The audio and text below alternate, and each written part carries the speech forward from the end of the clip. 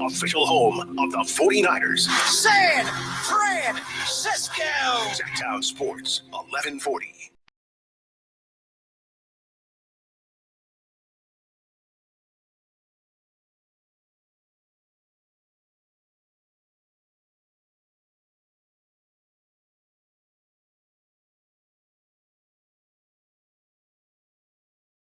Your home for Kings basketball for over 25 seasons. Sactown Sports.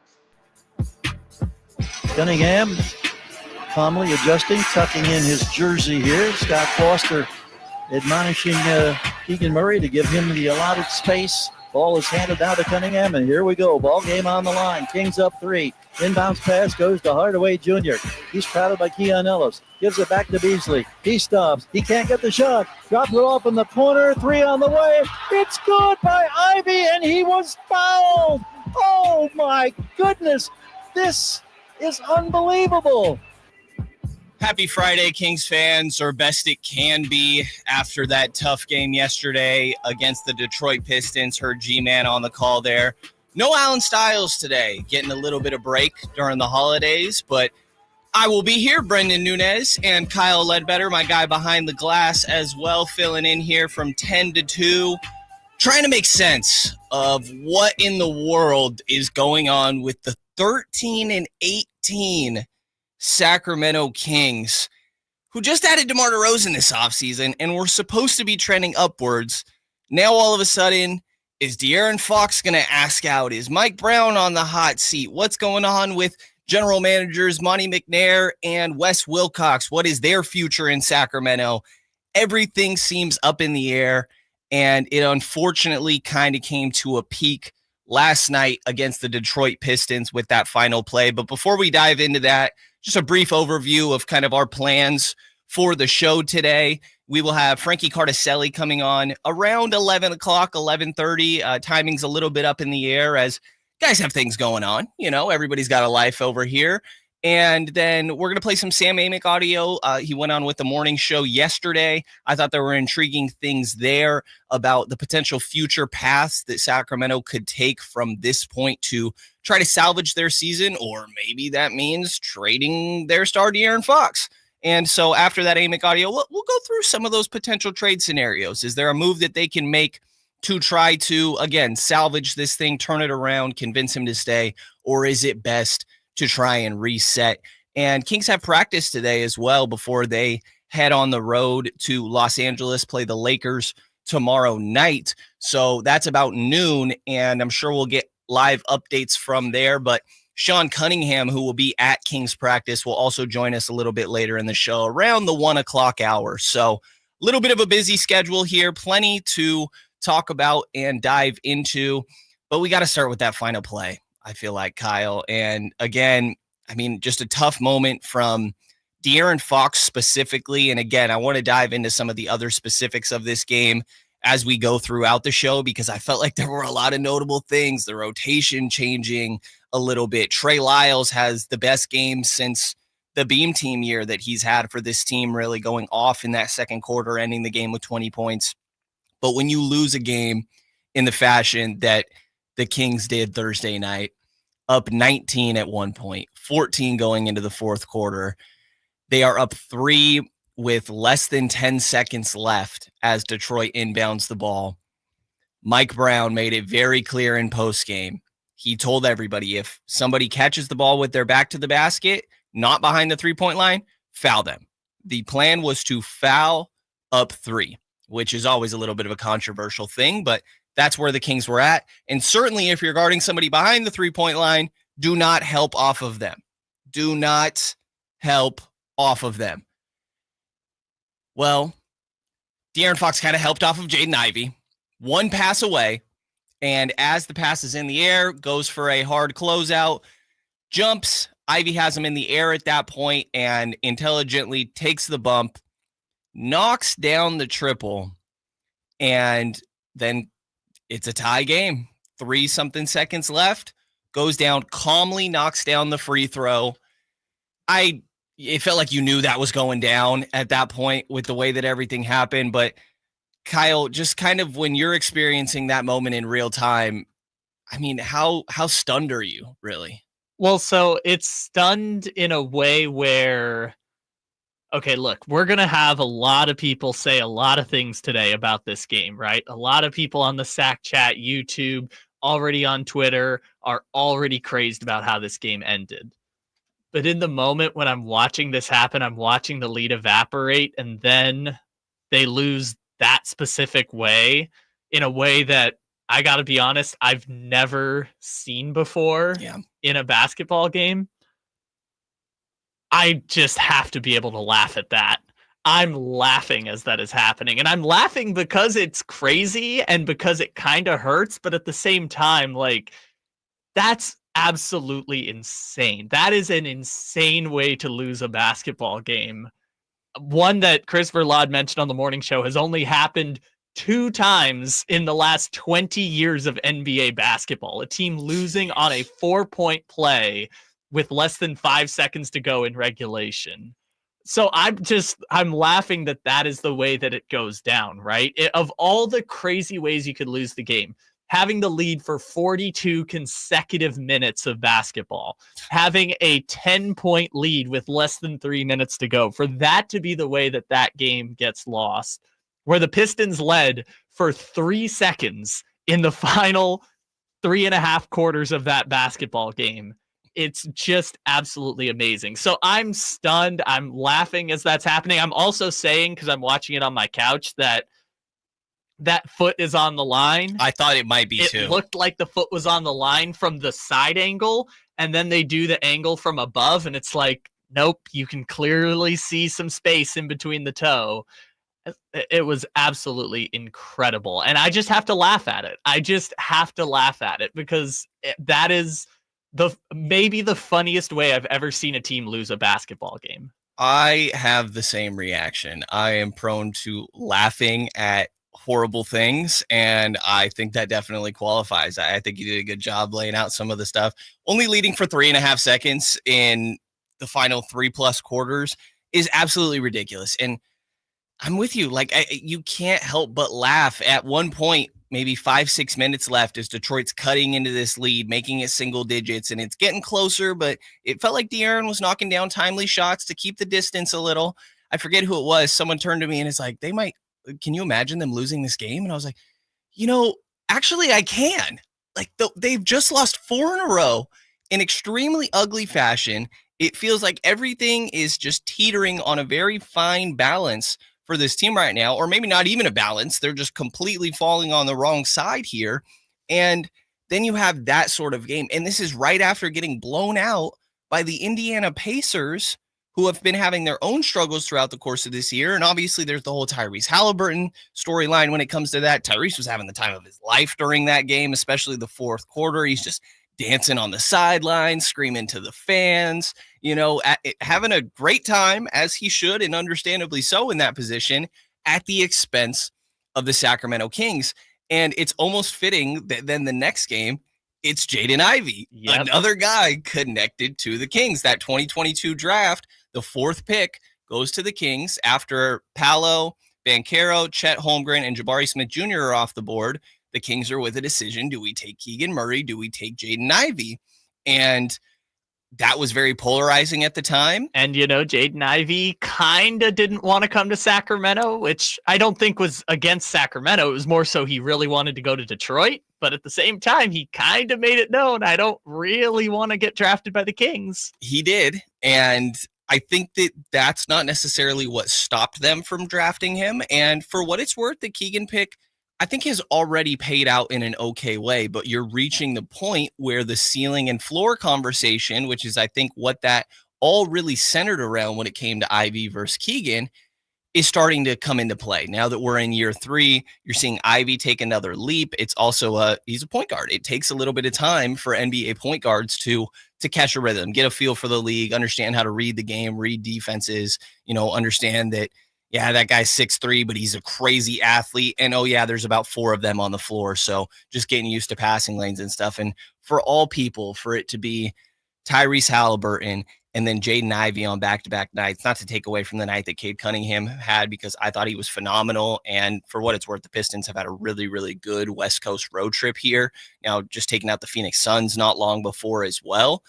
So credit to them for sure, but this was a blown game by the Kings, and there's really no two ways about it. Eventually we're going to get to some of the post-game audio that definitely perked my ears a little bit as somebody that was in the room. Also not too atypical for De'Aaron Fox. I don't know if that's necessarily a good thing, obviously. The one quote that we're going to get to here on the show is a little bit atypical when he's asked about the final play, but short answers are not a new thing for De'Aaron Fox. That is definitely the theme. And I think the other thing not new throughout this entire losing streak is the team seemingly not listening to Mike Brown, or maybe listening is the wrong word, but executing what they are hearing from Mike Brown, because all of these games, I mean, I think the Denver one is the first one that stands out. It's all right, beginning of the game. What we care about against Denver is not letting them get into the paint and not letting them get offensive rebounds, and specifically back cuts. And Aaron Gordon got whatever he wanted very beginning of the game. Nikola Jokic getting offensive rebounds, Michael Porter Jr. flying in and grabbing offensive rebounds. Jamal Murray's part of it. Horrible start to the first quarter. Coming into the Lakers games, back-to-back games against the Los Angeles Lakers. I want to say this is a Saturday, Sunday.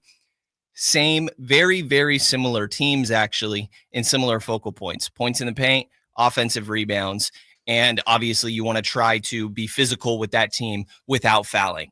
They get to the line in the first quarter, they are getting offensive rebounds, and they're just getting in the paint at ease. It's the exact same issue, and things that were even talked about in pregame 2 hours before tip-off that aren't executed in that first quarter, and you see the exact same thing in that second Lakers game. The Indiana game, there was just really pretty much nothing good about that game. The first half was fine. They kept up, made it competitive, and then, the apex of it really is this Detroit game. Eventually, I want to get to laying out some of the worst and best wins and losses of this season. But I'm going to tell you right now, it's a pretty depressing exercise, Kyle, because they have not beat very many good teams. 3 of their 13 wins, the Kings this year, who are 13-18, are against the Utah Jazz. And the Jazz are very, very bad. There's some more in there also against the Blazers, too. There's the Blazers. There's a Pelicans win in there as well. They split the season series against Toronto, I believe, already. They're 7-24. Even the Phoenix win, which was at the time looking like, oh my God, they came back from behind and won in overtime. Even that one's not looking as good as it was back in November. Yep. Phoenix has absolutely slowed down. And the main storyline surrounding all of this with the Kings, of course, is going to be what is going on with De'Aaron Fox. What is his future in Sacramento? How does he feel are they progressing properly in order to convince him to stay? And I'm kind of at the point, Kyle, where I feel like the only way that De'Aaron Fox will stay is if he somehow makes All-NBA and gets a Supermax contract, which the Kings are the only team that can offer that. But we could maybe try to go down the list later in the show, but I can't imagine him making All-NBA at this point.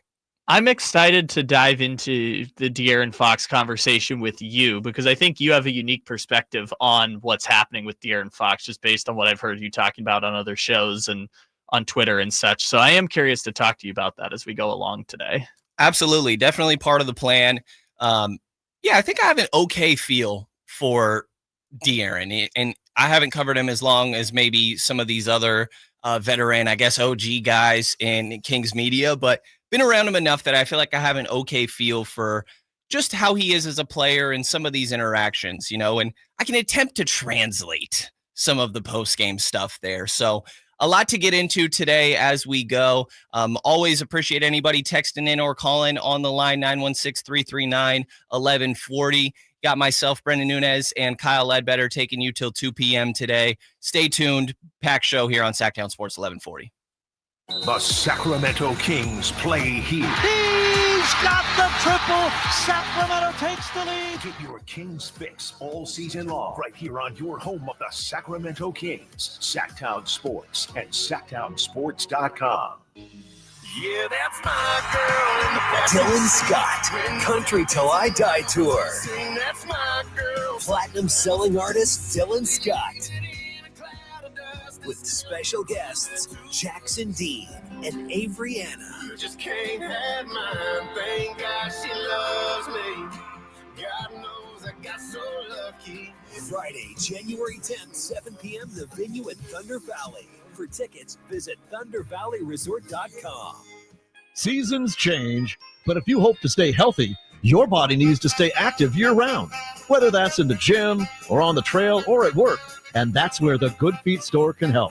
Good Feet's personalized arch support system supports all 4 arches, relieving pain in your feet, knees, hips, and back. And Good Feet arch supports are HSA and FSA eligible. Visit goodfeet.com for an appointment or stop in for a free fitting. The Good Feet store in Sacramento, Roseville, Vacaville, and in Reno on South Virginia Street.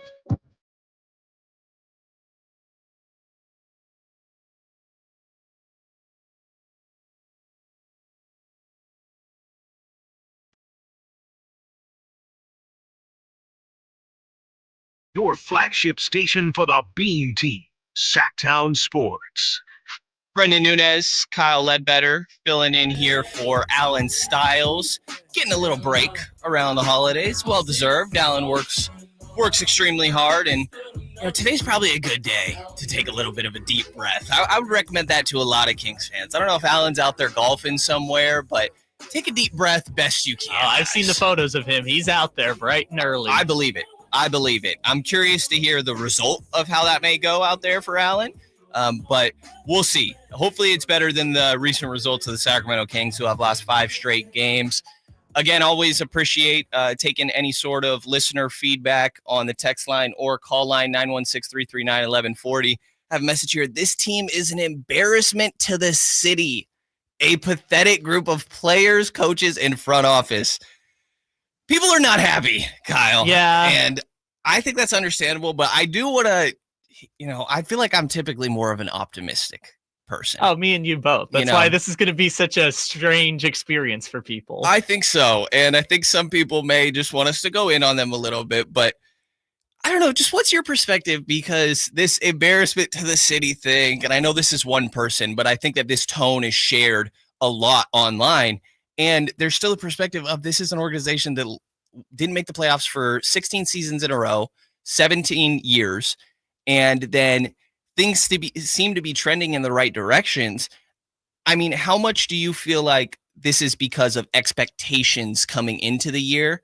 And do you feel like they were reasonable expectations? So, it's funny that you brought up expectations, because I talked about expectations for the team were that because you upgrade from DeMar DeRozan to Harrison Barnes, you should therefore be a better team. And you and I did some shows over the summer. We talked about floor raising or ceiling raising or keeping the floor from bottoming out, and felt like adding DeMar DeRozan would keep the floor from bottoming out. And now even the lowest of expectations are kind of being eclipsed right now, because I was talking about adjusting expectations 5 losses ago, and now it's just like the last 2 weeks have been such, like, it couldn't have been more of a comedic tire fire in the last 2 weeks, where it's like, okay, 5 consecutive games at home. We're going to lose the first one. And then we're going to have 2 back-to-back against the Lakers. Drop both of those. Then we're going to play Tyrese Halliburton, who, again, is the person who likes playing the WWE character and everything.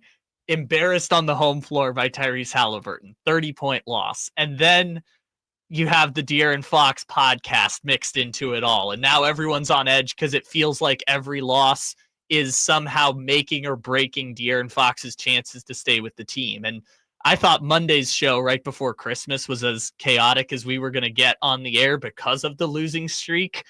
And then we get to yesterday, where it's like, not only do you lose in a super, super embarrassing fashion. Like, it's not just that you lose to the Pistons, it's you lose in a way where I woke up this morning and the number 1 story on Bleacher Report is Jaden Ivey's 4-point play. The number 3 story on ESPN is Jaden Ivey's 4-point play to beat the Sacramento Kings. And for it to be that guy specifically who does it to you, it's like, I understand the adjusting expectations, but even I couldn't have expected this calamity of mishaps back to back to back to back, all within a span of 2 weeks. But that doesn't mean that the expectations were set too high or too low. It's just been the bottom has fallen out.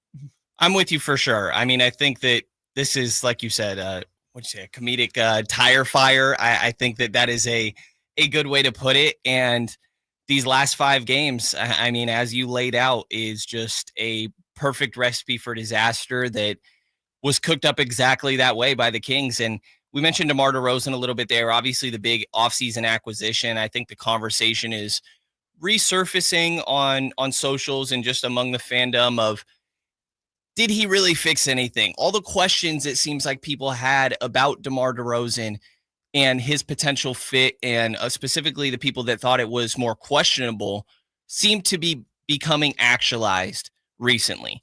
And this was something I was focused on a little bit coming into the game. If you look at these last 5 games throughout this losing streak, DeMar DeRozan is averaging 12 points, 3.4 assists, 3.4 rebounds on 37.7% from the field, 22.2% from 3, and of course his usual 85.7% from the free throw line. But the offensive production hasn't quite been there. I don't think that he is or should have ever been expected to be doing much for you defensively, to be honest. The off-ball stuff is where you notice that most in my mind. Probably unfair to put him on Aaron Gordon, for example, in that Denver game, but the back cuts that Mike Brown was talking about post-game that they were allowing, I feel like DeMar DeRozan is definitely partially responsible for some of that. And I was with you. I thought the floor raiser was the right way to put it for DeMar for sure. I thought that there would be less offensive lulls. As much as he wasn't going to fix anything defensively, you should not have this 8 minutes where you just can't score. Not that that's never going to happen. That would happen to any NBA team throughout the course of an 82-game season, and times 4, however many quarters go on throughout the course of all that. I'm not a math guy, I will say, Kyle. You're pretty close. Yeah, we'll call it. But I didn't expect there to be the same amount of lulls, or the amount of lulls that there have been up to this point, even more than I feel like there were throughout the course of these games up to this point last year with DeMar on this roster. And coming into the night in pregame, asked Mike Brown a little bit of like, do you noticing that DeMar DeRozan 17, 10, 12, 2 points in their last 4 games coming into that Detroit matchup, do you try to do something to get him rolling? Ask this to Mike Brown, because it feels like they're typically calling plays for him when he is in a rhythm and has a big quarter. And that's essentially what Mike Brown pointed to, that he's trying to find the balance, that he does feel like he needed to call DeMar's number a little bit more often and running plays for him, but also maintaining their flow and their pace. They're trying to be one of the fastest teams in the league. Now, the way that Mike Brown was wording that yesterday wasn't quite, maybe he said something along the lines of like, maybe we won't be the fastest team in the league, which that is changing the tune a little bit. I think just adjusting your style to cater to DeMar DeRozan here, but it does seem like his offensive style is not meshing great with this Kings team. And I think a theme throughout this entire show is going to be that you can't place it on any one person. So as I go through and say, the conversation we're having about DeMar, I think eventually we talk about Domas, De'Aaron, Keegan, we talked about a little earlier. Even the people who want to pin it on Kevin Huerter and Trey Lyles and they need to get out of town. Absolutely. What about last night? Those guys were the reason they were in the game in the first place. Absolutely. Nobody's blameless, but at the same time, none of the fault should fall totally on one person's shoulders. But I do think there's just an interesting aspect of what's been going on with DeMar DeRozan specifically recently. Has been wondering, like, is he healthy out there? It almost looks like he's not moving great. We've had guys playing through injuries for this Kings team throughout the course of this season. But it's just an extremely slow stretch for DeMar DeRozan. And it feels like the answer is, all right, we got to call some more plays for him. And that takes away from the high pace offense that they are usually trying to run. And Mike Brown, noting that, and a potential change, like we just mentioned, of trying to call a little bit more for DeMar, changed the rotation a little bit yesterday. Now, I know we're going to get to the final play. Everybody wants to talk about the final play. Before that happened, I felt like there were some big takeaways in this game to Detroit when it still looked like a win for Sacramento, for what it's worth. But there's some of that I want to dive into because I think it's going to probably carry over into this Lakers, Dallas, Memphis game that'll take place over this next week. So when we come back here, Brenden Nunes, Kyle Ledbetter on Sactown Sports 1140, going to dive into some of the rotational changes from Mike Brown yesterday and what he may be trying to accomplish when doing so. Trying to find out where to catch your favorite team's games? Are you a fan of the Kings, Niners, and the NFL? Well, Sactown Sports has you covered. Touchdown! San Francisco! It's all on his shoulders. Cox rocks. He fires for the win. He's got the triple. Catch all your Kings, Niners, and NFL games all year long on Sactown Sports and SactownSports.com. Sacramento weather is brought to you by Folsom Lake Kia. I'm Tamara Berg in the KCRA 3 Weather Center. It's finally Friday. Out the door to a wet and windy beginning to the day. These showers will be decreasing, though, after daybreak, and the wind's going to start to ease as well beyond about 9 o'clock this morning. Rest of the day, a chance of a few isolated showers with highs in the upper 50s.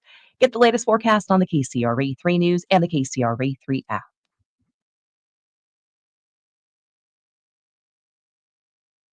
Folsom Lake Kia. Don't miss the last chance massive year-end discounts. Hurry to Folsom Lake Kia or FolsomLakeKia.com. When you switch and save with Progressive, you could use that money towards scoring courtside seats for your favorite team. Progressive cannot guarantee that you can score courtside seats. Drivers who switch and save with Progressive could save hundreds on average, but courtside seats can be astronomical. Maybe if your team plays in a smaller market, you could swing it even. Still, it's unlikely. Maybe fourth row, which are still incredible seats that you'll enjoy greatly. Savings possible. Courtside, long shot.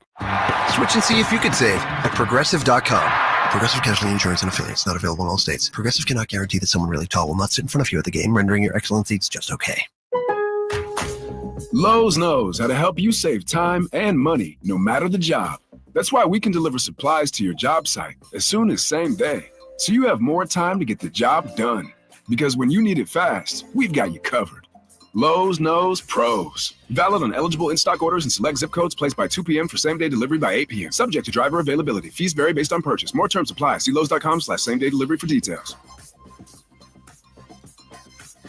Hey, it's time to open up your calendar app for some incredible live events coming your way. This is the Sactown Sports Live Events Calendar, bringing you the hottest shows in town. Kick off 2025 with country superstars Dylan Scott and Jackson Dean. They're hitting the stage at Thunder Valley on January 10th for a night of hot country hits. Then on January 11th, laugh until your sides hurt with comedy legend Bill Engvall. He's performing live at Thunder Valley, a show you won't want to miss. And the one and only Justin Timberlake is bringing electrifying energy to the Golden One Center on January 15th. This is your chance to see an icon in action. For a more intimate vibe, catch Bryce Vine at Ace of Spades on January 25th. It'll be an unforgettable night of alternative hip-hop. And finally, looking ahead to February 20th, Old 60 lights up Ace of Spades with their unique blend of rock and soul. Get your tickets now because these shows will sell out fast. For details and updates, visit SactownSports.com. And stay tuned. This is your ticket to the best live entertainment in the 916, the Sactown Sports Live Events Calendar. It's Capital Casino, Sacramento's #1 poker room. And guess what? Primetime football is back. Capital Casino is giving away $500 per game in high hand bonuses for every Sunday, Monday, and Thursday night primetime game. As always, offering the best food, the best service, and the best action with the most variety of games in the region, conveniently located in downtown Sacramento. So check them out, Capital Casino, and always remember to gamble responsibly. 1-800-GAMBLER. Are you annoyingly inattentive? Do you watch a movie and then ask a zillion questions because you weren't paying attention? Do people ask, how do you sleep at night? Then you should get a mattress from Mattress Firm. They can help anyone sleep. Mattress Firm's semi-annual sale and clearance is happening now. Save up to 60%, plus get a free adjustable base with select Sealy mattresses.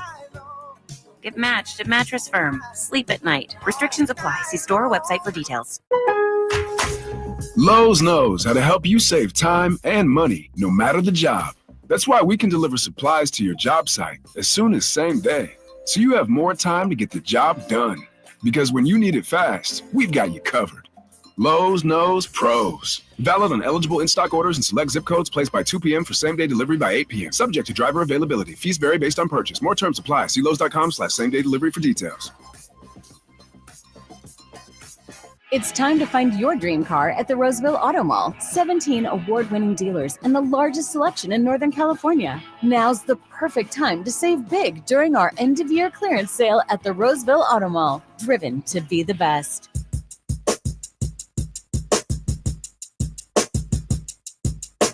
Live and local, 6 a.m. to 6 p.m., Monday through Friday. Sactown Sports. Sactown Sports, 1140. Brenden Nunes, Kyle Ledbetter behind the glass here with me, trying to make sense of Sacramento's 5-game losing streak that came to a peak last night with a very bad 3-point foul, I guess 4-point play eventually, that De'Aaron Fox gave up to Jaden Ivey, losing in the most improbable way imaginable for the Kings. But I know we're going to get to the play. Talked about it a little bit at the beginning. We're going to dive more into it. That's going to steal most of the show as it should.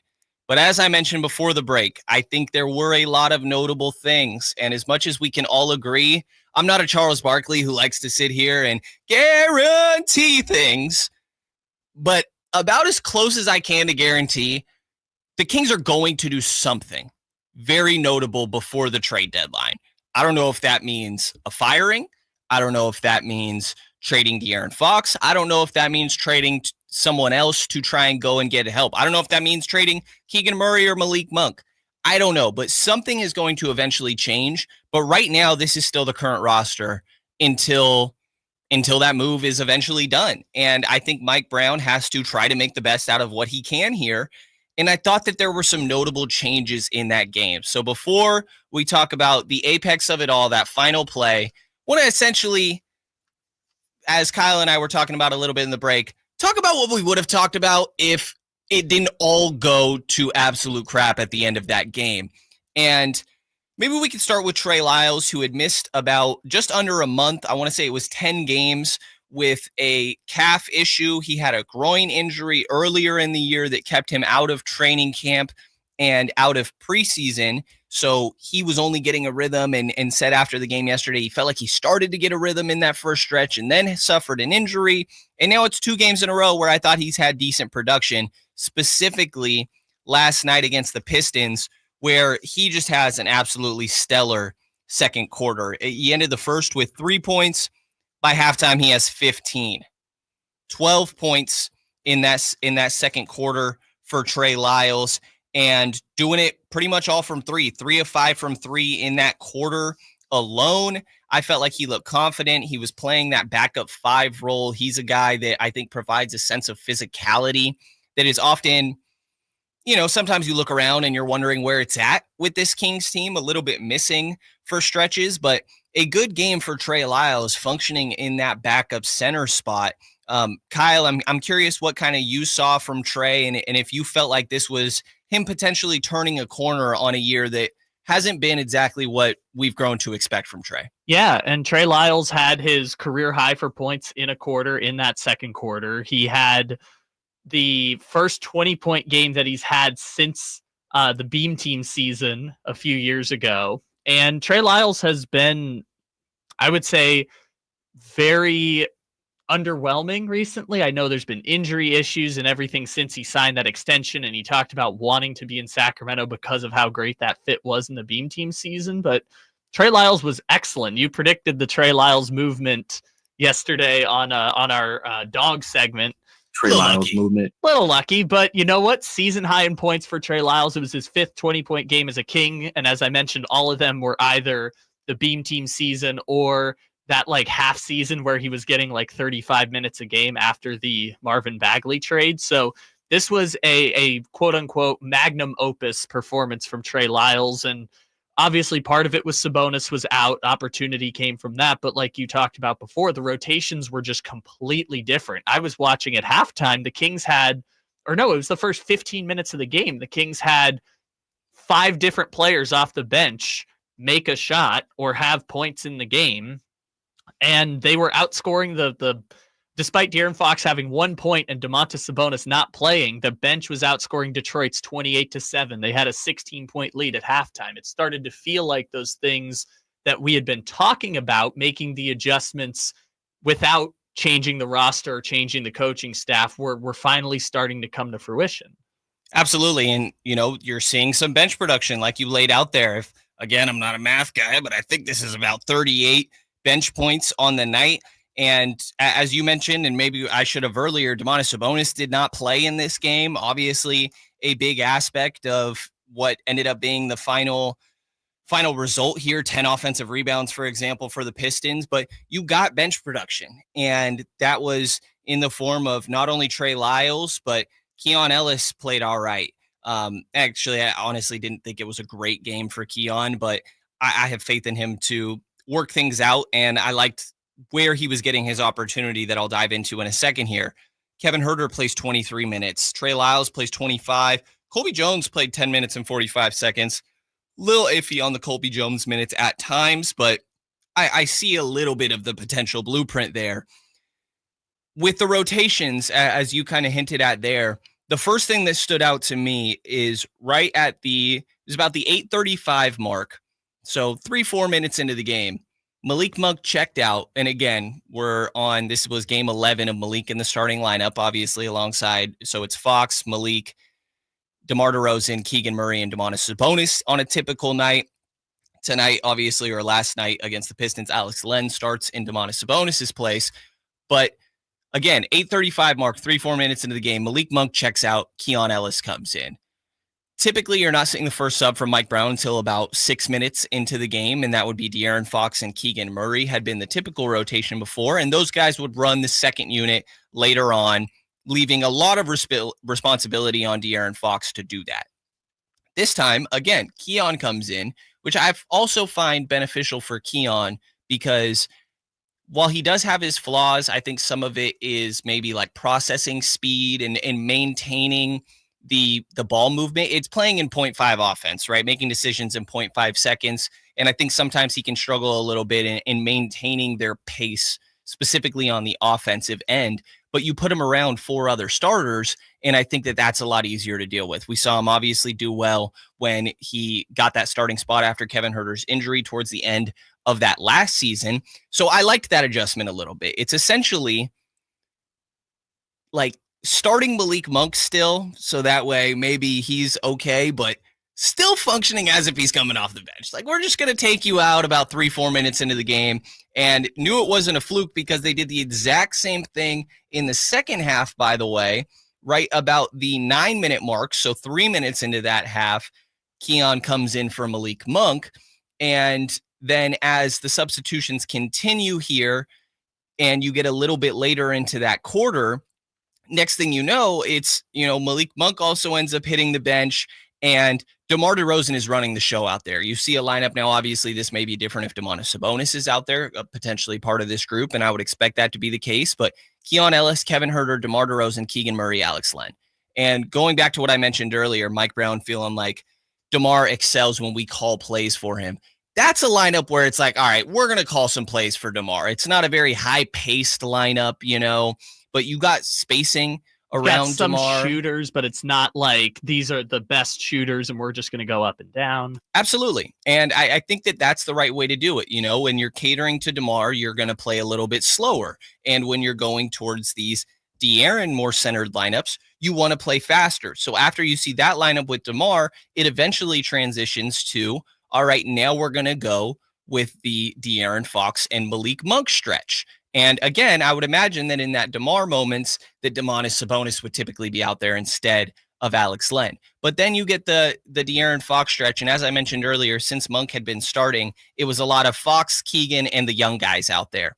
This time, instead of Keegan Murray as one of those top 4 or 5 guys that's staying on the floor with De'Aaron, it's Malik Monk. And obviously, these guys have a really good chemistry dating back to their days at Kentucky, which is well documented.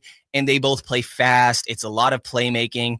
And that lineup that we saw last night towards the end of the first, De'Aaron Fox, Malik Monk, Kevin Huerter, Trey Lyles, and Isaac Jones, that one you can run with, and I feel like you can maintain pace there. I thought pace was actually a very big part of their success in that first half, specifically in that second and third quarter. And something that was emphasized is that what they should have continued to do more so going into that fourth is everything started to collapse. But I thought that those rotations definitely perked my ears up. And while there were some rough moments where I'm like, this looks a little tough, Colby Jones running the point guard, for example, for a stretch, or Keon doing that, when really it's actually DeMar running point guard for those lineups. I see why, all right, a little bit of growing pains. And it also makes me think it's pretty easy to see Devin Carter just playing those Colby Jones minutes eventually. And I don't think we're that far from that. But did you said the rotation stood out to you when watching in live time as well? Yeah, absolutely. It was just the fact that they ran so many bodies, they were alternating in and out. And like you mentioned, that blend of Fox and DeRozan can play well together when one is deferring. And this is the weird thing about the lineup last night, is like Alex Len started at center, but he only played 12 minutes in the first half, right? So Alex Len, obviously they wanted him to play body on Duren, but he was playing a little bit less. And so instead of opting to go DeMar at the 4, which they had done in the past when Mike was running the 8-man rotations and everything, they said Trey Lyles, some Isaac Jones minutes, and then like you outlined, the different alternations between Fox and Monk and DeRozan and everything like that. But the bench gave them incredible production out the gate. I had some of the stats on that. Like I said, it was their first half highest scoring bench game of the season, tied with the Atlanta game where Keon Ellis hit like 9 3-pointers. And obviously all the bench numbers are going to be distorted by that game. They were plus 11 at the free throw line. They hit 10 3-pointers in the first half for just the third time this season. And without Sabonis, they were going 10 deep, which means you're potentially going 11 deep when Sabonis does return. Absolutely. And I think that depth has been a weakness for this team. One thing I do want to talk about a little bit is these Colby Jones minutes. I feel like we've been giving him, or not we, the Kings have been giving him a little bit more run as of late. And Keon Ellis is a hot topic as well when it comes to this rotation stuff. Partially why, again, like I lined out earlier, I didn't think he was very good in this game. I think there are some risky moments that he may take on the defensive end. Everybody sees the steals and disruptiveness, and he's great at that. Don't get me wrong. I think that Keon is way like ahead of his years when it comes to his defensive production, but there are some offensive blunders, and some of these things, like you also mentioned, I think that De'Aaron and DeMar, you play a little bit of different style. And I thought that some of these rotational changes worked well in that first half. And I'm optimistic about how they may work going forward. Mike Brown is a guy that's very transparent of I'm searching, I'm trying a lot of things, trying to figure out different lineup combinations. It's a process integrating DeMar DeRozan, more of a ISO scorer, mid-range guy, into a free-flowing pace and space offense. And so I think it's understandable that there's been a process here. Now, maybe you would prefer it to not take 31 games. Actually, it's going to take longer than that because they're certainly not on the other side of it at this point. But I thought that was encouraging for the most part throughout that game. And obviously things start to go sour. So in this next segment here, before we get to the final play, let's talk about that fourth quarter and everything that just kind of led up to even allowing it to be a 3-point game in that final moment that obviously De'Aaron Fox ends up with the tragic foul there. But games are not won and lost on one plays, even though they kind of are, but you get what I mean there. Plenty that happened in that 37-22 Pistons favored fourth quarter that we're going to dive into here. Brenden Nunes, Kyle Ledbetter, Sactown Sports. Lowe's knows how to help you save time and money, no matter the job. That's why we can deliver supplies to your job site as soon as same day, so you have more time to get the job done. Because when you need it fast, we've got you covered. Lowe's knows pros. Valid on eligible in-stock orders and select zip codes, placed by 2 p.m. for same-day delivery by 8 p.m. Subject to driver availability. Fees vary based on purchase. More terms apply. See Lowe's.com/same-day delivery for details. Wesley is a truck driver. I drive a truck, and I love what I do. A truck driver with IRS troubles. They told me I owed them $43,000. It got really bad. Quite a few letters in the mail. They were talking about wage garnishment, coming after my house, my car. Yeah, they don't play around. I seriously thought that I was going to lose everything. One sleepless night, Wesley finally made a call to Optima Tax Relief at 2 a.m. Kind of figured figured I'd get a machine, but I didn't. I actually got to talk to an actual person in the middle of the night. He found just what he was looking for. Oh, they were great people. You need a team of people that know what they're doing. Optima Tax, they know what they're doing. Optima Tax Relief came through with flying colors. I saved an incredible amount of money. Happy don't even come close. I was absolutely overjoyed. Take Wesley's advice. If you're in any kind of trouble with the IRS, call Optima Tax Relief. Don't trust anybody else. Call Optima for a free consultation. Call 800-343-6460. 800-343-6460. 800-343-6460. Optima Tax Relief. Some restrictions apply. For complete details, please visit OptimaTaxRelief.com.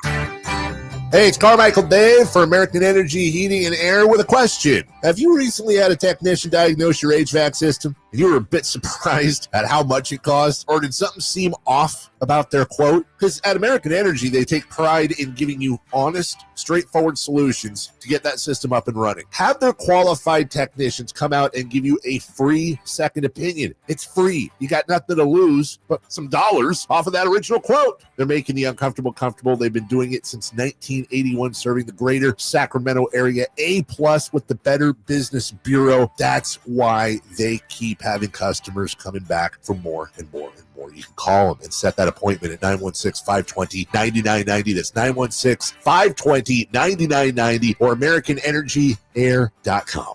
Call 916-520-9990 now. It's time now for your 49ers injury report, brought to you by Jeremy Winter, attorney at law. He cares because he's been there. Deebo Samuels exited early in the third quarter, but was able to return on the next drive. Deebo had a great game, had 7 catches for 96 yards and a touchdown, but it wasn't enough as the 49ers lose to Miami 29-17. San Francisco falls to 6-9 on the year and are mathematically eliminated from the playoffs. Next up for the Niners, it's Detroit.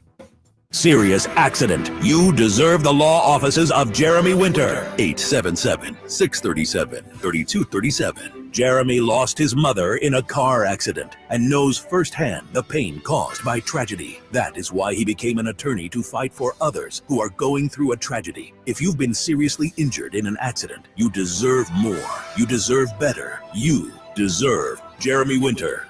877-637-3237. Sacramento's premier country music festival, Country in the Park, is coming back May 16th and 17th at Cal Expo with Bailey Zimmerman, Billy Currington, Cole Wetzel, Nate Smith,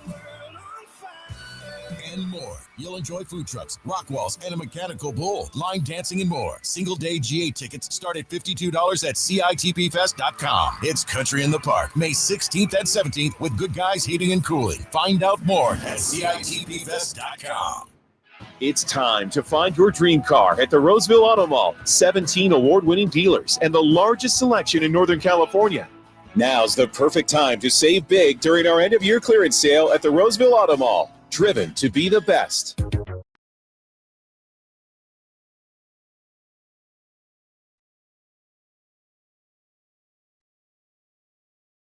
Your flagship station for the Beam Team, Sactown Sports. What is up, Kings fans? Little bit of a therapy session going on here. Sactown Sports 1140.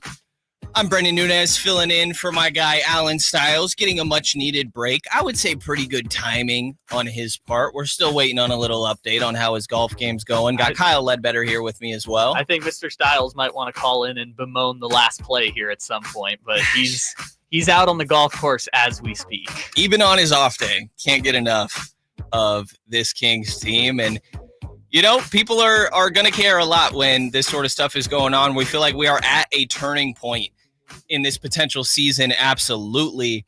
And again, I keep saying this, we are not far from getting to the very, very final play, but I'm big on a game is not won and lost on one play, even though that was about as crucial of a mistake as you could make. As Mike Brown said post-game, there's no way that game should have been lost in regulation. At very worst, they should be going to overtime. So we're going to get to that specific moment. But the fourth quarter as a whole was a bit of a dumpster fire for the Kings. They were outscored by 15 points in that quarter. They were up 14 going into the frame. And the Pistons put up 37 points in that quarter to the Kings 22. the Kings have actually been pretty rough in fourth quarters throughout most of this season. And in clutch moments, like their offense is okay, about top 10. I haven't actually checked after adding this Pistons game in there. But when it comes to clutch offensive production and defensive numbers very specifically, but prior to that, top 10 in defense and bottom 8 or so in the defensive side of the ball, and 50-50 balls are a struggle. There's Mike Brown talking about how they're letting other players, specifically shooters and guys that they label as hot guys that you're supposed to close out on hard, do not let them get good looks from three, catching a rhythm early. We saw it happen with D'Angelo Russell against the Lakers. I want to say Gabe Vincent had a game where he did the same thing. Michael Porter Jr. got rolling, and Jamal Murray against the Nuggets. And then against the Pistons, it's Malik Beasley who really gets rolling in that end of third, really start of the fourth, and throughout that entire final frame, where this is a guy that's a 42% three-point shooter, and it's not like he's not known for making threes. I would bet a lot of money that he was considered a hot guy coming into the game. Again, meaning close out hard. I know the wording can sound a little bit weird there, guys. Hey now. To each their own. To each their own. And he got too many good looks, again, which is something Mike Brown has talked about. You let a guy get comfortable, he's going to start to make some tough ones because he got too many looks from like wide open in the corner. And credit to Cade Cunningham. I thought that Cade, and I do think that Cade is one of the best up-and-coming players in the league. I think that, he's had stretches out playing LeBron James and Kevin Durant late in games throughout this West Coast road trip. Cade has been playing phenomenal, and he sets up everybody. 10 plus assists. It feels like every single night for this guy. He had 33, 10, and 4 against the Kings. And so he's setting up good looks, and that's what the focal point is. But you have to take care of these minor details when you're in the help defense, when you're in rotations, and make sure that you're closing out specifically on the guys that are on the scouting report that warrant that hard closeout. And Malik Beasley gets going, and the next thing you know, he's taking pump fakes, guys flying by, and he's hitting a tough one, and that's all it takes. And they get outscored by 15 in that fourth quarter. Kyle, is there a point where you started to think, this is going downhill, like they might actually lose this one? Okay, the moment where it started to creep into my mind that it could be a possibility was 109-108. I think that was the last Malik Beasley three-pointer right before De'Aaron hits so then they go down and they miss, and then De'Aaron has a great defensive sequence on Cunningham. Like Cunningham tries to post him up down low, forces him into a step back, like a Jason Tatum 12-foot step back. He gets barely rim, but it's basically an air ball. And then De'Aaron goes down and he hits the bucket. But when Malik Beasley hit that third three-pointer, that's when I was like, it went from 10-1 basically in, let's see how much time that was, less than 2 minutes. In less than 2 minutes, it went from a 10-point game to a 1-point game with an 11-2 run. And that last Beasley bucket was the moment where I'm like, oh, this one could actually happen. Because right before that, the Pistons went like 1 for 10 from the three-point line to start the second half. It wasn't that the Kings defense was exceptional, but the Pistons were missing shots. And then once they all started to fall one after the other, it was only when they got it to one possession that I actually thought, oh, this might actually be an all-timer of a loss. It's understandable. And I think even a lot of us, when the Pistons have the ball with, up one, the Kings, De'Aaron comes down and hits a very classic, casual De'Aaron Fox mid-range that takes the lead back to 3. And once he made that, I was like, okay, this is going to be a messy win, but it's going to be a win. And sure enough, everything continues to spiral from there. But I thought a lot of the problems in that fourth quarter, Mike Brown addressed later in the game. One of the things that was big, and we hinted at it a little bit earlier, is the idea of maintaining the pace. I think that this has been a key for this Kings team. Again, maybe when you're trying to run plays through DeMar, that changes a little bit. But for the most part, they're trying to be one of the fastest teams in the league. And a lot of that centers around having what they believe, and he sure believes, to be the fastest guy in the league himself in De'Aaron Fox. And obviously Malik plays into that, Domas, Keegan, a lot of these guys, Kevin Huerter, the spacing that he provides there as well. you have to play fast, and they want to do that even when they're up. You know, there's a logic of let's kill time and just try to chew away at this clock, but then you're playing not to lose rather than playing to win. It feels like at that point, because you're not just sticking to your strengths. Instead, it's just let's do whatever we can to make it hard for these guys rather than trying to make our life as easy as possible. And there are a couple moments where, and I feel like De'Aaron likes to do this a lot, and he's not the only one. Everybody does this throughout the league, but rolling the ball up the floor. Mike Brown mentioned that after the game. Why are we doing that? Let's maintain our pace. That's what got here in the first place, is playing fast. Trey Lyles mentioned it after the game too. We have guys that can slow it down and get a bucket when they need to, but he thinks they should play fast every single play, no matter the score. And I think there's something to that, to sticking to your identity, even as things start to get a little sweaty and messy down the stretch. It gets close. And, you know, worst case, I think that could lead to moments where we're on the other end of why are they playing fast when they had a 8-point lead with 2 minutes left, and that allowed the other team to get X more shots than them. But they want to stay true to their identity throughout the entire time. And I didn't feel like that was happening much in that fourth quarter, partially, obviously, because you're not getting stops. And obviously that's the easiest way to then translate those two transition points on the other end. But we've talked about everything else enough. I think people want to talk about this final play. I know people want to talk about this final play. 916-339-1140. The text chat is blowing up about this. We got the Sack Chat on the YouTube side here as well. Appreciate everybody hopping in here, but it's time. Let's finally get to this final play after we get a little break here on Sactown Sports 1140. Brenden Nunes, Kyle Ledbetter. You never know what you might hear when listening to a Sacramento Kings game. Out of Keegan, going for another triple. Man, is he feeling it. Keegan, can he do it? Yes, there's number 11, Keegan Murray. Keegan steps back. He just knocked down his 12th three-pointer, a Kings franchise record. He's got 45 points. Never miss a moment of Sacramento Kings basketball with Sactown Sports and the Sactown Sports app. Ready for winter? Forecasters are already predicting record sick days. Don't become a healthcare statistic. Fight sickness with fitness. Create a daily workout and stick to it. Let the Good Feet store help you meet your workout goals. With Good Feet Arch Supports, the pain in your feet, knees, hips, and back become history. And Good Feet Arch Supports are HSA and FSA eligible. Visit goodfeet.com for an appointment or just stop in. The Good Feet store in Sacramento, Roseville, Vacaville, and in Reno on South Virginia Street. The holiday driving season is here, and my good friends over at Jiffy Lube have an awesome holiday oil change special going on right now. Get a full synthetic oil change starting at just $76.99 with a $33 off coupon online. That's right, starting at just $76.99 for up to 5 quarts of full synthetic motor oil with the online coupon. Go visit jiffylube.com right now, find a location near you, and get that $33 off full synthetic oil change coupon now. Most vehicles are covered, especially vehicles and diesel or extra. You got to show the coupon for discount. See the store for details. Happy holidays from Jiffy Lube. Yeah, that's my girl. Dylan Scott, Country Till I Die Tour. That's my girl. Platinum selling artist Dylan Scott.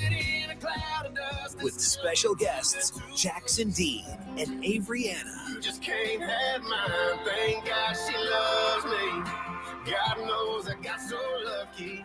Friday, January 10th, 7 p.m. The venue in Thunder Valley. For tickets, visit ThunderValleyResort.com. What's up? We're talking to Chad Hoblet of Hoblet Dodge, Chrysler, Jeep, Ram, and Woodland. What's happening, Chad, for the wrap-up the year sales event? Well, you have a choice to make. Save up to $17,000 off MSRP on all remaining new 2024 Jeep Grand Cherokee 4xEs. Or save thousands with 0% financing for 72 months. It's savings your way at Hoblet, not to mention all the savings at the pump with 56 MPGE. Ooh, those are really nice Jeeps. You can't beat that mileage. The Hoblet family dealers is growing with a huge selection of used cars at the Hoblet Certified Pre-Owned Supercenter. With over 220 vehicles available and over 45 under 20,000. Search, select, and save through their whole inventory at HobletDodge.com. Unbeatable prices, unbeatable selection. Nobody beats Hoblet, period. 17,000 total net savings on select new 2024 Jeep Grand Cherokee 4xE models, up to $12,250 factory and federal rebates and $4,750 dealer discounts. Rebates include $500 first responder bonus cash for eligible first responders, $3,750 federal EV tax credit. Consult a tax professional for details. 0% for 72 months available in place of $7,500 consumer cash. Must have 700 plus FICO score to qualify. $13.89 per thousand borrowed. 5 of the set savings. Sample VIN 681180. See dealer for details. California's largest sportsman's expo is back, January 16th at Cal Expo in Sacramento. Get discount coupons at Big O Tires and O'Reilly Auto Parts stores. Visit sportsexpos.com for locations, show map, exhibitor listing, and seminar schedules.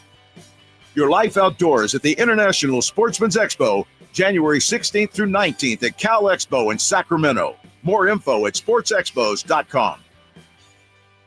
Sacramento's premier country music festival, Country in the Park, is coming back May 16th and 17th at Cal Expo with Bailey Zimmerman, Billy Currington, Cole Wetzel, Nate Smith,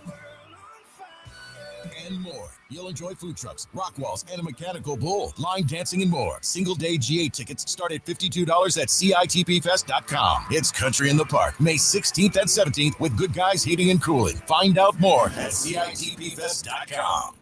It's the year-end sell-a-thon at Folsom Lake Ford. Get last chance year-end savings on your favorite new Ford models. Low payments and even 0% financing with approved credit. Hurry to Folsom Lake Ford and tell them DC sent you. FolsomLakeFord.com.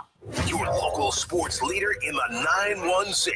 KHTK HD1 Sacramento. KYMX HD3 Sacramento. From the Power Business Technology Toshiba Studios, Sactown Sports, 1140.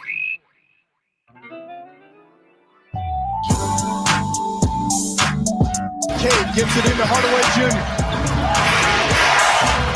Over to Malik Beasley. Beasley to Ivy for the pump fake. Oh, he got fouled. Oh! Yes, he did! Yes, he did! Oh, man! He got fouled on a three. On a three, Nate! Are you kidding me? Oh, my mercy! Your flagship station for the Beam Team, Sactown Sports. The Detroit Pistons had the time of their life in Golden One Center yesterday. Just heard that final play where De'Aaron obviously ends up fouling Jaden Ivey for what ends up being a 4-point play to steal the game at the end there. Pistons broadcast having a great time doing that. And myself, Brenden Nunes, Kyle Ledbetter behind the glass here, filling in for Allen Stiles on Sactown Sports 1140, taking you up till 2 p.m. today, trying to make sense of everything that happened. And we started by, going through some of the other takeaways because this was a 48-minute game, even though it felt like it all came down to about 10 seconds.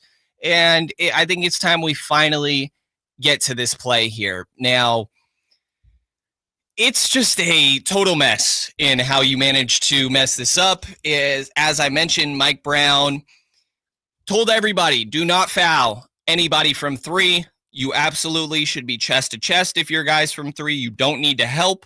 If you look, nobody else in that play except De'Aaron Fox is helping off of their man. And De'Aaron Fox is one pass away.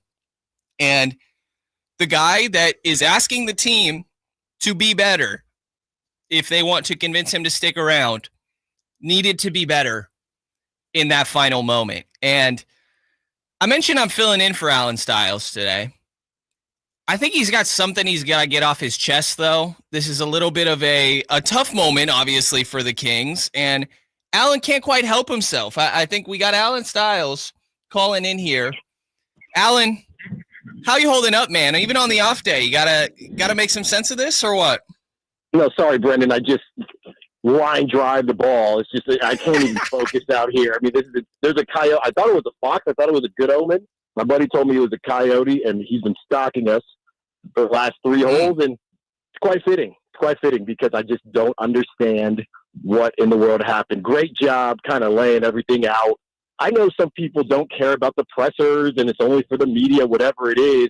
How can you sit there as De'Aaron and say it doesn't matter? It's not going to make anyone feel better. Yes, it will. Yes, it will. Do you think to those fans that were there, that got their hearts ripped out of their chest, for De'Aaron to say, you know what, that was on me. I thought it was a cop-out, especially amidst everything that's going on with De'Aaron. How do you not just – we talked about this yesterday. Sometimes it's just better to do the athlete thing, right? Just do the athlete thing. Who cares? And he wouldn't do it. He wouldn't do it. And now it comes back to the media. Oh, well, they're speculating. They're starting all this. No, we're not. No, we're not. When you decide to not take the high road and just say what everyone wants you to say, I just don't know what to do, Brenden. I don't know what to do. I keep saying, everyone, the firing or someone's going to get traded. This trade's not going to happen right now because the Nets, they feel like, why do we need to make a move right now? So this is a complete disaster. I couldn't believe it. I honestly couldn't believe it. But then again, I thought, you know what? That kind of fits for this season. It fits because the only thing that you can't do, they did. And I don't know if De'Aaron got caught in between not fouling and trying to make sure he didn't get the shot off. I mean, that was insane. And then, the first look, you're thinking, oh, did he jump it? No, the man grabbed his shoulder down. It was insanity. It was a ridiculous moment from De'Aaron for sure. And it's also just on brand for De'Aaron to approach that post-game presser the way he did. Not an excuse at all. It's just a little bit typical De'Aaron. And the thing I want to ask you is there's a lot of De'Aaron as the lead by example guy, right? And does your best player need to be the vocal leader? And nobody wants to be compared to the Warriors, but they're the prime example of this. Of Steph Curry is not the vocal leader necessarily of that team, right? He's the lead by example guy. Draymond Green is the more vocal leader. In your mind, Steph Curry makes that blunder. He's going out there after the game and saying, hey, that's on me. Yes, he's saying, you know what, we got to be better. I got to be better in that moment. And you just go home and you know what, doesn't make anyone feel terribly better. Maybe not, but it's just what you do. But you know how I feel, Brenden. I don't know if Fox necessarily wants to be that guy. We put that mantle on him because he's the best player on the team in a lot of people's opinion, and that's just a superstar thing. I think that was one of the questions with bringing in DeRozan because it was, hey, is this what the team needs? So now you have essentially two more silent leaders, right? And DeRozan getting into the fold. So it just, from the top down, I mean, there are a lot of cold takes as far as what the Kings were going to do this season. And, I'm going to wear some of them because it's not working and they're stuck. Anybody that stinks right now is stuck. And they got to find a way to dig themselves out. And LeBron tomorrow is going to smell blood just like he did the first couple times. It's just they are the palate cleanser for these teams. Hey, let's play the Kings and make ourselves feel better. That's what it is. Yeah, 0-3 against the Lakers throughout the course of this season too. Last thing I want to kind of get your perspective on, Allen, before I let you get out of here and keep shanking some balls is, what do you make of does this make you feel any differently I guess this is relative to where you may have already been at with De'Aaron Fox's future? To you, is that a sign of him being checked out, waiting, checking the time, trying to just be like, all right, when am I going to be somewhere else? I don't think so, simply because of what you said earlier. This is who he is, right? So I don't think that means that he's checked out. I think it's just maybe he's not that guy. And I've said a million times, if De'Aaron leaves, I don't think he's going to be that guy somewhere else. I think he gives me kind of Kyrie Irving vibes to where he wants to hoop. He kind of wants to do his thing. I keep on saying individual contributors versus people managers. I just think De'Aaron wants to kind of hoop and tell people I'm bleeping good and go home to his fam, and that's fine. But that's not what the expectation out here. And it's sad, if it does end. But I will say this, Brenden, I was thinking about this on the drive over. I'm out here at Berkeley Country Club enjoying myself. Okay. And I was thinking this because most of the time, this thing doesn't end well for most stars, right? Even if you win championships, it still doesn't end well. Everyone's sun sets on their original place. Even there's still conversations. I know Frankie ain't in today, but even that situation here, people kind of wanted him out of there, but he did the thing. So even when it does happen, it's never as glamorous as you think. And you can go from sport to sport, whether it's Peyton Manning getting about the paint for Andrew Luck.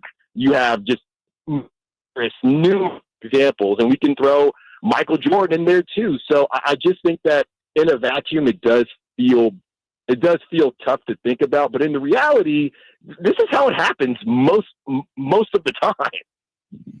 Yeah, and we're seeing it take place in real time, obviously, sort of slowly crumbling apart. And always been told that when somebody loses the locker room, for example, that it doesn't look like how you think it would. It's not as necessarily obvious. And I don't know if that's what's going on with Mike Brown, but just to relate it to the De'Aaron thing, this is about as obvious as it gets. And I think that you're absolutely seeing it, writing on the wall. But best of luck out there, Allen. Keep flexing whatever golf courses you're at with us, and learn to take a Friday off, man. No, well, I would have if the Kings could take care of business. But you're right. I got to go. This Coyote for filling in, man. And we'll figure some things out on Monday, and hopefully the Kings can take care of business. Thanks, Brenden. Yep, appreciate you, Allen. Allen Stiles, who I am filling in here for. Can't take a day off, man. Absolutely. Chris Watkins joking about it in the chat here. See, Allen still doesn't know how to take a Friday off. But I think he's right. And I think that his frustration is how a lot of Kings fans are feeling throughout the course of this. And that final blunder. And Kyle, if you don't mind, I think I want to kind of at least get to De'Aaron's answer just about that very final play. Because, again, to give some perspective, like I have flashbacks to maybe 3-4 years ago before Beam Team season where De'Aaron Fox is like, what does it matter? It's not like we're in the playoffs anyways. This is a guy that is known to be a little bit short and visibly frustrated in his responses after games like this, but having the sort of blunder he did, I thought this response was particularly interesting from him. De'Aaron, what did you see on the final play with the corner three from Jaden Ivey there? It doesn't really matter. It's not going to make anybody feel better. So, Kyle, you mentioned laughing during the final play. It's really hard for me to not laugh in those moments in the press conference. Why? Because he made it really doesn't matter turn into one word. It doesn't really matter. It don't really matter. Doesn't really matter. Yeah. It doesn't really matter. Well, you can hear him laughing during it too. He's got like a little chuckle to his voice. It doesn't really matter. Yeah, that's a great sound clip. It's not going to make anybody feel better. So, and it doesn't really matter. I think to Allen's point, Allen saying that, it could make guys feel better. I'm not sure. I get where De'Aaron's coming from there. And what I will start with here, just as a caveat, and again, I'm somebody that's always going to be presenting both sides for what it's doesn't really matter. I think that Jack Matlock, by the way, is spelling "it don't really matter" perfectly in the chat here as he's trying to figure that out over time. It doesn't really matter. I make the buttons on the board and I wrote it. Doesn't really matter, but all in one is what I wrote it as. Absolutely. It doesn't really matter. It, to an extent, doesn't matter what De'Aaron says to us in media. What does matter is what he's saying to his teammates in the locker room. And we don't know if he took a sense of accountability in the locker room. And I think that if it was known that that was the case, that the public conversation around it would be a little bit different. And we don't know if that took place, but if it did, De'Aaron could have said that to us, that, hey, my bad. I told the guys this one's on me. I need to be better. I need to set the example. I can't have these sort of blunders late. But De'Aaron is pretty consistent for as long as I've been around covering this team that he does not care what the media talks about. At least that's what he'll say. It doesn't really matter. It doesn't really matter. At least that's what he'll say. Now, some of the times he's like commenting back to people on Twitter and stuff makes me wonder if that's actually a little bit, maybe not quite as true as he likes to let on. It's not going to make anybody feel better. So that's exactly how I've always got that vibe from De'Aaron, that's how he feels about media, about these post-game conversations and what is getting put out publicly to the fan base. So again, if there's a level of accountability that he had in that locker room behind closed doors, I think that this would get looked at way differently, but we don't even know if that took place. And I'm with him for the most part that I don't think it would make anything better, but the comments that I got on my socials that I agree with most is probably weren't going to make anything better, but you sure could make it worse. And I would say mission accomplished. It's not going to make anybody feel better. So didn't make anybody feel any better. And that's definitely the point that we're at. Going to try to make some sense of this with Frankie Cartoscelli, who is not far out from joining us here as well at the game there yesterday with me. And taking care of some fatherly duties this morning, but nice enough to come in and help ease the show here. So as we keep diving into this final play, we're going to go through that with Frankie and just try to make sense of this 5-game losing streak, where the Kings can go from here. So stay tuned. Sactown Sports 1140, Brenden Nunes, Kyle Ledbetter. On the move? Got somewhere to be? Take Sacramento Kings basketball with you. The Sactown Sports app will let you stay connected to your passion. Never miss a moment of Sacramento Kings basketball with the Sactown Sports app. Toyotathon is on. Yes, Toyotathon. You've seen the memes. Now it's your chance to celebrate. Score a low-cost lease on the versatile RAV4 after $1,000 lease cash. Or take home the spacious 36 MPG Grand Highlander Hybrid. Or check out the all-new 38 MPG Toyota Crown Signia. Get in on the best deals of the year. But hurry, because Toyotathon ends soon. Toyota. Let's go places. Offer available through TFS to buyers with premium rated credit. Ends 1/6/25. Finally, an easy way to find home improvement contractors. Just visit subcontractorsunited.com and simplify your search for home services professionals. From cabinets to windows, roofing to plumbing, Subcontractors United is an easy, simple way to find and hire a home improvement contractor. And you never have to give up personal information. So no harassing phone calls like you get from those other websites. Subcontractorsunited.com is sponsored by D&D Cabinets and Savage Design.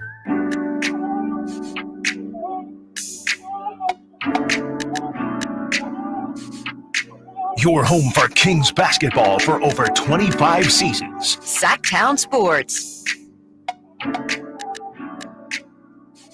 Brenden Nunes filling in for Allen Stiles, 10-2 today.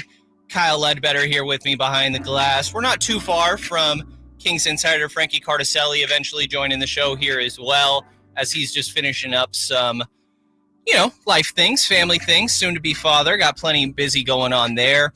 Trying to make sense of what happened in that final play with De'Aaron Fox and allowing a 4-point play while down 3 to Jaden Ivey and the Detroit Pistons to lose their 5th straight game. Kyle, you pointed out to me and put it in our notes here. Before that inbound with seconds left, while the Kings are up 3, the Kings have an 83.2% win probability. With seconds left in this game. With 10 seconds left. And by the way, you want to know what makes that sound even crazier is almost every time that an NBA game goes to overtime, regardless of who's playing, it's almost always 50-50. So they're saying there's an 83% chance the Kings could still win in overtime. They're saying the chances of them losing in regulation are basically nothing. There's almost no possible chance they could lose the game in regulation. And it felt like that in the moment. And I feel like Mike Brown was pretty obvious about that. I think if it works, that we'll get to Mike Brown's introductory comments here in a second, because this was a little bit more of a long-winded one. I think understandably so after everything that went down with the Kings last night. But, one of the first comments I got, everybody loves to pin everything on Mike Brown, it feels like. And I understand why he's the easiest person to point at, right? Of, we need to change something. Let's start over with the coach. I get it. I don't think that's the way to go. And one of the first comments I got walking down to the postgame presser is somebody at me and said, ask Mike Brown why he didn't tell his guys to not foul up 3. And in what world do you think Mike did not convey that in the presser or in the timeout leading up to it?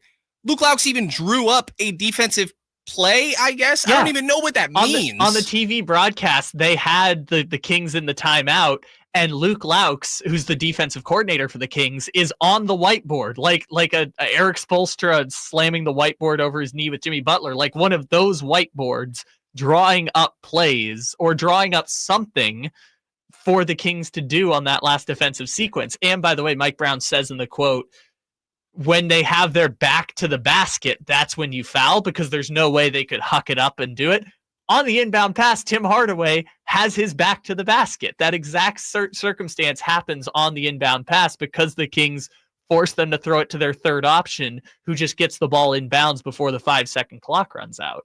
Yep, exactly what took place there. And as you lined out, and I thought Mike Brown does very well in spirited fashion, understandably so, outline just his perspective on that final play and all that went down in the final tragic moments for the Kings against the Pistons. Obviously, tough game.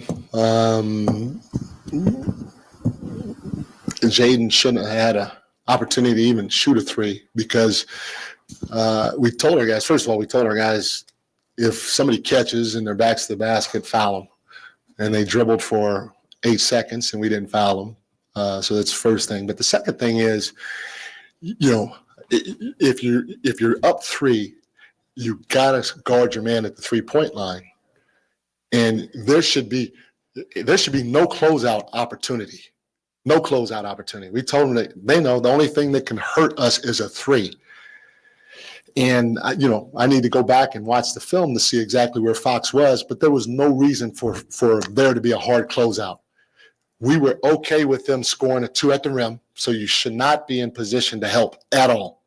You should be hugged up to your man at the 3-point line. Everybody should. And why there was a closeout by Fox, I'm not sure. I got to go back and watch the tape. But for sure, 100%, we told our guys, can't give up a three. Can't give up a three. Can't give up a three. Stay connected. Stay on the high side. Stay on the high side. I even drew an example of if your guy's on the floor, just hop on his high side. The only thing that can hurt us is a three. And we close out and we foul with 3 seconds to go. The staying on the high side, I think I've seen some people asking what that means for Mike Brown. Think about when James Harden was on the Rockets and they were guarding him behind him, essentially, to take away that step back. That's what he's talking about here, is essentially guard from the outside in, as backwards as that sounds. But the only thing they care about is not giving up a three, and certainly not fouling from three. I just watched the play back, and I managed to find a still frame, by the way, not long after it happens, where Jaden Ivey's laying on the floor with a huge smile on his face. By the way, Jaden Ivey had his hand up the whole way he's going down. He knew that was going in. The Pistons looked hype. Malik Beasley, hands in the air. Cade Cunningham throwing up the 3 sign, pointing at Jaden Ivey. And Keegan Murray, hands on his face. Rasay Fox happened right in front of De'Aaron's wife and kids. Rasay has her mouth wide open in shock at what happened here. There are so many people throughout this still frame that just look absolutely shocked at what happened. And Color Mike Brown is one of those two. He's barely not in the frame here, but seeing that play back on the broadcast, Luke Laux turns around and looks like he must yell something and throw his hands towards the ground. He's mad in that moment because, as Mike Brown mentioned, if somebody has their back to the basket, the plan was to foul. Tim Hardaway Jr. is being guarded by Keon Ellis, maybe about more so towards the baseline, his back, rather than towards the basket. But I thought that they maybe could have fouled there if the plan was to foul up 3. Also, there was a moment where Trey Lyles probably had a little bit of a tougher time if you're saying who could have fouled beforehand as he tries to take care of Malik Beasley. I thought Trey did a pretty good job playing on their high side and making sure, like, I do not care if you drive past me. But literally, as Malik Beasley is starting to pass the ball to the corner, a guy that they could practically touch hands if they reached out between Beasley and Ivey, De'Aaron Fox is like 2 steps off of him. And in what world? Keon Ellis, Tim Hardaway Jr. is almost at the logo, and Keon Ellis is pretty close to Tim Hardaway Jr. He's got less space between him and Tim Hardaway than De'Aaron does between him and Jaden Ivey, who is 1 pass away. And De'Aaron's flat-footed. He's standing up straight. It's a lack of attention to detail and execution in this moment. And as much as, maybe Keon should have fouled in that final moment, I'm sure that, again, practice at 12:05 today, roughly, and that's before they head to Los Angeles. So I think that we should get stuff pretty quick towards the coming up hours of this show. And maybe we'll get some more clarity on maybe he thought Keon should have fouled in the moment also, but this goes on De'Aaron Fox, no question. You have to close out in that moment. Not even close out. There should be no reason to close out, as Mike Brown said. You should be chest to chest with Jaden Ivey. You should be practically sitting next to your wife and kid, guarding almost behind this guy, making sure that he does not get the chance to get a 3 or even really catch this ball in the first place, considering the circumstances here. And it's a total blunder from De'Aaron. And then, everything that Mike Brown said in that moment is calling out De'Aaron Fox. And I think it's understandable. Mentioned it towards the top of the show. Mike Brown has a very Popovich coaching style of Popovich would call out Tim Duncan more than anybody else, and Tim Duncan took it well, so everybody else had to fall in line. I feel like in all of Mike Brown's messaging, it's been pretty clear that he thinks De'Aaron Fox is 1A on this team, and he holds him to that standard. And then you have moments like this, and Mike Brown calls him out for it. And I would bet that De'Aaron got a similar chewing out. If Mike Brown's saying that publicly, I can only imagine the tone that was in that locker room right before he walked out to us. Now, there's some games, I want to say after the Pacers won, I could be having that wrong, but there's 5 losses in a row now, so maybe I'm mixing them all up a little bit. And so many of them are yellow teams, too. They are, actually. That's a good point. And sometimes it'll take them a sec to come out post-game. And you're like, all right, there's probably a pretty spirited, long conversation going on in this locker room right now. Mike Brown was out there pretty quick after that Pistons loss. I would guess there's really not that much to say, but I would bet that he held De'Aaron Fox to that same level of accountability and even more so behind closed doors before coming out and relaying that message to media and secondhand through us to the fan base there. So all impressions I've gotten is De'Aaron appreciates the amount that Mike pushes him and understands that it's coming from a point of, I think that you can be a superstar, but you need to clean up X, Y, and Z if that is going to be the case. And it's not that superstars never have these blunders, but it's the timing of it all. It's you just hit the potential game icing midi to seal this one. He had a really good second half after scoring 1 point in the first half. And I thought he played solid defensively. You mentioned his possession on Cade Cunningham not long before he hit that shot to extend the lead to 3. And it all goes into the garbage can because of this blunder that's really just a brain fart.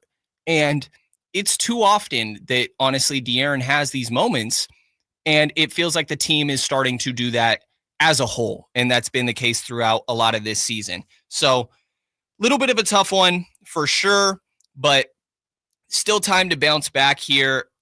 Kind of, 12th in the Western Conference. It's a tough spot to be sitting in, but they're not totally out of the picture here. And so I want to talk a little bit about their current state and where they could continue to go from here in the next segment as we continue progressing here on Sactown Sports 1140. Again, Brenden Nunes here filling in for Allen Stiles and Kyle Ledbetter here behind the glass. Stay tuned. Frankie Cartoscelli coming up here soon. Sactown Sports 1140.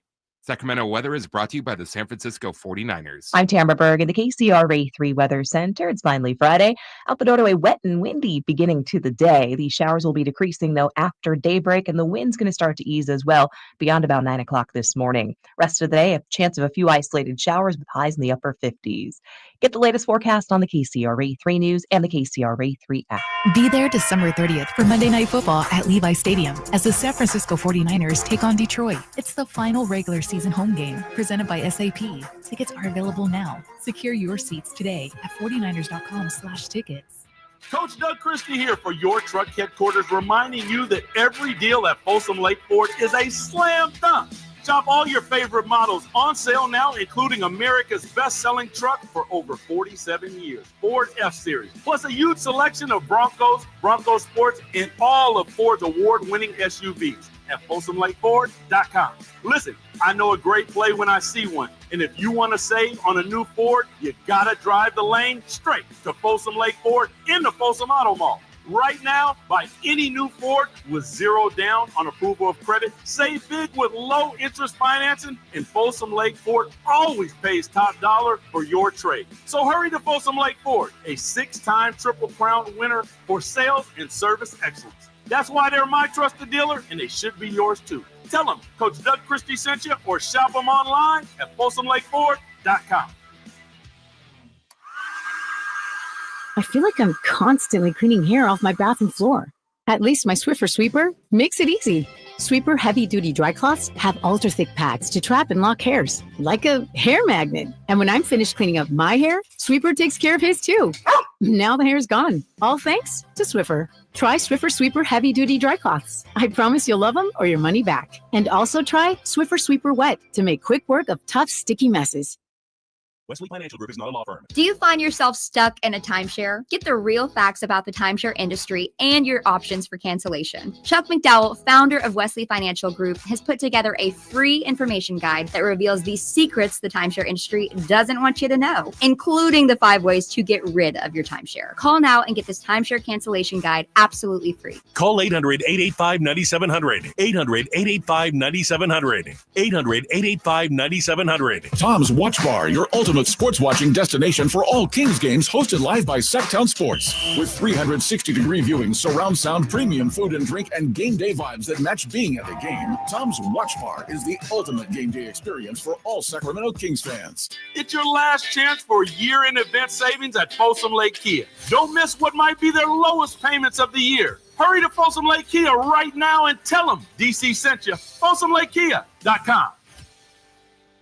Sacramento's premier country music festival, Country in the Park, is coming back May 16th and 17th at Cal Expo with Bailey Zimmerman, Billy Currington, Cole Wetzel, Nate Smith,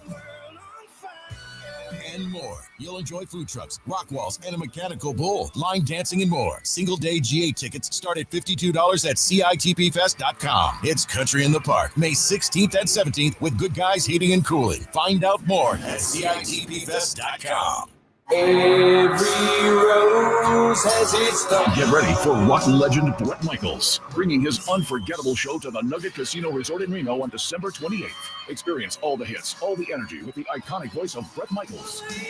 And here's the ultimate rock star bonus, a chance to win a signed guitar from Bret himself, exclusively at the show. Don't miss your chance to rock out and create memories that will last a lifetime. Tickets on sale now at Ticketmaster.com. December 28th, Bret Michaels at the Nugget Reno, where rock and roll dreams come true. It's time now for your 49ers injury report, brought to you by Jeremy Winter, attorney at law. He cares because he's been there. Deebo Samuels exited early in the third quarter, but was able to return on the next drive. Deebo had a great game, had 7 catches for 96 yards and a touchdown, but it wasn't enough as the 49ers lose to Miami 29-17. San Francisco falls to 6-9 on the year and are mathematically eliminated from the playoffs. Next up for the Niners, it's Detroit. Serious accident. You deserve the law offices of Jeremy Winter. 877-637-3237. Jeremy lost his mother in a car accident and knows firsthand the pain caused by tragedy. That is why he became an attorney to fight for others who are going through a tragedy. If you've been seriously injured in an accident, you deserve more. You deserve better. You deserve Jeremy Winter. 877-637-3237.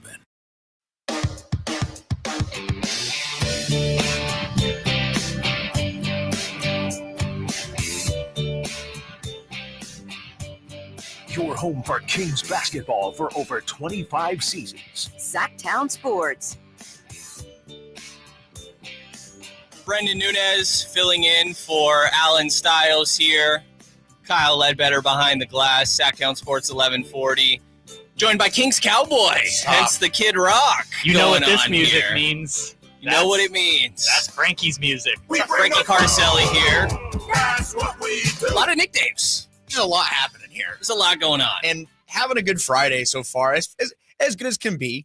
You know, it's kind of funny. Last night, the shell shock of leaving the arena into this morning. You know, my wife and I were expecting a baby boy probably any day now, but we had our last ultrasound today and just been smiling the whole morning. And now I kind of got to get back and remind myself of, you know, dark times right now in Sacramento. But, you know, nothing like coming on and hearing Kid Rock to just kind of bring you back to reality that, you know, things are bleak here. Yeah, I feel like that's typically your music to kind of set the tone for the rest of the day, right? It's the anthem of, you know, impending doom. Absolutely. Absolutely. Yeah. And probably fitting right now. And maybe we'll attempt to keep it a little positive. Like you said, you're just coming off an ultrasound. You're in a good mood. Let's try to, keyword try, to keep this a little positive. Was there anything from that game before we get to the final moments to where it all collapsed that like perked your eyes a little bit? We talked about rotations being a little bit different earlier. Trey Lyles had a really good game, but was there anything that stood out to you more big picture wide in this game rather than just the horrible collapse at the end? Yeah, I mean, it's a bummer. I think I heard you guys talking about it earlier, and you with Jason, that, and a lot of us that are in the writing game had that game in the bag. That game was written up, and I know talking to a couple other guys there that did the same thing, and a lot of good things happening. The offensive end, like I was just telling you off the air, the numbers on the offensive end for the Kings, they look really good. Like the offense looked good. It was a balanced scoring effort. De'Aaron Fox, who had a rough first half, ends up scoring 25 points in the second half. Trey Lyles was a huge positive for me. Just the fact that the Kings bench has had little to no production. They're 28th in bench scoring this year. I think they exceeded their season average in bench points in the first half alone. So those are great signs. And like you mentioned, the rotation, that was great to see, just to see Mike Brown kind of find a new kind of rhythm. I know that Malik was coming out, I think, the first 3 minutes of each half and going to Keon, and we'll see if he holds true to that on Saturday, and they can kind of find some consistency there, because I do think, we've been criticizing pretty much a lot of facets of what's been going on with the Kings, and Mike Brown, is not blameless. A lot of people, they're thinking maybe he shouldn't have a job right now. That's your opinion. That's your opinion. I think that he definitely isn't blameless, and I think the rotations have been a huge issue with this team finding stability. So last night was great, kind of seeing them find a rhythm that worked against a Pistons team that's been playing some decent basketball this year. So I think for a positive standpoint, everything that happened in the first, 36 minutes. The first 36 minutes were great for the Sacramento Kings. But there are 4 quarters to this game. And I think for a few moments, the Kings took their foot off the accelerator, and the 3-point defense proved costly. And I think that Malik Beasley, some of the shots he made were difficult shots, but just lack of late game execution and decision making on that final play. As great as De'Aaron Fox was for the majority of the night and really putting them in a position to win in that third quarter, it was just a brain fart of all proportions. Just that final play. Absolutely. And appreciate you trying to remain optimistic here. I do want to pull back the curtain a little bit, because I think it's funny. And you mentioned it, like I talked about it a little bit on the morning show with Jason of, you're writing an article for the home games, trying to get it up 5-10 minutes after this. And, maybe 5-6 minutes left in the game, you turn to me and you're like, I might have to rewrite this entire thing. And just how much did you feel like, all right, this is done? I think when that first Beasley triple hit, and I think it was down to like 13. I mean, again, and I'm watching the Kings basketball my whole life, and you kind of just feel it. So at that point, I kind of was like, time to pivot. And that's the unfortunate part of people that are, pouring their time, their money, going to games, over into these Kings games, this Kings team. The fact that we have to watch games like these unfold in real time and just kind of know we know what's coming. And I don't think there's anyone really like overly surprised about what happened. And that's a sad part. And that's a problem with this team and this franchise, really. It's like deeply rooted in the DNA, this everlasting just sense of, bad luck, if you want to call it. But I think it's beyond bad luck at this point. This team clearly needs changes, and, rewriting one story or not, I've had to rewrite a bunch of stories this year. They've lost, they're 3-11 this year in 5-point games. And that includes 3 1-point losses. We're talking 3 games they could have right now would be just, we're having similar conversations, but not as obviously down as we are right now. But I think it's 5 games under, and, a team that we're questioning what direction do they go from here. But last night really was just kind of like I think for the majority of the game, I think a lot of us thought this could be the game that, alleviates a little bit of pressure, first win in 2 weeks. And now we're just having a whole different, set of conversations. Absolutely. And obviously we got to get to that final play. We were just talking about it a little bit before you came on. They had an above 80% chance of winning that game, according to win probability, just going into that final play where they check the ball into Tim Hardaway Jr., eventually gets to Jaden Ivey. De'Aaron Fox obviously ends up fouling him, 4-point play, up 3, and they lose in dramatic fashion, almost impressive fashion in the wrong way, like creative, I guess you would say, that finding new ways to lose. But just what's your perspective on that last play, De'Aaron specifically being the one to make the blunder, and then post-game comments after saying, it doesn't really matter. Anything I say isn't going to help anyways. Yeah, I mean, I'll start with the play, I guess. And Mike, who that was maybe the most, I don't want to say, obviously the 26 times he said, I mean, over was, what was the line? Possession after possession. That was obviously maybe the most riled up we've really seen him. But last night, he really was it looked like he was perplexed. And it did seem like Fox really didn't follow the game plan. And for whatever reason, I'm not sure. I mean, Fox has been a great defender. I mean, he led the NBA in steals last year. I do think maybe not a great defender, but he's been arguably one of their best defenders on a team has not been a good defensive team in the past 2-3 years. I just don't really know what he was really thinking. Maybe he didn't expect them to go to Ivy in the corner. I'm not sure, but I think we can see it in real time that him sagging off was not the right move. You have a 3-point lead with 10 seconds left. Just, apply pressure on the perimeter. If they get by you and they have a clear 2-point shot, that's fine. That's okay. You can get beat that way and just don't foul. Don't get any M1s. Well, he fouled an M1, 3-point opportunity. So that obviously, and we've seen that happen before. I think Fox had a similar foul in Houston a year or two ago. That's right. That was they overturned it, but similar situation. Very, very similar. I forgot about that. Yeah. 3-point lead in Houston. I can't remember who's taking it. It might have been Eric Gordon or it was someone to that extent. I think it was Eric Gordon. I think it was Eric That's Gordon. A good memory. Yeah. Yeah. And it was a 3-point game. It would have been a 4-point play in the game, and they overturned the call. So it's not the first time we've seen that from Fox. He gets a little he overexcited, whatever you want to call it. I mean, over ambitious, call it what you will. That's one part. But I do think, as someone, and we've come on this station for years now, and we've applauded Fox. We've talked about the good and the bad, and it's no secret that he isn't really thrilled about doing post-game press conferences. Really, I think one time in 2021 or 22, he said he didn't really care about coming out and talking to us. And look, that's part of a job, though.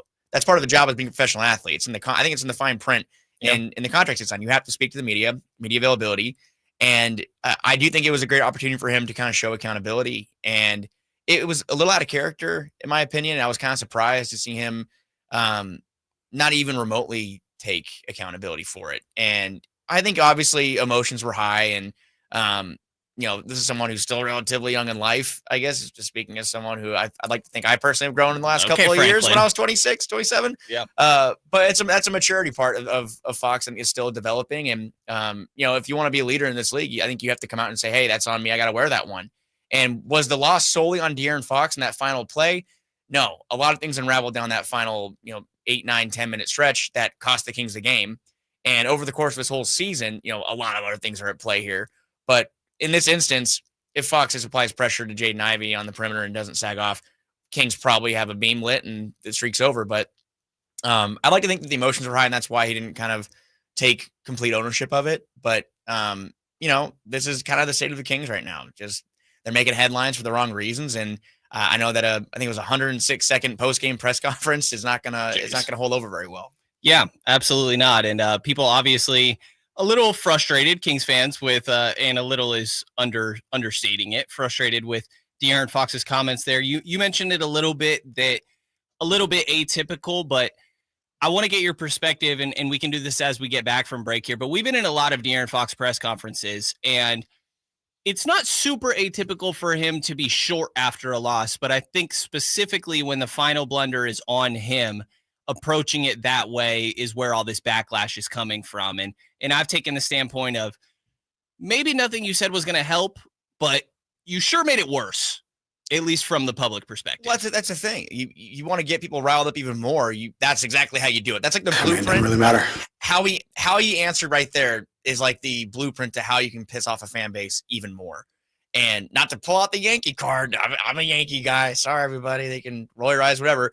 But I'm a huge Aaron Judge guy. And he's constantly a perfect example of it. You can go watch his press conferences. He always says the right thing, even if it's not remotely his fault. He's a captain of that team. He takes accountability. He wears it every game. He's not afraid to be the front-facing person's out there taking the blame, shifting off other guys. Like, he's out there kind of just wearing it for his teammates.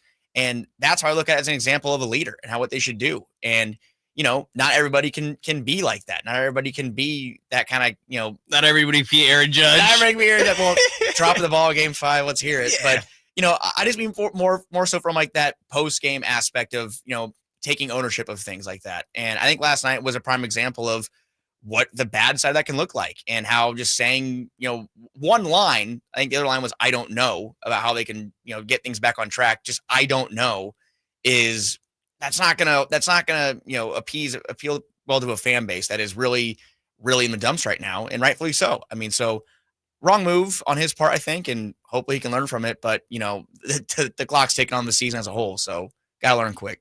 Absolutely. I think there's an aspect of, I'm not just going to say what everybody wants to hear necessarily, but it would have helped a lot. And I think that was the moment to do so. But a lot of people calling for Mike Brown here and his part that he may have played in this and his relationship with De'Aaron Fox. So after the break here with Frankie Cartoscelli, it's going to be with us till about 12:30 here. So everybody stay tuned. Want to dive into just what's going on with Mike Brown, our impressions of how he's handled this season and what the future may hold for him in Sacramento, or is it in Sacramento? So stay tuned here. Brenden Nunes filling in for Allen Stiles, Kyle Ledbetter behind the glass. Frankie Cartoscelli is going to stay with us here on Sactown Sports 1140. Hey, it's Carmichael Dave coming to you from a good friends at American Energy. Look, it's already cold outside. It's only going to get colder. American Energy wants to help you stay warm and make sure your system is operating safely. So right now is the time to take advantage of the $49 tune-up inspection. Normally $119, $49 right now, and that includes a full safety and duct inspection. And check it out. If your system's over 10 years old, and I'll bet it is, the tune-up, it's free. It's free from a company that's been in business since 1981, serving the greater Sacramento area. A+ Better Business Bureau. Check their Yelp, check their Google reviews. Don't take my word for it. Give them a call right now. $50 off your first recommended repair. If you need a new furnace, half off the price of a new unit. Check them out at theaeway.com and tell them Carmichael Dave sent you. Call 916-520-9990 now. Here comes Floyd, throw over the middle. Intercepted by Fred Warner. Faithful to the Bay. Fred gets up and runs back the other way, 30. Be there December 30th for Monday Night Football at Levi Stadium as the San Francisco 49ers face the Detroit Lions. 20, one block and he's in. It's the final regular season home game of the campaign and presented by SAP. Touchdown! Tickets are available now. Secure your seats today at 49ers.com/tickets. San Francisco! At Elk Grove Honda, our recipe for happy holidays is to think happy Honda days. Let's explain. Happy is a good thing. We all like happy. Honda stands for quality, reliability, comfort, design, peace of mind, value at resale, and a lot more feel-good words. Days is how long you have left to take advantage of Elk Grove Honda's year-end clearance underway right now. Elk Grove Honda is located in the Elk Grove Auto Mall, Highway 99 at Elk Grove Boulevard, or visit us at elkgrovehonda.com. I gotta get an Elk Grove Honda. Seasons change, but if you hope to stay healthy, your body needs to stay active year-round, whether that's in the gym or on the trail or at work, and that's where the Good Feet store can help. Good Feet's personalized arch support system supports all 4 arches, relieving pain in your feet, knees, hips, and back. And Good Feet arch supports are HSA and FSA eligible. Visit goodfeet.com for an appointment or stop in for a free fitting. The Good Feet store in Sacramento, Roseville, Vacaville, and in Reno on South Virginia Street. Sacramento's premier country music festival, Country in the Park, is coming back May 16th and 17th at Cal Expo with Bailey Zimmerman, Billy Currington, Cole Wetzel, Nate Smith, and more. You'll enjoy food trucks, rock walls, and a mechanical bull, line dancing, and more. Single-day GA tickets start at $52 at CITPfest.com. It's Country in the Park, May 16th and 17th with Good Guys Heating and Cooling. Find out more at CITPfest.com. It's time to find your dream car at the Roseville Auto Mall. 17 award-winning dealers and the largest selection in Northern California. Now's the perfect time to save big during our end-of-year clearance sale at the Roseville Auto Mall. Driven to be the best. Twin Peaks is the best in the game. Here, it's bigger game days and bolder fight nights. I mean, where else can you find a scratch kitchen that always comes in clutch every day from lunch to late night? Only at Twin Peaks, the #1 sports bar.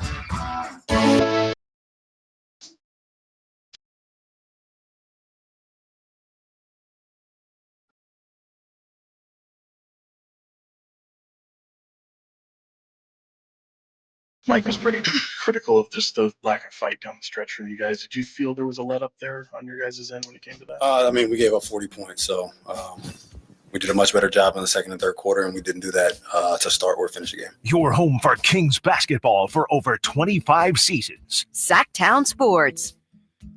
Tough stretch for the Sacramento Kings here. Brenden Nunes filling in for Allen Stiles from 10 to 2 today. Appreciate everybody tuning in on the Sac Chat on the YouTube side. Text line 916-339-1140. Blowing up here as well. Somebody points out Malik is great at taking ownership of his mistakes.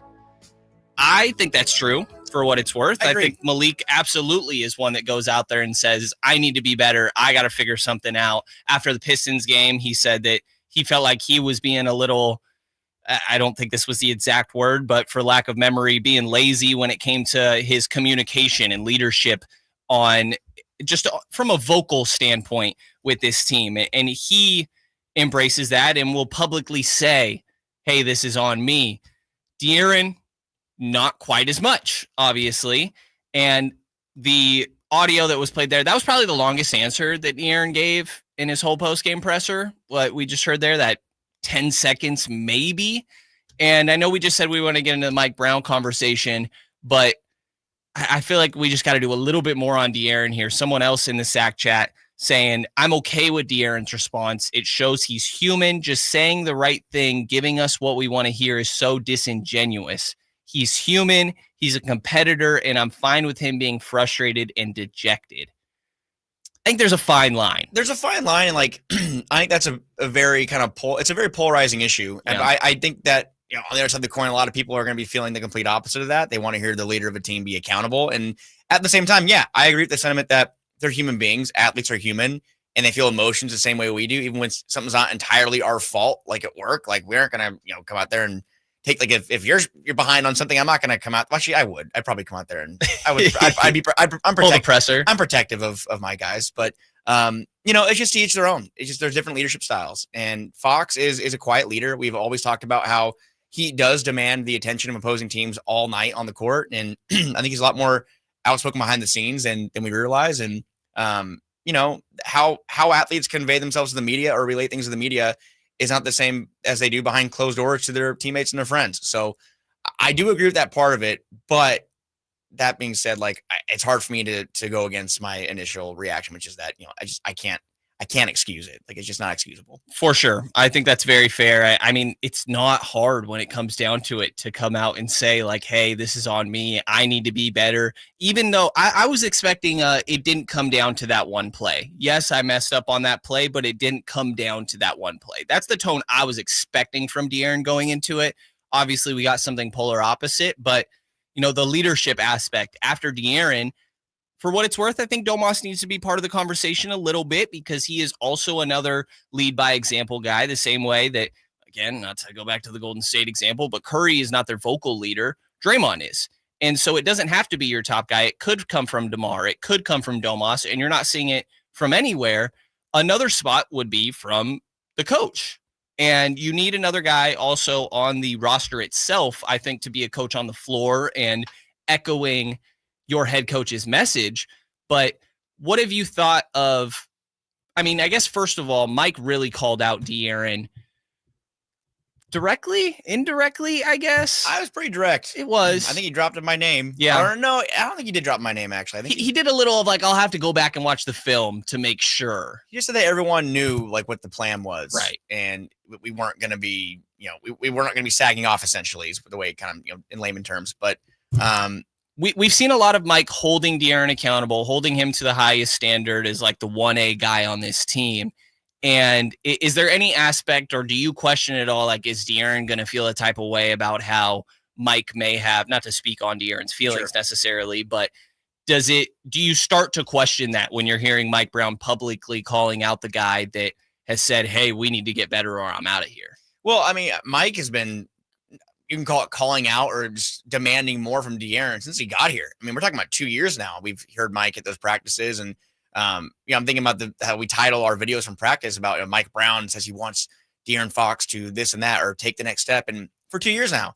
And De'Aaron Fox is an all-star caliber player in a loaded Western Conference, and I do think that Mike really, the things that he puts out there, and even like last night, are kind of reminders that, you know, as good as De'Aaron Fox is, he's not a perfect player. He's not a perfect product. And, do players that are top 10 talents make mistakes? Yeah, they do. But they learn from them and they get better and they progress. And I think right now Mike is kind of wanting Fox to progress more because for Sacramento, like this version of the Sacramento Kings, they're going to go as far as De'Aaron Fox takes them. I mean, he is, like you said, they're 1A. And is that good enough to put them where they want to go? We're going to figure that out in the next probably couple of months here, the next season, at least the next season and a half, because that's what's left on his contract. We're going to find out. But, we've heard behind the scenes that Fox is a big fan of Mike and like they get along. I think that Fox's search for stability from a head coach. I don't know what the numbers of head coaches he's had since he's gotten here. I think it's about 1, 2, 3. I think it's his 4th head coach. I think Yeager, Walton, Gentry, Brown. Yeah. Is Yeager his first one? Yeager was his first coach. Okay. I'm pretty sure. So kind of like back to the Boogie thing. DeMarcus Cousins, I think he had like 7 or 8 head coaches in 7 years here. So stability is important in that regard. And right now, I think a lot of, conversations are being had, with the fans and that maybe it should start with Mike Brown. And I do think historically in the NBA or any sport, really, if a team is struggling to this extent, that's usually the first domino to fall. But this is a guy who signed an extension. So it's kind of it's a gray area. Like, how do you get around that? A guy who just signed an extension has 2 more years on his deal. The Kings have had a track record of paying multiple head coaches at the same time. I think they paid Walton and Carl at the same time and down the line. Like it's a sticky situation. I'm not really sure what the right move is. I think that, I've been on this show before and we talked about that. I look more at the front office than Mike. I think Mike has made mistakes. I think Mike has to be better with his rotations. And that's been a problem, finding stability. But I also think that Mike has been also kind of subtly hinting at, in the media that he could use some help. He could use a deeper roster. He could use more talent, more wing depth, more reliable NBA rotation players. And that's not a knock on Isaac Jones and Colby Jones and down the line. But are those guys going to get rotation minutes for, a top 6 team in the West, top 7 team in the West? Probably not. And the Kings aren't. They're 12th in the West for a reason so far. But I'm going to continue to hammer it that roster construction in the front office should be getting most of the heat for this. And they have to answer for it. But, Mike, the way the NBA usually goes, maybe he answers for it first. I don't know. Sounds like it won't be. I know you're playing Sam Amick a little bit here, who's as plugged in as anybody. And he said that yesterday there's no smoke to it so far. So we'll see if last night's loss pushed it further, but it sounds like it's not going to. Yeah, we'll see. Absolutely. I'm with you on a lot of the Mike Brown stuff. As I said earlier, I don't think anybody is blameless in this, but I also don't think it's fair to place all of it on one person's shoulders. It should be distributed throughout, and whether that's Mike Brown, whether that's De'Aaron Fox, whether that's Domantas Sabonis, DeMar DeRozan, keep going down the line, front office, ownership if you want to throw them in there. It is everybody involved. It's the same way that good teams are on the same page from the top down. When things are messy, I think it also goes from top on down. And we're going to dive more into the Mike Brown conversation, And I want to go down the rabbit hole a little bit of everybody saying, it feels like, at least on my end of socials and Kings fan base, that they should move on for Mike Brown. So I just want to talk with you a little bit after this break, Frank, of what that would even look like potentially. So stay tuned here. Love to hear your guys' perspective on Mike Brown and the job he's done on the Sac Chat here. Text line 916-339-1140. Stay tuned here. Allen Stiles Show. Brenden Nunes filling in with Kyle Ledbetter and Frankie Cartoscelli joining us as well on Sactown Sports 1140. Hey, what's up, everybody? It's your boy Drapes, Kyle Draper from Mercedes-Benz of Stockton. I've had my all-electric SUV for a little more than a year, and I continue to love it day after day. In fact, me and my daughter, we were just on vacation not too long ago, and we rented a car while we were on the trip, and my daughter said, Dad, I like your car better. I turned to her and said, honey, you know what? I like it better as well. And I couldn't wait to get back home to my Mercedes-Benz EQS SUV.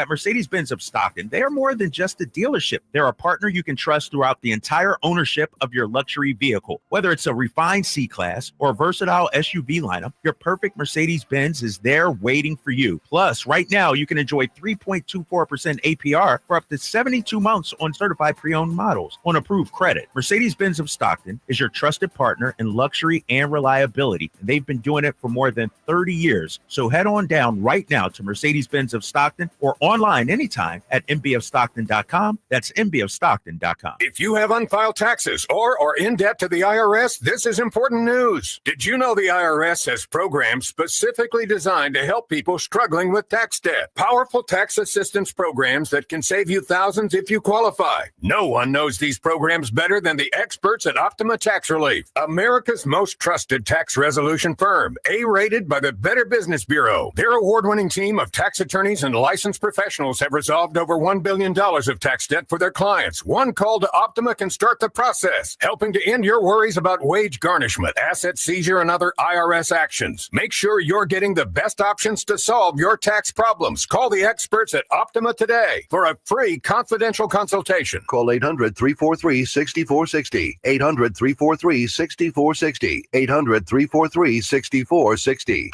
Optima Tax Relief. Some restrictions apply. For complete details, please visit OptimaTaxRelief.com. This holiday season, Capital One reminds you to give yourself the gift of 1.5% cash back with the Capital One Quicksilver Card. Can I earn 1.5% cash back on birds? Birds? What if you sent your true love 2 turtle doves plus a partridge in a pear tree? Sure, but why would anyone want that? The song was very convincing.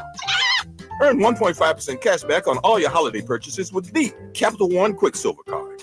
What's in your wallet? Terms apply. See CapitalOne.com for details. Lowe's knows how to help you save time and money, no matter the job. That's why we can deliver supplies to your job site as soon as same day, so you have more time to get the job done. Because when you need it fast, we've got you covered. Lowe's knows pros. Valid on eligible in-stock orders and select zip codes placed by 2 p.m. for same-day delivery by 8 p.m. Subject to driver availability. Fees vary based on purchase. More terms apply. See Lowe's.com/same-day delivery for details. Lowe's knows how to help you save time and money, no matter the job. That's why we can deliver supplies to your job site as soon as same day, so you have more time to get the job done. Because when you need it fast, we've got you covered.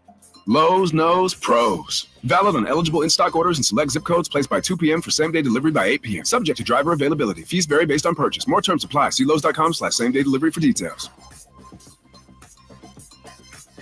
Were you uninvited to game night? Do you play board games with the ferocious intensity of an iron-fisted oligarch? Have friends left game night asking, how do you sleep at night? Then you should get a mattress from Mattress Firm. They can help anyone sleep. Right now, during Mattress Firm's semi-annual sale and clearance, save up to $500 on Tempur-Pedic, plus get a $300 instant gift. Get matched at Mattress Firm. Sleep at night. Restrictions apply. See store or website for details. Get year-end pricing during Happy Honda Days at Folsom Lake Honda, your one-stop Honda shop. Folsom Lake Honda is your one-stop Honda shop for great pricing on our entire selection of new CRVs, HRVs, Ridgeline Civics, and Accords. Plus, with low finance and lease options, now's the time to buy. Hurry in and save during Happy Honda Days at Folsom Lake Honda, or go to folsomlakehonda.com. Folsom Lake Honda, yeah, your one-stop Honda shop. KHD1 Sacramento, KYMX HD3 Sacramento. Your home for Kings basketball for over 25 seasons. Hammer time thrown down by the league. From the Power Business Technology Toshiba Studios. Sactown Sports, 1140.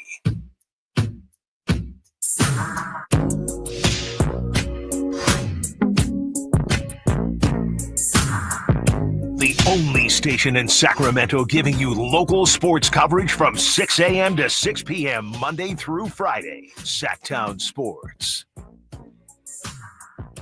Brenden Nunes filling in for Allen Stiles, 10 to 2 today. Appreciate everybody tuning in wherever you may be. Stay safe on those rainy, wet roads out there here in Northern California. Kyle Ledbetter behind the glass. Got my guy Frankie Cartoscelli joining us until about 12:30 here as well. Haxabar in the chat, Sac Chat here says, facts, Mike Brown isn't the one clanking shots and throwing the ball away. And right below, Stephen Cardwell, money is the problem. He has not made the significant changes that this team has needed. It feels like that's where a lot of stuff gets pointed to. De'Aaron Fox, obviously part of the conversation. DeMar DeRozan, again, nobody blameless. I think you could go in a lot of different directions. But I want to entertain the Mike Brown conversation a little bit because, Frank, I think you and I are more online with that first comment here that Mike Brown isn't the one clanking shots and throwing the ball away. And there's only so much that a coach can do. They're not executing what he's asking of them. And before going into the hypothetical, if you were to let go of Mike Brown, because I just think that'd be the wrong move, and I want to go through how I think that could spiral from there. But do you start to wonder if he's losing the locker room? At what point do we reach of, I told them to do this and they didn't do it, to where you start to have to be like, well, are they listening? It's hard for me to sit here and say I feel like he's losing the locker room. I just feel like there'd be some smoke there, and there'd be some chatter, and I don't know if you've heard anything. I haven't heard anything about to that extent. I mean, I just think it's more of, they have a game plan in place, and I think that guys get maybe overconfident and they try to kind of adjust on the fly and adjust to where they think the play is going. Kind of like the play last night with Jaden Ivey. I mean, I think that De'Aaron Fox probably felt in his mind fairly confident that he was adjusting or doing the right thing at that moment. And really in that moment, though, he's going essentially against what Mike wanted, and that's wrong. So I don't know if it's essentially losing the locker room, but I also kind of look at it as a matter of, not to go back to the personnel, but, I just think that there's only so many buttons you can press and so many things that you can do. And maybe there are larger conversations happening behind the scenes. Maybe there are some players that have checked out a little bit. I mean, obviously when your name's being mentioned in trade rumors all the time, or your team is being linked to trade rumors all the time, maybe that kind of impending, that cloud kind of hanging over you is there, and that can affect your on-court performance. But it's just hard for me to sit here and look at this 13-18 start and say, Mike Brown is the problem. It starts with Mike Brown, then they can go from there. Yeah, getting rid of Mike Brown will cause this team to get back on track, and they can kind of find some, see some sunshine for the first time in a while. I just don't know if it's going to be that simple. I think the same. And Brandon in the chat here says it doesn't matter if Mike lost the locker room if he lost Fox. I point that out specifically because, as you said earlier, all impressions we've gotten is that De'Aaron Fox is very much a Mike Brown guy. I think he appreciates being pushed by Mike. I think Luke Laux is a direct connection to Mike Brown. And obviously Luke Laux and De'Aaron Fox have a good relationship between the two of them there. And that's allowed De'Aaron, and, also obviously credit to De'Aaron's own work in the process, but taking his game to yet another level. And I think Fox, of all the stars, the big three, I guess, if you want to call it, on this Kings team, has always been the one, specifically between, I guess, Fox and Sabonis, the two that have been here the longest. Fox has always been the one that specifically feels like a Mike Brown guy. And DeMar DeRozan, probably just a little too early to tell. But to me, let's go down this road of, say you do let go of Mike Brown. Let's say it's today, just for conversation purposes, right? Where do you go from there? And I want to start with De'Aaron. Okay, so what replacement-wise, I guess? I don't think that Jay Triano, I don't know how old he's in front of me, but I would guess that he's at a point where he probably doesn't want to be a head coach in the league anymore. I think that we would know if he was already trying to do that by this point. That would be more obvious. Luke Laux, as we just mentioned, is a Mike Brown guy. Are you going to go to Luke Laux and be like, hey, we just fired your mentor. You want to take his job? Probably not. Luke Laux also just got moved to front of the bench first time this year. He was a back-of-bench guy previously. His third year, I think, as an assistant coach. I think with the Warriors, he was in a different role, if I'm not mistaken. I believe so, like a player development role more so, which, like a lot of the work that he does with Fox now. And then is it Doug Christie, who kind of is like the almost institutional hire within this organization? Because he wasn't part of Mike Brown's staff. He was already an existing piece that it seems was like, he's going to be part of the staff and whoever takes this job. I just don't know where you go from there. And I think that we've said it when we've been on with Allen before of, I don't know good examples of interims actually turning things around. Joe Mazzulla doesn't count to me. That's already a championship team. He said, hey, we're going to do the exact same stuff that got us to the finals last year, pretty much. And sure, some changes. The other one is Ty Lue, I think you're about to say there.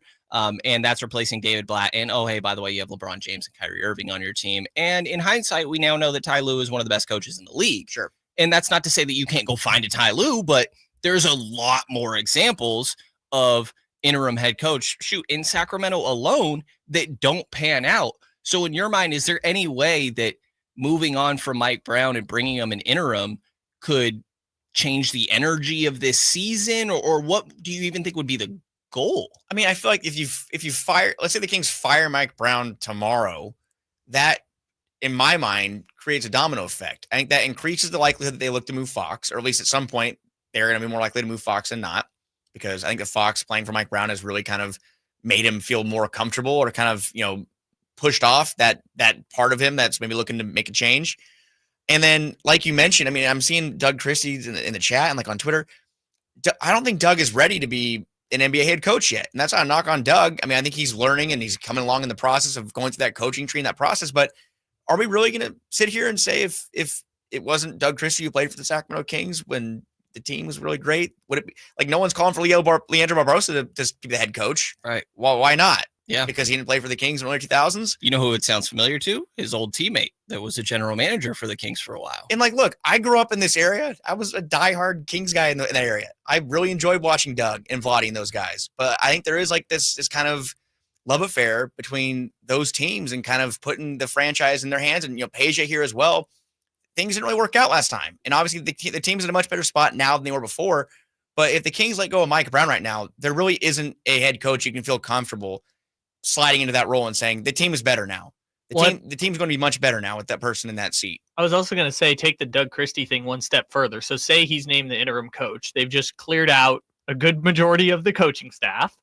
Season's presumably a wash at this point. What happens when you get to the offseason and they do a full coaching search with everyone across the league? If Doug isn't the guy who gets the job, then what? Doug went from Luke Walton's staff to Mike Brown's staff, but if he's the guy in charge and they don't hire him in the offseason, it's like, what, now Doug has to go to Portland or has to go to Orlando and be a fourth guy on the bench again? Like, it doesn't help his long-term career goals. For sure. And also, like, I think people that are saying, I think someone in the comments said there's better coaches on the staff. The staff won't be here. If Mike Brown is let go next year, I would imagine that nobody from that current coaching staff will be back. There's a lot of loyalty to Mike Brown on that coaching staff. That keeps getting lost somehow in the shuffle. Like, I don't think whoever would take over as, the head coach for the rest of the year is going to be back next year. Like, the Kings probably look to make a full overhaul and bring in someone with more experience. And we remember the process last time, how they vetted, they brought in several candidates and went through the process and they settled with Mike Brown. But I don't know how you can sit here and say that's the issue. When all the conversations start Keon Ellis, he did that. Put Kevin Hurt on the bench, he did it. Start Malik Monk, he did it. They're pressing these buttons that people are screaming for, and they're trying everything. They're exhausting all options on the roster. Colby Jones getting minutes last night. Like they're Isaac Jones. Like Isaac Jones, who is an undrafted free agent, is playing backup power forward minutes right now. There's not much. You can play Orlando Robinson. You can play Jordan McLaughlin. After that, what do you do? Like, there's not much. What other buttons can you press? And people out there that are saying it's all mics and decision-making rotations. I agree. Finding stability, finding structure, and who is playing and when. It's hard to go into work not knowing what's expected of you every day. So I think that finding stability in those rotations is huge. But the personnel, to me, is the glaring issue. He's trying new things. He's playing these different players in different lineups. We're sitting there every game, Brenden, saying this lineup is crazy. This is a different look. Some work, some don't. A lot haven't. So I refuse to sit here and just think they would be in a better spot. We can agree to disagree out there if you feel different. But I look at the personnel, the roster construction, the fact that this franchise has made two notable moves since February 2022. We're coming on the 3-year mark where they've made two notable moves. Domantas Sabonis, DeMar DeRozan. I can't sit here and say that head coaching is the primary issue here. I think that's very fair. And I don't think we've gotten any hints even from De'Aaron Fox of him saying that. De'Aaron, on that podcast, sort of infamously with Clutch client, also Draymond Green, says that, the personnel is just a reality of this team, and talking about the defense specifically. And I don't feel like there's been a time where we hear De'Aaron Fox of like, I think we started running some stuff we shouldn't. Or like, honestly, Domas is more so the one. When Malik started, he got asked about it, and Domas said, about time. About time. And there was I forget when earlier this year, but a point where Domas said essentially what I just said we've never heard from De'Aaron of, I thought what we were doing in the first half worked, and then we went away from it for some reason. Like, that's pointing at coaching a little bit. Not to say that no player should ever do that, because Mike will tell you he's flawed himself as well. But I don't feel like we've ever gotten that from De'Aaron, but we've gotten a little bit of subliminals about the roster construction. And so I'm the same way. I think it points towards that. But that's why I also want to, as we continue this conversation on the other side a little bit here, talk about how I think if you let go of Mike Brown, that's the end of De'Aaron Fox in Sacramento. And we might already be at the end of De'Aaron Fox in Sacramento no matter what, but I think that you are writing that final note saying goodbye to De'Aaron Fox. And maybe you're okay with that, but we're going to dive into it more here on the other side. Brenden Nunes filling in for Allen Stiles on Sactown Sports 1140. Kyle Ledbetter behind the glass, Frankie Cartoscelli chilling here with us as well as we try to make sense of all this. All guests and callers join us from the Folsom Lake Honda hotline. Folsom Lake Honda, your one-stop Honda shop. Here comes Floyd, throw over the middle. Intercepted by Fred Warner. Faithful to the Bay. Fred gets up and runs back the other way, 30. Be there December 30th for Monday Night Football at Levi Stadium as the San Francisco 49ers face the Detroit Lions. 20, one block and he's in. It's the final regular season home game of the campaign and presented by SAP. Touchdown!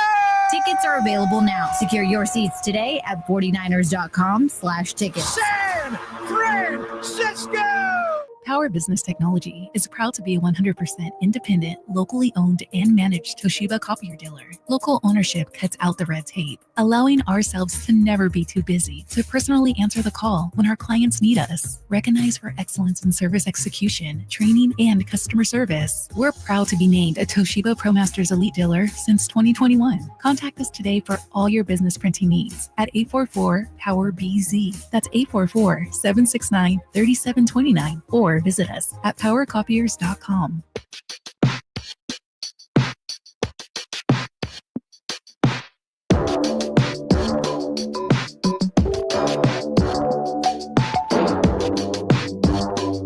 Your flagship station for the Beam Team, Sactown Sports. Brenden Nunes, Kyle Ledbetter, joined by Frankie Cartoscelli here on the Allen Stiles Show. 10 to 2 today. I appreciate everybody tuning in, trying to cope and make sense of everything that's going on with the 13-18 Sacramento Kings. Ouch. 5 straight losses after sitting at 500 at one point and 12th in the Western Conference right now. We were just talking about Mike Brown, a lot of fingers being pointed, understandably so, in a lot of different directions. It feels like mostly towards Mike Brown. And as we just mentioned before the break, I think that, and you said the same thing, that firing Mike Brown is just the first domino at that point, if that's the direction that you decide to go in. You don't know what the replacement would be, the interim, and there's far from a guarantee that you're going to find something better. Mike Brown is highly respected in this league for a good reason. And I see people point out the jobs that he did in Cleveland and LA and how those came to an end. And maybe he's just better suited for an assistant. That may be true, but I don't know what the better option is for the Kings right now. And I certainly don't feel like he's the problem. And I feel like De'Aaron Fox likes Mike Brown. If you let go of Mike Brown, I feel pretty confident saying that is the end of De'Aaron Fox. He's worried about the direction of the team. And if the team feels like they need to fire their head coach, that probably answers his question at that point. Yeah, I just feel like if you're ripping that Band-Aid off, it's ripping the Band-Aid off the entire Beam team construction here. Like this whole roster is kind of built around and the Mike. If you're taking Mike Brown out of the equation and De'Aaron Fox is already seemingly evaluating all options, I think at that point it's kind of just time to move on. And that's kind of where I'm at right now. It's frustrating. And a lot of people too that I've heard from other markets have kind of looked at the Kings and said, this is weird. This team has talent. They have a lot of talent and it's top heavy. It's 1 through 6 in the rotation, but it's kind of perplexing that they've been this bad. And it's a lot of close losses, a lot of close games, a lot of, very slim margins here that we're talking about. And, there is that whole excuse of, which is overblown. Like, oh, it's early. Well, we've been saying that for a while now. I get it. But, a lot can change in the NBA over 1 week, but the Kings have yet to prove they can do that. And if you do fire your head coach, I just feel like that kind of, like you said, when has that worked out where a team has rallied around that and turned the season around and gone to the playoffs or beyond? We're talking about maybe 1 or 2 times in the past, 50, 60 years of NBA basketball. So I don't know. I feel like that and again, I'm not trying to sit here and say, oh, this is positive, things are fine. I feel like they're close. Like last night shows you that they do have the offensive talent. The defensive the 3-point shooting on defense is still a huge concern. They're 27th in the league in 3-point defense. And of course, 3-point shooting in the fourth quarter is what probably cost them the game. It did cost them the game. Malik Beasley and then Jaden Ivey. So you have your holes that you need to fix. You know that you need to shore up the defense. You need to shore up your forward depth. Do you have the assets to make it happen? They have some. But the problem is it's December 27th. The deadline is February 6th. Teams can see that Sacramento is desperate. They can see that they know what they need. There's a few teams out there that have what the Kings do need. But the problem is other teams in the NBA want those same things. And I feel like the Kings right now are in a position where if they want to make a move right now, they're going to be, paying, 4 times. They're going to be paying, way, way more than they should. So do they have time? I don't know. I don't know if you can feel confident in this group being rolled out there for the next month and a half. But again, I don't feel like that's Mike Brown's fault. Has he been a perfect head coach? No. But I mean, someone in there, a comment, I can't remember who said it, said Mike Brown started Malik Monk for the first time in 1.5 years, so makes him a good coach. They were winning games. Past 2 years. I think we forget sometimes this team was in the dumps, a horrible basketball team, a franchise for 20 years almost. Yep. They won 48 games in 46, I think. Whatever was going on clearly worked. Could they have been better? Maybe. But there's still a part of me that thinks that having Malik Monk in a bench role balances things out. This is a team, again, that is 28th in the league in bench scoring. They have no production on their bench right now. So finding answers, everyone's frustrated. I get it. But what you don't want to do, which we've seen this franchise do time and time again over those 2 said decades of losing basketball, is make a rash decision. You need to be sure. Is this the clear answer to this team's problem? Is it firing the head coach? If the answer is no, or even if you have to think about it, then you don't do it. So clearly right now, that's the approach. We would have, no one's got notification yet that move has happened. So they're going to forge forward and see what happens. But that's just where I stand on it right now. And again, not to beat a dead horse, I'm looking at the front office. I think all eyes should be on the front office right now and seeing how Monty McNair, who has less years left, I think he's 1 more year on his contract, by the way. He's the person that's going into a contract year. It's a good note. I think you mentioned earlier that some people are coaching or GMing for their jobs right now. I think that Monty McNair, this deadline could be what determines him keeping his job this summer. I think that's definitely the point we're at. And to what you're talking about with Mike Brown, like he's trying to make these changes and improve year after year with the same roster, and DeMar DeRozan obviously being the big difference here, but a lot of questions on how he was supposed to fix the weaknesses. It almost seemed like he was just going to bolster what already were their strengths, but there's not much help with the weaknesses. Like there's genuinely times this year where I've wondered, would Harrison Barnes have been better for them this game? That is an insane That's crazy. thought. Insane. If Chris was here, he'd be losing his mind right now. He would be. I don't blame him. It's an insane that it even pops into my mind. But I think Russell in the YouTube chat here has an interesting point. He says we're looking at this wrong. The team cannot be saved. This team cannot be saved. Changing coaches doesn't make us better now. It makes us better in the future. And so I want to turn that to you, Frank, and ask how much should they be thinking about this season still compared to thinking about what the move is moving forward? And obviously a lot of that stems around De'Aaron Fox. I think they have about a month. They got a month and a little bit of change. I feel like if we're looking at a situation where the Kings they're 13-18 right now, if this somehow gets worse, if we're talking about this team is 17-27 or something at the deadline, I think at that point it's probably, which is going to be a huge bummer for a lot of people, it's probably time to tear it down. Like I think that when you look at everything that goes into it, what does tear it down mean? It means you trade De'Aaron Fox where the value is highest. I think that having a year on his contract probably brings him a lot more value than an expiring deal. That means everybody else is on the table as well. You probably make a coaching change. You probably make a GM change, everything. Like he said, I think he said the same thing. He said, if Monty goes, Brown will go. Russell in the chat, if Monty goes, Brown will go. New GM, bring in a new coach. I think you kind of need to have one paired with the other. We saw what happened when I think it was Vivek hired, what was it? Michael Malone, Denver, and then hires GM Pete D'Alessandro later, and they never got along. So you want to be on the same page, everybody, and have things kind of, aligned. And right now, I'm not sure if things are really aligned, and I think decision makers have to get on the same page if they want to put this thing back on track. And that's how I look at it. I look at it, it's December 27th. If the Kings are in a worse spot they're in right now on February 6th, probably time to make those decisions. But I think December 27th is a little too early. And like I mentioned, they're playing their worst basketball in 3 seasons right now.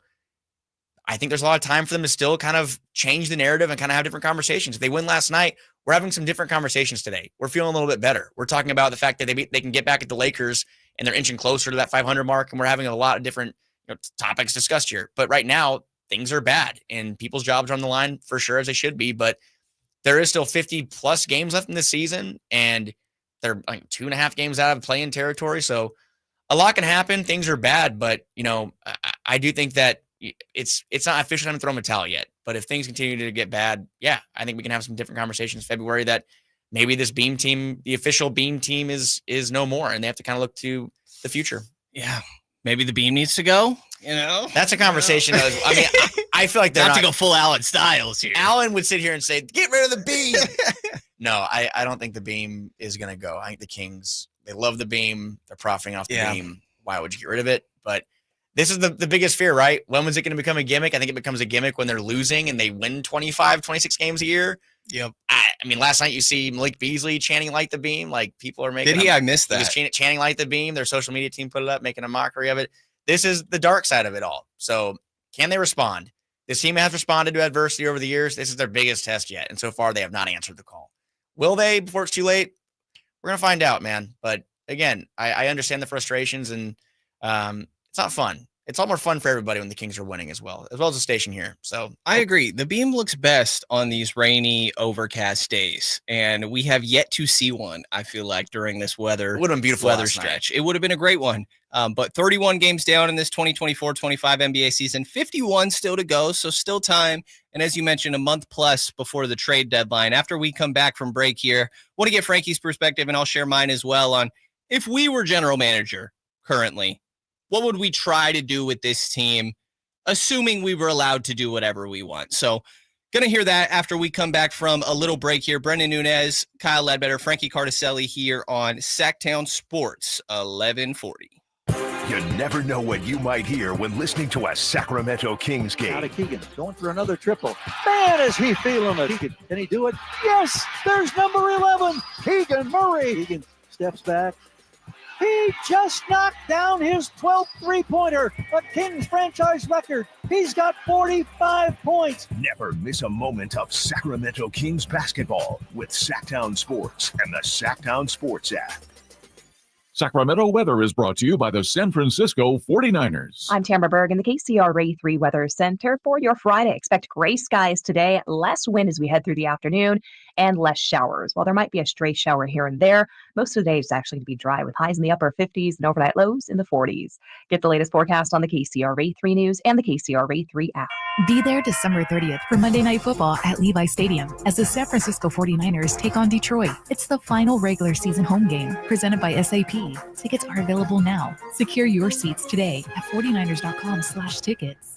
Meda Chevy sends you $8,000 off MSRP on new 2025 half-ton Silverado LT and RST after rebates. Year-end savings on now with $8,000 off new Silverados at MedaChevy.com. Together, let's drive. See dealer for details. Rock the Bells presents LL Cool J. So what you got Chanel on your feet? Hot sex on a platter makes the mission complete. Live in concert.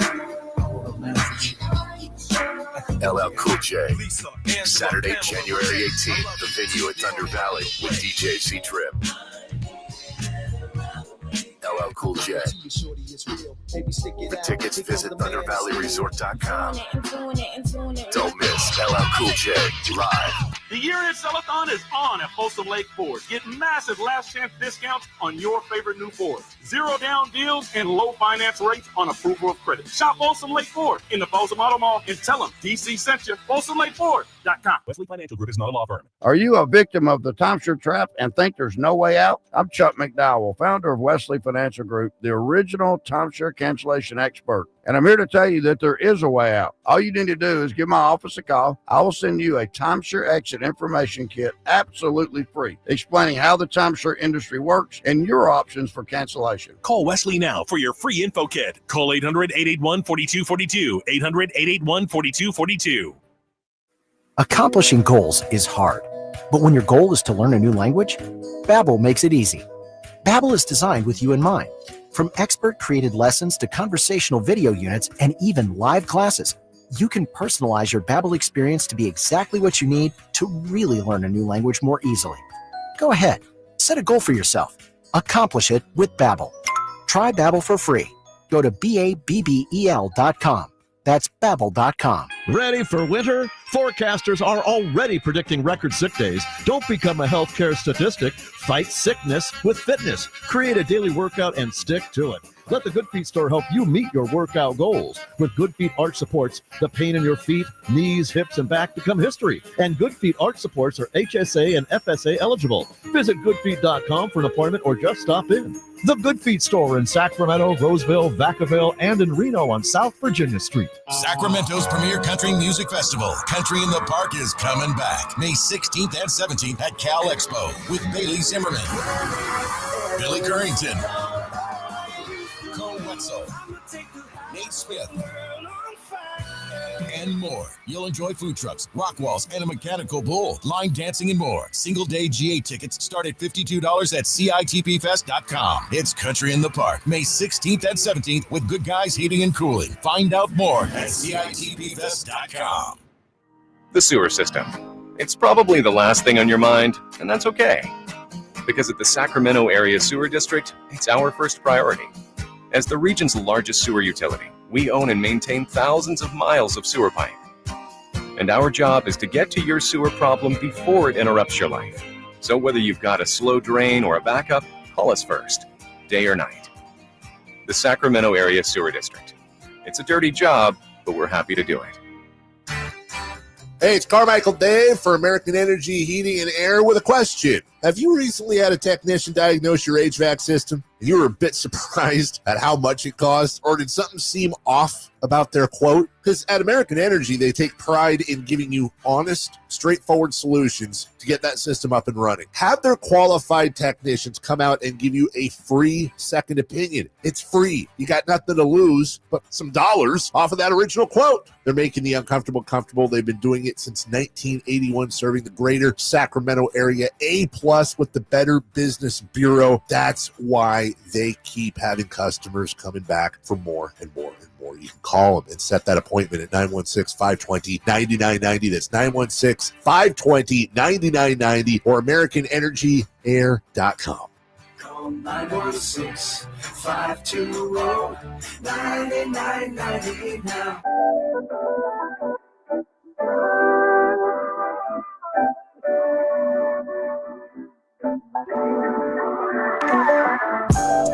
Your home for Kings basketball for over 25 seasons. Sactown Sports. Brenden Nunes filling in for Allen Stiles here on the midday show, Sactown Sports 1140. Kyle Ledbetter behind the glass. Got Frankie Cartoscelli, nice enough to join us for one final segment here as we try to attempt to make a game plan to right the ship for the Sacramento Kings this season. Or maybe you think the best path is to try and reset. Maybe it's fully blow it up. Maybe it's retool. But I want to spend this segment kind of getting your perspective, Frank, and I'll share mine as well. We'll get to Kyle here of if you were general manager of the Kings, you know, if you're Monty McNair and Wes Wilcox in one, we'll say, and you're allowed to do whatever you want. We'll take the formula out of ownership not allowing you to do X, Y, or Z, which exists in any franchise, out of this equation just because it's a little too complicated. What do you try to do going into this trade deadline, specifically from the perspective of what are you willing to mortgage future-wise if you are trying to turn this around, or do you not even go in that direction? Well, if my grandpa were GM, he'd say, well, they should trade for Kevin Durant, Frank. Not a bad idea. He's from Arkansas. And I would say, Grandpa, that's not going to happen. And then he goes, well, they should trade for Giannis then. That's not going to happen either, Grandpa. Maybe Braun, Steph. Yeah, any of those guys that are top 10. Wemby. Like, you know, that'd be great if they did. But Jaden Ivey. You know. Stop. But real quick on the Ivy thing. It's crazy that last night, I remembered, he scored 37 points last year at Golden One Center, and Keegan scored 0. And then last night he gets a 4-point play. At what point do we have the curse of Jaden Ivey 4th over 5th pick discussion? It's we're close. Too soon. We're close. Maybe. Well, we were talking earlier that like this is coming one game after Tyrese Halliburton is dancing on your floor in the fourth quarter. And then Jaden Ivey's dancing on your floor. And he's once again sticking it to the fact that the Kings passed him up. Which that part is just funny, I feel like. The fact that of all the people who could have hit the 4-point play that's only happened twice in the last 20 years, it had to be Jaden Ivey. That part I think is funny. And then you got the Lakers next, but right after that, Luka Doncic. Well, he's out. Oh, okay. He'll be out for Okay. what? Oh, that's month, I right. think? That's right. Yes. Which means a shorthanded team in Sacramento. That's clearly a loss to the Kings. So their approach to the deadline, you said, or assets? Yeah. How would you try to go about this rest of this season? And if you are trying to improve the roster, how much are you willing to mortgage the future to try to do that? I think you kind of have to be a little aggressive, and it depends if you really believe in, which we've heard from multiple people that that ownership and this team, they believe in this core. They want this core to work out, and they're going to be pretty stubborn with it. And that's why things, I think will continue to kind of roll on the way that they are. And I think with that being said, I think probably every available asset they have could be, and even ones that we aren't really fully even talking about right now, is there a situation where Keegan gets brought back to the table, or maybe even Malik gets included in some talks? I don't know. That's probably unlikely to me, but you can't sit here and say nothing's on the table. And that includes maybe even if the deal is right at some point. I mean, trading Fox makes the team much, much worse. But if it's about the future and you have a deal that you think is really going to put this team in the best position going forward, maybe that's what they do. But personally, I think that Fox is going to remain a Kings for the deadline. I think that, Domas, Malik, Keegan, those guys will all be around. DeMar. I think I look more at that kind of just Kevin Huerter, Trey Lyles, and draft picks package. What can you bring back? Can you bring back 2 bench, or maybe even like a John Collins type player? I mean, that's a name that we've heard a lot, and that's been linked to the Kings. Kyle Kuzma, like you've talked about, De'Aaron Fox and him seem like they have a relationship, and Fox seems like he's a Kuzma guy. Do they go back and call Washington while his value's low? He's actually been pretty bad this year after having a really good year a year ago. I think he's shooting like around 30% from 3, and the rebound numbers are still good, and he definitely takes a high volume of shots. So if people thought that adding DeMar DeRozan to the Kings would be an adjustment, if you add Kyle Kuzma into the fold and have him on the floor with DeMar and Fox and Malik, that's going to be a pretty clunky situation, in my opinion. But at this point, I feel like there could also be some behind the scenes or lower level names that we haven't heard about, and kind of, I'm not going to say they're going to be names that we are going to, what are they trading for this person for, but names that maybe will help them from a length standpoint, forward, like the versatility standpoint of being able to defend 3 through 5. And I know Dorian Finney-Smith is a name that we've talked about a lot, and that's someone who has value. He's injured right now, but I think that Cam Johnson is the main target in Brooklyn. But to me, I feel like if you can go and get Dorian Finney-Smith to start, or like as one of those pieces, that would help. And then you can maybe go find one more player that can kind of be a bench scorer. And Allen would be sitting here really making his case for Jordan Poole right now. Oh, yeah. Especially after last night, what he did. Yeah. What's Marcus Morris up to? No. Marcus Morris is no, absolutely not. Yeah. You never know which one it is. Allen was on the show, and he would turn the screen to me. I think it was when one of the Morris twins was in Dallas. He turns the laptop and doesn't say anything. And it's just a trade machine of the Kings trading for one. I'm like, dude, I don't think you can even trade any second round picks for them. You could probably just get them once he's bought out. But look, they have to do something, and I think that the front office does know that. The pressure is there. The blowback from the fan base, I think, does not go on deaf ears. And like I mentioned before, I think it's time to kind of work for your job here for Monty McNair and Wes Wilcox. But I can't see them making a swing for the fences type, like multi-time all-star type acquisition. But they get some difference makers for a team that right now is really only 1 through 6, deep. So anything helps. Yeah, I think that's what everything is lining up to look like, that they're going to try to make some sort of move to turn this around post-trade deadline. And maybe that'll happen before the deadline. I know, and I've said the same thing. I've heard Allen say it, that why would Brooklyn want to make a deal right now when they're going to wait till the end, to the deadline, to try and get the best offer that they could get from any team out there, turn it into a bidding war. Well, I think that's true. I think there's also the other side of Brooklyn wants to lose games, and they want to lose games as soon as possible, really. I think the Dennis Schroeder trade definitely points in that direction, kind of their facilitator playmaker on that team. And, if you move on from Cam Johnson, you move on from Dorian Finney-Smith, maybe Ben Simmons is part of conversations. Not for the Kings, just to be clear. Carmichael Dave is going to come break into the wall like the Kool-Aid man. There may have been a time that I said I would trade Tyrese for Ben Simmons, but that was way in the past. Not a great look in hindsight. Well, that was the other move, right? The other rumored move for Tyrese was Ben Simmons. Yeah. And I think from my understanding, the Kings really offered that, and Philly was, So that could have been, we're talking about Domas versus instead Ben of Simmons. Domas, yes. Wow. Do you think that would have worked out okay? I don't think so. That's the best answer possible. Doesn't matter. Yeah, it doesn't really matter. It doesn't really matter. And yeah, I think that's what we're lining up for. Now, I worry about mortgaging the future just for De'Aaron to leave, because what is going to be good enough to convince De'Aaron to stay? Like I said it earlier in the show, Frank, that I think the only thing at this point in my mind is either you get out of the first round and you have a really competitive second round. I could see that maybe doing something for De'Aaron. Even then, I'm not really sure.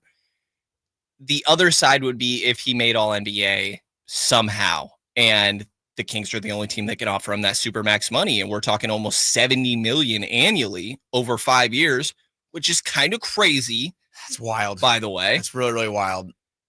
But that's the only scenario where I can see where this works. And I have previously been pro, like, at that point, blow it up. How else do you get a number one guy on this team? I've come around a little bit more to the idea of retooling from that point. You know, Damian Lillard, for example, got Portland, DeAndre Ayton, Drew Holiday. I want to say Tumani Kamara was in that deal as well, young player on that team, and a couple first-round picks. And then obviously they go and flip Drew Holiday, get Malcolm Brogdon, and another pick there from Boston. But from the Kings' perspective, you're trying to retool like a Steven Adams, Jalen Green, you know, and Cam Whitmore. Like, team could still actually be pretty good, but I don't know what the path to eventual championship contention is. But the reality is, Kings team that we've talked about, 16 seasons out of the postseason in a row, 17 years of not making the playoffs. And then you finally have this, and you look like you're trending upwards in that Beam Team year, and it all starts to kind of come back down to earth a little bit. And it's all relative, right? Because it's funny to me going into this Pistons game, both teams are 13 and 17, and just the widely different feels around these teams. Now, the Pistons tied their win total from all season last year. So obviously a very understandable difference in expectations. With Cade looking like a true 1A.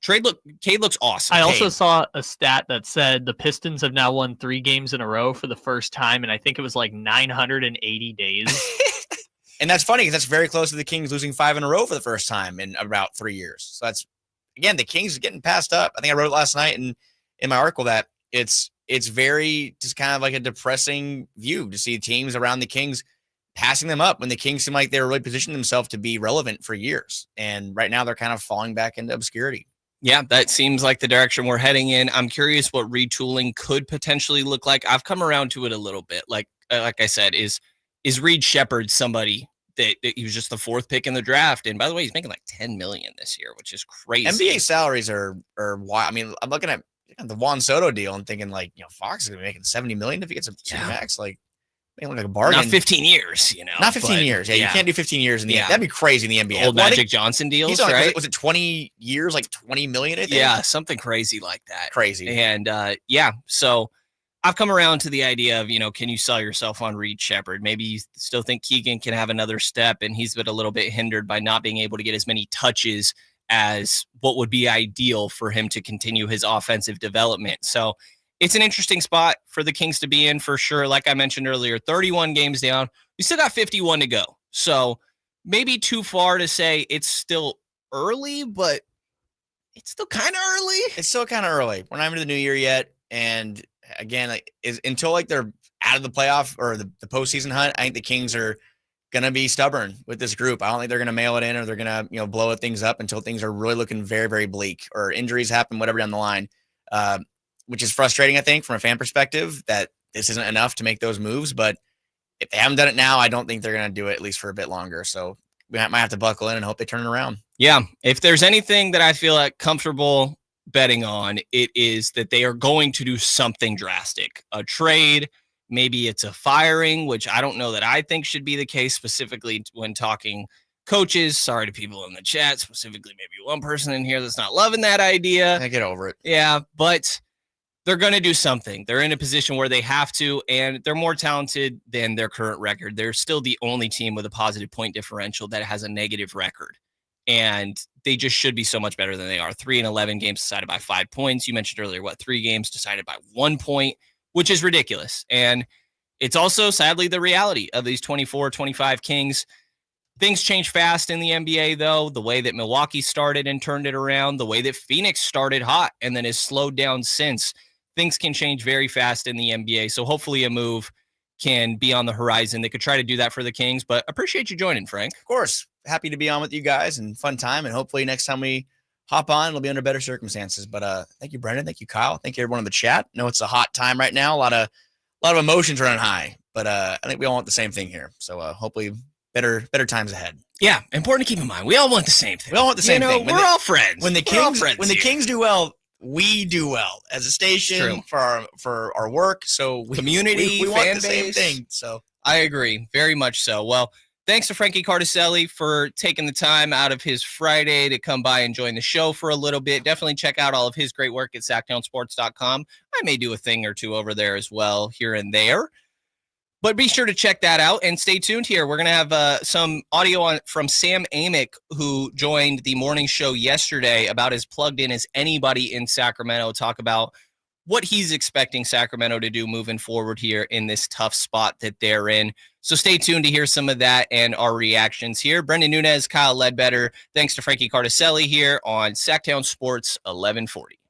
Bonneville International radio station contests are open to participants at least 18 years of age and older that are residents of California and who reside in one of the 6 counties that make up the Sacramento metro area, unless otherwise specified. Employees or agents of the station, Bonneville International Corporation, other area radio stations, or any entity associated with the contest are not eligible to win, unless the station otherwise specifies in its own discretion. Persons who have won in the last 30 days from a station contest or event may not be eligible. For a copy of the general contest rules, visit KHTK.com. Every rose has its thorn. Get ready for rock legend Bret Michaels, bringing his unforgettable show to the Nugget Casino Resort in Reno on December 28th. Experience all the hits, all the energy with the iconic voice of Bret Michaels.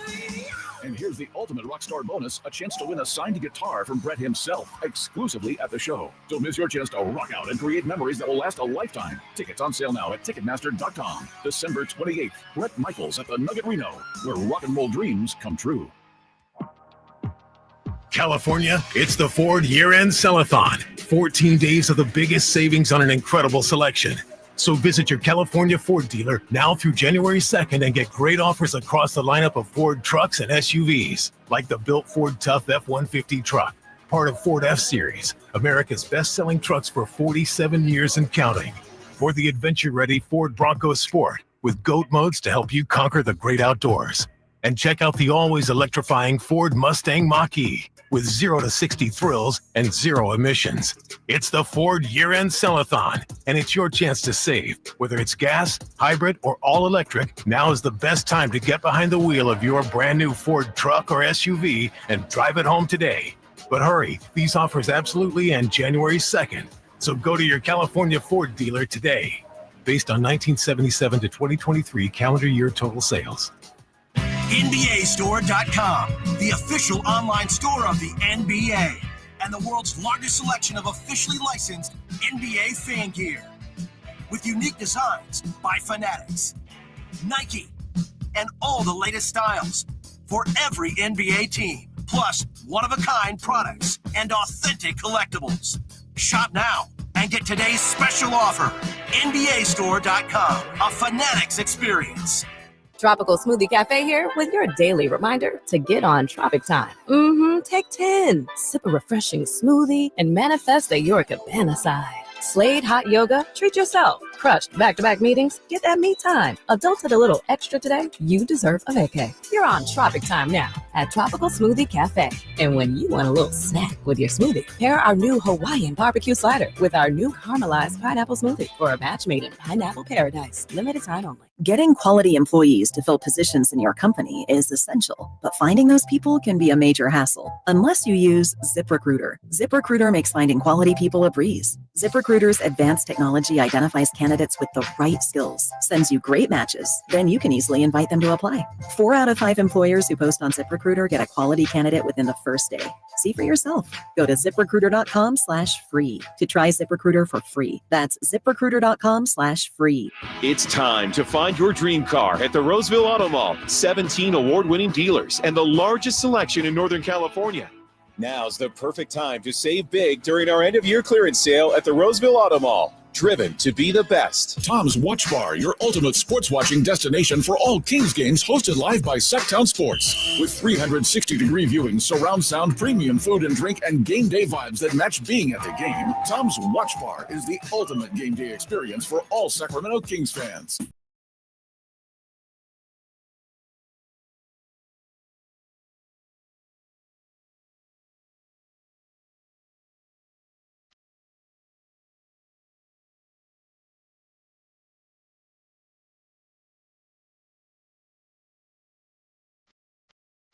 Live and local, 6 a.m. to 6 p.m., Monday through Friday. Sactown Sports. Brenden Nunes, Kyle Ledbetter behind the glass here, filling in for Allen Stiles, taking you up until 2 o'clock here. Starting to get some updates from Kings practice. Looks like started a little bit later than usual. Domantas Sabonis, nowhere to be seen at practice, who was out yesterday with an illness. I mean, he also had an ankle issue going on not long before that. There was back issues, back cramps or spasms. I forget the exact wording between the two there that were going on for himself there. He was just very beat up even coming into that game. If he's admitting that he's feeling things post-game, that's how you know it's there, because he's one of those guys that would rather not say, I think.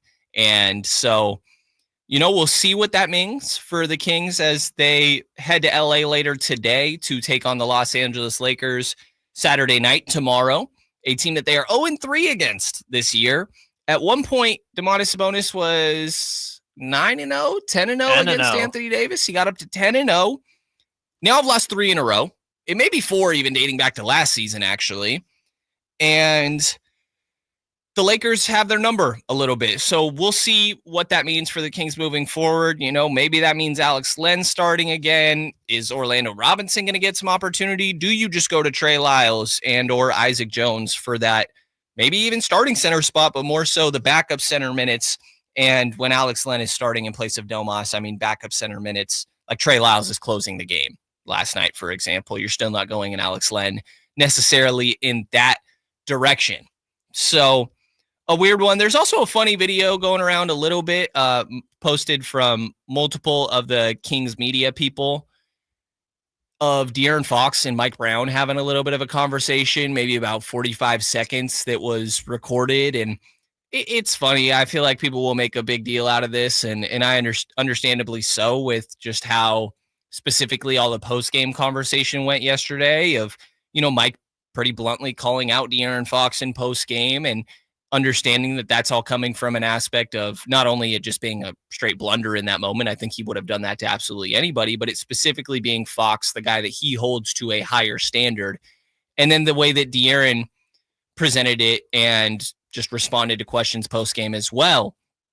So an interesting looking conversation there, but obviously hard to make all too much of it as we start to get some quotes pouring in here. DeMar DeRozan saying, quote, "We win together, we lose together." And the team definitely lost together yesterday. And the 4 games prior to that as well. I am still holding out a sliver of hope that they can still turn things around this season. I feel like things change very fast. Mentioned it before the break when Frankie Cartoscelli was still here with us. Thanks to Frank, by the way, that the Milwaukee Bucks had a horrible start to this season, and they've very much turned it around since. And because of their bad start, they're still only sitting at 16-13. And obviously in the Eastern Conference, that has you 5th. 16-13 in the West would have you 8th, just for some perspective there on the difference in these conferences. But a win streak could happen at any point and turn things around. But with each passing game, I think you're given less and less reasons to believe that they're going to string together a win streak at this point. Yeah, for sure. And we don't have to throw away the 42 minutes of really good things that happened last night for the Kings. You touched on the rotations earlier in the game. Trey Lyles having a season high scoring night. The bench, Lyles was a part of it, but the bench coming to life in the first half of that game. De'Aaron Fox's fourth quarter was super impressive. He was defending Cade Cunningham in the post, which Cade Cunningham's obviously a guard, but he's got a little size advantage on Fox, and Fox was working him defensively in the post. We don't have to take away all of the great things that happened in that game just because of how the game ended. I know the vibe is going to feel that way, but there's a lot of positives to build on, and I'm sure Mike Brown's talking about that at practice today.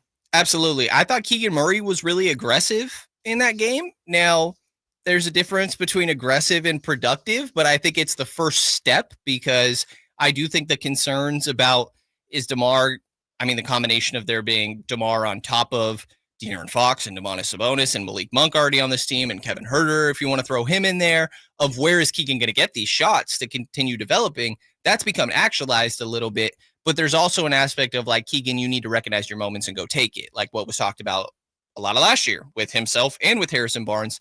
And I thought he was really aggressive early in that game, attacking the paint.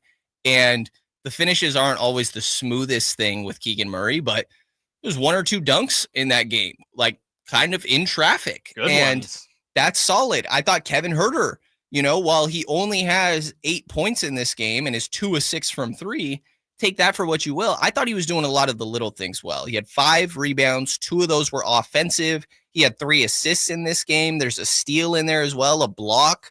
1 turnover isn't that bad. Same with one foul in that stretch. I thought that Kevin Huerter has been playing all right for the Kings as of late as well. And in his, 2 about 12-minute stints that they end up giving him, it seems like they figured out his role a little bit. You mentioned it there. Trey Lyles getting back in a rhythm. Like you're starting to see, okay, maybe there's a little bit of depth here. And Devin Carter's just right on the horizon. You saw him yesterday at shoot around, not in the typical red non-contact penny jersey, but instead in a black jersey. And he's actually just, as was reported a little bit later in the day, fully cleared for on-court contact practices and has now been assigned to the Stockton Kings, who start their regular season tomorrow in Golden One Center against the Austin Spurs. So I think it's tough to ever be like, 14th overall pick, or maybe it was 13th. I'm forgetting off the top of my head here. Lottery pick, end of lottery. Well, this guy's going to come in and maybe change the tide of the season. That is too high of expectations for any rookie guard, even though he's somebody that projects as more of a quicker impact player in this league. And I would bet he's kind of licking at the chops watching this team and thinking they could use a dog. They could use a little bit of fire here. And I think that Devin's somebody that could provide that. But how much is a rookie going to be able to do that's missed the first, what is it going to end up being, 35 games of the season or something like that? And is he just going to come in and I guess take the Kobe Jones minutes? So Kobe Jones has been, I've thought kind of whatever for the most part. He's been fine in his minutes. Some pretty tough moments for sure. But I've also thought defensively, his physicality's been all right. And, he gets down in guards, I think, when it comes down to it. But how much is a guy like Devin Carter really going to be able to turn things around here? So a tough formula for the Kings currently. And Sam Amick tried to make sense of where they were at after that most recently Indiana blowout that the Kings suffered on the morning show, trying to make sense of what direction they could continue to go from here. Coaching staff, front office, ownership, De'Aaron Fox's whole complicated situation. What could they do from here? We're going to get into that audio and what Sam, one of the most plugged in guys in Sacramento, had to say in the next segment here. Brenden Nunes filling in for Allen Stiles, going to be with you here until 2 p.m. Kyle Ledbetter behind the glass. Stay tuned here on Sactown Sports. We all hear the radio ads about the IRS. They tell you to be afraid, to be scared, and they try to frighten you into calling. I'm not here to do that. Tax Relief Advocates is different. TRA is here to tell you that if you owe money to the IRS, whether it's $5,000, $50,000, or $500,000, we have a solution. It doesn't matter if you're sitting in your car, at work, or with your kids. No matter where you are, call now. 800-583-5795. Don't lose hope. TRA can eliminate or reduce what you owe to the IRS. Generous programs are now available that can give you a fresh start. Our passion is taxes and helping individuals fix their IRS problems. We have over 1,000 5-star reviews on Google and an A+ with the Better Business Bureau. You don't need to be afraid of the IRS any longer. End your tax nightmare today by visiting us online at TRA.com or call 800-583-5795. That's 800-583-5795. Tax Relief Advocates. Real solutions for real people. Yeah, that's my girl. Dylan Scott, Country Till I Die Tour. That's my girl. Platinum selling artist Dylan Scott. With special guests Jackson Dean and Avery Anna. You just can't have mine. Thank God she loves me. God knows I got so lucky. Friday, January 10th, 7 p.m. The venue at Thunder Valley. For tickets, visit ThunderValleyResort.com. Get year-end pricing during Happy Holidays at Folsom Lake Honda, your one-stop Honda shop. Folsom Lake Honda is your one-stop Honda shop for great pricing on our entire selection of new CRVs, HRVs, Ridgeline Civics, and Accords. Plus, with low finance and lease options, now's the time to buy. Hurry in and save during Happy Honda Days at Folsom Lake Honda, or go to FolsomLakeHonda.com. Folsom Lake Honda, yeah, your one-stop Honda shop. Here comes Floyd, throw over the middle, intercepted by Fred Warner. Faithful to the Bay. Fred gets up and runs back the other way, 30. Be there December 30th for Monday Night Football at Levi Stadium as the San Francisco 49ers face the Detroit Lions. 20, one block and he's in. It's the final regular season home game of the campaign and presented by SAP. Touchdown! Tickets are available now. Secure your seats today at 49ers.com/tickets. San Francisco! Hey, it's time to open up your calendar app for some incredible live events coming your way. This is the Sactown Sports Live Events Calendar, bringing you the hottest shows in town. Kick off 2025 with country superstars Dylan Scott and Jackson Dean. They're hitting the stage at Thunder Valley on January 10th for a night of hot country hits. Then on January 11th, laugh until your sides hurt with comedy legend Bill Engvall. He's performing live at Thunder Valley, a show you won't want to miss. And the one and only Justin Timberlake is bringing electrifying energy to the Golden One Center on January 15th. This is your chance to see an icon in action. For a more intimate vibe, catch Bryce Vine at Ace of Spades on January 25th. It'll be an unforgettable night of alternative hip-hop. And finally, looking ahead to February 20th, Old 60 lights up Ace of Spades with their unique blend of rock and soul. Get your tickets now because these shows will sell out fast. For details and updates, visit SactownSports.com. And stay tuned. This is your ticket to the best live entertainment in the 916, the Sactown Sports Live Events Calendar. Golf to Go is brought to you by the Hagen Oaks Golf Super Shop. Here's Frank LaRosa. Links Magazine recently addressed 5 performance myths. First myth, to be successful, you need confidence. Well, everyone experiences doubts about their abilities. Instead, focus on the target or solid contact. Second, playing well requires a high level of skill. Links Magazine says recognize the limitations of your skills and play to your strengths. And use strategic thinking, not ego. 3, the older you get, the worse you play. Age can be mitigated with a fitness program. Just ask Gary Player. And age brings experience, so if you can't play stronger, play smarter. 4, some people are just natural athletes. Well, there's nothing natural about it. Performance is the result of sustained, informed effort. 5, the more you practice, the better you get. If you're simply repeating what you've always done, it's not practice, it's repetition, maybe even of bad habits. Improvement requires knowledgeable, deliberate, and appropriate change. So find a PGA instructor to identify what you need to practice and make those changes permanent. Golf is a game. Have some fun out there. That's your Golf to Go. I'm Frank LaRosa. Hey, it's Carmichael Dave coming to you from my good friends at American Energy. Look, it's already cold outside. It's only going to get colder. American Energy wants to help you stay warm and make sure your system is operating safely. So right now is the time to take advantage of the $49 tune-up inspection. Normally $119, $49 right now, and that includes a full safety and duct inspection. And check it out. If your system's over 10 years old, and I'll bet it is, the tune-up, yeah, it's free. It's free from a company that's been in business since 1981, serving the greater Sacramento area. A+ Better Business Bureau. Check their Yelp, check their Google reviews. Don't take my word for it. Give them a call right now. $50 off your first recommended repair. If you need a new furnace, half off the price of a new unit. Check them out at theaeway.com and tell them Carmichael Dave sent you. Call 916-520-9998 now. KHTK HD1 Sacramento, KYMX HD3 Sacramento. Your flagship station for the Beam Team. From the Power Business Technology Toshiba Studios. This is Sactown Sports 1140.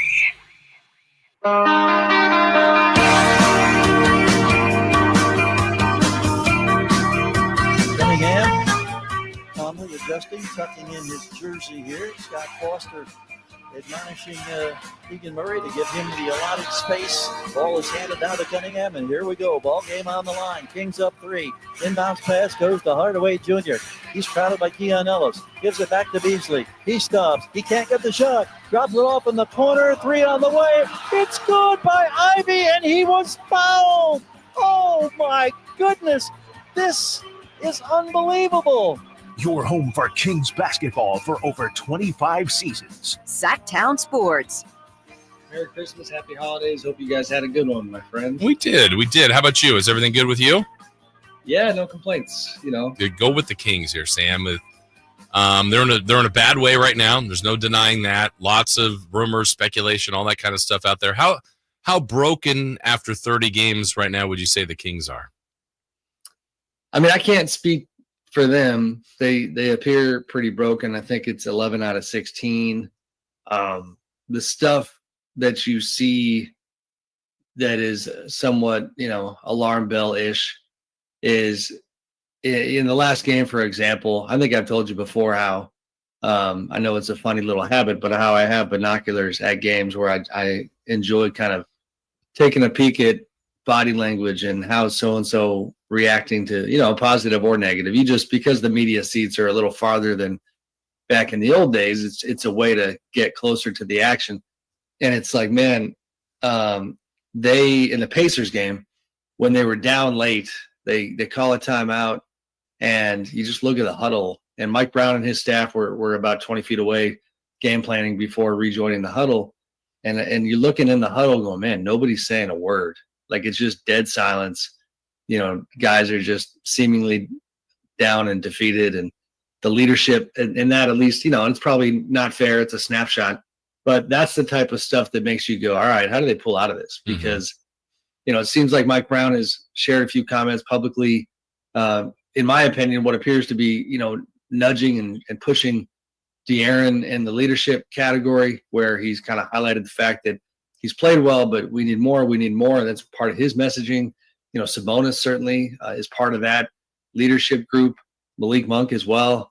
I don't know how they get out of it, because you talk to scouts from other teams that were at the game, and one guy in particular, I thought was interesting because his non-emotional response as an objective party to the Kings was just like, man, they're a good team. Like, he kind of was saying, like, you just got to ride it out. There's a lot of parity in the West and in the league in general. And he had a very pragmatic look at it, where he thought they were still a good team and that they could rattle off 5, 6, 7 in a row and be fine. But man, that was, such a contrast to the mood and the perspective, I think, both on the team and locally.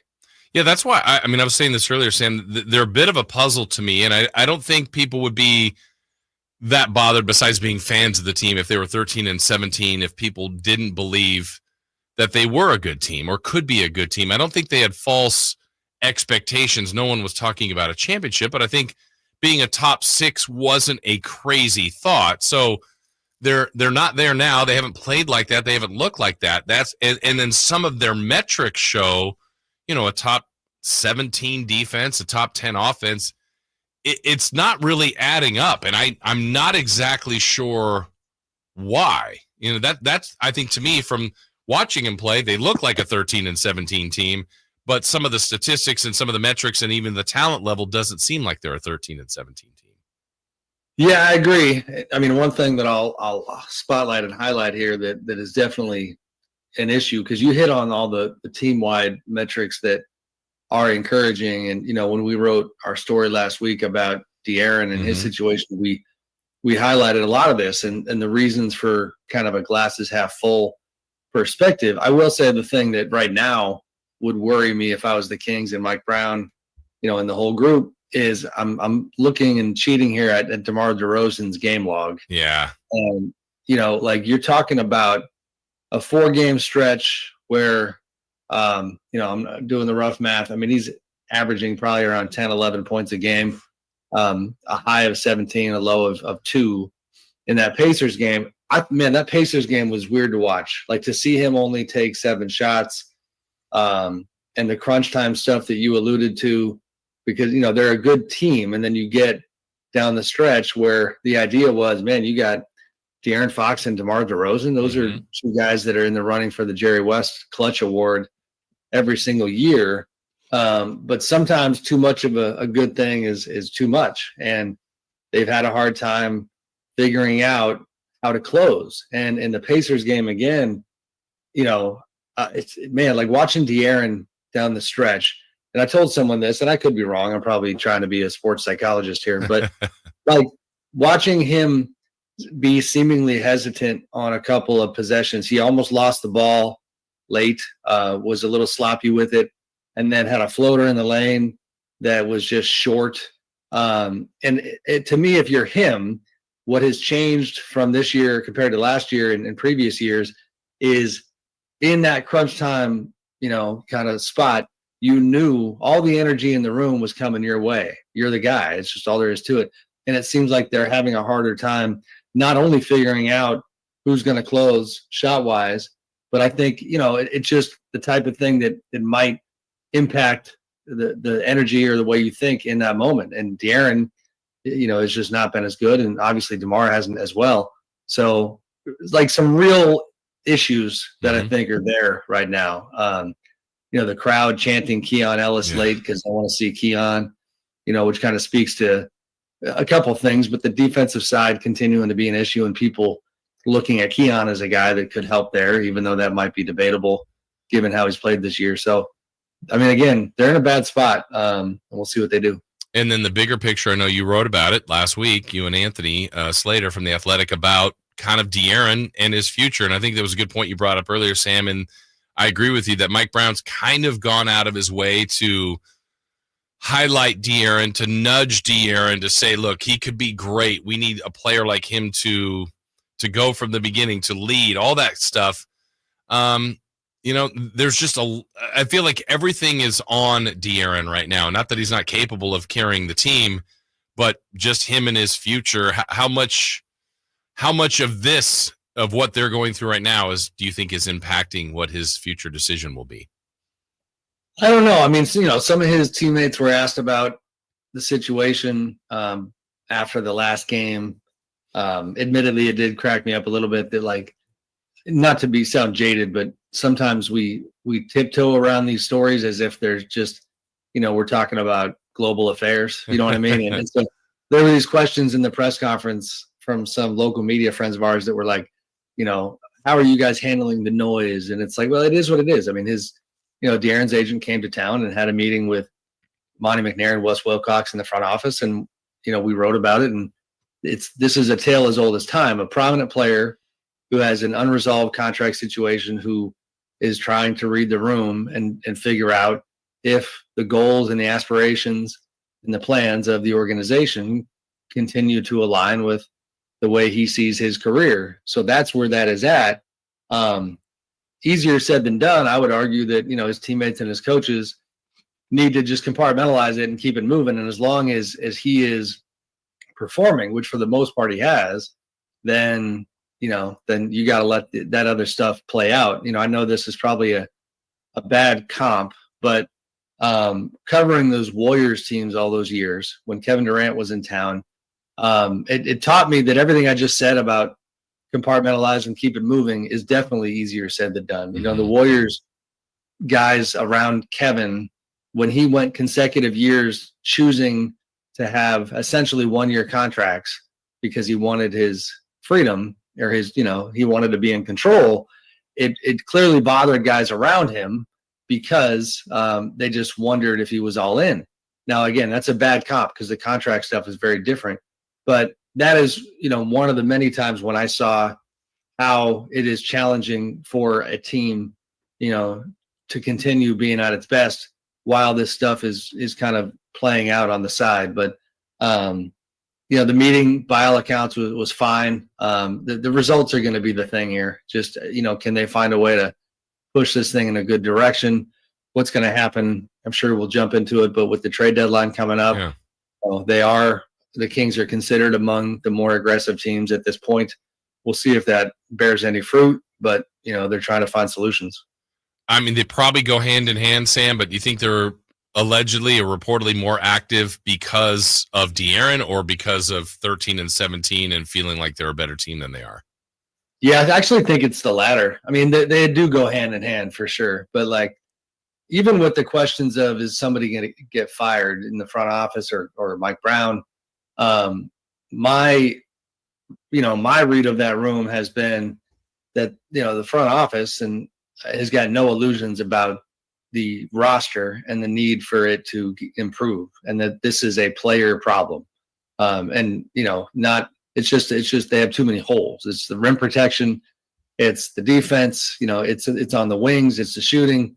They are trying to fill holes on the roster, and I think that was the case regardless. Because if you go back to when they added DeMar in the summer, looking back on it, you could tell that there was all this excitement of what he would bring offensively and what he brought as a veteran and a guy who's legitimately, an all-time great in his respect. He's going to continue to march up the scoring list. He's an incredible player, but the quiet part that nobody was kind of saying very loudly is that, they just didn't solve some of the other issues on the roster that DeMar wasn't a fix for. So if it's, front office thinking it's more of a player problem, some roster holes to fill, I believe they've got some assets to flip. It's just some of them are in the rotation. I just don't know if they're going to work around the edges or plan a big splash here. Any kind of read on that? I don't see a big splash coming. And to me, the only big splash is, like they're not in on, to my knowledge, I'll qualify. They're not in on Jimmy Butler. They've certainly made calls on Zach LaVine. That's a guy, as you guys know, like they signed that contract, years ago. So you inquire about Zach, but I don't see that happening. Similar read of the room with Brandon Ingram. So once you get past those guys, then you're talking about role players. Now, the guy that, is probably kind of the belle of the ball, who's not a star, is Cam Johnson in Brooklyn, because the Kings certainly would love to get him, but I feel like every team you end up talking to right now is in on Cam Johnson. So that one is going to be tough to pull off. But I think it's more role player types and impact rotation players. But the tricky quandary they are in terms of getting something done is that Kevin Huerter and Trey Lyles financially certainly get you to the kind of number where you could bring a guy back who's going to be an impact player, but they're not eager. I mean, as far as draft assets, they're certainly not eager to part ways with too many of those, even though they will look at it. But the other issue is that Keegan Murray, I think even with his offensive struggles, I think there's, he's certainly not untouchable, but there's no change for us and for our reporting of the way they see him in terms of, and that's a guy that, could yield you something in return and be a game changer in negotiations. But he's also a guy that Mike Brown is leaning on very heavily on the defensive side. And they still feel like the offense will come around. And all in all, they are buying Keegan Murray stock still. So without him being in talks, then, does your offer stand out among all these other offers at this time of year? We'll have to wait and see. We know this all moves pretty quickly. I mean, this team worked themselves back to 500 at 13-13 and was probably feeling okay about themselves. And you lose 4 in a row the way they have at home, and it feels like a little bit more desperation is in the air. We obviously have a deadline in February, but Sam, is your hunch? I mean, they can't let it unravel too far, in which it's getting close to that point. How aggressive or how quickly do you think they need to do something to try to right the ship? Yeah.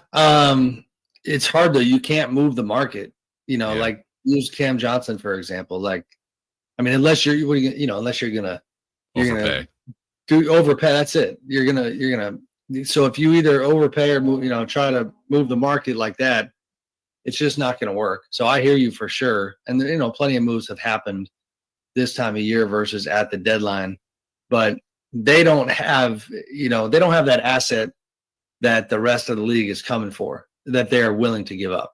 And that's how you get something done right now, is like you got extra money in your pocket, so to speak, and it's just a matter of choosing to spend it to get what you want. That's not the position they're in. Yeah. I was saying this earlier, Sam. It was early on in the show. I was driving home from the in-laws yesterday, and I listened to basically the last part of the second quarter and all of the second half of Tim Roy and Tom Tolbert in the Warrior game. And, man, listening to them, I go, man, this sounds exactly like Sacramento. They were talking about how they're in a home stretch. They've given games away. They can't. This team hasn't found themselves. Now they've got a better record than the Kings, and they nearly came back, but they lost. And just how maddening this team is. I think the only saving grace I see right now for the Kings is kind of that top 3 to 4 is separating themselves, and so from 5 to the Kings, I feel like every team is very similar. It's just right now that group has a better record than the Kings, so they're staying with the pack, even though they're kind of a mess right now. Yeah, no, that's fair. I looked at it right before jumping on. I mean, I think they're 4 games out of the 6th spot. Mm-hmm. Is that correct? Out of even 5th, yeah. 5th, yeah. So, that seems very doable. Now, you're right. Like, it is a very, very crowded group, and you see a team, like we mentioned, the Spurs almost beating the Knicks yesterday. Mm-hmm. But even the way the Spurs played, you're kind of watching that team going, oh boy, they're not going away. Right. You know what I mean? Like, that's now a team that is in the mix. This one comment stuck with me recently that JJ Redick made, and I think it was during the Lakers' first game, remember when he kind of waxed poetic about how people don't celebrate the game enough? Yeah. He highlighted parity, and he talked about how for all these years people complained that there's no point to the regular season because you knew who was going to be in the finals, and it was the Cavs and the Warriors. So his point was, why now that that's not the NBA anymore, now that so many more fan bases can legitimately think that their team is in the mix, why is the parity not celebrated? And within that, he complimented the Kings, and he said, look at this Sacramento, I'm paraphrasing, but look at this Sacramento team we're about to face. Like, they're an incredible team, and they have a losing record. And it's not because they're a bad team. And it kind of struck me because a guy like JJ, not only a smart guy, but he's going to be clear-eyed in his view of a team like the Kings. He's just giving his opinion of an opponent. And I think that statement still rings true. It's just a matter of, okay, but what's the spirit of the group? How kind of battered is the collective psyche, if you will, and how do they pull out of it, and how do they start winning a couple of games? Now, since I do think you have it in front of you, Jay, what is the schedule looking like? I know they have a game, I think, Sunday night.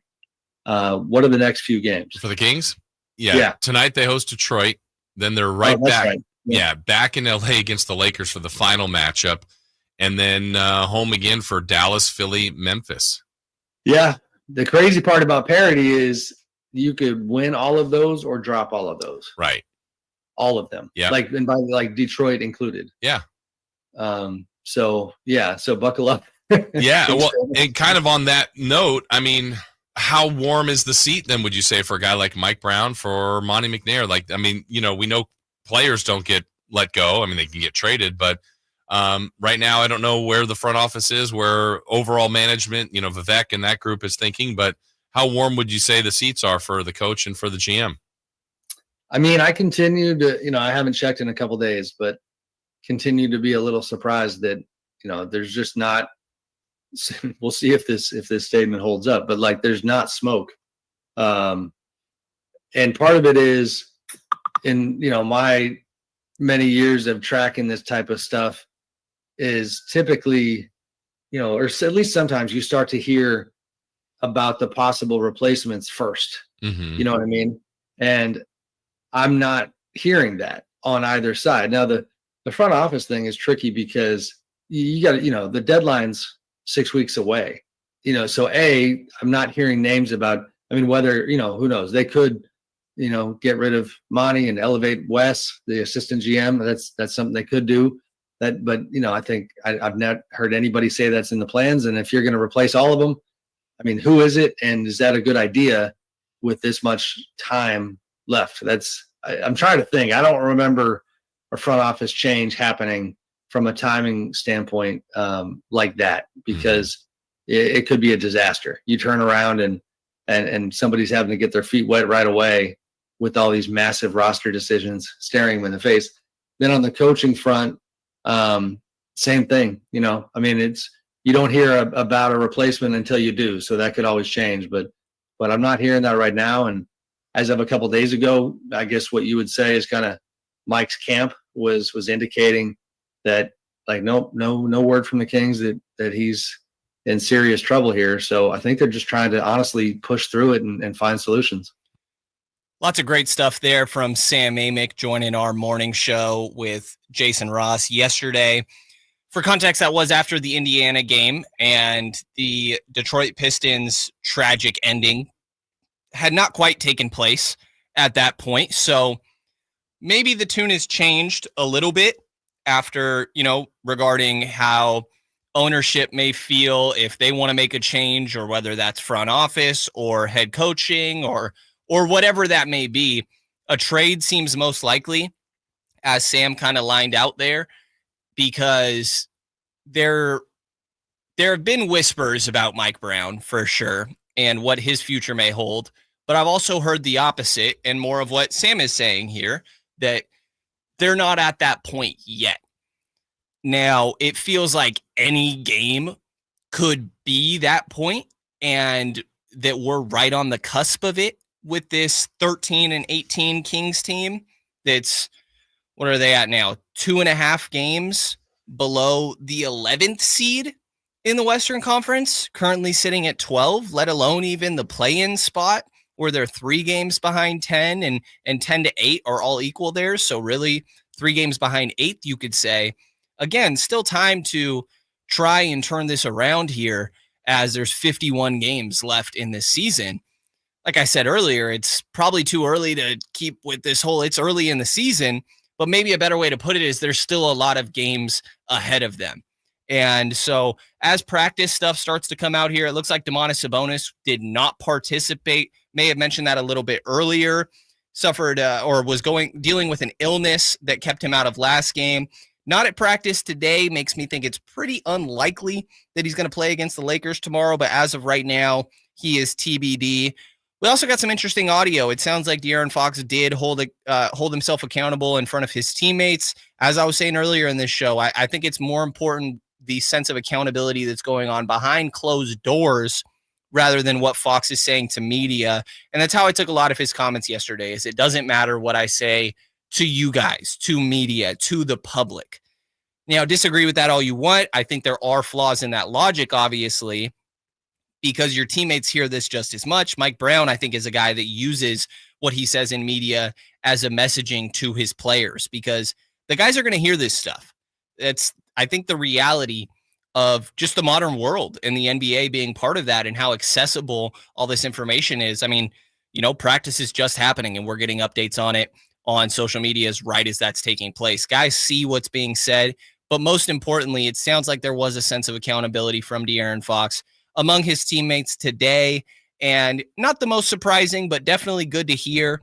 As we go, we are going to get further into some of those audio quotes and some of the clips from DeMar DeRozan spoke at practice, and not quite sure who else spoke yet, but we will eventually get to that. I think it may have been Keegan Murray and Mike Brown there as well, but we got Sean Cunningham, who was at practice, going to be joining us in this next segment here. So be sure to stay tuned for that as we get a little bit closer. But State of the Kings, man, there's clearly something. I think if there's a theme that you can take from this show, it's that something, excuse me, something needs to be done with this team. And I would bet that something will be done. Whether that is, I think trade is the most likely, as you've seen Amick lay out pretty well there with Jason Ross from yesterday. Firings, I think that we're still a little bit a ways from that happening. But again, right on the cusp of it, one trade, one bad game, could change everything very quickly for this team. And at this rate, losing 5 in a row, it feels like this streak could extend. Again, not expecting Domas to play tomorrow. And then you got Dallas, and sure, no Luka, but they still have Kyrie Irving. They still have some talented guys on that team, Klay Thompson. And then you go and play Memphis, who's been rolling a little bit, and Ja Morant and De'Aaron Fox seem to always have battles. Memphis is 21-10 right now. They're playing some really good basketball. So it's a little bit of a tough situation for the Kings to be in, but it's one game at a time, something DeMar DeRozan talked about today. You know, we could be easily sitting here talking about how the Lakers game is trying to make it 2 wins in a row. And instead, it's a 5-game losing streak. You're hoping it doesn't extend to 6, but it all starts with 1 win, and we're going to see if they can continue that or try to build that positive progress starting next game in LA. But after we get back from the break here, like I said, Sean Cunningham going to be joining us, was just live at practice, going to get his thoughts on the major takeaways, De'Aaron Fox's comments from yesterday as somebody that's covered Fox since he came to Sacramento 7-8 years ago, and just what he makes of this mess that is the current Sacramento Kings. So stay tuned for that. Sean Cunningham coming up on the other side here. Brenden Nunes, Kyle Ledbetter on Sactown Sports, 1140. All guests and callers join us from the Folsom Lake Honda hotline. Folsom Lake Honda, your one-stop Honda shop. Lowe's knows how to help you save time and money, no matter the job. That's why we can deliver supplies to your job site as soon as same day, so you have more time to get the job done. Because when you need it fast, we've got you covered. Lowe's knows pros. Valid on eligible in-stock orders and select zip codes, placed by 2 p.m. for same-day delivery by 8 p.m. Subject to driver availability. Fees vary based on purchase. More terms apply. See Lowe's.com/same-day delivery for details. Were you uninvited to game night? Do you play board games with the ferocious intensity of an iron-fisted oligarch? Have friends left game night asking, how do you sleep at night? Then you should get a mattress from Mattress Firm. They can help anyone sleep. Right now, during Mattress Firm's semi-annual sale and clearance, save up to $500 on Tempur-Pedic, plus get a $300 instant gift. Get matched at Mattress Firm. Sleep at night. Restrictions apply. See store or website for details. Sacramento weather is brought to you by Folsom Lake Kia. I'm Tamara Berg in the KCRA 3 Weather Center for your Friday. Expect gray skies today, less wind as we head through the afternoon, and less showers. While there might be a stray shower here and there, most of the day is actually going to be dry with highs in the upper 50s and overnight lows in the 40s. Get the latest forecast on the KCRA 3 News and the KCRA 3 app. It's your last chance for year-end event savings at Folsom Lake Kia. Don't miss what might be their lowest payments of the year. Hurry to Folsom Lake Kia right now and tell them DC sent you. FolsomLakeKia.com. Getting quality employees to fill positions in your company is essential, but finding those people can be a major hassle unless you use ZipRecruiter. ZipRecruiter makes finding quality people a breeze. ZipRecruiter's advanced technology identifies candidates with the right skills, sends you great matches, then you can easily invite them to apply. 4 out of 5 employers who post on ZipRecruiter get a quality candidate within the first day. See for yourself. Go to ZipRecruiter.com/free to try ZipRecruiter for free. That's ZipRecruiter.com/free. Wesley Financial Group is not a law firm. Are you a victim of the timeshare trap and think there's no way out? I'm Chuck McDowell, founder of Wesley Financial Group, the original timeshare cancellation expert. And I'm here to tell you that there is a way out. All you need to do is give my office a call. I will send you a timeshare exit information kit absolutely free, explaining how the timeshare industry works and your options for cancellation. Call Wesley now for your free info kit. Call 800-881-4242. 800-881-4242. I don't feel so good. You do feel hot. Dayquil Kids will take care of that fever. What about my cough? Dayquil Kids has that covered. Will it make my throat feel better? Yes, that too. But will it taste good? Yep, Dayquil Kids comes in your favorite flavor. Purple? Well, yes, it's great. Try new Dayquil Kids Plus Fever, the daytime coughing, aching, sore throat fever just for kids medicine. Safe for kids 6+. Use as directed. Tropical Smoothie Cafe here with your daily reminder to get on Tropic Time. Take 10. Sip a refreshing smoothie and manifest at your cabana side. Slade Hot Yoga, treat yourself. Crushed back-to-back meetings? Get that me time. Adults at a little extra today? You deserve a vacay. You're on Tropic Time now at Tropical Smoothie Cafe. And when you want a little snack with your smoothie, pair our new Hawaiian barbecue slider with our new caramelized pineapple smoothie for a batch made in pineapple paradise. Limited time only. The year-end sell-a-thon is on at Folsom Lake Ford. Get your favorite new Ford with zero down deals and low finance rates like 0% on many new models on approval of credit. Shop Folsom Lake Ford in the Folsom Auto Mall and tell them DC sent you. FolsomLakeFord.com. It's time now for your 49ers injury report, brought to you by Jeremy Winter, attorney at law. He cares because he's been there. Deebo Samuels exited early in the third quarter, but was able to return on the next drive. Deebo had a great game, had 7 catches for 96 yards and a touchdown, but it wasn't enough as the 49ers lose in Miami, 29-17. San Francisco falls to 6-9 on the year and are mathematically eliminated from the playoffs. Next up for the Niners, it's Detroit. Serious accident. You deserve the law offices of Jeremy Winter. 877-637-3237. Jeremy lost his mother in a car accident and knows firsthand the pain caused by tragedy. That is why he became an attorney to fight for others who are going through a tragedy. If you've been seriously injured in an accident, you deserve more. You deserve better. You deserve Jeremy Winter. 877-637-3237. Sacramento's premier country music festival, Country in the Park, is coming back May 16th and 17th at Cal Expo with Bailey Zimmerman, Billy Currington, Cole Wetzel, Nate Smith,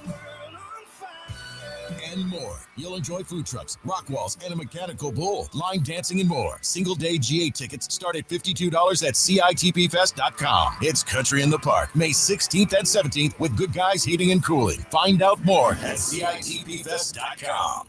It's Capital Casino, Sacramento's #1 poker room, and guess what? Primetime football is back. Capital Casino is giving away $500 per game in high-hand bonuses for every Sunday, Monday, and Thursday night primetime game. As always, offering the best food, the best service, and the best action with the most variety of games in the region, conveniently located in downtown Sacramento. So check them out, Capital Casino, and always remember to gamble responsibly. 1-800-GAMBLER. It's time to find your dream car at the Roseville Auto Mall. 17 award-winning dealers and the largest selection in Northern California. Now's the perfect time to save big during our end-of-year clearance sale at the Roseville Auto Mall. Driven to be the best.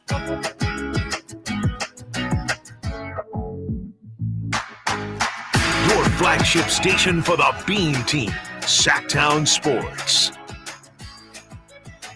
Brenden Nunes filling in for Allen Stiles here, taking you up until 2 p.m. Got Kyle Ledbetter here behind the glass. Sacramento Kings just wrapped up their practice the day after a unfortunate ending that led to their 5th straight loss, and this was against the Detroit Pistons, taking them to 13-18 on the season. We got Fox 40's Sean Cunningham joining us today, who was at practice. Sean, appreciate you hopping on, man. How are you doing? Staying safe in the rainy weather? Yeah, I mean, I stepped outside to be able to come on the radio with you right now, Brendan, and you know how I hate the cold and rain and gray weather and all that. So I hope you appreciate me stepping out into the elements to join you, my friend. How are you? I do. I very much appreciate it. I'm doing good. I know how difficult that can be for you, so appreciate you weathering through all that. I want to throw it to you just vaguely at first. It looked like DeMar DeRozan, Keegan Murray, Mike Brown at practice today. Just what if you had to pick, one or two things that are kind of the key standouts? What really made your ears perk at today's practice? Yeah, I mean, I think probably I think there was a moment I had really honestly just tweeted a second ago.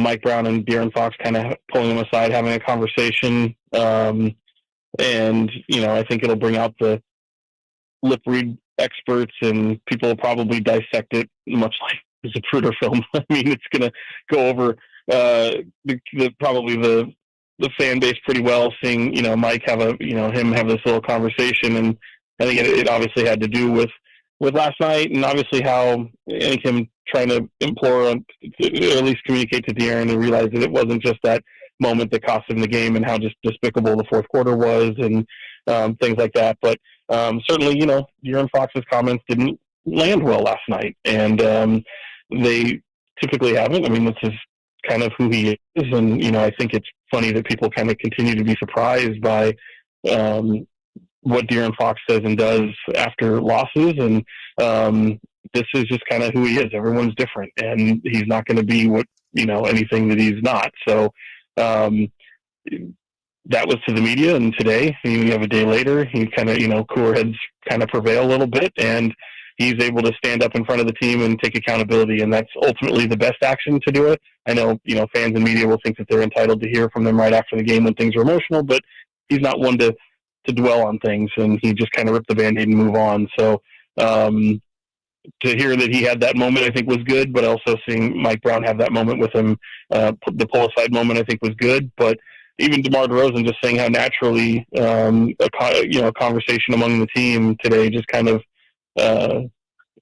surfaced, and they had a really good conversation. And these are those tough look in the mirror and have these conversation type things that happen with teams when they're in the middle of a prolonged losing streak, and that's certainly what happened today. And could all be for naught if they can't get a win, and it's just the pressure is mounting with a win. And I think it's big to point out, and I think it goes with this team, is the fact that once you think you've seen it all, or just when you think you've reached your lowest point, and certainly guys were talking about that after the loss to the Pacers, the NBA can be a cruel SOB at times, and it can show you very quickly how it, just when you think you're lower, it can get a lot lower. Yeah, extended that losing streak up to 5 with the, tragic, I guess you'd say, ending to that Pistons game. But to your point about De'Aaron, I've been trying to, my point throughout this whole show has been, it's about the accountability that may or may not be taking place behind closed doors. And as you said, got some clarity today on that conversation did happen. But as somebody that's covered Fox since he came into the league, you mentioned it a bit, like this is kind of how he gets after losses, and I think it's understandably so. I think it's actually kind of him showing his frustration. But what did you make of the comments? Obviously, all the backlash is kind of expected, but do you feel the same way that I feel like what he's saying of it doesn't really matter what I say in media here? Yeah, he's never going to be what people want him to be. He's somebody who is just kind of is who he is. And people lead in different ways, and he's always a person that thinks he leads by example. There's certainly my phone is going off right now, and I think some bad stuff has just happened to Mike Brown in the Sacramento Kings. Sean. Okay, let's just pivot, Sean. The Kings are parting ways with head coach Mike Brown. Sean Sharania. Sean, I won't keep you long because I'm sure that we have it first. Breaking news. I won't keep you long because I'm sure there's work you got to do with this. Wow. You just talked to Mike. Yeah. It's the timing is quite wild. I would not have imagined that he would have been, if they were going to pull the Band-Aid off or to part ways with Mike Brown, I wouldn't have imagined that would have happened moments after speaking with him. Literally, we're talking within the past 10 minutes. We just wrapped up speaking to Mike Brown as the head coach of the Sacramento Kings, and that appears to be not the case at the moment. So, yeah. Where do you go from here, Sean? Like, how? You go to LA, and I would imagine, depending upon what coaching staff remains, I would imagine you'd see the likes of Jay Triano or even brace yourself, Doug Christie, act in the interim. So, they have a very capable head coach in Jay Triano who has plenty of experience, has been to NBA Finals, who's been a coach of the year. And, but no, this is pretty shocking. I would imagine that, look, when things are going the way they are, you shouldn't be shocked when a coach is fired, no matter, even if they just got an extension or not. That being said, the nature of how today went, where you have a practice and you're boarding a flight to LA and you just had Mike Brown speak to the media, that part is rather wild. And I've covered this team since 2001, and I don't recall. Certainly, there's been head-scratching moves and things that boggle the mind. This is look. the departure of Mike Brown is not the most boggling of the mind. It's just how it just happened at this moment just now, and how the day had played out certainly is a head scratcher. Absolutely. And last thing I got for you, I'm a little jealous, by the way, that was my last opportunity to talk to Mike Brown in a while. And, sitting here, but it is what it is, I guess. I had been under the thought of, if they did go in this direction, that De'Aaron Fox would be the next domino to fall. And we may have already been at that point. Obviously, it seemed to be sort of pointing towards that. But it seemed like Mike Brown, or De'Aaron Fox more so, was very much a Mike Brown guy. And from your impression, do you think that this is kind of spelling the end of De'Aaron in Sacramento? And again, maybe we were already at that point. Yeah, I don't know, man. It's a tough question to ask. This literally just kind of broke, and there's a lot of ways to react to it, but I haven't had the moment to kind of touch base with anybody and talk and kind of hear some thoughts. But certainly this organization is not happy with where things were going. That's an understatement. I was looking at records, just what would have to happen in order for this team to even match the record for last year with the way this Western Conference is. And it would take a pretty Herculean effort to even match last year's record. So, this is going to be a fun one. My day just got a lot more busy, and I hope you can understand that. Absolutely. Yeah, I'm going to get you out of here, Sean. Appreciate you hopping on. Interesting timing, man. Fox 40, Sean Cunningham, right after practice, as Mike Brown gets let go from the Sacramento Kings. Thanks for taking the time, man. Wow. So, Mike Brown's done. They couldn't have done this like 2 hours ago. Wow. I get 20 minutes of talking about this. They had him go out to practice. Well, I guess now we know what he was saying to De'Aaron Fox. Oh, my gosh, I guess now we know what Kyle. they were talking about. Oh, my gosh. Okay, this is a lot. This is a lot. Yeah. So, Mike, for those who are just tuning in right now, because I'm sure there's a lot of us, Mike Brown has just been relieved of his duties by the Sacramento Kings. This according to Shams Charania at 1:36 p.m. And I think we're going to have quite a weekend because the Kings are leaving for Los Angeles in a few hours. We don't know who is going to be coaching the Kings. We don't know which members of the coaching staff are about to be retained. This is going to be quite an interesting few hours because we're going to have all sorts of people talking about what's going to happen next between De'Aaron and everything else, but I'm just curious how they're going to get through this weekend. Me too, Kyle. I don't know what happens from here. Like you heard Sean mention Doug Christie's name. That's what I thought would probably be the next step if they went in this direction. We also mentioned earlier why I personally don't think that would be the best course of action, but this feels like calling this year a failure already. No, I mean, how do you bounce back from this? An interim head coach isn't turning this around. This is not just a failure. This is a failure of colossal proportions. I mean, think about this. Luke Walton with the Sacramento Kings lasted just as long as Mike Brown. Mike Brown, who won a Coach of the Year, made it approximately 20 games longer than Luke Walton. I mean, it's crazy. It's absolutely crazy what is happening right now. Shams just had a follow-up as well to the original report. Kings fired Mike Brown in the midst of a 5-game losing streak, 12 of their last 17, and have lost an NBA-high 13 clutch games this season. Brown won Coach of the Year in 2022-2023 when he led the Kings to the postseason, snapping a U.S. sports record 17-year playoff drought, which is crazy. Is it possible? This guy won unanimous Coach of the Year just a couple of years ago. Is it even possible for a coach to make it 3 years in Sacramento? If we're saying Mike Brown is out 18 losses into the third season, I mean, this is a massive turn of events for the Sacramento Kings. Massive.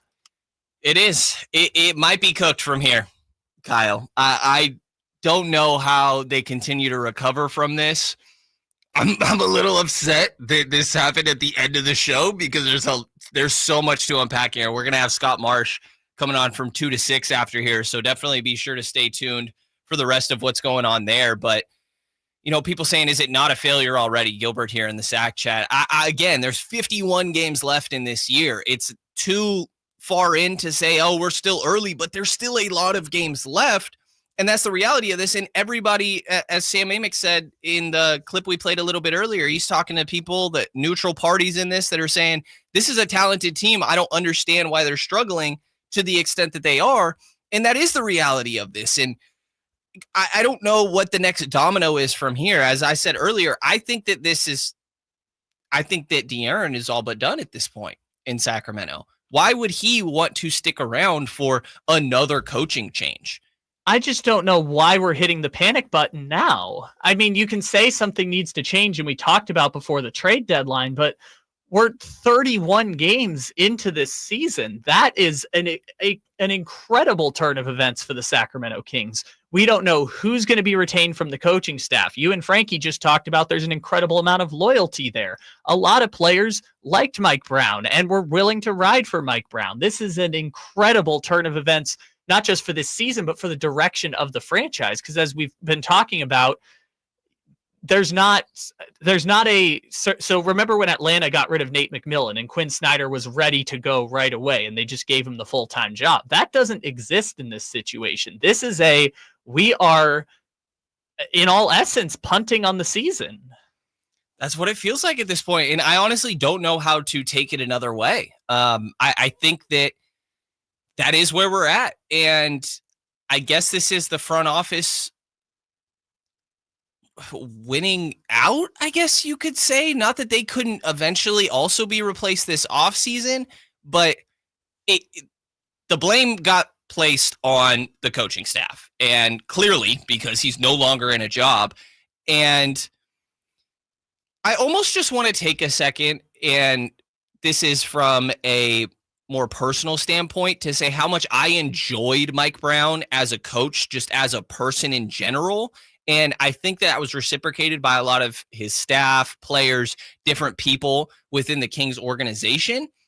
But this is a massive changeup, and I don't know where you go from here. My guess is that we're talking Doug Christie, who I think is underqualified to be a head coach in this league. I'm a big fan of Doug Christie, and I think that it's just a process before you eventually reach that spot. And I don't think that he's necessarily had the reps in this coaching spot to eventually be the guy to replace it. Is it going to be Jay Triano? Is he fine stepping into that spot at this point in his career? That would feel very Alvin Gentry to me, where it's like substitute teacher vibes. Hey, Alvin's still here. You want to slide Alvin back into the coaching role? Alvin is still here. Manny Too Legit mentions Luke Laux in the comments. I struggle to see that. Is Luke Laux going to be willing to take his mentor's spot in this head coaching role? It is, this is quite a move from the Kings right at the end of this here, as Scott Marsh is joining me as well. Scott, Mike Brown out of this Kings job. Brenden, it is huge news, obviously, and I feel terrible for Mike Brown because there's so many things when you look at it that aren't necessarily his fault.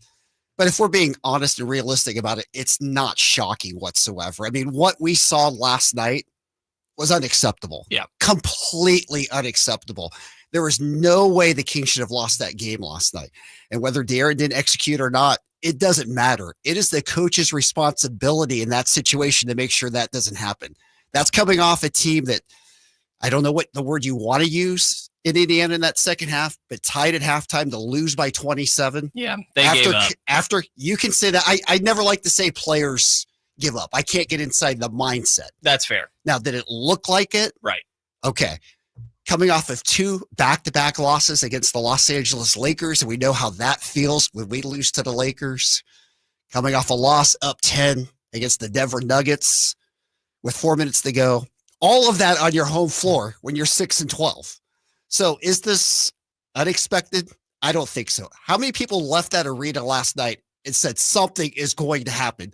That you know what is going to hit the ceiling, right? Yep. We all felt that leaving last night. So shocked? No. Yeah, I mean, the writing was definitely on the wall. Like you said, everybody knew something was going to happen, and this was the obvious, direction that we could see people going in this in a potential trade, and it's just harder to tango when it comes to trades, and that's not to be said that can't still happen throughout the course of this year, but how much do you feel like this is the first domino, and you see more things happen down the line. Does this, in your mind, spell the end of De'Aaron Fox in Sacramento? Well, if we weren't already there? A lot of it's going to be determined by De'Aaron Fox, right? And we don't really know what De'Aaron Fox is thinking, right? Sure, he spoke on a podcast with Draymond Green, right, and says he wants the team to be a championship competing team. Okay. Did they get DeMar for De'Aaron? All accounts was that De'Aaron was the one who brought DeMar in, went and met him at the airport, had dinner with him, was happy about that. That was a big time move in the offseason. We can question whether it was the right move. Right now, it's not really working, but it seemed like De'Aaron was fully on board with that, right? So is De'Aaron playing possum a little bit right now? I mean, who knows? But I mean, that is determined by De'Aaron, right? He holds all the cards. The Kings can trade him, but De'Aaron can walk if he wants to as well. Yeah. So you have a sense of faith potentially still that like an interim head coach could help. 51 games left in this year. There's still a long way to go. So do you think that, there's still, I can't help but think this is all going downhill from here, and it's instant reactions, and those are always a little risky, but the nature of the business, obviously. But do you still feel like an interim could come in and sort of change the energy of this group? All of a sudden, it seems like maybe they're listening to the coach a little bit more. Some trades could help things, but well, Brenden, you said it. You were ready to come in to do the show before the last 2 minutes plus, the last 10.8, I believe, on the clock, about all the good things the Kings did last night, right? How great Trey Lyles was. Yep. How they were moving the basketball. So many good things going on, right? With the team that you wanted to talk about that just got blown up because of what happened. So could that happen again? Of course. I mean, should the Kings have won last night? Of course. So are the Kings that far away? No, they're not. Are they a championship team? Of course not. So it depends what's your definition. Is it a team that can compete for a playoff spot, a play-in spot? What are we talking about? Yeah, and I guess that depends on what De'Aaron's definition is, right? What's going to be enough for him to be convinced to stay around? And I'm at the point, and I think I was already at this point for what it's worth, where we're probably in too deep with the De'Aaron stuff. Sure, and you have to start thinking about, are the Sacramento Kings just De'Aaron Fox? Right. I mean, is that everything? I mean, if you look at it from the last 5 years coming in, almost every move they've made, in a way, has been for De'Aaron Fox. When they moved Halliburton, it was because the Fox-Halliburton combination maybe wasn't the best. It wasn't going to work with both. They decided to move off Tyrese. They brought in Sabonis, a better fit with De'Aaron. Every move they've kind of made since this point is because De'Aaron's the leader of this team. Now, is De'Aaron the guy to get you to where you want to go? I mean, that's something the Kings have to think about too.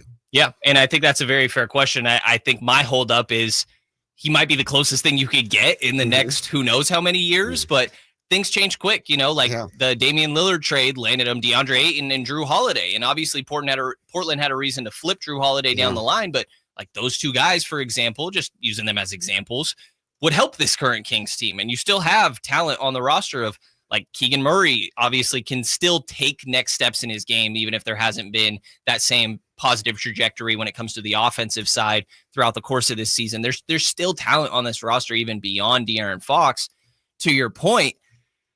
But wow, I never thought coming into the year that we would reach this point this fast. No. To your point though, like the way that it's trended recently, it's not the most surprising move.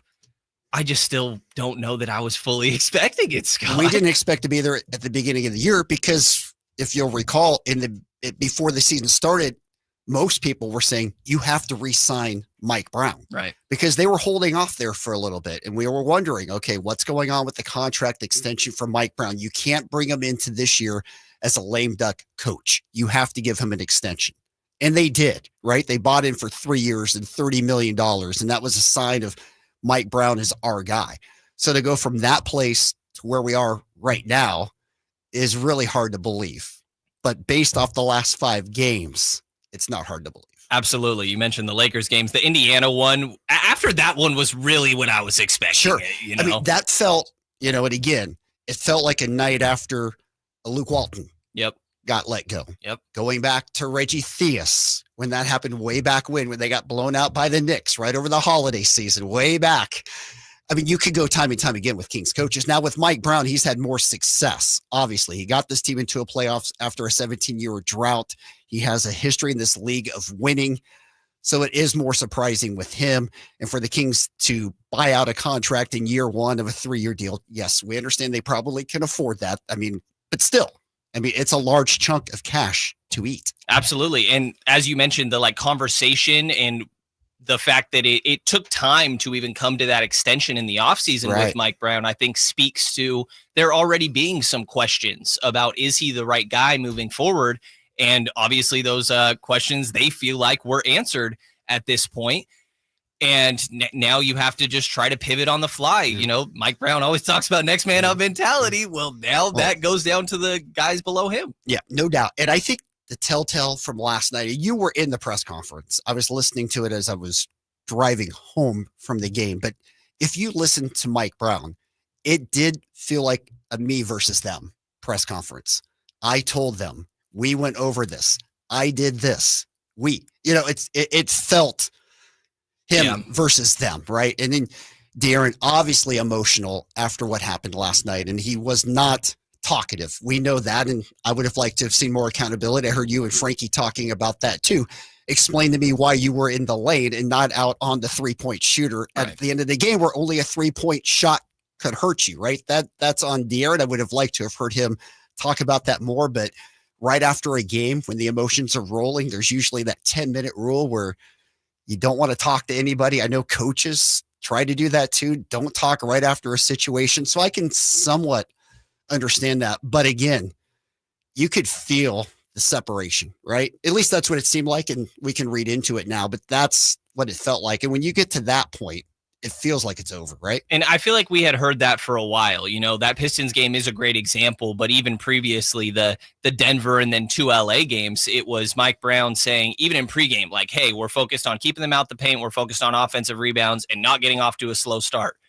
And then they do literally all of those things and allow all of that to happen. And it's like, at what point are you, it's a overused term probably, but you losing the locker room? Like, because the messaging is there. What you're saying makes sense strategically, but none of it is being executed. Right. And so that sounds like a lost locker room to me. What do we say in any facet of life? Talk is cheap. Yeah. Right? It's all about action. Speak louder than words. Absolutely. So what are you actually doing, right? Yeah. Well, and then now what are you actually doing from here, I think is how we see the pivot. To your point, it's still a talented roster. I mean, roster's no different after this move.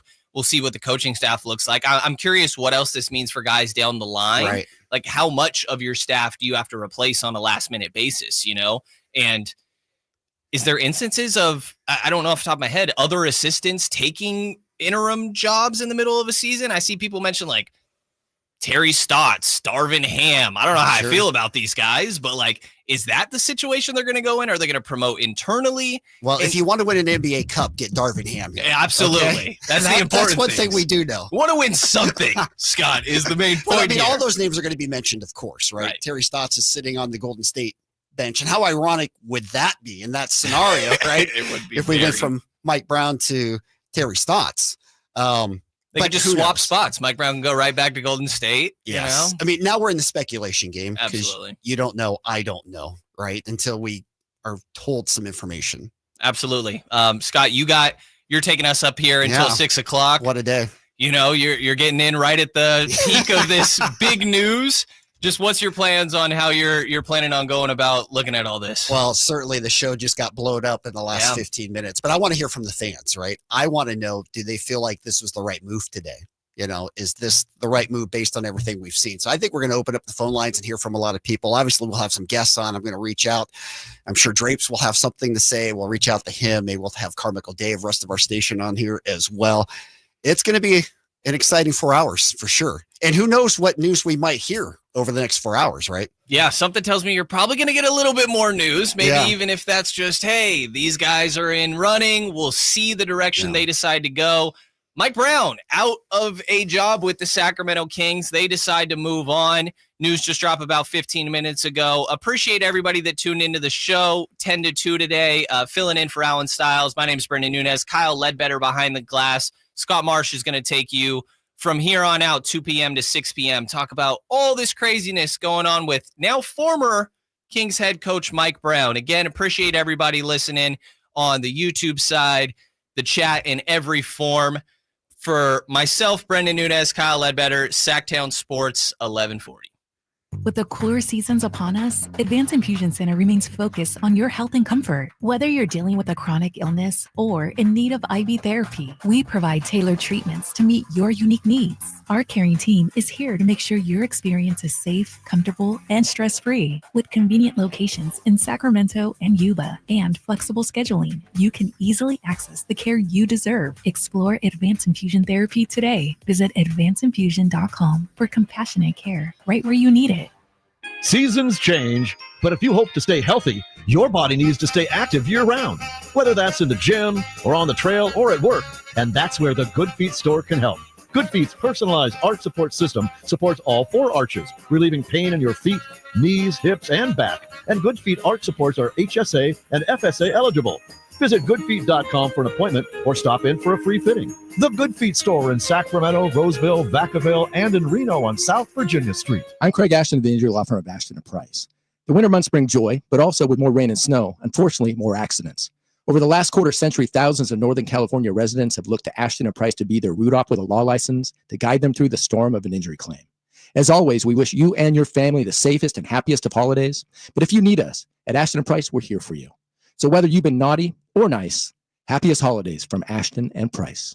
Remember, for the best advice, don't think twice. Call Ashton and Price. What's up? We're talking to Chad Hoblet of Hoblet Dodge Chrysler Jeep Ram in Woodland. What's happening, Chad, for the wrap up the year sales event? Well, I can't believe we made this work. I had to double check to make sure it was legit. But right now you can lease a new 2024 Dodge Hornet RT plug-in for as low as $5 a month plus tax for 24 months with $49.95 due at signing. Oh, sorry, I must have misheard you. Did you say $5 a month? I know, it's crazy. But for less than the cost of a cup of coffee each month, you can be driving around a brand new Dodge Hornet. But this $5 a month deal can't last long. Yeah, I can see why. If you want a new car with a monthly payment half the price of a fast food meal, you better hurry to Hoblet Dodge in Woodland. Search, select, and save through their whole inventory at HobletDodge.com. Unbeatable prices, unbeatable selection. Nobody beats Hoblet. Period. $5 for 24-month lease offer before tax and license. Must be California West Business Center resident. Rebates include $6,500 SFS hybrid electric federal tax credit, subject to change without notice, and $2,500 West BC lease cash. $49.95 due at signing. 10,000 miles per year with 30-cent fee per mile over. Tax and license extra. Fourth is net savings. Sample VIN A13914. See dealer for details. If you love to travel, Capital One has a rewards credit card that's perfect for you. With Venture X, earn unlimited double miles on everything you buy and turn everyday purchases into extraordinary trips. Plus, receive premium travel benefits like access to over 1,300 airport lounges where you just check in and chill out. Open up a world of possibilities with Capital One. What's in your wallet? Terms apply. Lounge access is subject to change. See CapitalOne.com for details. Hey everyone, it's Ted from Consumer Cellular, the guy in the orange sweater, and this is your wake-up call. If you're paying too much for wireless service, you don't have to keep having that nightmare. Consumer Cellular has the same fast, reliable coverage as the leading carriers for less. And for a limited time, new customers receive their second month free when they sign up and use promo code SECONDFREE by January 26th. So why keep spending more than you have to? Seriously, wake up and call 1-888-FREEDOM or visit consumercellular.com. Taxes, fees, and other third-party charges will apply. See website for additional details. Get year-end pricing during Happy Honda Days at Folsom Lake Honda, your one-stop Honda shop. Folsom Lake Honda is your one-stop Honda shop for great pricing on our entire selection of new CRVs, HRVs, Ridgeline Civics, and Accords. Plus, with low finance and lease options, now's the time to buy. Hurry in and save during Happy Honda Days at Folsom Lake Honda, or go to folsomlakehonda.com. Folsom Lake Honda, yeah, your one-stop Honda shop.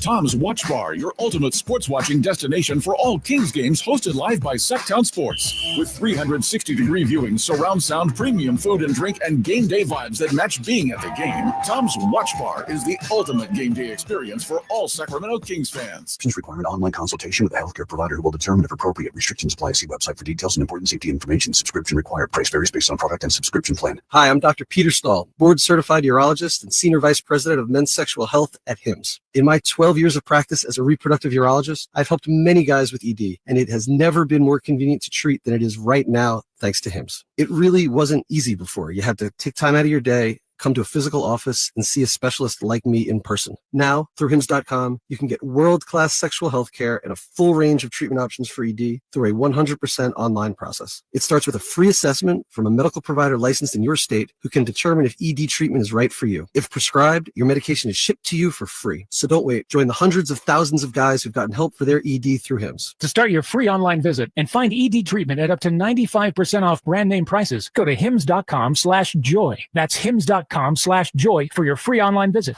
Here comes Floyd, throw over the middle. Intercepted by Fred Warner. Faithful to the Bay. Fred gets up and runs back the other way, 30. Be there December 30th for Monday Night Football at Levi Stadium as the San Francisco 49ers face the Detroit Lions. 20, one block and he's in. It's the final regular season home game of the campaign and presented by SAP. Touchdown! Tickets are available now. Secure your seats today at 49ers.com/tickets. San Francisco! Power Business Technology is proud to be a 100% independent, locally owned and managed Toshiba copier dealer. Local ownership cuts out the red tape, allowing ourselves to never be too busy to personally answer the call when our clients need us. Recognized for excellence in service execution, training, and customer service, we're proud to be named a Toshiba ProMasters Elite Dealer since 2021. Contact us today for all your business printing needs at 844-POWER-BZ. That's 844-769-3729, or visit us at powercopiers.com. Lowe's knows how to help you save time and money, no matter the job. That's why we can deliver supplies to your job site as soon as same day, so you have more time to get the job done.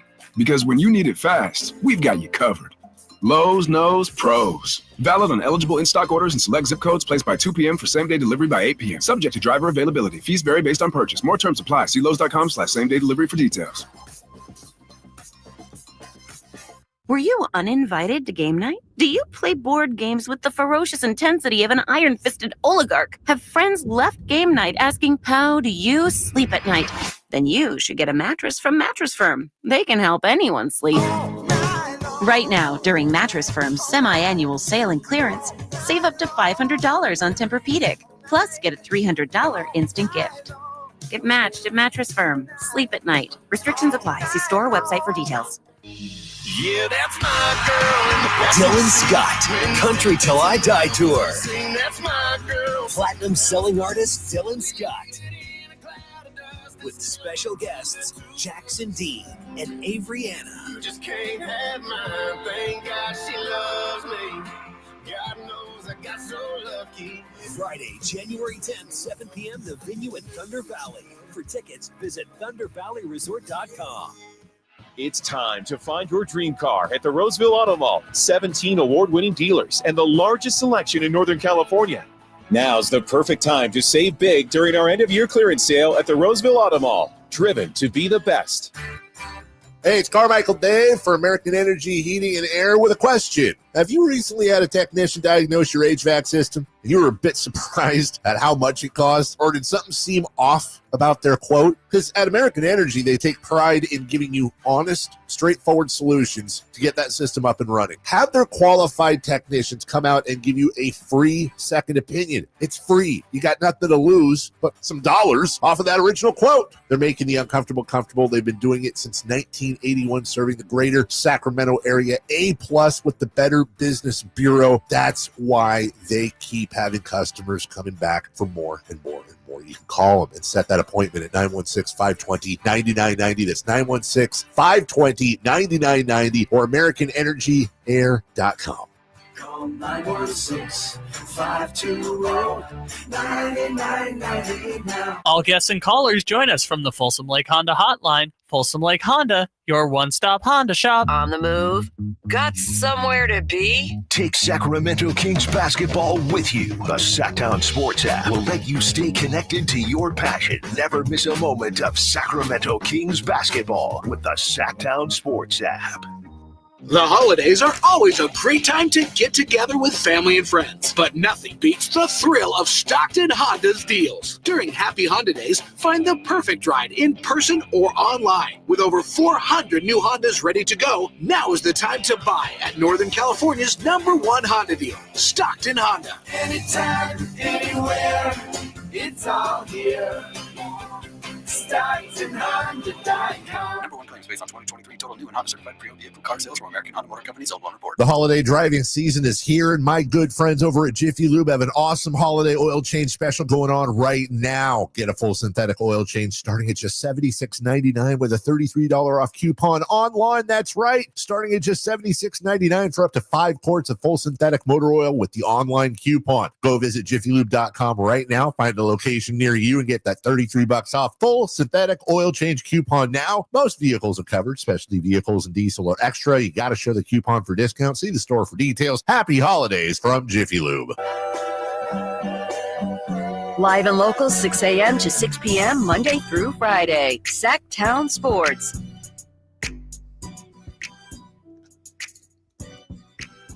Finally, we are on here. Sactown Sports, 1140. Scott Marsh filling in for the drive, guys. Although I am told that Kevin is coming in. Obviously, today is a special day, and even though people have time off when things happen like a Kings coach getting fired, that changes everything. So we've been in a little bit in scramble mode since Shams Charania reporting at roughly 1:45 that the Sacramento Kings have parted way with head coach Mike Brown. We want to hear from you. We'll be taking your calls throughout the next 4 hours at 916-339-1140. Obviously, there's a lot of thoughts out there. There's a lot of emotions as to what's going on right now as well. We want to hear from all of you today. But the breaking news, again, Mike Brown is out as head coach of the Sacramento Kings. And as I said with Brenden Nunes, who we were cross-talking with in the prior segment, if you really think about this, it's not that surprising. What we saw last night at Golden One Center was the tipping point. It was the moment where you could not turn back. What happened in the last 10 seconds of that game, forget even like the last couple minutes if you want to as well, the last quarter, whatever you want to look at, the last 10 seconds were unforgivable. A team's up by 3. You're in a defensive situation where all you simply have to do is foul and force free throws to win the game. And the Kings weren't able to execute on that. And then you have De'Aaron Fox lunging out at a 3-point shooter and Jaden Ivey fouling him, creating the unthinkable 4-point play. There is not a worse way you could lose an NBA game than what happened to the Kings last night. And of course, that's coming off that loss against Indiana at home on Sunday, where they're tied at halftime, 52 apiece, and then they get outscored by 27 points and a half to the Indiana Pacers. Unforgivable. Those coming back to back after 2 losses to the Los Angeles Lakers, which always hits us hard. The Kings competed certainly in the second game, not as well in the first one. They gave up 18 offensive rebounds in that game. Starting the homestand against the Nuggets after that horrific start where they went down 23 points early in the second quarter of that game. They came all the way back to take a lead, that a 10-point lead with 4 minutes left to go, only to lose that game. I mean, you could make a case it's one of the worst 5-game stretches in the Sacramento Kings era. And there's been a lot of bad stretches, but those 5 straight at home and the way that they went down, very tough and certainly understandable what happened today. And of course, you feel bad for Mike Brown because, let's face it, he came in and he did something that hasn't been done for the Kings in 17 seasons. He took the Kings to a playoffs. We hadn't seen that since the early 2000s. And it's hard to believe just in a span of a couple of seasons that this is where we're at right now. So much promise with the Kings just 2 years ago. Mike Brown, head coach who wins the Coach of the Year in the NBA. The Kings get a 3rd seed in the Western Conference playoffs. All the good feelings just wiped away right now at what's going on here in Sacramento as the Kings sit at 13-18. I'm sure we'll be hearing more news throughout the afternoon. The Kings are traveling to Los Angeles. We still haven't heard word on an interim head coach situation for the Sacramento Kings yet. But as we get the information on this Friday, which is supposed to be a holiday afternoon, we're supposed to be kind of enjoying the holidays between Christmas and New Year's, but certainly not the case right now as the huge news with the Sacramento Kings and the firing of Mike Brown. As we said, our phone lines are lit up, but if you want to get in, we will take your conversation as well. 916-339-1140. We're up and running in our YouTube chat. You can give us your comments there as well. We've got Anthony who is running all of that for us right now as we speak. We'll be with you live until 6 o'clock tonight. And obviously, we're going to be getting a lot of feedback all afternoon long on everything that's going on around the Sacramento Kings. We had so many other things planned. We're going to talk some NFL football. Dave Cavil, president of the A's, stepped down. But of course, our full attention at the moment is focused in on the Sacramento Kings. And my question to you out there, is this fair? Is it the right thing to do? Is Mike Brown a scapegoat for everything else that's going on with the Kings? I mean, he cannot control a team that is shooting amongst the league worst from behind the three-point arc. He can't control a roster that doesn't have a rim protector. He can't control a lot of things about how the roster is constructed right now. So is he being unfairly punished for what's going on? I think the bottom line is something had to be done, because you can't suffer through what we saw last night at Golden One Center and what we've seen during this homestand, where the Kings are now 6-12 at Golden One Center, one of the best environments, not only in NBA basketball, but all of sports. Sacramento, what we do on a night in, night out basis to support the Sacramento Kings is remarkable. And for the Kings to have a home record of 6-12 is just absolutely unacceptable. And for the Kings to be now 3-11, I believe, in games decided by 5 points or less, 2-6 in games, 3 points and less. And coming into the year, we know De'Aaron Fox is one of the most clutch players in the league. DeMar DeRozan was the most clutch player in the league in terms of points scored. You've got the number 1 and number 2 guys, and Malik Monk as well, who is one of the most clutch players in the league. And for the three of them, for the Kings to have a record of just 3-11 in games decided by 5 points or less, 2-6 in games decided by 3 points and less, it's hard to fathom. And when things like that happen, that's what causes things like this to happen today. We're only 31 games through the schedule. Of course, there's 51 more games for the Kings. By no means is this season over for Sacramento. They can't throw it away at this point. This is not a situation where you're looking towards 25, 26. You're looking about how you try and get back in the playoff picture, or at least in a play-in scenario for the Kings. You've got the trade deadline that's coming up in February. What moves are possibly the Kings going to make? In the big picture of everything, we're thinking about De'Aaron Fox. And of course, his contract is out not this season, but at the end of next year. He could walk and become an unrestricted free agent. That would be the absolute worst case scenario. What is De'Aaron Fox thinking about all of this right now? Of course, he spoke to the media after the game last night, as did Mike Brown. We'll play that at some point this afternoon. But obviously, the huge breaking news that Mike Brown has been let go as head coach of the Kings. We'll get to the phone lines. Let's start with Mark. Let's get your reaction out there today. Mark, welcome into the Drive Guys here, Sactown Sports 1140.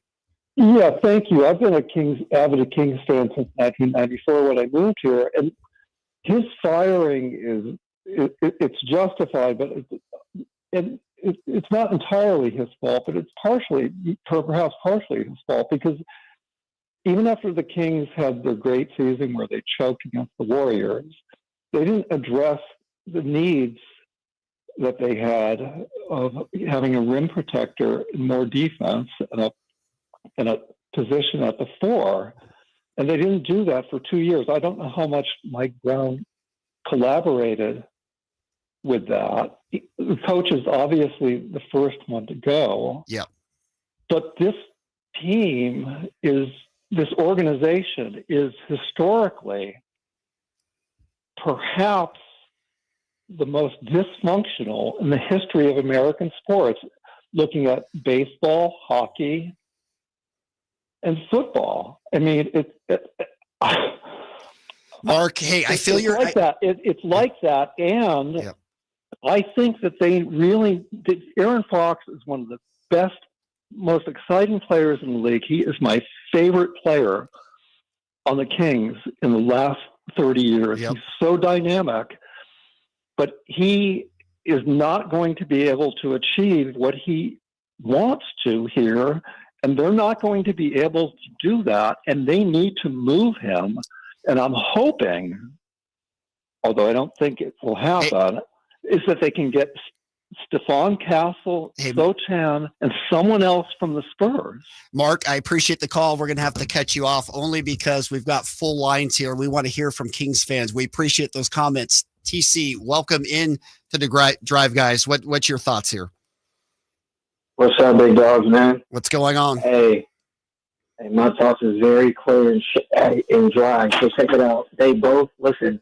Mike didn't deserve to be fired, but I feel like his downfall was the minute rotation, giving people DMPs and that situation, right? Other than that, Mike shouldn't have been let go. Mike could be hired by the Warriors sometime coming soon, back on that team, defensive coordinator. And I'm going to say it now, the Warriors are going to take off because he's going to be back over there with guys that want to play defense and that want to listen. TC, thank you for the call. We appreciate that. From TC, we go to Dwayne. Dwayne, how are you, man? What are you thinking? Well, I got to tell you, man, I'm really surprised by all this because I'm the guy who had Mike Brown's back to all this. This is Armani McNair. Mike Brown's a scapegoat right now. That Sacramento team is like trying to eat soup with a fork. There's always going to be a time during the game where the other team's coach can create mismatches due to lack of size, athleticism, and wingspan on the Kings. Mike didn't have anywhere to go on the bench. Now, was going on between him and Keon.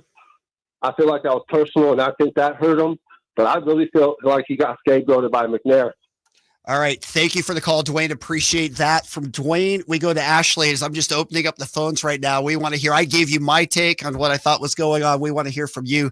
916-339-1140. Ashley, welcome into the Drive, guys. How are you? Ashley, are you there? Oh, sorry. I didn't hear you at first. Yes, I'm here. Can you hear me? We got you, Ashley. What's your thought? What's your take?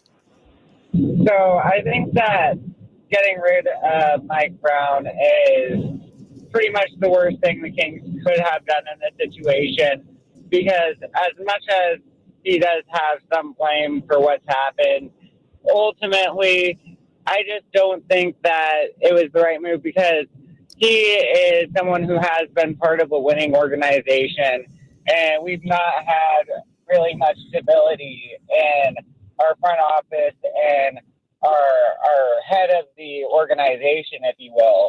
And so if we're going down this road, I say it's time to blow it up completely. Get rid of Fox, get rid of Sabonis, DeRozan, Keegan. Try and get 10 first-round picks. 10 first-round picks.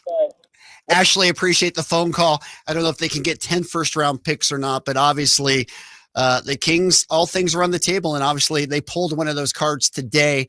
If you're just tuning in, Mike Brown has been fired as head coach of the Kings. We'll continue to get your reaction. We've got a full show for you today. As you can imagine, we're going to be hearing from everybody. Kevin Gleason's going to be coming back into the show. We'll have the high flyer Henry Turner on as well. We're reaching out. We'll be talking to a lot of people for the next 3.5 hours until 6 o'clock. Obviously, phone lines exploding up. We will take your calls. I promise we want to hear your reaction.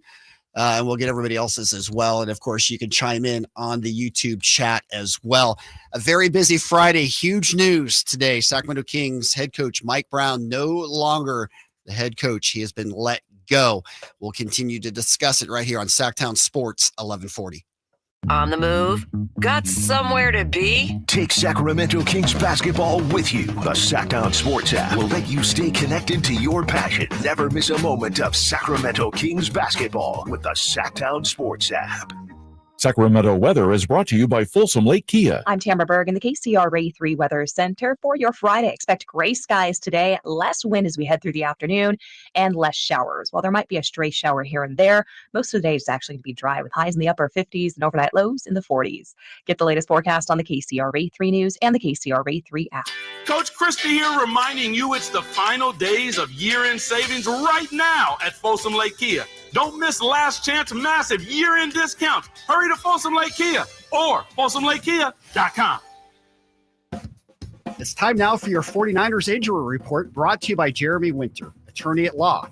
He cares because he's been there. Deebo Samuels exited early in the third quarter, but was able to return on the next drive. Deebo had a great game, had 7 catches for 96 yards and a touchdown. But it wasn't enough as the 49ers lose in Miami 29-17. San Francisco falls to 6-9 on the year and are mathematically eliminated from the playoffs. Next up for the Niners, it's Detroit.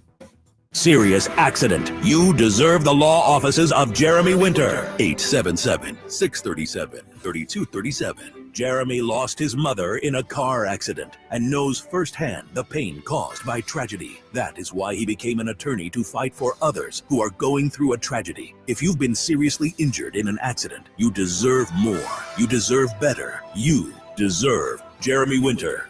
877-637-3237. Finally, an easy way to find home improvement contractors. Just visit subcontractorsunited.com and simplify your search for home services professionals. From cabinets to windows, roofing to plumbing, Subcontractors United is an easy, simple way to find and hire a home improvement contractor. And you never have to give up personal information. So no harassing phone calls like you get from those other websites. Subcontractorsunited.com is sponsored by D&D Cabinets and Savage Design. Tom's Watch Bar, your ultimate sports watching destination for all Kings games, hosted live by Sactown Sports. With 360-degree viewing, surround sound, premium food and drink, and game day vibes that match being at the game, Tom's Watch Bar is the ultimate game day experience for all Sacramento Kings fans.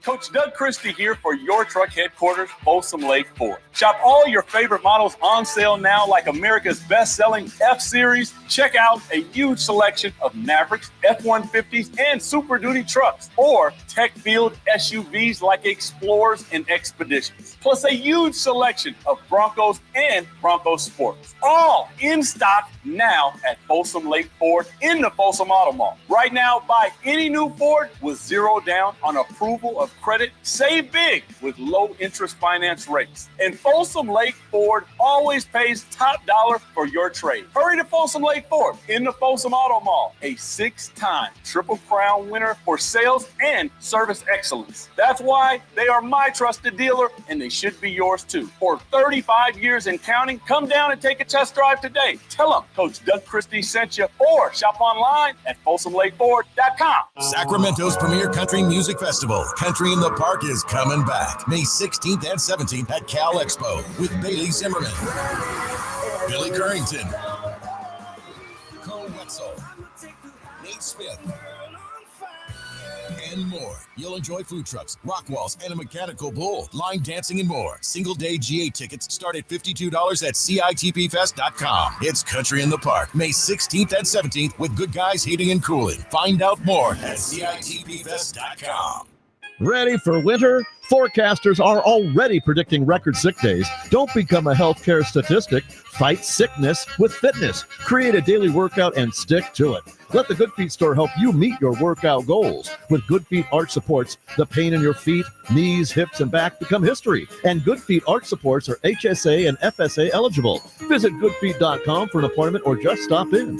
The Good Feet store in Sacramento, Roseville, Vacaville, and in Reno on South Virginia Street. Whitey here reminding you that not all grills are created equal. Give your family a real treat. Bring out all the flavors of the upcoming holidays with the amazing Napoleon Prestige line of outdoor cookers. And get this, Napoleon Grill's Black Friday Cyber Mondays include a limited time $300 off their top-selling Phantom Grill and 15% off all gas, kettle, and travel grills. Napoleon grills are built different, built better, built to last. Complete with a lifetime warranty and premium steel that boasts absolute quality. Whitey and Napoleon Grills wish you happy holidays. Visit Green Acres Nursery today for your best selection of Napoleon grills and accessories. Live and local, 6 a.m. to 6 p.m., Monday through Friday. Sactown Sports. Welcome back into the drive, guys. Right here, Sactown Sports, 1140. Scott Marsh filling in for Kevin Gleason and Kyle Draper today. You know, I got a call from our program director, Jose Gonzalez. It was about 9:30 today. Hey, Scott, do you think we could fill in, with all the King stuff going on, we want to be live and local today. We've been running some network programming as people take, breaks this time of year. It's the Christmas holiday. New Year's is coming up. It's a great time to take some vacation time, and that's the case. But, Jose, I give him credit because on a day like this, and obviously we didn't know it was going to be a day like this, but even at 9:30 today, after what happened last night, we knew the possibilities were there of what could happen, and it actually has happened now. And again, if you're just tuning in, Mike Brown fired as head coach of the Sacramento Kings. We're getting your reaction, and I promise that I'm going to take as many phone calls as I have. I know it's an emotional moment here for our Kings base, and I want to get your thoughts out there. Mike Brown finished with 107 wins, 9th most in franchise history. Only Rick Adelman and Gary St. Jean have more wins in the Sacramento era. Put that in perspective. The Kings have been here 40 years. Mike Brown's been head coach a little over 2 years, and he has the 3rd most wins of any Kings coach. Rick Adelman, 395, Gary St. Jean, 159. Mike Brown finishes his tenure, including playoffs, at 107 and 88. Mike Brown obviously did some great things, changed the culture. Year 1, we saw what happened when the Kings took the Warriors to a dramatic Game 7. And if it wasn't for Steph Curry going off for 50 in Game 7 here in Sacramento and maybe a damaged finger from De'Aaron Fox, who knows what might have happened, of course, in year 1. Then last year, a very disappointing finish, getting into the play-in, but not being able to advance to the playoffs, losing 6 times to the New Orleans Pelicans last year. And then this year, just not getting off to the start that the Kings wanted it to. 13 and 18, 5 straight losses at home. And now we do have some breaking news as well. I don't know if we have our breaking news bulletin or not, but I can tell you that Doug Christie has been named the interim head coach of the Sacramento Kings. So Mike Brown out as head coach. Doug Christie has now been elevated from an assistant coach to the interim head coach of the Kings. Of course, Doug Christie, one of the fan favorites, played on those dynasty teams with the Kings, has been a member of the bench. He was a member here at Sactown Sports, 1140, and now he is the interim head coach. Can he turn things around for the Kings? That report coming from our good friend Sam Amick, who, of course, what's so interesting, Sam Amick was on with us yesterday morning with Jason Ross. We replayed that in the 1 o'clock hour today. He said he didn't feel any smoke coming from Sacramento land, that anything was imminent. Well, you know, as great a reporter as you are, you don't necessarily have all the sources all the time, but Sam does have that Doug Christie is the new interim coach. So I'm going to throw it out there for you. Now that you know that Doug Christie will be coaching the Sacramento Kings with Mike Brown out, does that change your opinion at all? How are you feeling about Mike Brown getting fired as Sacramento Kings coach? Let's get back to the phone lines. We'll start with Jacob. Jacob, welcome to the drive, guys. How are you, my friend? Jacob, are you there? Jacob going once. Jacob going twice. Jacob is gone. From Jacob, we go to Ben. Ben, welcome into the drive, guys. How are you? Good. How are you guys? Doing all right, Ben. What's your take? I think Mike was the scapegoat in this situation. I thought when Monty and the Kings decided to go with DeRozan this summer, I thought it was a bad fit. I actually liked our team better with Harrison, as Keegan had to upsize, maybe guard a little bit bigger on the defensive end, and I see a big impact on his shooting this season. All right. Thank you for the phone call, Ben. Appreciate that. From Ben, we go to Dana. Dana, welcome into the drive, guys. Hi, how are you today? I'm all right. I'm still a little in shock. How about you? That makes 2 of us. I'm a long-time season ticket holder, and I've been just as frustrated as everybody else. How long have you owned? How long have you owned season tickets, Dana? Well, I was a part owner back in the glory days when we were at Old Arco, and then I've been a season ticket holder again since I think 2013. Okay, so you've been around a long time. You've seen a lot of Kings basketball. Give us your take on what's going on today. What's your thought here? My thought is, and I've been thinking this for a while, is that I don't think, as much as I love the Kings, I don't think we're going anywhere as long as we have this owner. I think he's the common denominator if you look back over all the seasons. We had Mike Malone. He got fired when we were winning. Luke Walton, I never cared for him, but, he got let go too soon. And now Mike Brown. And then you look at, we have good players. We've had good players many seasons, and we never get better. Look at Detroit. Hey, Dana, they were terrible last year. Yeah, Dana, I appreciate the call. We just have so many calls. I'm going to get to as many as we can. Appreciate your call. From Dana, we go to KD. KD, what's on your mind? Hey, how you doing, man? Hey, Doing I'm all right. just a longtime fan and really disappointed. I'll agree with both callers in the sense that he was a scapegoat. Look, you cannot teach somebody to be athletic. That team is not athletic enough. And we know who the players who are not athletic. My concern is one of my favorite players I've ever seen put on a Sacramento jersey is Fox. And I think he's going to leave now. And he is the best two-way player in the league. KD, appreciate your phone call. Thank you very much. And again, I'm keeping responses short only because I want to get to as many calls as I can. Dana mentioned Luke Walton. If you just want to use as a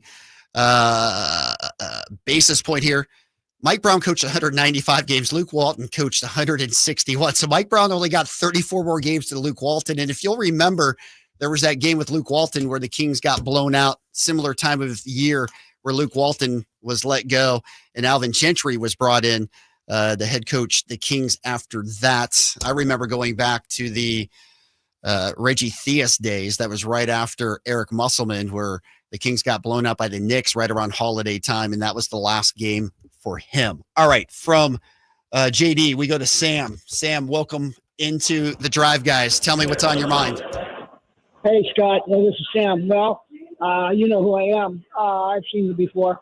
Number one, I'm an original season ticket holder, and Yes. if they blow this team up, I'm gone. And show me a coach that can. We're 27th right now in 3-point defense.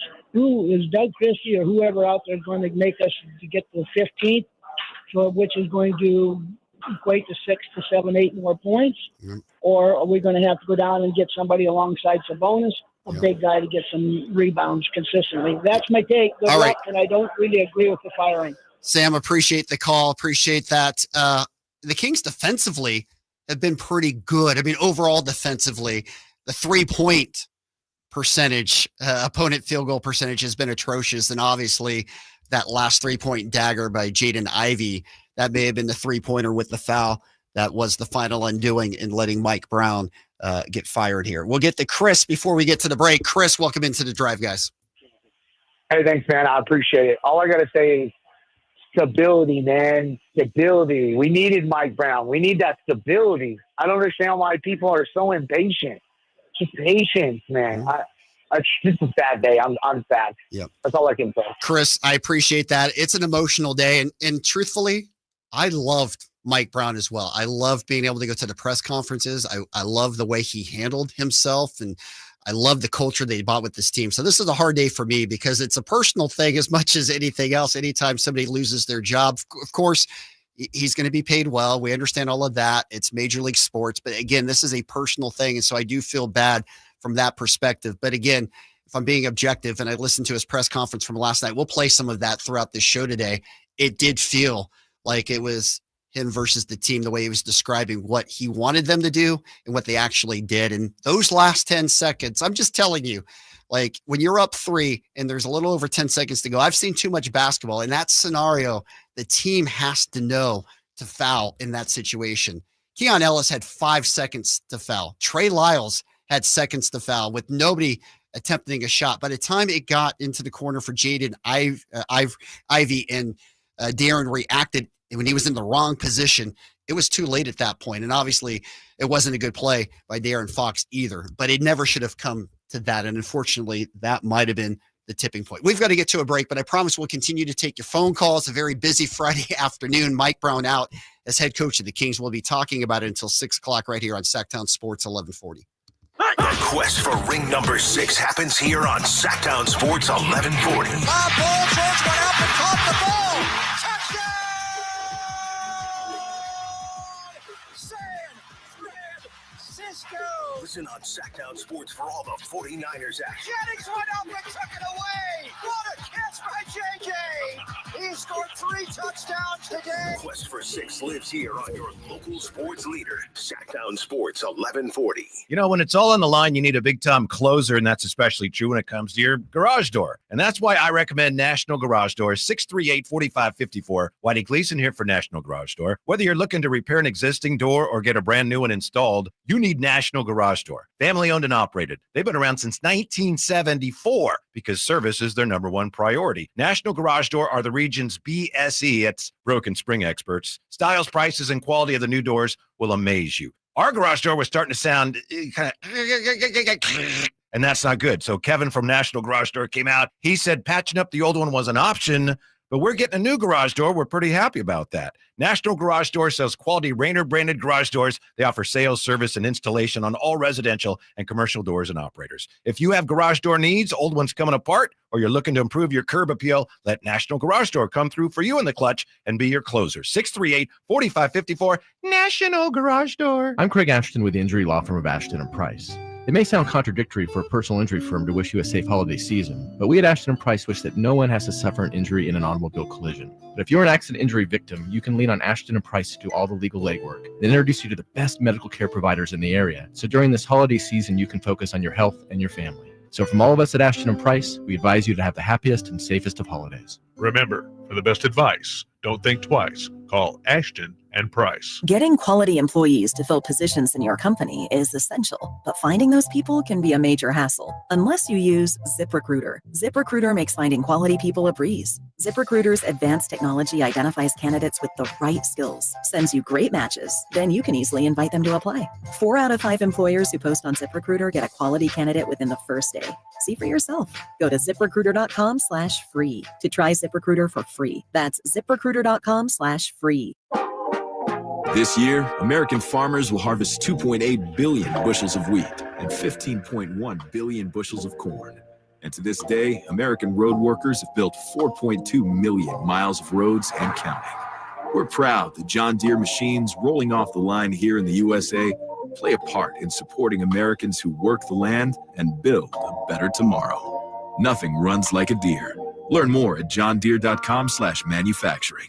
Hey, it's Carmichael Dave coming to you from my good friends at American Energy. Look, it's already cold outside. It's only going to get colder. American Energy wants to help you stay warm and make sure your system is operating safely. So right now is the time to take advantage of the $49 tune-up inspection. Normally $119, $49 right now, and that includes a full safety and duct inspection. And check it out. If your system's over 10 years old, and I'll bet it is, the tune-up, yeah, it's free. It's free from a company that's been in business since 1981, serving the greater Sacramento area. A+ Better Business Bureau. Check their Yelp, check their Google reviews. Don't take my word for it. Give them a call right now. $50 off your first recommended repair. If you need a new furnace, half off the price of a new unit. Check them out at theaeway.com and tell them Carmichael Dave sent you.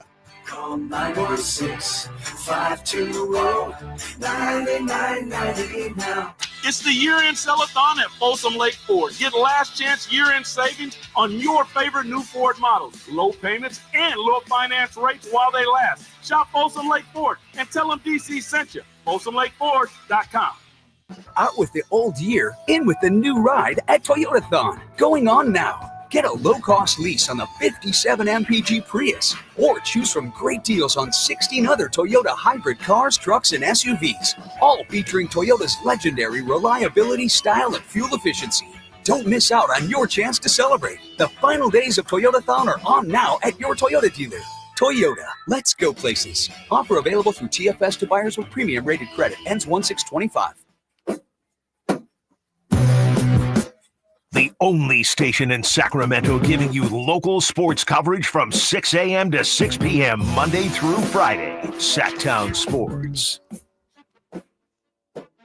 Welcome back into the Drive, guys. Scott Marsh filling in for Kevin Gleason and Kyle Draper. We will be hearing from Kevin at some point during the show. The high flyer Henry Turner will come in as well. Obviously, the huge breaking news, Mike Brown fired as head coach of the Kings. We want to get your reaction. This is about your thoughts on this. All we ask is be succinct as you can. I am trying to take as many calls as I can. Obviously, our YouTube chat is exploding right now. The phone lines are completely lit up, so just keep trying to call in, and I promise I will take as many calls as I can get. Also, Doug Christie has been named the interim head coach of the Kings. All right, back to the phone lines. Vince, welcome into the Drive, guys. What's your thoughts? Hey, so my thoughts are, I feel like what got Coach Brown fired was definitely like the rotations and like the lack of playing Keon, but we also got to look at Monte McNair. Like, I don't think he's done a good job at actually getting coach like ingredients to cook with, using that analogy. Yep. And yeah, so I know it's tougher to fire a GM, so I understand why they made the move, but Vince, can I ask you one question? Yeah. Do you absolutely. feel like whether Keon Ellis played more or less playing time, that's the difference to the Kings season? I just want to know. I'm just wondering if you think that's the difference. I don't know if it's the difference, but I think it could have been a catalyst. I think that we would have won more games with Keon in the rotation, especially when it's kind of blatant, right? Like you see a guy like targeting Herter, like an opposing team, just as like an instance, and we're getting killed. We've given up like 15. That's our best perimeter defender. Once again, because Monty isn't providing any length or size to help us out in that regard. Why wouldn't you play that guy? Vince, I appreciate the call. And again, I didn't mean to read you off there. I just tried to get to as many calls. I mean, my personal opinion, I think Keon has been a great surprise for the Kings, and obviously undrafted what he's done now. To me, what's going on with the Kings isn't probably just about Keon Ellis, and I don't think Vince was saying that either. All right, Vince to Sherry. Sherry, welcome into the drive, guys. Hey, how's it going? All right, it's a day. Quickly, It's a day. All right, I just have to say something. All you had to do was watch the news conference last night. Yes. You listened to the coach, right? Yep. What he was saying, how he was feeling, and then De'Aaron Fox after. With these syllables. Win. What do you think would be a leader? Win. And all I feel is I think Fox had more to do with him being fired than we're going to hear more about that, I think. That's interesting, Sherry. That's an interesting take. Appreciate that. And as I promised, we will run some of the post-game press conference from Mike Brown and also De'Aaron Fox. We're going to get that to you in the next segment here upcoming so you can hear what they had to say. But I agree with Sherry on that, because as I was listening to Mike Brown last night, and I actually love listening to Mike Brown. I attend every pregame press conference before I host the game night show. I attend many of the post-game press conferences. And the one thing, obviously, he's angry. It's after a game. And I know it's a fundamental rule of coaches. They try not to talk a lot right after games. Things are emotional, and that's understandable. But you heard him say multiple times, I was telling them, I told them this, I went after this. Anytime it gets to be I and them, it sounds like a problem, at least on the surface. And then you heard De'Aaron afterwards. And again, it's after the moment of one of the toughest losses the Kings have taken in a long time. But just you could tell that that was not a good response in the postgame from De'Aaron Fox. All right, from Sherry, let's get to Mike. Mike, what's your take? Real quick, guys. I got 3 points. One is LeBron. About a week ago, said the league shooting too many threes. Yeah. And I agree with that, okay? And I like Mike Brown, and most fans love Mike Brown. I like Mike Brown. But what I don't like is the whole 30 to 43s a game. Mm-hmm. And then my main point is this. I watched the game last night. It seemed like a win. We had it. Everybody's saying foul under 10 seconds. Yep. I want to know. I watched so many Kings games. I want you guys to answer this for me. Yep. I've seen the Kings shoot a three with seconds left. And you know what? If they got bumped on the elbow, if they got bumped here, there's no call. And all we hear is this. The refs don't want to decide the game. Well, Ivy made the shot, but the refs help him out. I want to know what you guys think about the last shot. Yep. Mike, I'll give you my take, and I appreciate you calling on that. As I look at it, obviously Ivy moved into De'Aaron Fox. There's no doubt about it. And I heard Katie talk about that too. Is it a normal move? Because if it's not a normal 3-point shooting move, it should not be called as a foul. But it was also obvious that De'Aaron Fox put his left hand on the shoulder of Jaden Ivey, and that allowed that official to make that call. I can't say it was a bad call because there was contact by De'Aaron Fox as Jaden Ivey was going up to shoot that shot. So I'm not going to say that was a bad call. And, again, is it Mike Brown's fault, to your other point about the Kings and their 3-point shooting? If they're not making 3-point shots collectively as a team, Mike Brown can't go out there and shoot 3-point shots. We understand that, but obviously that's been a problem. And we know the NBA is not changing. If anything, teams are going to be shooting more 3-point shots, not less. All right, we go to Tim next. Tim, welcome into the drive, guys. How are you? I'm doing all right. How are you? I'm okay. I'm still trying to process everything here. I'm not shocked, but when you hear something, the finality of it always gets to you, right? It's just kind of hard to believe. Yeah, like the previous caller, the press conference or whatever after last night was definitely a sign. But the one thing that I've noticed, because I've been a Kings fan for a long, long time, never really called in, first-time caller, is in the last year and a half, since last year, the crunch time decisions by Fox, this is personally me. Yep. I've seen a lot of turnovers when there is seconds left in the first quarter, second quarter, third, whatever, and they're taking that last, and especially in the fourth quarter, there's a lot of turnovers that happen, and shots don't even sometimes get taken off at the end. It's just, even Monk sometimes, the decision making at the end seems like sometimes we don't even get a shot off to try to win the game, let alone, that. Well, and we did get a shot last night. It was not a good shot by any means. And one thing I'll just push back a little bit on, Tim, just get your takes. This is something I wanted to talk about too. I mean, De'Aaron, he had 1 point at halftime, but he had an unbelievable second half. He had 25 second half points. He hit that fadeaway jumper at the right elbow that put the Kings up by 3. It seemed like the dagger, the game winner. So, I don't know if we can put this on De'Aaron. It is frustrating, no, because like you just said, I mean, Fox can go off for 30-something points. He can do it at any time. But I'm just saying at the end of I've seen it a lot happen lately. Yeah. In fact, I want to go back and look at stats on how often they don't get a shot off or they turn the ball over in a crucial situation. Yeah. And then last night, what was it? Mike said in the post game that he wanted the defenders to be up on their guys at the 3. And when you watch the replay, Fox was 3 feet, 4 feet, 5 feet away. Yes. And then last second, he wasn't even paying attention. It's like, oh, he's got the ball, and he jumps out at him and he fouls. And it's like, It was a bad play by De'Aaron Fox. There is no doubt about that. I mean, you have to be up along the 3-point line in that situation. And again, De'Aaron was asked that. He deflected it. He basically said it wouldn't make things any better, and he didn't talk about it. I would have liked to have heard De'Aaron's explanation on that, because as far as I can see, there was no explanation for that. With under 5 seconds to go in the game, up 3, you have to defend the 3-point line. It's the only thing that can send the game to overtime, let alone beat you, which is exactly what happened last night. Mark, welcome into the drive, guys. What's going on? Hey, how you doing? I'm good. Man, a lot of blame to go around. I guess it starts with the owner for me. I just I feel like he's kind of cheap. Every year they were trying to get under the luxury tax, trading away seconds and everything else, or to get under the tax. So I mean, I don't know how you it sounds like he kind of hamstrings the GM. And the other thing to me is like the GM and the coach never seem to be on the same page. I mean, there's no way that this is the kind of team that Mike Brown wanted. So I mean, to me, it's just like an organization that is just completely disorganized.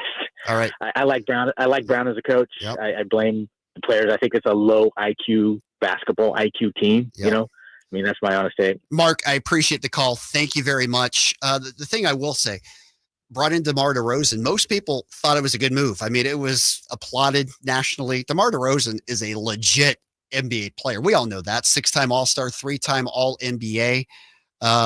Everybody thought that was a total upgrade. Obviously, it's been a struggle for DeMar. Not that can't turn around. It's only 31 games through. But the question when it comes to DeMar in today's NBA, where it's a lot about 3-point shooting, and DeMar is not a 3-point shooter, how does that fit? The other thing is you hear the Kings, they want to play with pace. They want to get up and down, want to play pace. DeMar DeRozan is not a pace player. He is a guy who needs the ball. He needs to dribble it. He's not a ball hog, but he needs the ball. He needs to take a couple of dribbles to get his game going. So if you want to get DeMar going, he's not a 3-point shooter. How does that all fit around in today's NBA? That's a question I'm going to throw out to you out there. And obviously the Kings, we saw Alex Len last night. He actually, I thought, played pretty well, having not played for a while. He batted some balls out. I thought he was active in the time that he did play, but obviously the Kings don't really play a rim protector out there. And how does that affect them defensively? All right, before we get to the break, let's get to Robin. Robin, welcome into the drive, guys. Hey, how are you doing? I'm okay. Again, I'm trying to just figure it all out like all of us are out there right now in Kingsland. Well, I'm a 25-year season ticket holder, so I've been around. Yep. And what I see the big difference between this year and last year is Harrison Barnes, DeRozan, and then Jordy. I think Jordy leaving was a big hit on us. Yep. I really do. And I don't know if it's been discussed, and I'm sure it has, but I'm thinking that is it. I will disagree with you on DeRozan. National media, there was a lot of them that said it wouldn't be a good fit with us because he tends to slow down the pace and he goes at his own pace. He does not adapt to teams. They have to adapt to him. So maybe that was an issue. I don't know. But my heart goes with Jordy. And I just want to say one thing. I'm sick about Mike Brown being tossed. I really am. But I'll let you go. I know you have a lot. Hey, Robin, I appreciate the call. I'd like your thoughts on Jordy. Yeah, no, I appreciate that. Jordy, to me, is a basketball savant. Like, I was really heartbroken when he got the job. Not that he got the job, because it was a great hire for him to get a head coaching job, and you always want people to succeed, and that's what he's done. But obviously, I think that was a huge loss for the Kings, and obviously, I think it's hurt them this year. So I would agree with you on that, Robin. Excellent phone call. We've got to get to the break. When we come back, we're going to run some press conference from Mike Brown. We'll hear what De'Aaron Fox said last night too. Obviously, we're going to continue to take your phone calls. That's why we're here, is to hear from you on a day like this when Mike Brown let go as coach of the Kings. And the High Flyer is here as well. High Flyer, anything to talk about today, man? Are you kidding me? I can't wait to get your take when we come back.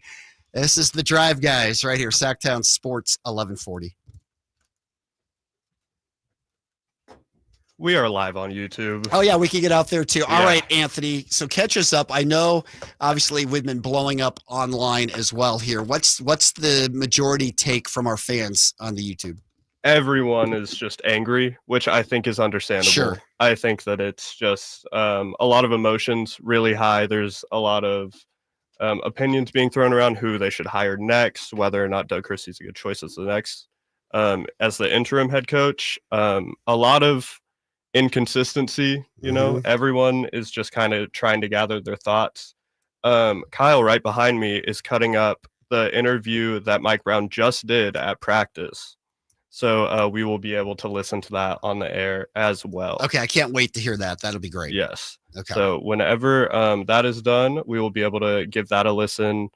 And we also still have the interviews from yesterday. Yeah, well, I think the Mike Brown press conference from today trumps everything. So I can't wait to hear it, because I haven't heard it yet. I haven't heard it either. I didn't even know that happened until Kyle told me. So yeah. What would you say overall, if you had to take a percentage in terms of good move, Mike Brown, not good move? Obviously, the phone calls over the air have been largely bad move. Yeah, I think that generally the comments say the same thing. I'd say like 70-30. There's definitely some people who I saw someone say that Mike Brown doesn't call plays, but that's kind of the offense, the flow offense. I wouldn't say that that's necessarily a call on whether or not he's a bad coach. Yeah. But there are mixed feelings. I know that a lot of people were calling for Mike Brown's job before this happened, but I'd say probably 70% bad call, 30% good call. Yep. Well, and of course, the question is, what's the next step, right? Obviously, we know Doug Christie, interim head coach. So you have to assume that Doug Christie probably has that role for the remainder of the season, but you don't know that for a fact. So we'll see. 51 games left for the Kings, 13-18 in the Western Conference, sitting in 12th place. That would not even put them in a play-in situation. 6-12 at home. All of those numbers are not good, High Flyer. Not at all, Scott.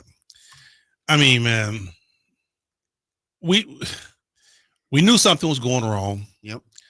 The team started going into a dive. First of all, they didn't start off particularly well. And then you start seeing the team go into a dive. And then all of a sudden it's desperation mode. Once you get in desperation mode, one or two things are going to happen very quickly. Either you're going to bounce out of it or it's going to spiral out of control. And the way the Kings lost that game last night, that was the spiral that went out of control. Yep. And I said this on air, Scott. I was watching the game, and I thought the Kings were playing particularly decent basketball, seeing that they're on the floor without Sabonis. Yeah. Life without Sabonis is a hard one, no doubt. But the Kings were playing good basketball. Trey Lyles came out, man, and just, really put the Kings, on a pedestal and gave them some good productivity off the bench. But those last, let's say 3 minutes. Yep. Kings Kings were up 14. Yep. I honestly thought this team, for some reason, switched gears. Instead of playing basketball to win, they were playing not to lose. And I know a lot of our friends are like, okay, H, what you mean by playing not to lose? Everything went tentative. They didn't push the basketball. They walked the basketball up. Guys were reluctant to shoot shots. Save that, because we're about ready to come back on. We'll get to all of that.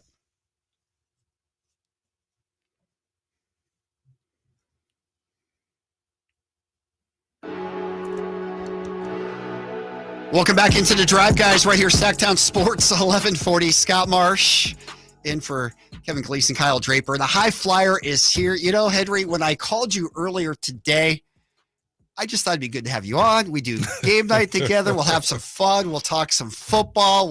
We'll enjoy the holidays. It'll be a nice little break for us where we don't have to just talk Kings all the time. And, well, I set you up, my friend. I set you up. Well, you know what? I love talking Kings basketball. I know you do. On days like this, it's a little tough, though. It's rough, but, you know, it's something that we have to deal with. True. You know, we really have to deal with. I mean, it's not an elephant in the room no more. No, it's a reality. And you know, to keep it 100, Scott, you know, this has been swirling around for a minute. Yeah, it has. Because everybody has said something has to happen. Yep. And I always go back to old school thinking. I'm like, you know, somebody got to fall on the knife. Yep. Who is going to fall on the knife? And you know, you don't want to see anybody lose their job. Nope. But then again, when you look at this as a business, you knew somebody was going to lose their job. Yep. And when you talk about NBA basketball, the last guys to lose their job are the players. Yep. The first one to go is the coach. Yep. You can fire one. You can't fire 12. The GM is next. Yep. And then you start looking at the players. Yep. So, you know, this is just the beginning of, okay, we have to do something. No doubt about it. I'm going to get your extended thoughts. We've got some conversation from Mike Brown, but as we promised, it's about the fans. We're letting them vent today, getting their take on it. So if you want to call in, 916-339-1140. Andy, welcome into the drive, guys. What's your thoughts, Andy? Hey, I'm really thinking about the long-term ramifications of future free agent signings, seeing the Kings dysfunction. I mean, we brought DeMar DeRozan in on, you know, a superstar kind of contract thinking, hey, this is another piece that we can add to our team. And yet here we are, and we're firing our head coach 31 into the games in the season after we just signed this guy. And so, you know, I really think that future big name free agents, if we become, you know, competitive again, and if we stay competitive, are going to really double think about wanting to go to the Kings because of just the dysfunction of this team. Andy, I appreciate that take.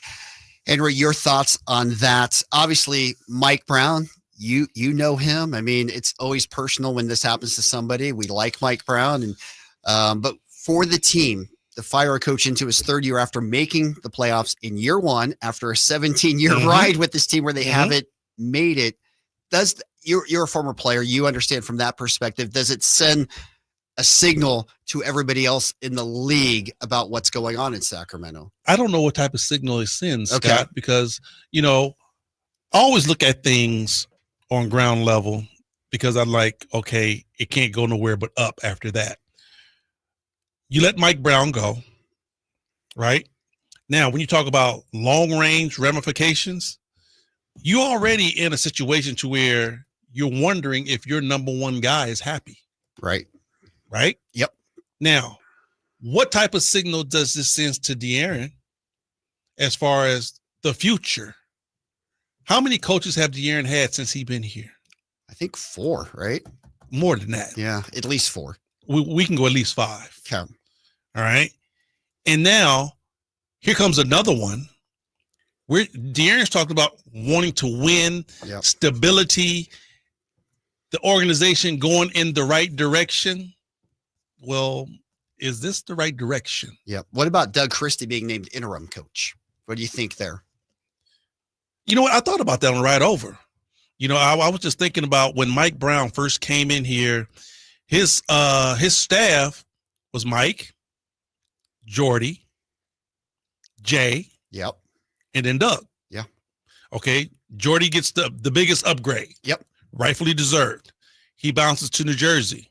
So now it's Mike, Jay, then Doug. Yep. Luke Laux is there. And Luke Laux. Okay. They make the call. Mike's gone. Where's Jay? Right. If you go in pecking order, the way it should go, you would think Jay would be the lead. Where's Jay? Yeah. You know, last second shots. Who's drawing up plays? It's Jay Triano. So, you know, we've seen Doug in this situation before. Yeah. But and honestly, I have no problem with Doug. If that's where we're going with, that's where we're going with. That's the move. That's who we ride with. I just look at it as being on a string, because we talk about everybody has to be on the same accord. Yep. Right. So now, is Jay even still going to be here? Do we have to report to Doug now? How does this work? Where's the kumbaya? Yeah. It's still so many other questions that's up in the air. And at the end of the day, you're thinking, is it going to be some hard feelings here somewhere, or what's going to go on? It's so many other things that you really have to look at and figure out. No doubt about it. Let's get to Michael as we continue to take your phone calls here. Michael, welcome into the Drive, guys. And Kevin Gleason is here, by the way, so we're going to let him take over as well. Michael, what are your thoughts? Yeah, thank you for taking my call. Season ticket holder since 1988. I don't approve of the firing of Coach Brown. I think it's pretty clear the problem is Fox. He's already checked out. I think it's time to move on, get some assets, make a trade, and let's move forward without him. That's my take. All right, Michael, appreciate that phone call. Now, Kyle, who is here as well, has been cutting up some sound from the Mike Brown press conference. We're going to get to that in a moment as well. Let's first get to Will as we continue to take your calls. 916-339-1140. Will, what's your take? What's up, y'all? What's up? High flyer, Fullerton Titan. Titan. Yeah. Hey, man, look. It's got to be Doug, man. It's got to be Doug. They need a defensive-minded coach. I mean, it's no excuse. And people keep bringing up DeRozan. These guys are losing after having 18, 20-point leads. And like last night, I don't know what the rotation was. I mean, I'm a couple of times, Henry, Monk, and Fox were on the bench at the same time. I couldn't believe that. Yeah, see, that's what I'm saying. See, people don't see all that. What was going on in Coach's mind last night? He had too many substitutions. They knew they had to win that game, and then they allow Bailey or whatever his name is, Beasley. He hit 3 consecutive threes. Yep. It's got to be the coach. The coach has to go. There's been too many of those games, where they have blown big leads. They're not playing defense. They're fumbling the ball away on turnovers. And I just look, I hope y'all don't get mad with me, but I don't see the value in Alex Len. I just don't. I would try Orlando Robinson as the backup. Yep. I just don't see it. All right. Hey, Will, thanks for the call. And we're only cutting people off because we've got so many phone calls here. And rotations. We can get into that. And Scott, I will give the caller some dap on that. I mean, I will salute him on that, because at one particular point, I'm looking at the game and I'm looking over at Jay Ross and I'm like, okay, I don't see Malik. I don't see De'Aaron out there on the floor. And I know the guys were playing well, but especially when you have a game that's going and you don't have Sabonis on the floor, I'm like, where are we going at? And believe me, the offense was getting stagnant. Mm-hmm. I'm like, where are we going? Who is leading this basketball club? And you got both of those guys on the bench. I definitely saw that last night. No doubt. All right, Kevin, you're here. This is your show, so I'm going to turn it over to you. You got it. You're running the show. Yeah, we're a 3-man crew here today. Good. Yeah, it's the fan show today. Is the way I look at it. Right? They get to say what they want to say. Phones have been lit since 2:00 today. 916-339-1140. Give us your call, your take on what's going on. We've got the Mike Brown sound from the press conference. We'll get to that. Let's first get to Lance. Thanks for holding patiently. Lance, what's your take?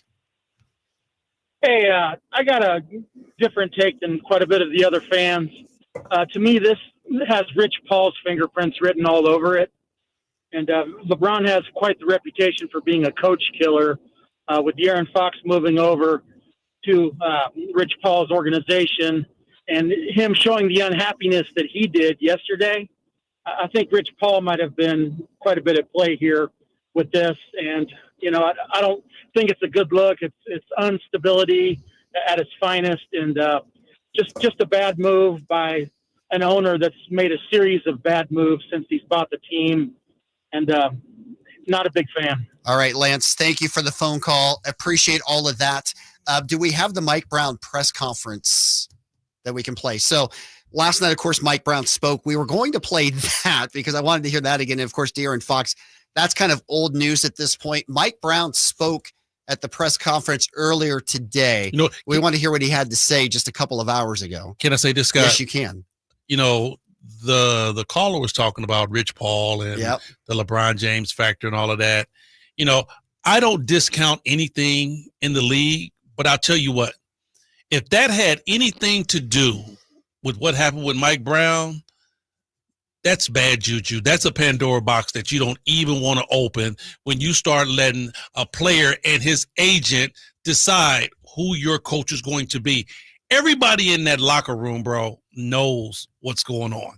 If that's the case, you know what? And I don't think it is, but I'm saying, but if that's the case, well, you might as well let Rich Paul and that player be GM, coach, and run that basketball team. The juju has been bad. It has not been good. No, I understand that. Yeah. But come on now. When you start saying an agent has come in and determined the fate of something that's going on in your organization, that you're going downhill. I mean, and I know we got problems, but that's just a bigger problem on top of the problems that we have. Well, the biggest problem right now is the Kings have fired Mike Brown. Doug Christie is in. Can he turn this around? Kings 13-18. Is the season a throwaway at this point? We'll get into that as well. Your phone calls on a very emotional Friday afternoon in our capital city, 916-339-1140. I promise we'll take all of your calls. We'll get Kevin's take when we come back as well. And we're also going to hear from Mike Brown, who spoke at a press conference at the arena literally just a few hours ago before all of this went down. That and a lot more right here. Sactown Sports, 1140.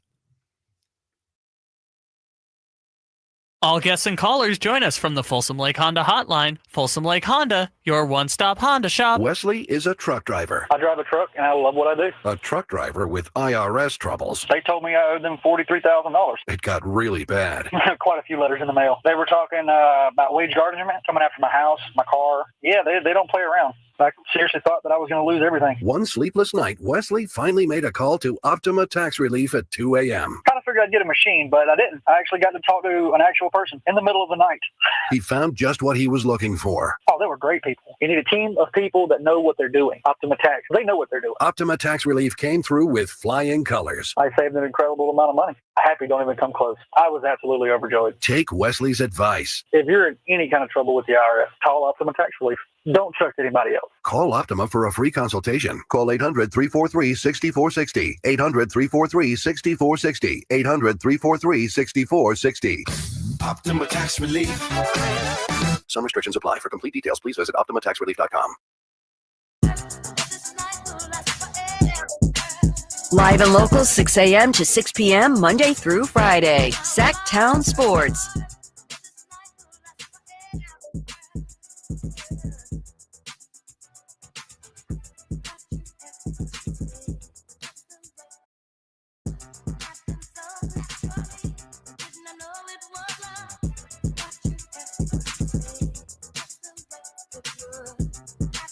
Sacramento weather is brought to you by Elk Grove Honda. I'm Tamara Berg in the KCRA 3 Weather Center for your Friday. Expect gray skies today, less wind as we head through the afternoon, and less showers. While there might be a stray shower here and there, most of the day is actually going to be dry with highs in the upper 50s and overnight lows in the 40s. Get the latest forecast on the KCRA 3 News and the KCRA 3 app. At Elk Grove Honda, our recipe for happy holidays is to think happy Honda days. There's no better time to visit Elk Grove Honda than during our year-end clearance sale in the Elk Grove Auto Mall or online at elkgrovehonda.com. I gotta get an Elk Grove Honda. Be there December 30th for Monday Night Football at Levi Stadium as the San Francisco 49ers take on Detroit. It's the final regular season home game presented by SAP. Tickets are available now. Secure your seats today at 49ers.com/tickets. You know, when it's all on the line, you need a big-time closer, and that's especially true when it comes to your garage door. And that's why I recommend National Garage Door, 638-4554. Whitey Gleason here for National Garage Door. Whether you're looking to repair an existing door or get a brand new one installed, you need National Garage Door. Family-owned and operated. They've been around since 1974 because service is their number one priority. National Garage Door are the region's BSE, it's broken spring experts. Styles, prices, and quality of the new doors will amaze you. Our garage door was starting to sound kind of, and that's not good. So Kevin from National Garage Door came out. He said patching up the old one was an option, but we're getting a new garage door. We're pretty happy about that. National Garage Door sells quality Rainer-branded garage doors. They offer sales, service, and installation on all residential and commercial doors and operators. If you have garage door needs, old ones coming apart, or you're looking to improve your curb appeal, let National Garage Door come through for you in the clutch and be your closer. 638-4554, National Garage Door. The only station in Sacramento giving you local sports coverage from 6 a.m. to 6 p.m. Monday through Friday. Sactown Sports. Welcome back into the drive, guys. Scott Marsh, well, I was filling in, but I don't have to anymore because Kevin Gleason is here. I'm technically on vacation still. I'm on vacation. Happy vacation, Kevin. Hey, wow. The reaction I had to the news today was kind of like the reaction to the game last night. I don't know if you guys felt this way, but obviously the way things have been going for the Kings, you couldn't really be surprised they lost that game last night, right? But seeing it happen, it was still stunning. So Mike Brown let go. You can't be surprised. But now that it actually happens, it's still on some levels. It's kind of stunning.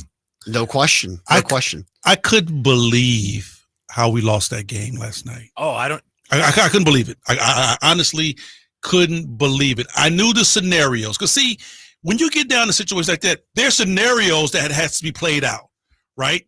You're up 3. They have the ball. Okay. You got to just strictly implode to lose. Worst things worst, you go to overtime.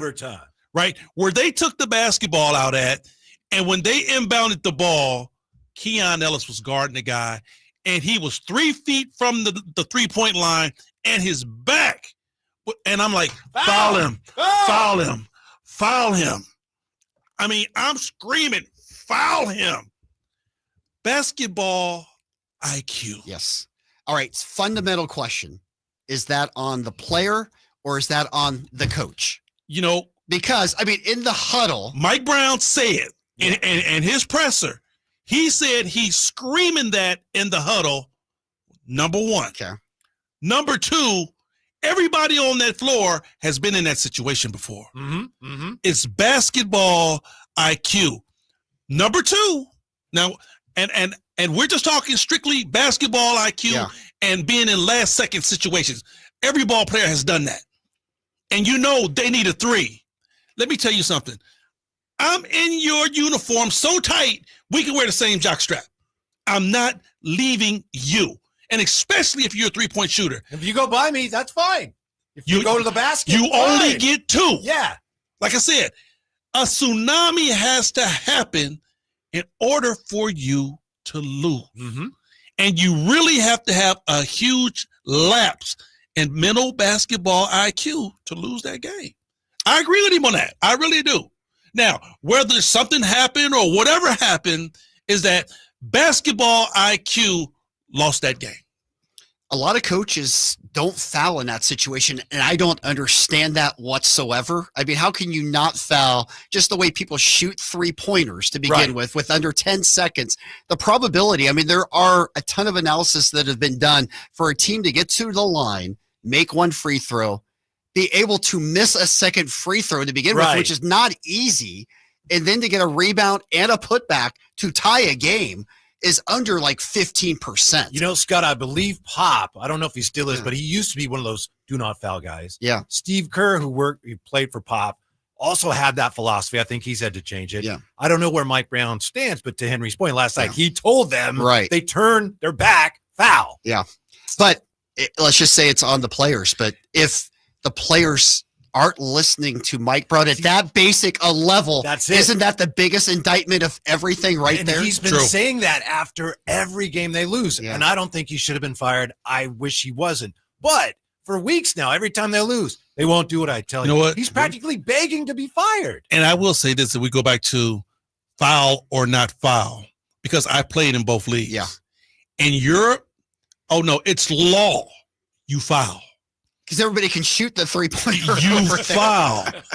Because you're right, Scott. Everybody can shoot the 3, but what it does too, especially if you got that type of situation, you foul. They only get 2 points, and now the ball is back in your hands. Right. The ball is back in your hands. So now they got to foul you again. You have to go back to the free throw line. In Europe, it's in stone. Yeah. You foul. It's totally different in the league, though. Mm-hmm. In the league, it's one of those things where, okay, no, you play defense. But nowadays, man, you got guys that's shooting the ball so well. I would say this, too, and I think there's a lot of people, there's a lot of people that feel like, wow, this had to happen. I don't feel that way, but I would think even those people have to agree you don't fire a guy right after practice before they get on the plane. So, that's not the way you do it. There's ways sometimes you got to fire somebody, but when you do, that's not how it's done, Henry, in my opinion. No, I mean, hey, I understand what you're saying. And another cold thing about this is that, okay, we've seen this coming. I mean, we can act like we're all up in arms. Oh my God, we've seen this coming. All right. I think he saw it coming. At the end of the day, we know changes have to be made. I'm down for changes that has to be made, even though I like Coach Brown. Mm-hmm. But my thing is that when you make changes, what are you trying to do? You're trying to get better.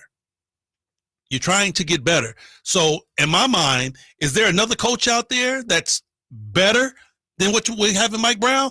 Now, I understand the Doug thing because, Doug's been here. The guys respect Doug. I think Doug is the safe move. But is it going to be a better move? He's never been a head coach. Well, he had a couple of stints, but the thing, like I said, the thing with Doug is it's safe because he's been here with the guys. The guys respect him. The guys know who he is. Now, is it going to be better though? We're trying to make the team better. Is it a better move, fellas? I don't know if that was really the case. I don't know if this move was made today to quote unquote make the Kings better. I'm not sure about that.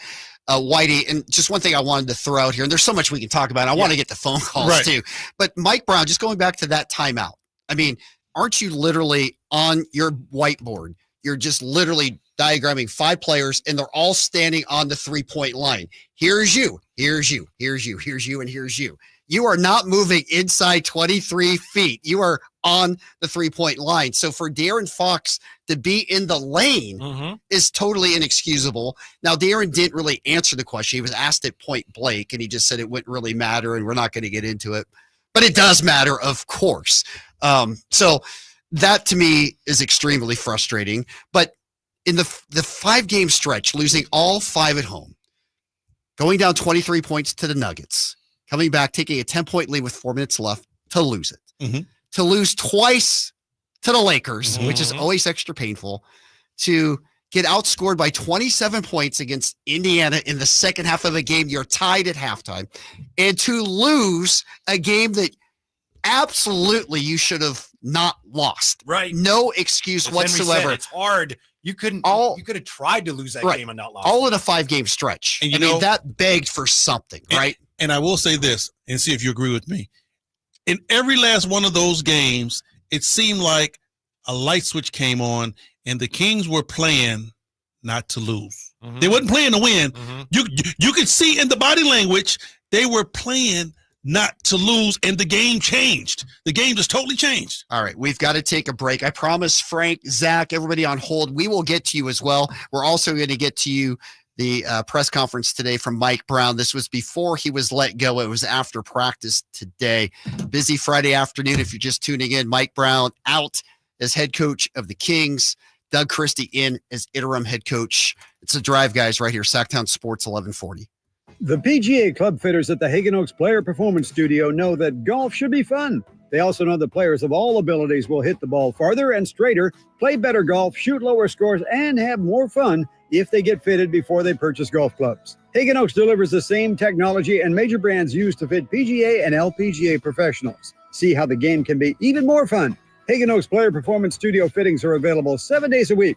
Make yours today by calling 916-808-2531. That's 808-2531. It's the year-end sell-a-thon at Folsom Lake Ford. Get last chance year-end savings on your favorite new Ford models. Low payments and even 0% financing with approved credit. Hurry to Folsom Lake Ford and tell them DC sent you. FolsomLakeFord.com. I'm Craig Ashton of the injury law firm of Ashton & Price. The winter months bring joy, but also with more rain and snow, unfortunately, more accidents. Over the last quarter century, thousands of Northern California residents have looked to Ashton & Price to be their root op with a law license to guide them through the storm of an injury claim. As always, we wish you and your family the safest and happiest of holidays. But if you need us at Ashton and Price, we're here for you. So whether you've been naughty or nice, happiest holidays from Ashton and Price. Remember, for the best advice, don't think twice. Call Ashton and Price. Want the best movie experience in town? Join Sactown Sports IMAX Pass by visiting SactownSports.com. Sign up today. You can win tickets to see this week's films at the Esquire IMAX Theater. Ready for winter? Forecasters are already predicting record sick days. Don't become a healthcare statistic. Fight sickness with fitness. Create a daily workout and stick to it. Let the Good Feet store help you meet your workout goals. With Good Feet Arch Supports, the pain in your feet, knees, hips, and back become history. And Good Feet Arch Supports are HSA and FSA eligible. Visit goodfeet.com for an appointment or just stop in. The Good Feet store in Sacramento, Roseville, Vacaville, and in Reno on South Virginia Street. Sacramento's premier country music festival, Country in the Park, is coming back May 16th and 17th at Cal Expo with Bailey Zimmerman, Billy Currington, Nate Smith, and more. You'll enjoy food trucks, rock walls, and a mechanical bull, line dancing, and more. Single-day GA tickets start at $52 at CITPFest.com. It's Country in the Park, May 16th and 17th with Good Guys Heating and Cooling. Find out more at CITPFest.com. It's time to find your dream car at the Roseville Auto Mall. 17 award-winning dealers and the largest selection in Northern California. Now's the perfect time to save big during our end-of-year clearance sale at the Roseville Auto Mall. Driven to be the best. Yeah, that's my girl. Dylan Scott, Country Till I Die Tour. That's my girl. Platinum selling artist Dylan Scott. With special guests Jackson Dean and Avery Anna. You just can't have mine. Thank God she loves me. God knows I got so lucky. Friday, January 10th, 7 p.m. The venue at Thunder Valley. For tickets, visit ThunderValleyResort.com. Welcome back into the drive, guys, right here. Sactown Sports 1140. Scott Marsh is here, but the man is really here. Kevin Gleason, he is the drive, guys. Thank you, Scott. Thank you, High Flyer. Yes. Yeah. Hey, we got a new driver. Me and Whitey in the backseat, we got a new driver. The bus is going off the rails right now as we speak. All right, let's get to some phone calls, 916-339-1140, and then we're going to get to the Mike Brown sound from today. Frank, thanks for waiting so patiently. What's your take? Frank, I know you've been waiting a while. Oh, yeah. What do you got, bud? You're on, Frank. Yeah. You know, one of your callers just said Mike Brown is not a defensive coach. Mike Brown is a defensive coach. But if the guys aren't willing to play defense, and the changes they made in the offseason, you lost two of their two good defenders in trades in the offseason. You know, you lost Barnes, and Barnes was a defensive player, and we lost who's the guard we just Davion? Davion Mitchell. Yeah, Davion Mitchell. Yeah. I mean, my God. I mean, those are two big pieces. I mean, I know we brought in DeRozan and all that, but, you know, if the guys aren't bought into playing defense, and that was a problem last year, too. It's not just this year. It was last year. I mean, and we wanted more offense, but, I mean, Mike Brown wasn't the problem. All right, Frank, appreciate the call. And again, phone lines are lit up, 916-339-1140. I promise we'll keep getting your reaction. That's what it's all about today. When something this major goes down, like a coach getting fired, we want to hear from you. But we first want to hear from the man who actually did get fired, because he spoke. The Kings had a practice this morning before heading to LA, and Mike Brown actually spoke to the media. And this was, I'm assuming, before he knew what actually happened. I have to imagine that was the case. He was asked about his job status. Here's what Mike Brown said about that a few hours ago. Nature of the business, just how losing, the coach ends up being the face of it a lot of the times. It's just, how does, given your experience and what you've been through, how do you weather a time like this where, that pressure could be mounting? That's part of it. That's why I get paid the money that I get paid. But at the end of the day, you also know when you go through adverse times, you know who was there, who's truly there for you, because people will jump off the bandwagon quick, and the support, wherever it may come from, may not always be there, but that's part of what I have to deal with not just for myself, but holding everybody together. And that's what I'm going to do. And I'm okay with anybody criticizing me because, again, I get paid to handle that. I get paid to get us through this. But whether it's anybody that's close, staff, players, friends, family, you'll be able to tell who was on the who jumped off a little bit when we had some trying times, and you just always remember that as you go forward because you know who's truly in the foxhole with you and who's not. But at the end of the day, you best believe I'm gonna handle all the smoke, no matter where that smoke comes from, because that's what I'm paid to do. Well, the smoke obviously became a wildfire that went out of control because Did he say foxhole? Interesting. He did say that. Yes, interesting choice of words. Henry, your take on that? Wow.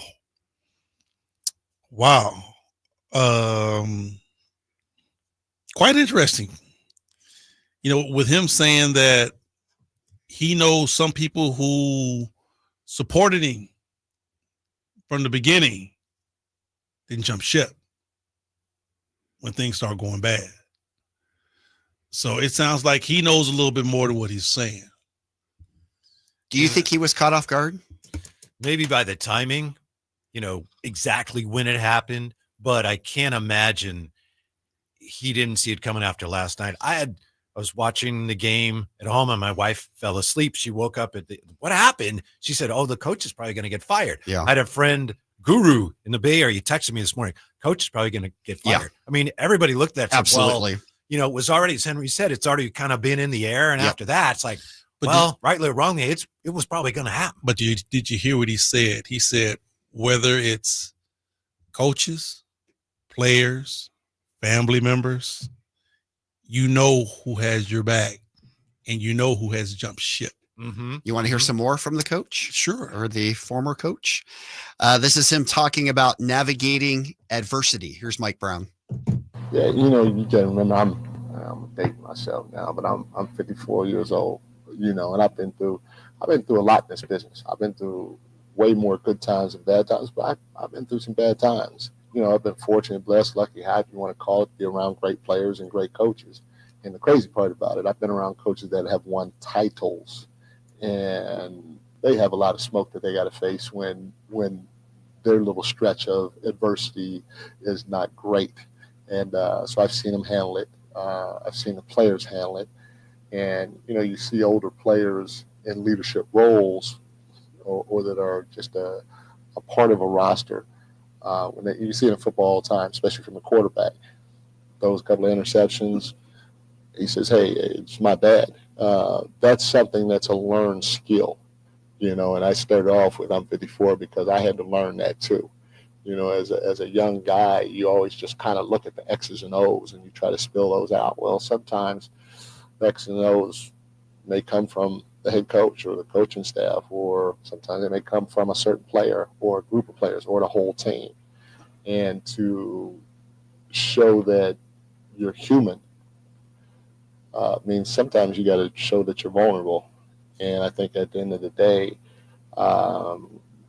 if we all learn that skill set, I know you're probably talking about Fox, but at the end of the day, it's not just Fox, it's everybody. It's Fox, it's Domas, it's Malik. To be able to say, hey, you know what, I made a mistake here, I made a mistake there. That doesn't mean that it's all on them, but it's just acknowledging, yeah, I'm human, I made a mistake, I can be better, and I'm going to be better.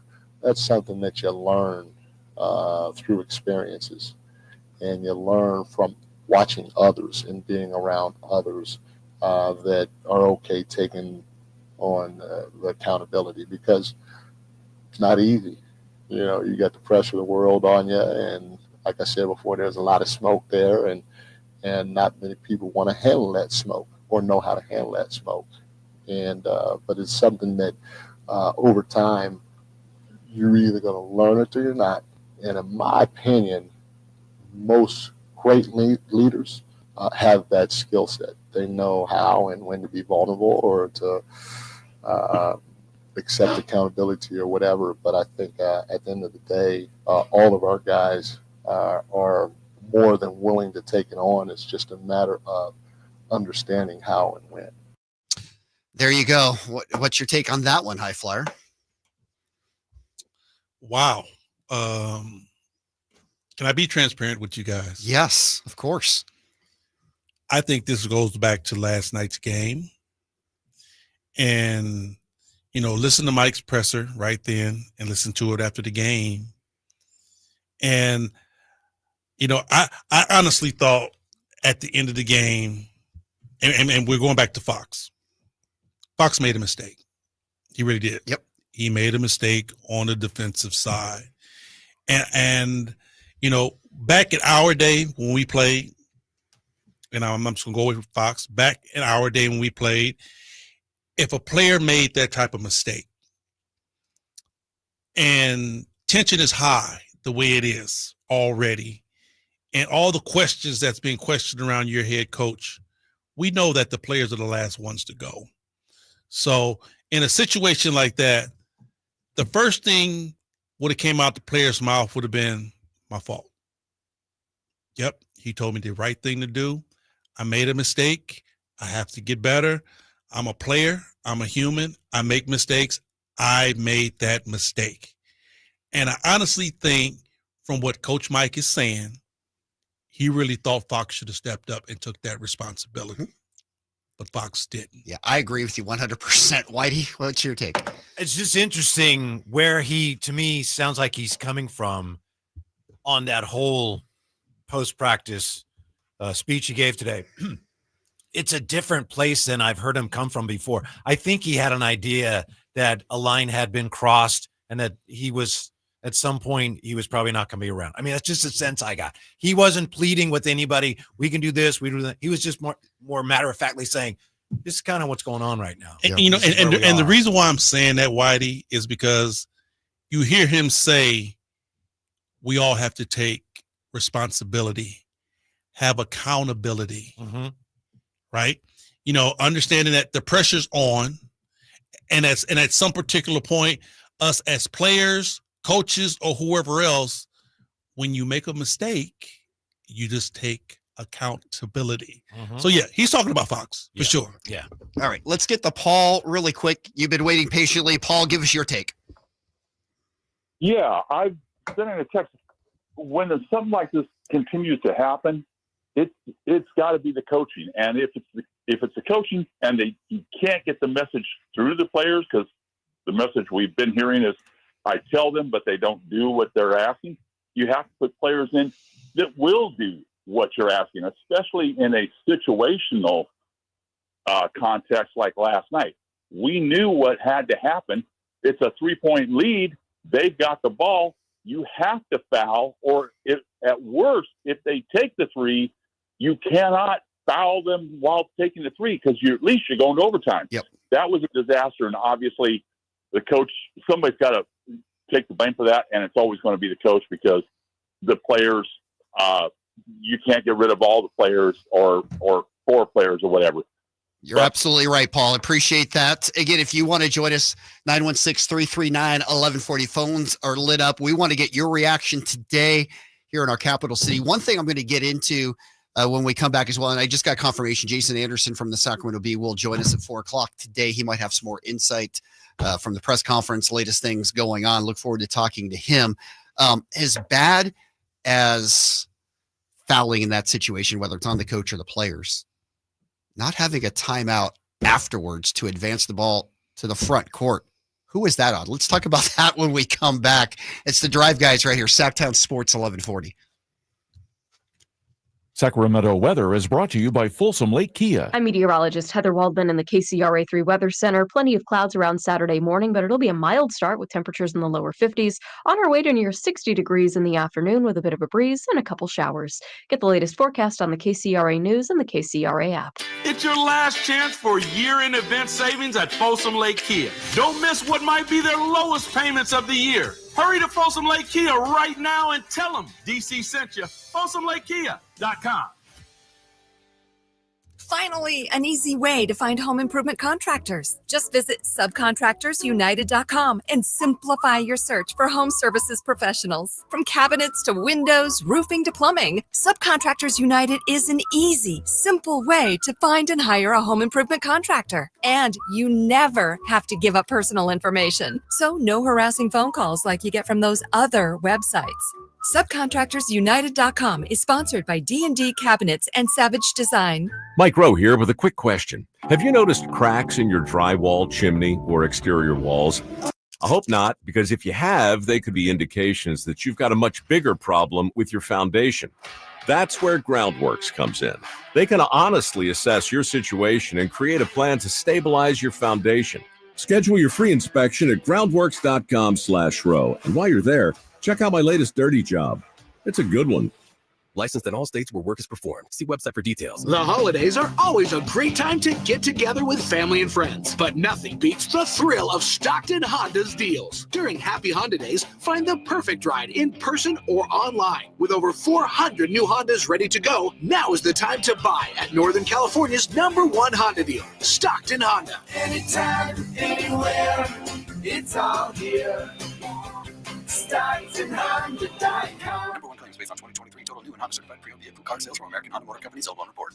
This holiday season, Capital One reminds you to give yourself the gift of 1.5% cash back with the Capital One Quicksilver Card. Can I earn 1.5% cash back on birds? Birds? What if you sent your true love 2 turtle doves plus a partridge in a pear tree? Sure, but why would anyone want that? The song was very convincing. Earn 1.5% cash back on all your holiday purchases with the Capital One Quicksilver Card. What's in your wallet? Terms apply. See CapitalOne.com for details. Hey everyone, it's Ted from Consumer Cellular, the guy in the orange sweater, and this is your wake-up call. If you're paying too much for wireless service, you don't have to keep having that nightmare. Consumer Cellular has the same fast, reliable coverage as the leading carriers for less. And for a limited time, new customers receive their second month free when they sign up and use promo code SECONDFREE by January 26th. So why keep spending more than you have to? Seriously, wake up and call 1-888-FREEDOM or visit consumercellular.com. Taxes, fees, and other third-party charges will apply. See website for additional details.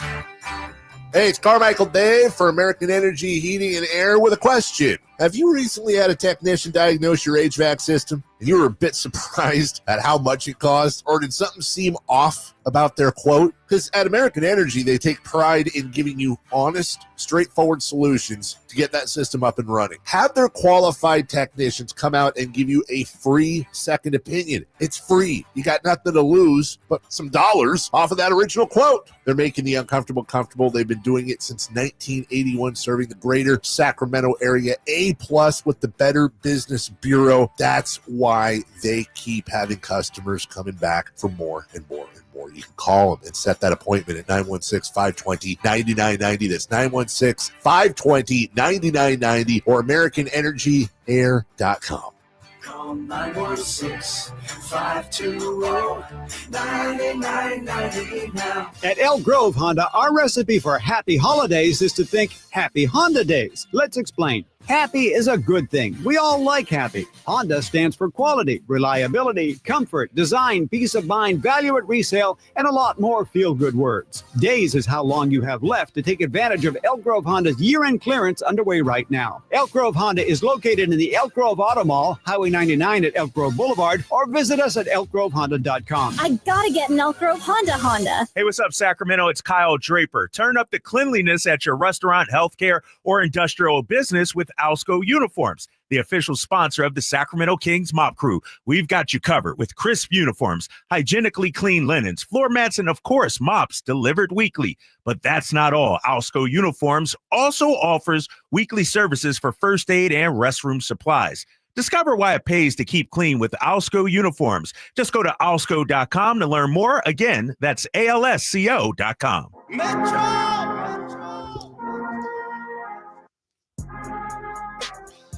Welcome back into the Drive, guys, right here, Sactown Sports, 1140. Kevin Gleason is here. Kyle Draper is on vacation. I don't know if we'll hear from him before the end of the show or not. I know he's flying with the team, so. I wouldn't bet on it. Okay, all right. You would know better than me. You would know better than me. Hey, we ain't got enough seats for Kyle. All right, fair enough. as I told you when we started the show today, this is your show today, your chance to vent, get your thoughts. What do you think about the firing of Mike Brown? Are you down with it? Was it the right move? Should they have done something else? Should they have done nothing at all? Has there been a right consensus? I've only heard Yeah, party show. I feel like, and I asked if we could put up a poll. We haven't done that yet, but it feels to me it's probably 75. There's a poll. There is. We can right put there. that poll up. That's a bright poll, too. We can. Yeah. I don't know what that meter's telling us. It is bright. And we don't know what's on that poll. No, don't touch it. Exactly. But is it split pretty evenly? No, or- I would say it's been about 75-25 against it. That's my Against. feeling. Yes. And that's not a scientific analysis, but I think it's probably been about 3-1 against the move. So there obviously have been some people who said it had to be done. Going back to the point before the break, and I promise we're getting to you, Avian, Lambert, everybody else online as well. We can debate whether it's on the players or the coach for not fouling and De'Aaron and what he did and didn't do. Right. But I still contend with that disaster that happened. There were still over 3 seconds left. The Kings didn't have a timeout left. How many times have we been in a scenario over the past couple of years where the Kings have burned all their timeouts and they've have no timeouts late in games? And is that a bigger indictment than what happened with the foul or non-foul? Well, I don't know why you're going back a couple of years. We can just go back a couple of games. Yeah. Yeah. Because, G-Man and I were on the call, and it was a certain situation to where we had a challenge. And it was a last-second incident to where it was questionable. Yep. We had a challenge. We couldn't challenge because no timeout. And we kept saying, why aren't we challenging? And I looked up at the scoreboard, and I'm like, there's the Laker game with 12 seconds left. Right. I'm like, we don't have a timeout. Yep. So it was a situation to where you could have maybe 50% because challenges go 50%. Sure. But you had a chance on overturning a call, but you couldn't do it because you had burned all your timeouts. Yep. And you want to have that timeout anyway for other reasons. That's not the only reason you want to have it. But it's a good reason to have it. Yeah, because yes. that's part of the whole strategy. The thing about it is, Whitey, I know you want to get your point across to your players. And when things happen, you get timeouts, you bring guys out, you talk to them again. But it has to be a situation, too, to where when something happened in the game, you just can't be so impulsive to call a timeout to get your point across. You got to wait until the mandatory timeout hit or pull your player over to the side or free throw line or something instead of burning that timeout because they come valuable at the end of the game. Last night, they actually had inbounded the ball. I believe Trey Lyles had the ball, and they called timeout. So they got the ball in, but it was like a knee-jerk, timeout, panic. And it was not a good timeout. And we were lucky on that because the ball, it was questionable. Did the ball leave De'Aaron's hands leave Trey Lyles' hands before De'Aaron caught it? Because if that was the situation, we had less time on the clock anyway. All right. And you couldn't advance it. Yeah. All right. Let's get to Avion. Avion, thanks for waiting here patiently. Give us your take. Yeah. This is a bitter day. I like Mike Brown. I know there's been some things that have happened, but still, I think everybody's on the line. Players, coach, GM. If anything, the GM probably should have been let go first due to the fact of the players that was brought in, the lack of positions, but then also the head coach is going to be a lame duck because if the GM gets fired, then the next GM who comes in is going to let Mike Brown go. So either way, looked like Mike Brown was going to take the fall for it, but everybody is on the line. I start with the GM, then I go to the players, then I go to the coaches. All right, Avian, thanks for the call. Appreciate that. How much hotter did Monty McNair's seat get if it wasn't already singeing?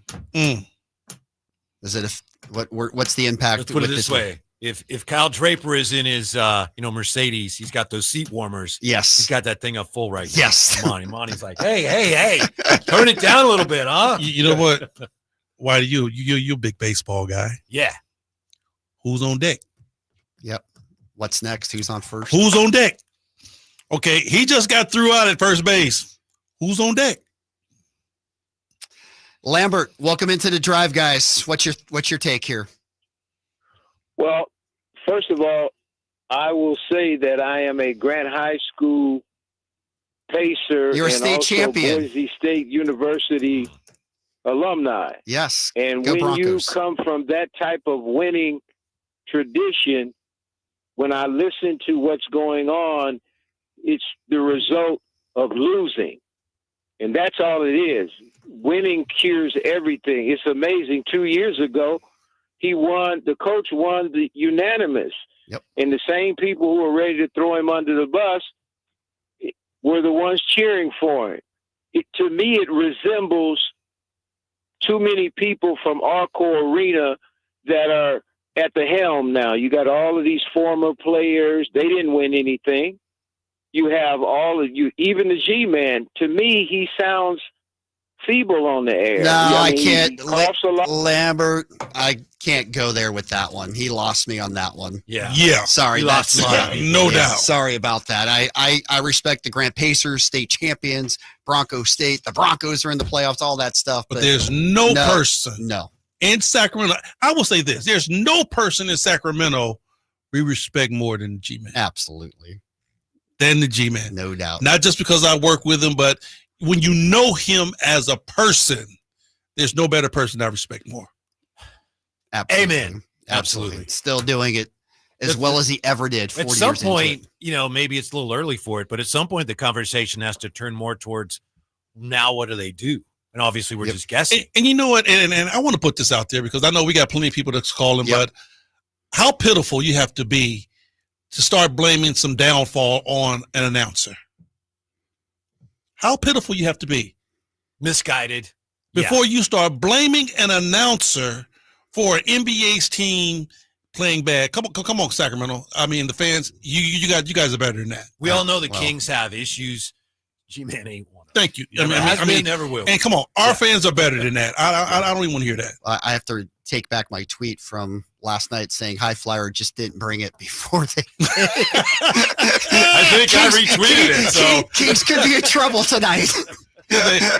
And she got to step his game up. You want to hear some more from Mike Brown? Sure. Okay. This could be ironic. We'll see what it is, but his thoughts about rotation changes. And a lot of people have been talking, it's the rotation changes that they were most bothered about Mike Brown. So let's see what he said earlier today before the news came out of his firing. Here's what he said at the scrum after practice. No, I got to give thought to it, because the reality of it is before I made the change, we were 6-6 and we lost a couple of games early on when we were still finding our way. And when I said make the change, I think Kevin started 12 games for us. That's the guy that's been there majority of the time. But it's something that I'm thinking about. But I want to make sure that I don't overreact. And I said this yesterday, or the day before, I think, maybe yesterday.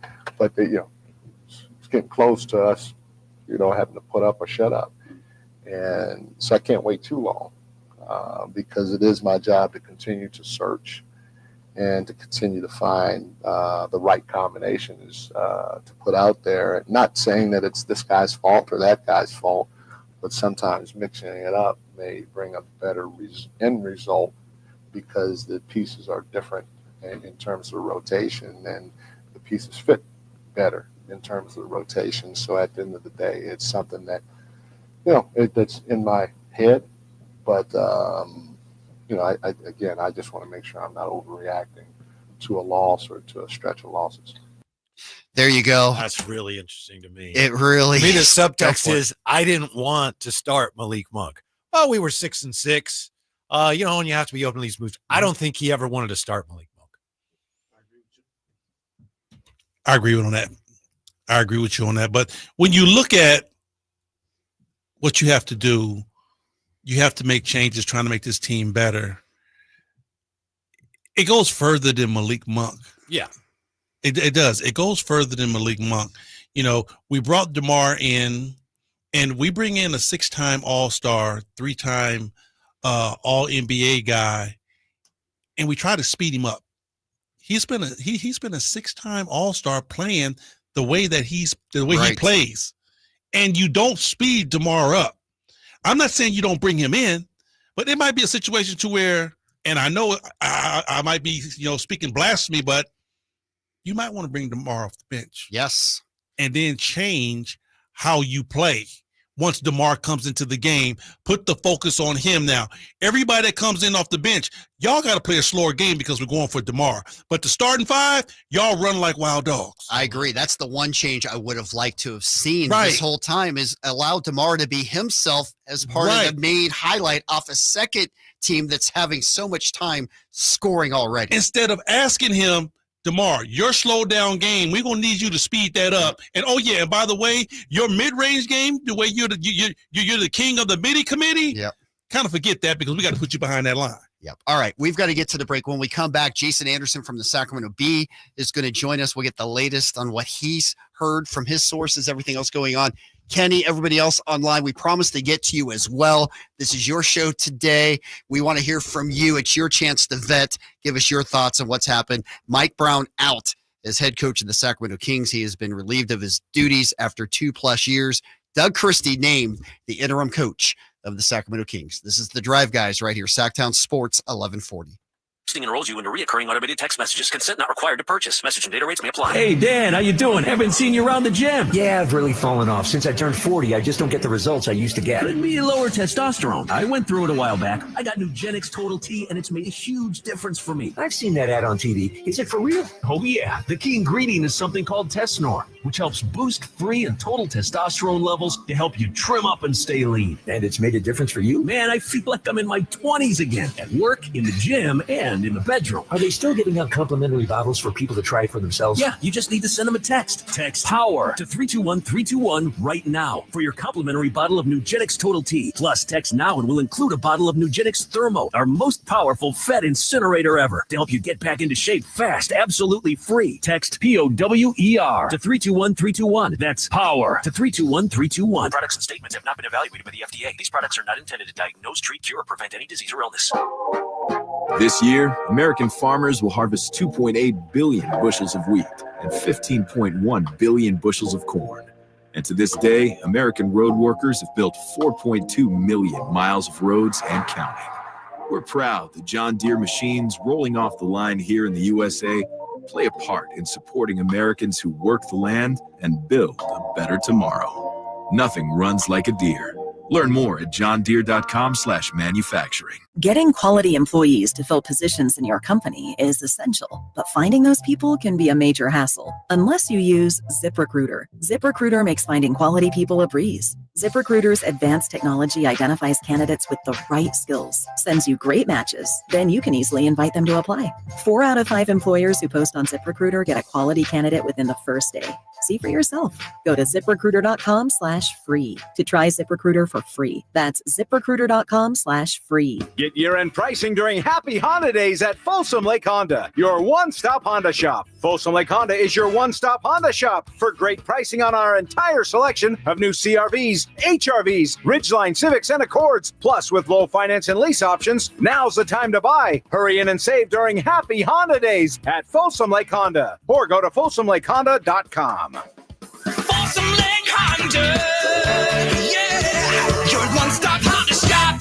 Welcome back to another exciting game day. Grab your rally towels, throw on your jerseys, cheer, shout, and save on your gas. That's right, sports fans win big on home game days. Score instant savings of 25 cents per gallon on Shell V-Power Nitro Plus Premium Gasoline with the Fuel Rewards program. And that's a victory for you and your tailgate team. Download the app, join the Fuel Rewards program today, and game on. Restrictions apply. Limited time. And participating Shell stations. For more details, visit fuelrewards.com. Here comes Floyd. Throw over the middle. Intercepted by Fred Warner. Faithful to the Bay. Fred gets up and runs back the other way, 30. Be there December 30th for Monday Night Football at Levi Stadium as the San Francisco 49ers face the Detroit Lions. 20. One block and he's in. It's the final regular season home game of the campaign and presented by SAP. Touchdown!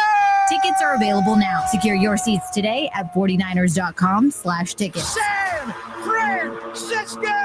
Sacramento's premier country music festival, Country in the Park, is coming back May 16th and 17th at Cal Expo with Bailey Zimmerman, Billy Currington, Cole Wetzel, Nate Smith,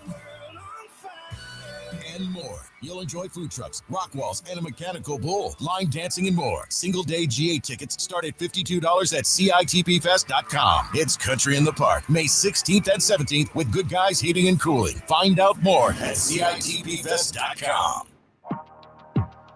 California, it's the Ford Year-End Sell-a-thon. 14 days of the biggest savings on an incredible selection.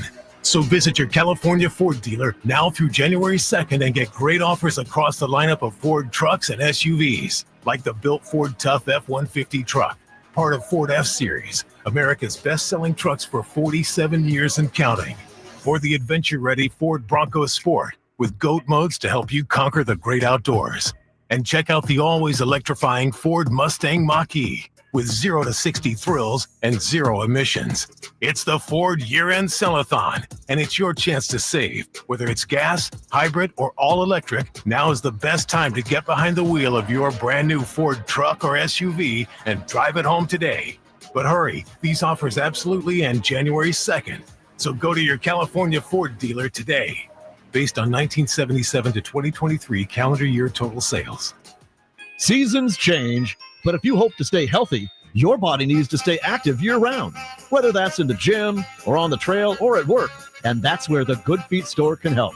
Good Feet's personalized arch support system supports all 4 arches, relieving pain in your feet, knees, hips, and back. And Good Feet arch supports are HSA and FSA eligible. Visit goodfeet.com for an appointment or stop in for a free fitting. The Good Feet store in Sacramento, Roseville, Vacaville, and in Reno on South Virginia Street. KHD1 Sacramento, KYMX HD3 Sacramento. From the Power Business Technology Toshiba Studios. This is Sactown Sports, 1140.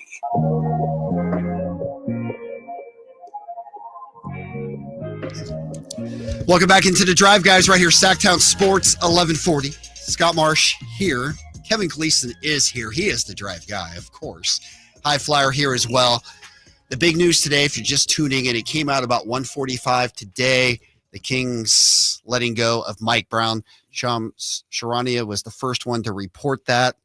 Absolute shocking news. I guess it wasn't over the top shocking after what's been going on with the Kings. Obviously, there has been rumors that something could happen, but it again, still feels like it, though. You're does. Right. It does. Intellectually, it should be, wow, we should have known. Yeah. Emotionally, it's like, whoa. Yeah. You don't think so, huh? No, I'm with y'all. I mean, think about it. That's why I say it's like we knew something had to happen. Yes. You know, it's not one of those things where, oh, we're just going to stay packed and we're just going to spin the block.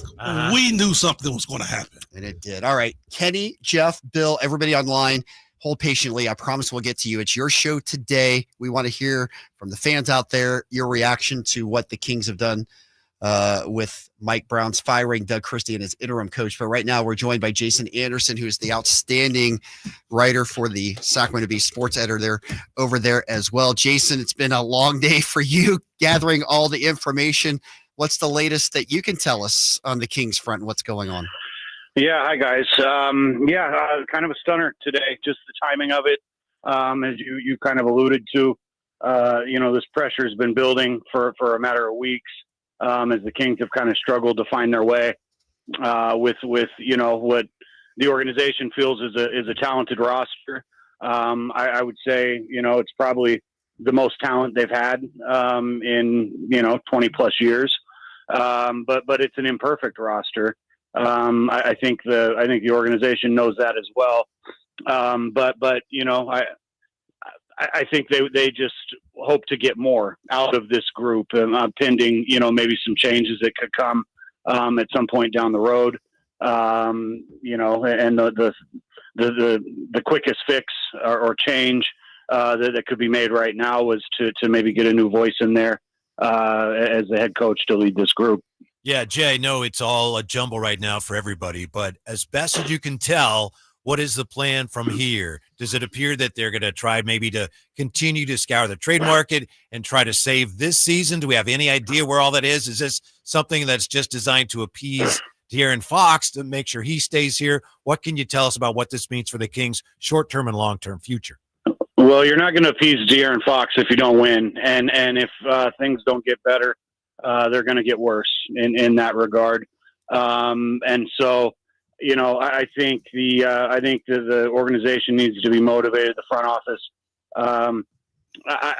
I don't know. I don't have total clarity on whether this is the beginning of blowing something up, or if I really think they're going to try to salvage what's left of this season.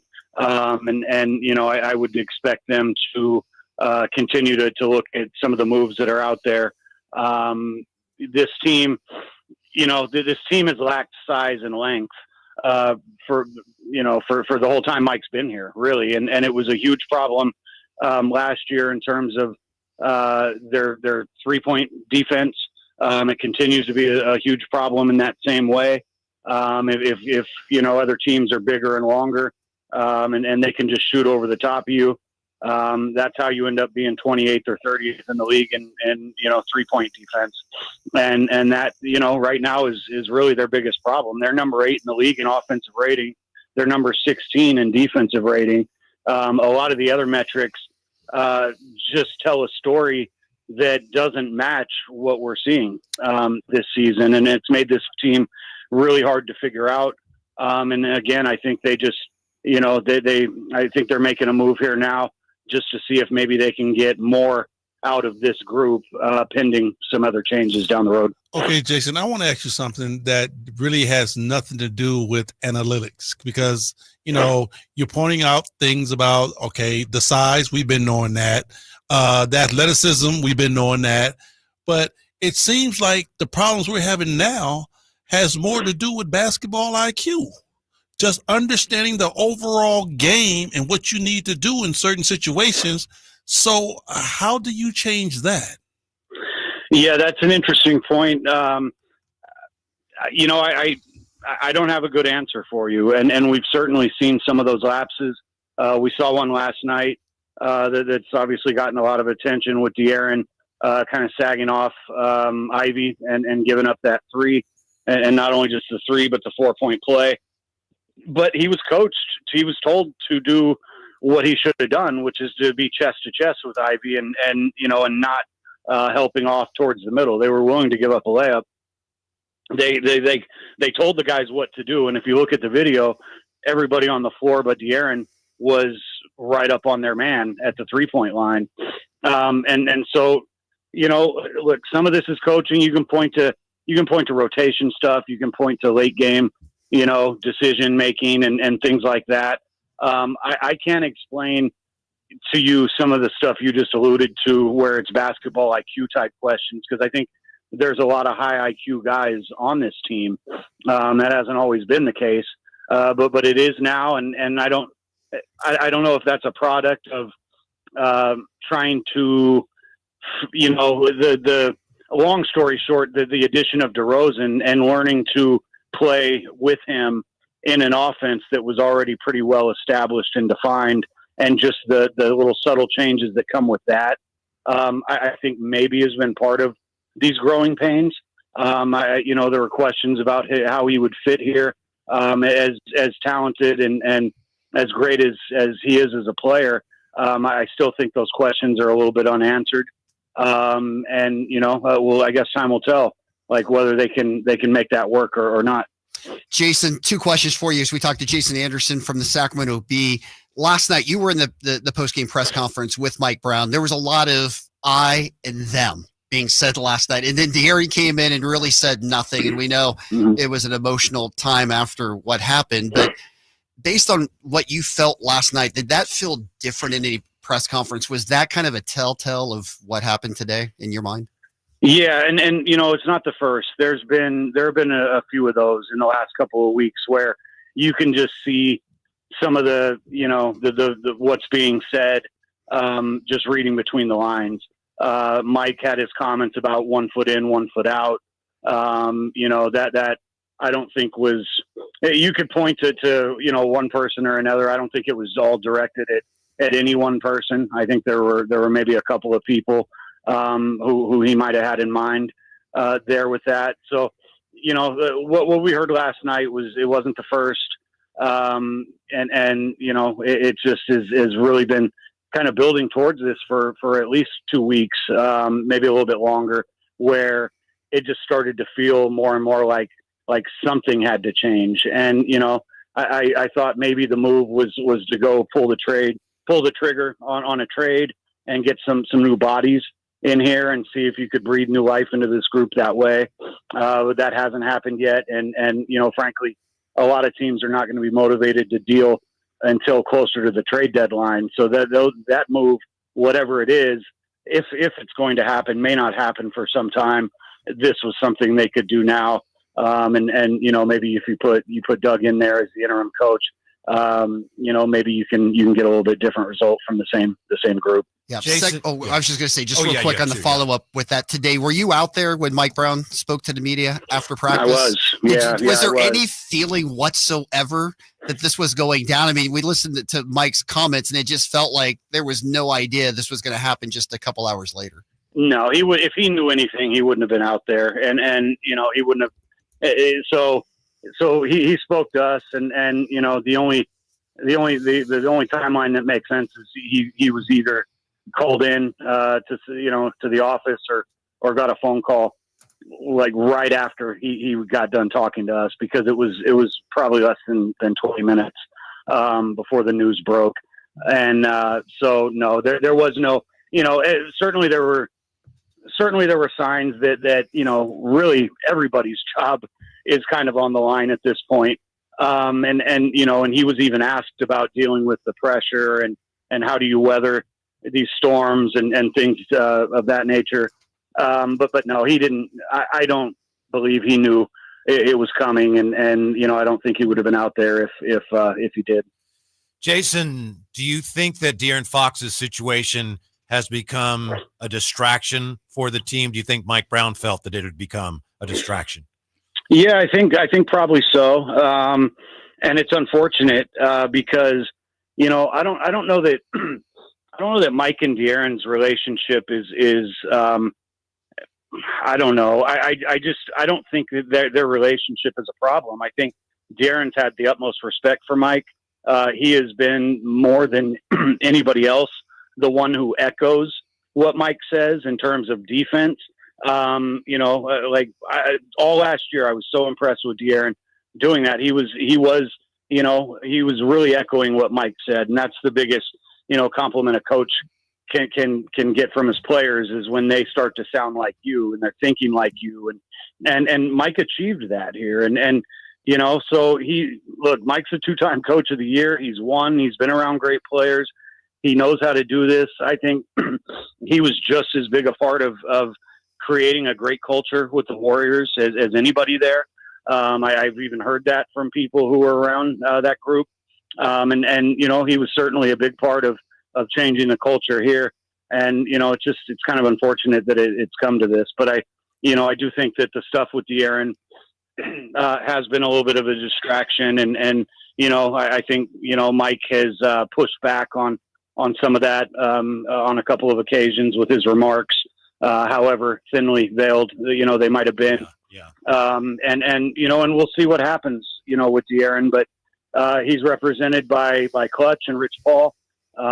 Sacramento's never really experienced kind of a contractual rift with any major like Clutch clients before. But you've seen it get messy and in other places. And as someone put to me recently, it can get personal real fast. And, I'm afraid that we might be headed that way, which would also be unfortunate because it's been a great relationship between Fox and this city and the organization. And, to see it, if it just kind of spirals and goes down in flames, I think it would be unfortunate for everybody involved. Jason, great stuff as always. We appreciate you taking the time. I know you've been busy, so thanks for taking a few minutes and joining the show with us today. Sure thing, guys. Nice to talk to you. All right, that's Jason Anderson, who does just an awesome job covering this team for the Sacramento Bee. We'll take the break. We'll come back. We will get to your calls again. Kenny, Jeff, Bill, everybody online. We promise we will get to you. It's your show today. We'll follow up on that De'Aaron Fox conversation. There's a ticking time bomb in Sacramento, right? And it's going to be coming up in the next year, maybe sooner. We'll talk about that as well. Mike Brown out, Doug Christie in as interim head coach of the Kings. It's the Drive, guys. Sactown Sports, 1140. All guests and callers join us from the Folsom Lake Honda hotline. Folsom Lake Honda, your one-stop Honda shop. The sewer system. It's probably the last thing on your mind, and that's okay. Because at the Sacramento Area Sewer District, it's our first priority. As the region's largest sewer utility, we own and maintain thousands of miles of sewer pipe. And our job is to get to your sewer problem before it interrupts your life. So whether you've got a slow drain or a backup, call us first, day or night. The Sacramento Area Sewer District. It's a dirty job, but we're happy to do it. Power Business Technology is proud to be a 100% independent, locally owned and managed Toshiba copier dealer. Local ownership cuts out the red tape, allowing ourselves to never be too busy to personally answer the call when our clients need us. Recognized for excellence in service execution, training, and customer service, we're proud to be named a Toshiba ProMasters Elite Dealer since 2021. Contact us today for all your business printing needs at 844-POWER-BZ. That's 844-769-3729, or visit us at powercopiers.com. Our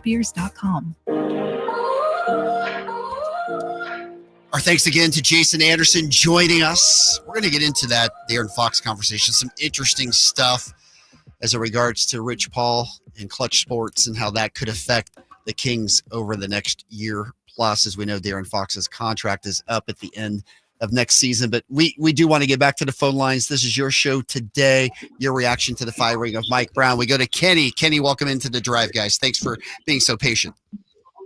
Yes. Yes, I'm calling about Mike Brown. I think it was due time. Mike Brown, he had Sasha. He ran him out of town. Even Cato, who we needed, he started for the Boston Celtics few games. He can't even sit on our bench. And he's physical. He's a tough guy. That's exactly what we needed. All right, Kenny. Yep, Kenny, appreciate that. We just don't know if those were Mike's decisions. True. I don't think he was a big Sasha guy. Yeah. Namish Kate, I don't You know what? Sasha got a chance. Yeah. Sasha got a chance. Now, I don't know about Nemi, but I will say this. Nemi is playing some basketball down there in Boston. They are using him. Yeah. He was definitely salvageable, okay? Yeah, he's a good defender. Yeah, and he's got the one thing you can't teach, Whitey. He's 7 foot. Mm-hmm. Yeah. So, yeah, I would have loved to seen a little bit more of him, but, at the end of the day, you have to understand Mike Brown is trying to win games, and he's going to put out there on the floor what he think is the best combination to try to win. All right, let's go to Jeff. Jeff, welcome into the drive, guys. What's your take? Hey, guys. Hey, High Flyer, I want to run this by you. Jason spoke to this, and I want to run it by you because you're an ex-player. Mm-hmm. I think Mike Brown definitely is a fall guy, and I'm sad to see him go. He really did change the culture. But if you look at the last 3 seasons, the last 2 before this season, we were right there. We were right there. Okay, what changed? We brought DeMar DeRozan in. Very good to great player, but he's an ISO player. He doesn't play the way the Kings play. Jason Anderson touched on this. It's a personnel problem, and Mike and the coaching staff couldn't figure it out in the first third of the season. And so they let Mike go. Will Doug figure it out? I don't know. I would bet probably not. I mean, look at Keegan's development. Why is Keegan regressing and not developing? Because he doesn't have the ball. He doesn't get the ball anymore. DeRozan has the ball. He's a main scorer. Rarely do a big 3 workout. I don't know what the stats are, but maybe 10% of the time, 5% of the time. Yep. We were desperate for a free agent. DeMar DeRozan became available, and we snagged him up. Jeff, appreciate the phone call. Thank you there. I do want to touch on a point because Keegan has probably taken more conversation than any player so far this year. In your mind, Kevin, is he regressing or has he improved? Because some people will say better all-around game, rebounds better, good defensively, all these things. And then, of course, you look at his three-point shooting, and it's been horrific this season. What's your mindset? Jeff was saying that clearly he's regressed. What do you think? Clearly the shooting is not close to what it was, and that's a big deal. Even as other aspects of his game have improved. I mean, the shooting is, the thing about the Kings, and it's symptomatic of that. The Kings, a lot of people say, what's wrong with them? These numbers say this or that. They're a small team that doesn't shoot well and doesn't defend well. You're not going to win a lot of games that way. No. What's your take, High Flyer? When I look at Keegan, first of all, where can Keegan be better suited on this team? Or put this way, where can Keegan, not on this team, where can Keegan be put to where he can be his best style of him? At the 3 or at the 4? You know, I understand, yes, he's rebounding the basketball better. He's probably one of the better defenders on a bad defensive team. I will give him that. But at the end all, be all, for me, I think Keegan's a 3. I don't think Keegan's a 4, and we're asking him to be a 4.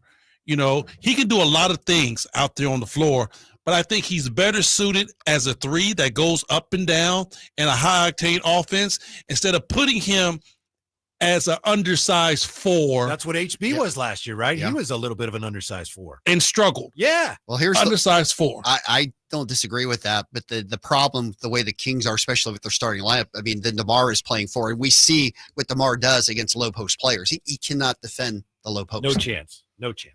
So, well, we had a conversation about that when we played Denver, and I remember specifically telling the G-Man, and I might have told you because we go on before. We've talked about it plenty of times. I told you, I said, if we go small with the lineup that Denver has, I said, if we put a small on Aaron Gordon, he's going to cook us for dinner because I know Mike Malone. And Aaron Gordon had, 15 in the first quarter? Yeah.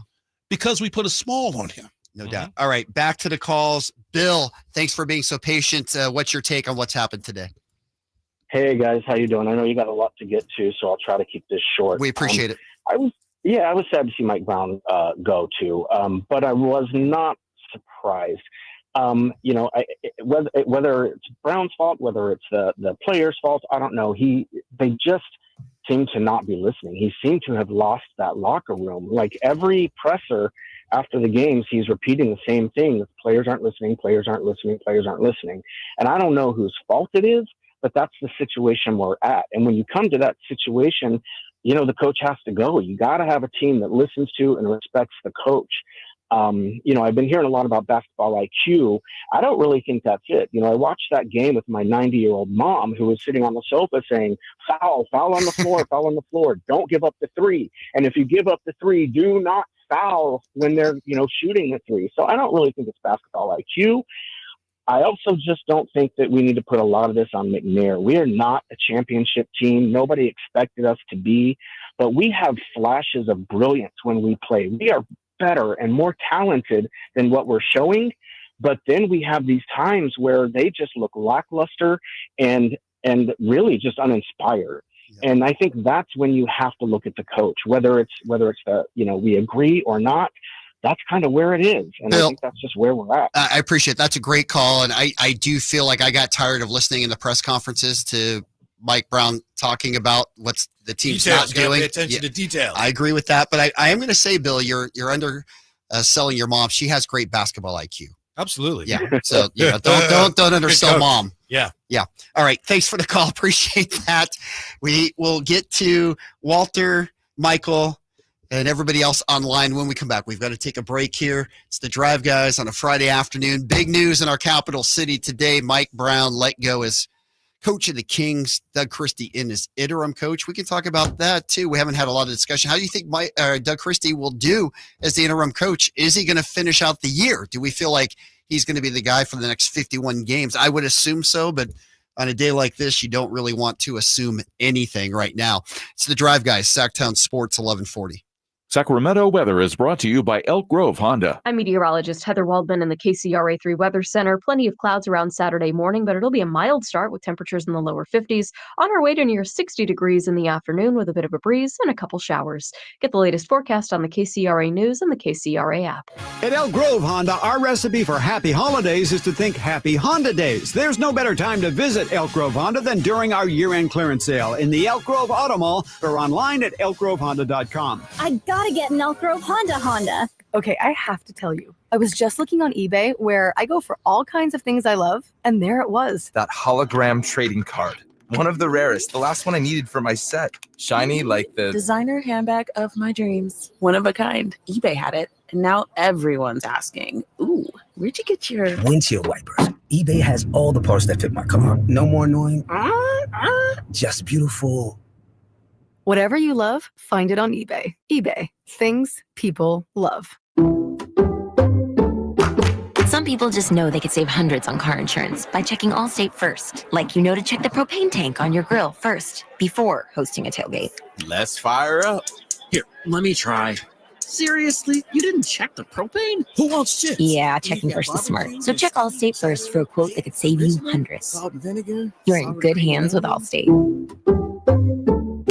Savings vary, subject to terms, conditions, and availability. Allstate Fire and Casualty Insurance Company and Affiliates, Northbrook, Illinois. Finally, an easy way to find home improvement contractors. Just visit subcontractorsunited.com and simplify your search for home services professionals. From cabinets to windows, roofing to plumbing, Subcontractors United is an easy, simple way to find and hire a home improvement contractor. And you never have to give up personal information. So no harassing phone calls like you get from those other websites.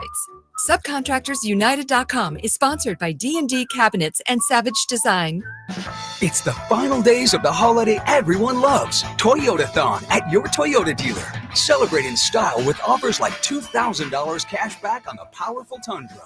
Or get a low-cost lease on the legendary Tacoma after an incredible $1,000 lease cash. Drive into the new year with a new truck from Toyota. These are the deals you've been waiting for. But hurry, Toyotathon ends soon.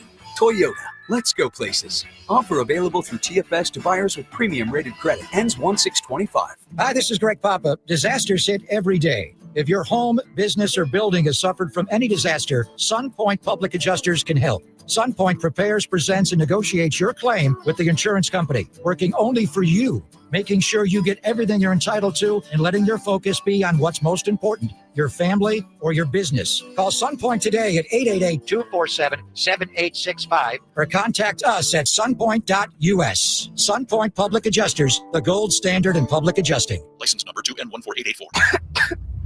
I don't feel so good. You do feel hot.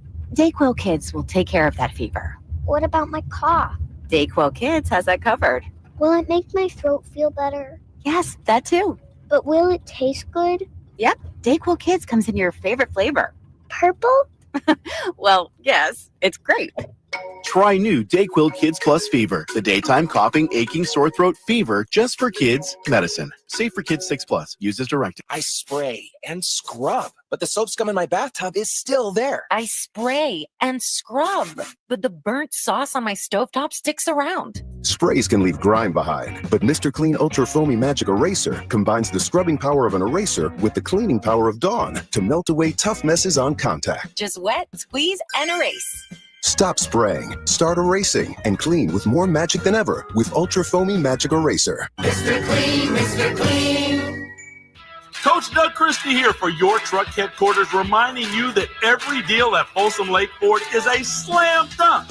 Shop all your favorite models on sale now, including America's best-selling truck for over 47 years, Ford F-Series, plus a huge selection of Broncos, Bronco Sports, and all of Ford's award-winning SUVs at FolsomLakeFord.com. Listen, I know a great play when I see one, and if you want to save on a new Ford, you gotta drive the lane straight to Folsom Lake Ford in the Folsom Auto Mall. Right now, buy any new Ford with zero down on approval of credit. Save big with low interest financing, and Folsom Lake Ford always pays top dollar for your trade. So hurry to Folsom Lake Ford, a 6-time Triple Crown winner for sales and service excellence. That's why they're my trusted dealer, and they should be yours too. Tell them Coach Doug Christie sent you, or shop them online at FolsomLakeFord.com.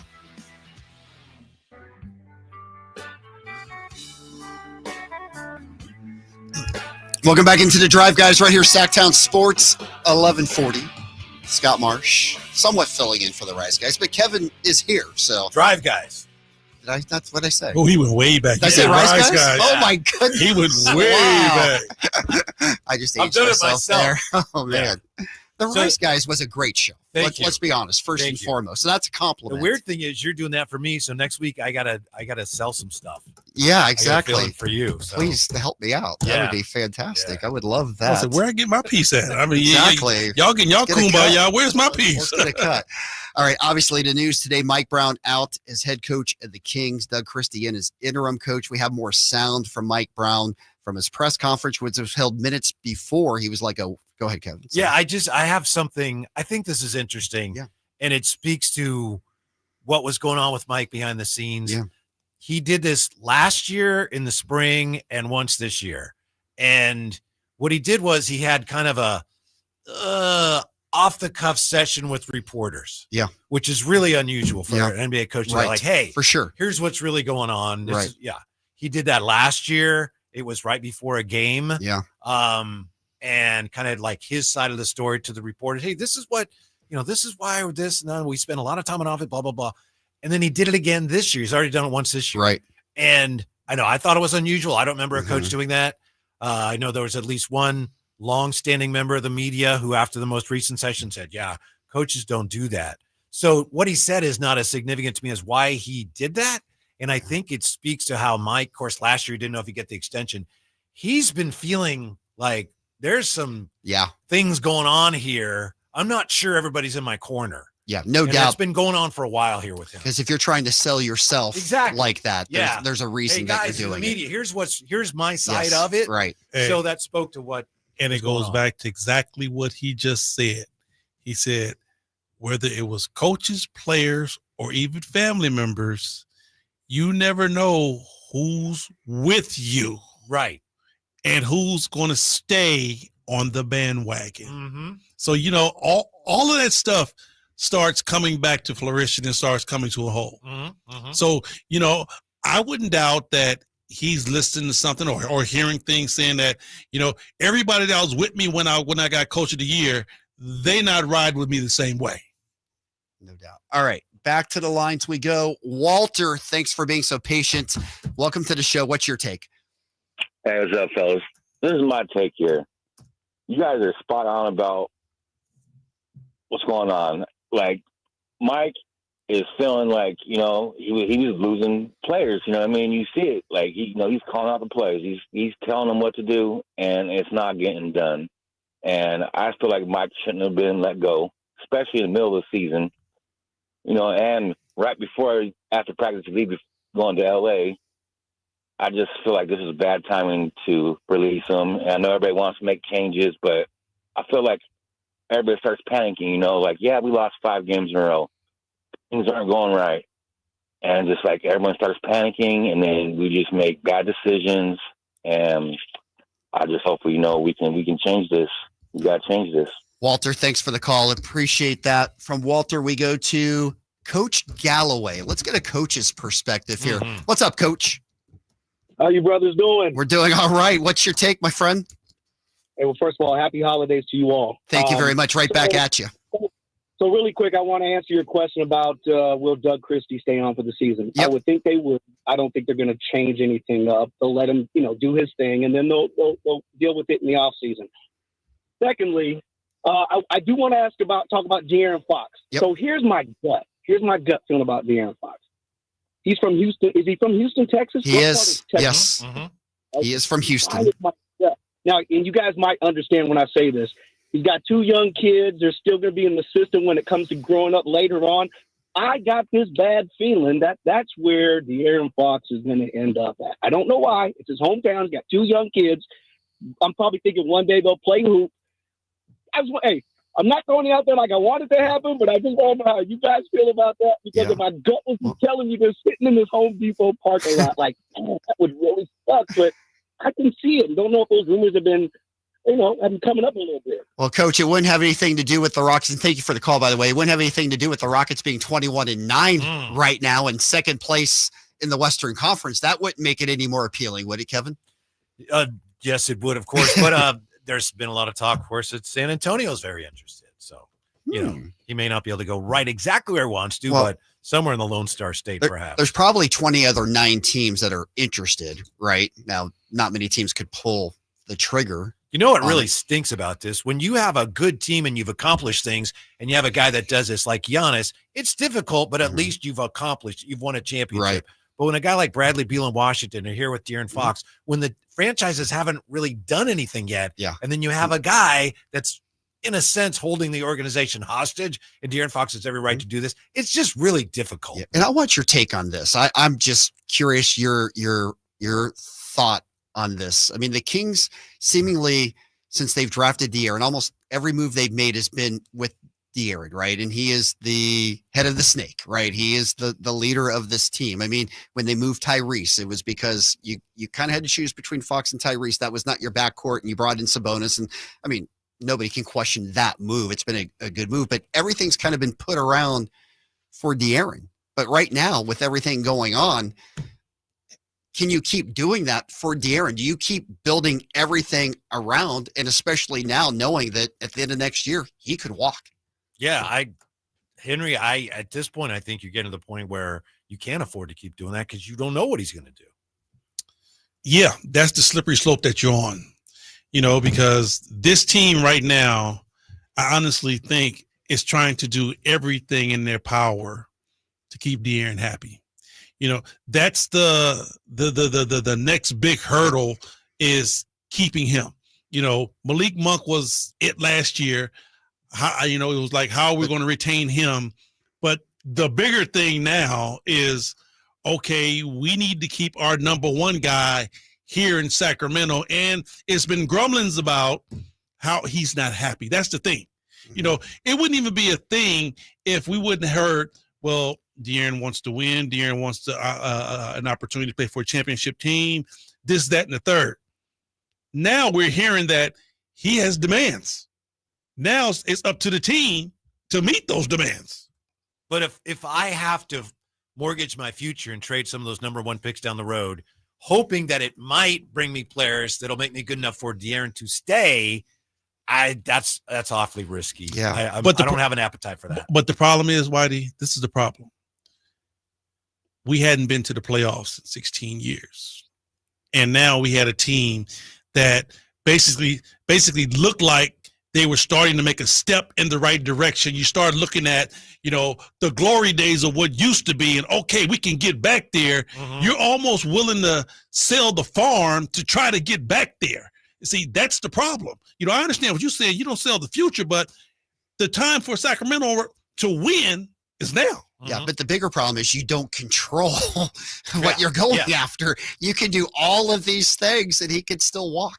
Right. I mean, so you need an extension at the end of the offseason if you're going to continue doing all this stuff, or you have to start making other plans. Yeah. Right? Yeah, but you have to do some things in order, because see, it's kind of like what came first, the chicken or the egg? Because I always say the egg did. Chicken had the egg did. See what I'm saying? If you have the problem of without the chicken, the egg doesn't hatch. He has to want to stay here. You have to woo him again. Yeah. So something has to happen. You just can't stay status quo. Something has to happen. Something has to happen. That's for sure. We're just not sure what it'll be. Let's sneak in Michael before we go to the break. By the way, Shams Charania did talk on ESPN. We've got some sound from him. We'll bring that back up. Yeah. He just broke the story. All right, Michael, welcome into the Drive, guys. What's your take? Hey, what's going on, guys? Happy holidays. Happy holidays to you. Speaking of Shams, I mean, he broke a few days ago on First Take. The Lakers are willing to dingo out those 3 first-round picks they got coming up. And when you hear Clutch Sports, you hear Rich Paul, I mean, you can't help but wonder his 2 biggest clients in L.A., LeBron and AD. So, if Monty McNair's in his office and his Beam hotline starts buzzing off, and you got Rob Pelinka on the other line dangling those 3 first-rounders, and what are the odds some situation like that can convince McNair to start looking at life after De'Aaron Fox? Sure, but aren't those Lakers first rounders, and I'd have to look it up, aren't they like 2047 and 2072 and then 80 years past that? I mean, the Lakers don't have a first round pick for the next 5 or 6 years, if I remember correctly. I think maybe like 27, 28, 29 around there. Yeah. So I don't know, but and then obviously you're going to fluff it up with D'Angelo Russell and maybe Rui Hachimura. I don't know. Just what kind of pressure do you think Clutch Sports and Rich Paul can put on De'Aaron to try to push his way to LA? Any thoughts on that? Yeah, Michael, thanks for the call. I think the answer is a lot. I think Rich Paul has a lot of say in the NBA. Rich Paul and Clutch Sports really has a lot of influence on what happens in the NBA because they have some of the best players in the league. But I will say this, when you look at it from a strategic point, is that why would you, let's say if you're LA, why would you start throwing anything out there when Sacramento is spiraling downhill? I would just wait and let it burn out and then throw them a couple of crumbs. I wouldn't throw anything big. That's the problem that you have when your team starts sliding like that. Mm-hmm. It's like, okay, when it's like playing the stock market. You know what? Oh my God, this stock is pummeling. When should I pull the plug and pull out? True. But the Lakers are playing for right now. I mean, every moment counts for that team. Right. And we haven't even reached the deadline for trades yet. True. So right now, are you going to make a drastic pull right now, or can you wait until the trade deadline because that's still going to be there? True. All right. We've got to take a break. When we come back, Rick, Alexander, Carter, everybody else online, we'll get to you. I promise. 916-339-1140. We want to hear from you today. This is your show. Sacramento Kings have fired Mike Brown. Your thoughts, your take on what happened to Mike Brown today. It's a drive, guys. Sactown Sports, 1140. Sacramento weather is brought to you by Bonnie. I'm meteorologist Heather Waldman in the KCRA 3 Weather Center. Plenty of clouds around Saturday morning, but it'll be a mild start with temperatures in the lower 50s. On our way to near 60 degrees in the afternoon with a bit of a breeze and a couple showers. Get the latest forecast on the KCRA News and the KCRA app. When it's cold and rainy outside, Bonnie is leading the way home. Right now, stay warm and cozy with a full furnace tune-up, just $59. Plumbing, sewer, electrical, heating, and air. Schedule an appointment today at Bonnie.com. Welcome back to another exciting game day. Grab your rally towels, throw on your jerseys, cheer, shout, and save on your gas. That's right. Sports fans win big on home game days. Score instant savings of 25 cents per gallon on Shell V-Power Nitro Plus Premium Gasoline with the Fuel Rewards program. And that's a victory for you and your tailgate team. Download the app, join the Fuel Rewards program today, and game on. Restrictions apply. Limited time. At participating Shell stations. For more details, visit fuelrewards.com. It's Capital Casino, Sacramento's #1 poker room. And guess what? Primetime football is back. Capital Casino is giving away $500 per game in high hand bonuses for every Sunday, Monday, and Thursday night primetime game.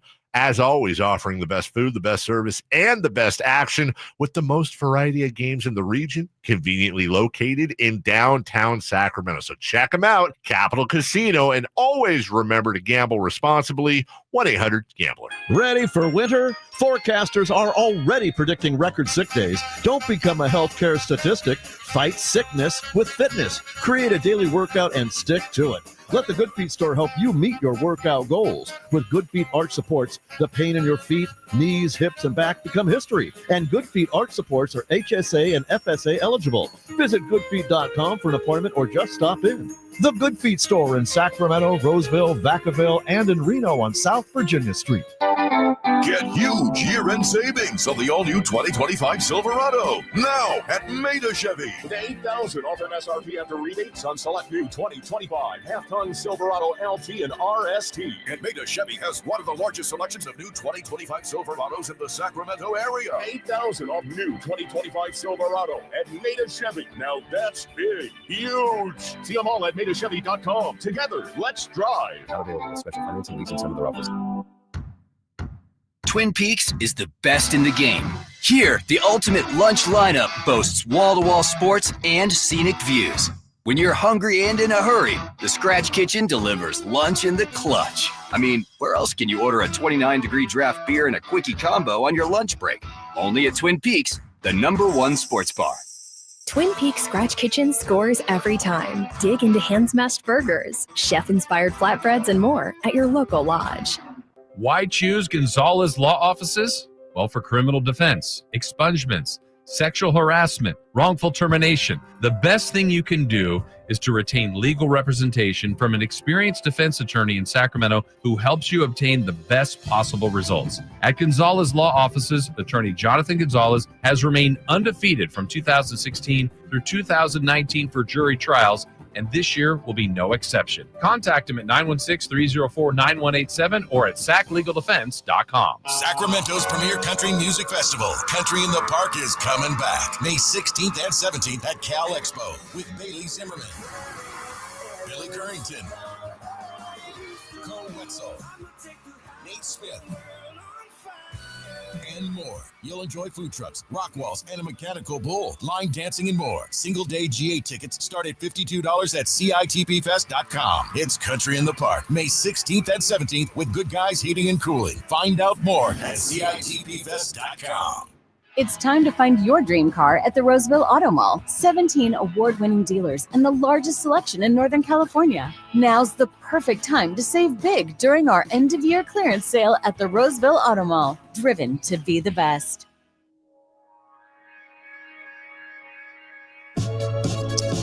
Welcome back into the drive, guys. Right here, Sactown Sports, 1140. Scott Marsh is here along with the High Flyer. Of course, Kevin Gleason is here. The drive guy himself, Kyle Draper, is flying down to LA. We've got some interesting timeline about the flight and everything else right here from Sham Sharadi in just a second. Just to clarify, going back to our last call about the LA picks, they do have 3 picks. That is true. They've got one in 29 and one in 31 they can move in one deal. They also have another one available in 2030 that they can move in a separate deal.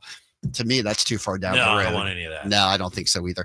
All right. Sham Sharania spoke just a little bit ago, clarified some of the timeline on the Mike Brown firing. Let's play that right now.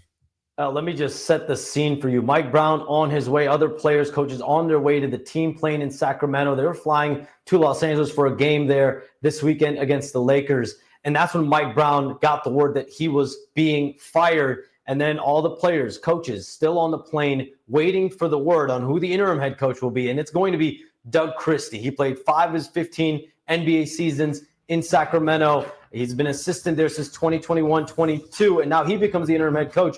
5 straight losses, 12 of the last 17 games lost by the Sacramento Kings.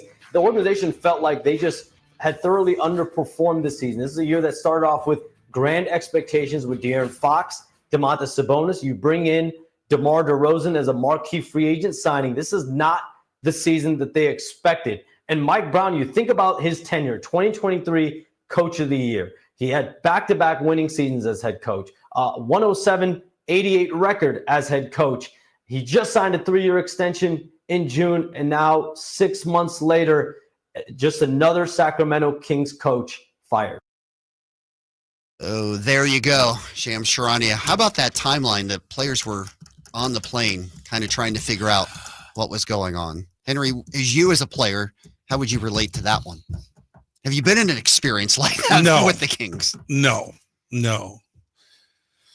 Ooh-wee. I mean, there's just better ways to do it. Ditto. Yeah. I think that, yep, I can't disagree with that one as well. All right, let's get to Rick. Rick, welcome into the drive, guys. What's your take on everything? My take goes back to last season, and you guys mentioned this already about comments Mike Brown made. I think the Kings have a fourth quarter problem, and I kind of think it lends credence to Mike Brown's comment about not everyone being on the same page as he is, especially that fourth quarter. Also, I think De'Aaron Fox, with only 1 year left, comments he made during Malik Monk's negotiations last year kind of indicates that the grass might be greener on the other side in his mind. And do the Kings want to invest in him and possibly have another Boogie Cousins tenure with fired coaches and up and down seasons? Okay, I'll take your comments off the air. Thanks, guys. Yep, thanks, Rick, for the call. I'm not sure I followed the Marcus train of thought, but the bigger picture about De'Aaron, and I think we kind of got into that a little bit. How much do you go overboard to do everything you can for De'Aaron, not knowing a year and a half if he's going to be with the team at this moment? Well, here's a bad thing, and I think this is what the caller's point was when they mentioned kind of comparing De'Aaron Fox to DeMarcus Cousins. I was with you, Scott. I was like, wait, but I think the caller's talking about that organizational instability, and we thought Mike Brown was an instrumental piece of bringing some of that stability. Right. And now here we are talking about what do you do with De'Aaron? Yeah. The coach is gone. We're right back to that. that tumult, that instability, and it's just very frustrating for fans. Yeah, you're totally right. And that was the whole point in the offseason. Fans were screaming to give Mike Brown an extension because we needed that stability. Right. So it's frustrating, high flyer. Yeah. It is. It is. And, you go back to the players wanting the respect, of the league, wanting the respect of the referees, wanting the respect of the media. Well, respect is earned. It really is. It really is earned. And, you have to change some things in order for you to get that. And we haven't done that as an organization for the league really to respect us. Well, because we always talk about, we haven't played on Christmas Day, and I don't know how long. It's been over 20 years, I want to say. Yeah. We played the Mavs on Christmas Day. Yes, here. I remember that. Yeah. But it's been forever. It has. And we're Steve Nash was still with him, wasn't he? Wasn't it Steve Nash's? Yeah. Yes. Yeah. Yes. And it's been situations to where we're like, okay, we don't get, national televised games. Well, it's one of those things where you have to get the respect of the league to get those type of things. And until you do that, we're going to be where we are.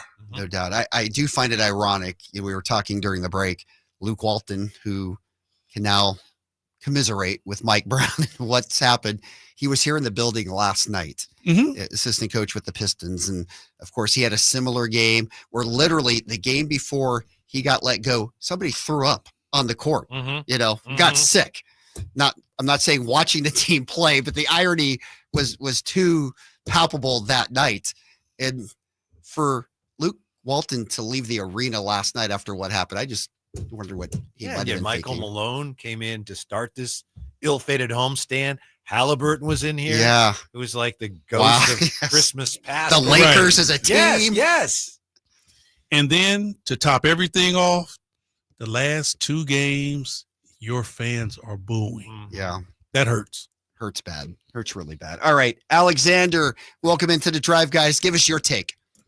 Yeah, I'm a piggyback off the previous caller. Go one step further, though. That loss was so bad that it feels like there is an ulterior motive.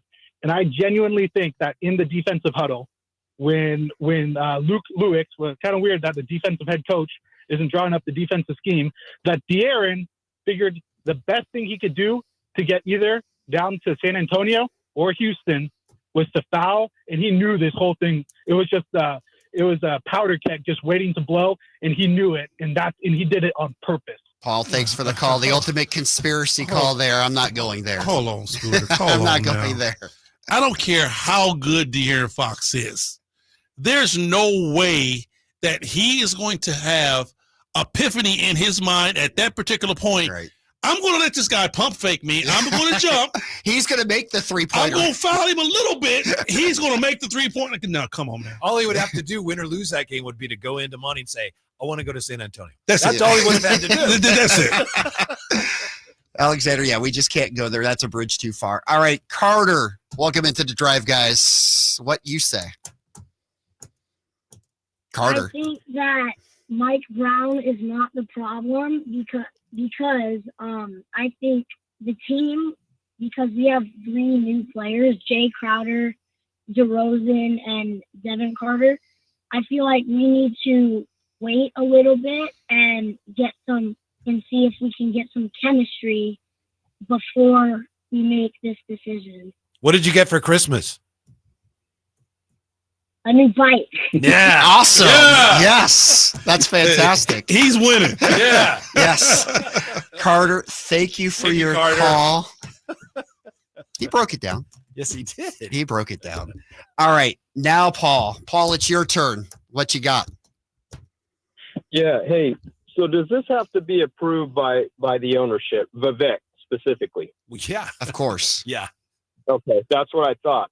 So here's the deal. It's instability once again. All these switching up coaches every time something just isn't right. It just gives me insight into the owner's head. He's unstable. He's unstable. Maybe this is how he runs his other businesses. But if this team's ever going to be something, we got to have stability. That's it.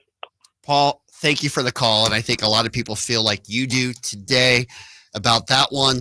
The future of the Kings, a lot less stable right now than it was certainly to begin this year. Reshuffling the deck, Henry, to a degree. Yeah. Whew. I mean, it's just hard to sit here and just start thinking about, okay, do you restart? Do you retool? Where are we going from here? What's going to happen? And you have a game tomorrow. Yep. That's the thing. And we got to fire this thing back up tomorrow and find a way how to get these guys back on track. And you have the Lakers, who you're 0-3 against this year. That part. Yeah. A lot to think about. All right. We'll take the break. When we come back, our final hour of the drive, guys. Again, we'll get to all your phone calls. We promise 916-339-1140. It's your show. Give us your take on what's going on as well. Drive, guys, right here. Sactown Sports, 1140. Wesley Financial Group is not a law firm. Are you a victim of the timeshare trap and think there's no way out? I'm Chuck McDowell, founder of Wesley Financial Group, the original timeshare cancellation expert. And I'm here to tell you that there is a way out. All you need to do is give my office a call. I will send you a timeshare exit information kit absolutely free, explaining how the timeshare industry works and your options for cancellation. Call Wesley now for your free info kit. 800-770-2727. 800-770-2727. Paid for by Wesley Financial Group. Whether you're ordering wings for the game, whipping up a 7-layer dip, or ordering pizza, there's something about football that makes you want to eat. And this football season, Uber Eats has the best deals on game day food. No matter what you're craving, from 2-for-1 pizza to buy one, get one wings, Uber Eats will be dropping new deals each week, all season long. Uber Eats, official on-demand delivery partner of the NFL. Order now. Terms and conditions apply. See app for details. Hey, what's up, everybody? It's Kyle Draper from Mercedes-Benz of Stockton. You know I'm a huge fan of their SUVs and sedans, but they also have a huge Vans fleet center. Listen up, business owners. Now is the perfect time to take advantage of tax deductions. They have the perfect van to power your fleet, including the new fully electric e-Sprinter alongside their very reliable diesel options. And even if you aren't a business owner, let's say you just want one for personal reasons. Maybe you want to go out on the town with the fellas or with the ladies, or maybe you want to take the kids on a road trip. Well, their vans are fully customizable. So check out Mercedes-Benz of Stockton right now. You can choose from their dependable diesel models or even go all electric with the new e-Sprinter. So head on down to Mercedes-Benz of Stockton right now and check out their fleet center. Or, of course, you can go online at mbfstockton.com. That's mbfstockton.com. Hey, it's time to open up your calendar app for some incredible live events coming your way. This is the Sactown Sports Live Events Calendar, bringing you the hottest shows in town. Kick off 2025 with country superstars Dylan Scott and Jackson Dean. They're hitting the stage at Thunder Valley on January 10th for a night of hot country hits. Then on January 11th, laugh until your sides hurt with comedy legend Bill Engvall. He's performing live at Thunder Valley, a show you won't want to miss. And the one and only Justin Timberlake is bringing electrifying energy to the Golden One Center on January 15th. This is your chance to see an icon in action. For a more intimate vibe, catch Bryce Vine at Ace of Spades on January 25th. It'll be an unforgettable night of alternative hip-hop. And finally, looking ahead to February 20th, Old 60 lights up Ace of Spades with their unique blend of rock and soul. Get your tickets now because these shows will sell out fast. For details and updates, visit SactownSports.com. And stay tuned. This is your ticket to the best live entertainment in the 916, the Sactown Sports Live Events Calendar.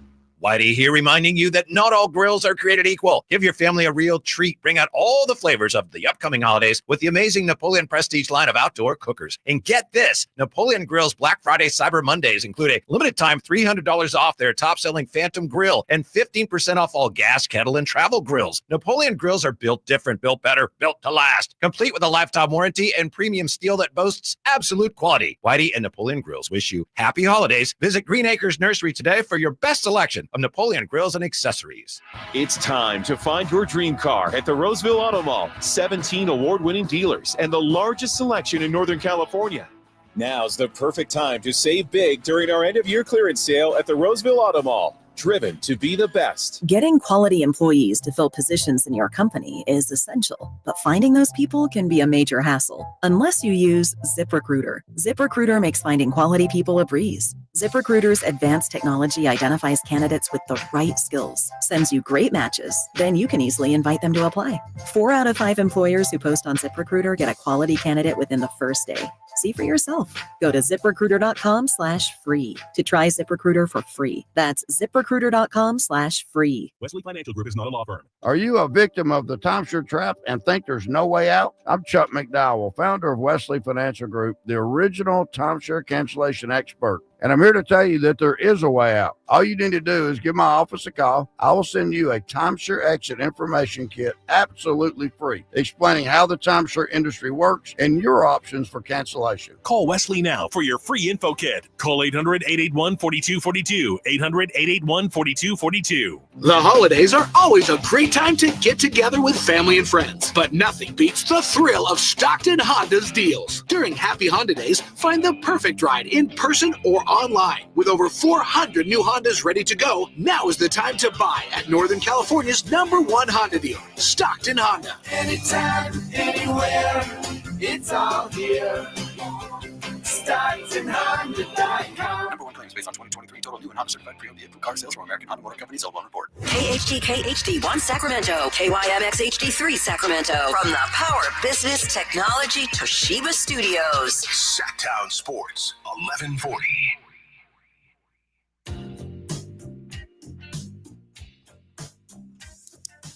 Welcome back into the drive, guys. Our final hour will take you up until 6 o'clock tonight. Of course, our phones have been buzzing all afternoon long. We thought it was just going to be another Friday holiday show. I was looking forward to just filling in, having some fun, having some laughs, having some good cheer. And then at 1:45, all, you know what, broke loose as the word came out of Mike Brown's firing. Mike Brown out as head coach, Doug Christie in as interim coach. We've been taking your calls the entire way. We will continue to do so. Tin, Joe, we'll get to you. Everybody else online as well. 916-339-1140. We appreciate everybody in the chat room and on the text lines as well. Your comments have been great today, and we know you want to speak out on what's going on. Kevin, we have our good friend Imran here as well. And I invited him. Yeah, I invited him to come in. I thought we'd talk sports cards during the holidays, have some fun. You called me earlier. You're like, hey, Imran, you want to come in? It's kind of a light day. I said, sure, no problem. And then like an hour later, Scott's like, well. Yeah, we might have to rethink. What do I do this? But I said, I'm already in the car. Too late. I'm on my way. Yep, there's no turning back. There's no turning back. Once the car starts, I can't go in reverse. Right. It only goes one direction. I've been listening the entire time, though. And I've been listening the last 3-4 hours with you guys. We have to get your take, first of all. Yeah. So I took some notes, copious notes, as I did while I'm driving in the car, because that's the best way to do it. Yeah, that's good that you're doing that. Listen, there's the reason why you have thighs and knees is for a reason, to steer the car. So that way you can use both hands to write down the notes.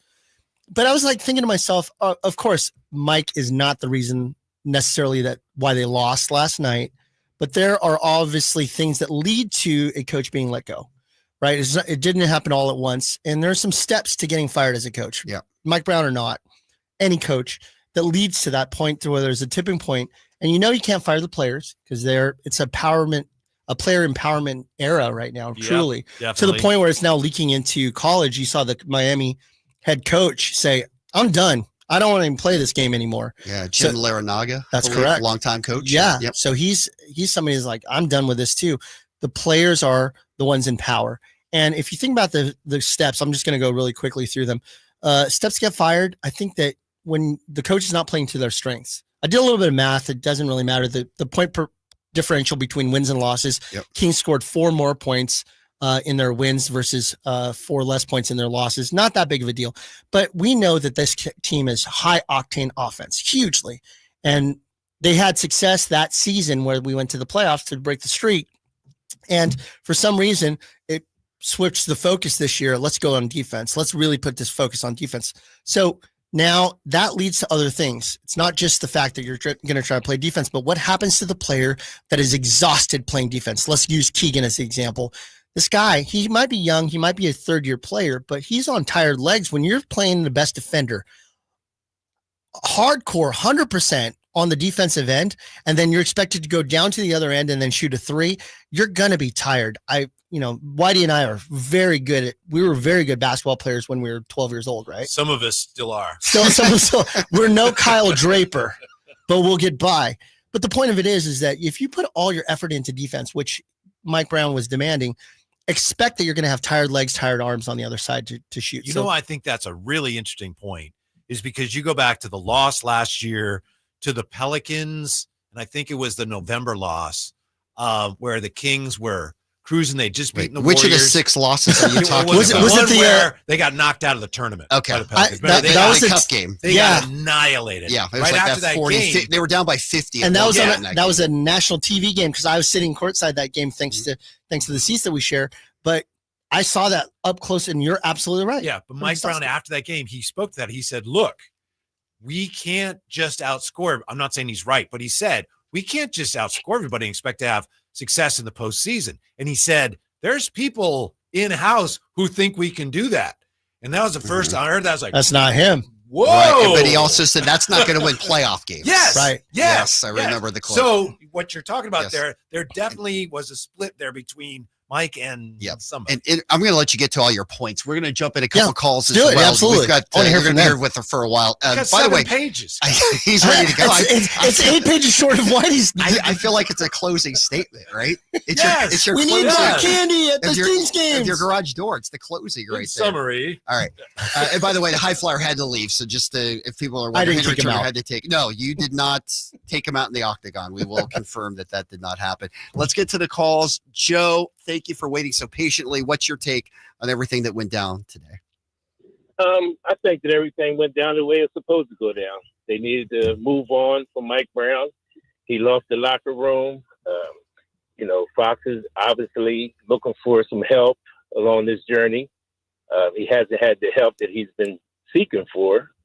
If I'm wrong, let me know. But since he put Monk into the starting lineup, they went from 28 to up to number 1 in scoring potential. Now you had the opportunity to find a bench. That was Mike Brown's job, to put some of the guys in off the bench and be productive. You got Lyles was hurt. Now Lyles is back. You still got Crowder. You still got, people who can come in and play. But he was just putting Herter in. Herter played more minutes than the starters. But Herter can shoot, but he's not getting anything but 6 points. He played along Fox. Fox had 62 points. Herter had 2. That's your backcourt. That's your scorers. They're supposed to score. They're supposed to be productive. And then the defensive end, they got a lot of defensive players. People are taking charges. Lyles take charges. Monk take charges. Murray playing great defense. He's everything after him over his 3 years. He's been a brilliant player, a young kid. He shot the 3 well the first Joe, I year. have to wrap you up here just because we have a lot of calls, but thank you very much for the points. I think he's just talking about the overall bench rotation. One thing I want to get into, and Anthony, if you have this cut, let's use it. It was Mike Brown.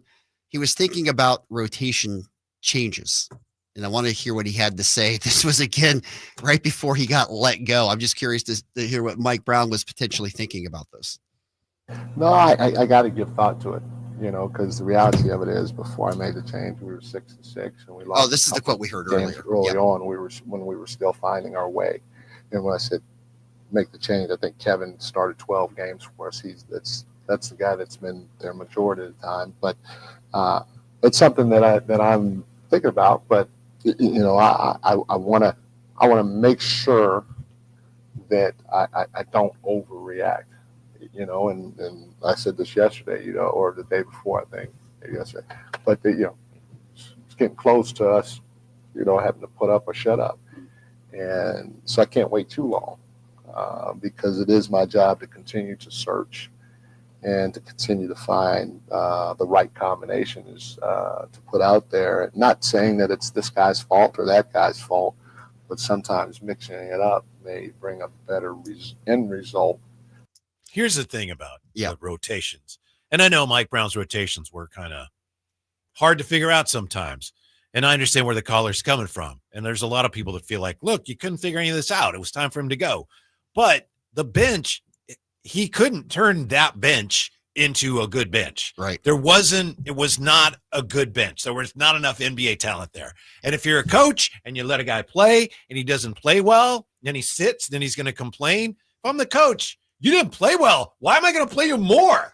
When you play, you got to play well. I agree with you 100%. This has nothing to do about rotations, in my opinion. The only thing I would have liked to have seen, we brought it up earlier, was DeMar DeRozan coming off the bench. It's the one thing we haven't seen, and we'll see if Doug Christie maybe throws that out there as a possibility. And, of course, DeMar DeRozan wasn't brought in to be a sixth man, so how is DeMar going to react to that if that's even on anybody's Well, I'd be radar? surprised if we see that. And I agree with you, and I know where you're coming from, but I don't think DeMar is going to be like, hey. Love the idea. It's fantastic. Right. Sure. I don't see it either. But I do feel they could highlight him offensively I understand. in the second unit. Yeah. I understand where you're coming from. I just don't think he's going to be a big fan of it. Agreed. All right. 916-339-1140. 10, you're out there. We'll get to you. Everybody else online as well. We appreciate it. Imran, didn't mean to interrupt you. It's good. Defense. My number one fan, Russell, is letting me know that he's not enjoying this conversation, but here I go. So I think one of the challenges, too, is the switch of starters. When you had Kevin, I just did some numbers here. Yep. Sabonis, these are averaging as of today, and this includes DeMar DeRozan's 2-point dud that he did the other day. DeMar averaging 20.7, Fox averaging 26.2, and Sabonis averaging 21.1. Bringing Herter to the bench, Malik in the switch-in, not necessary with your scorers in that level. This bench has been really bad on the scoring side of things after they moved Monk into the starting lineup because he didn't have that scoring punch. Sure, but let me interrupt you there because people were begging for Mike Brown to start Malik Monk. And when they first made that move, it did energize the first unit. Like I felt like that was the right move for Mike, and I felt like it took too long for him to put Malik in the starting lineup. But when you agreed, and with that said, what did that look like for the average scoring punch off the bench? I think it was pretty amazing when we saw a double-digit scorer coming off the bench once Malik went into the – if Kevin scored 10 points, 12 points, we were shocked. It was like, wow, what an addition. But that 20 points, that 15 to 20 points, no coming off the bench anymore to go into a lineup that already had potentially 4 20-point scorers in there with Teagan, that's a tough blow to the bench. But you said I don't potential. think Mike wanted to do it. You know, they really weren't 4 20-point scores in that lineup. I mean, 3 for sure, as per the averages, and then Teagan. Yeah, I get what you're saying. Yeah. Sorry, Kevin. I didn't mean to cut you off. No.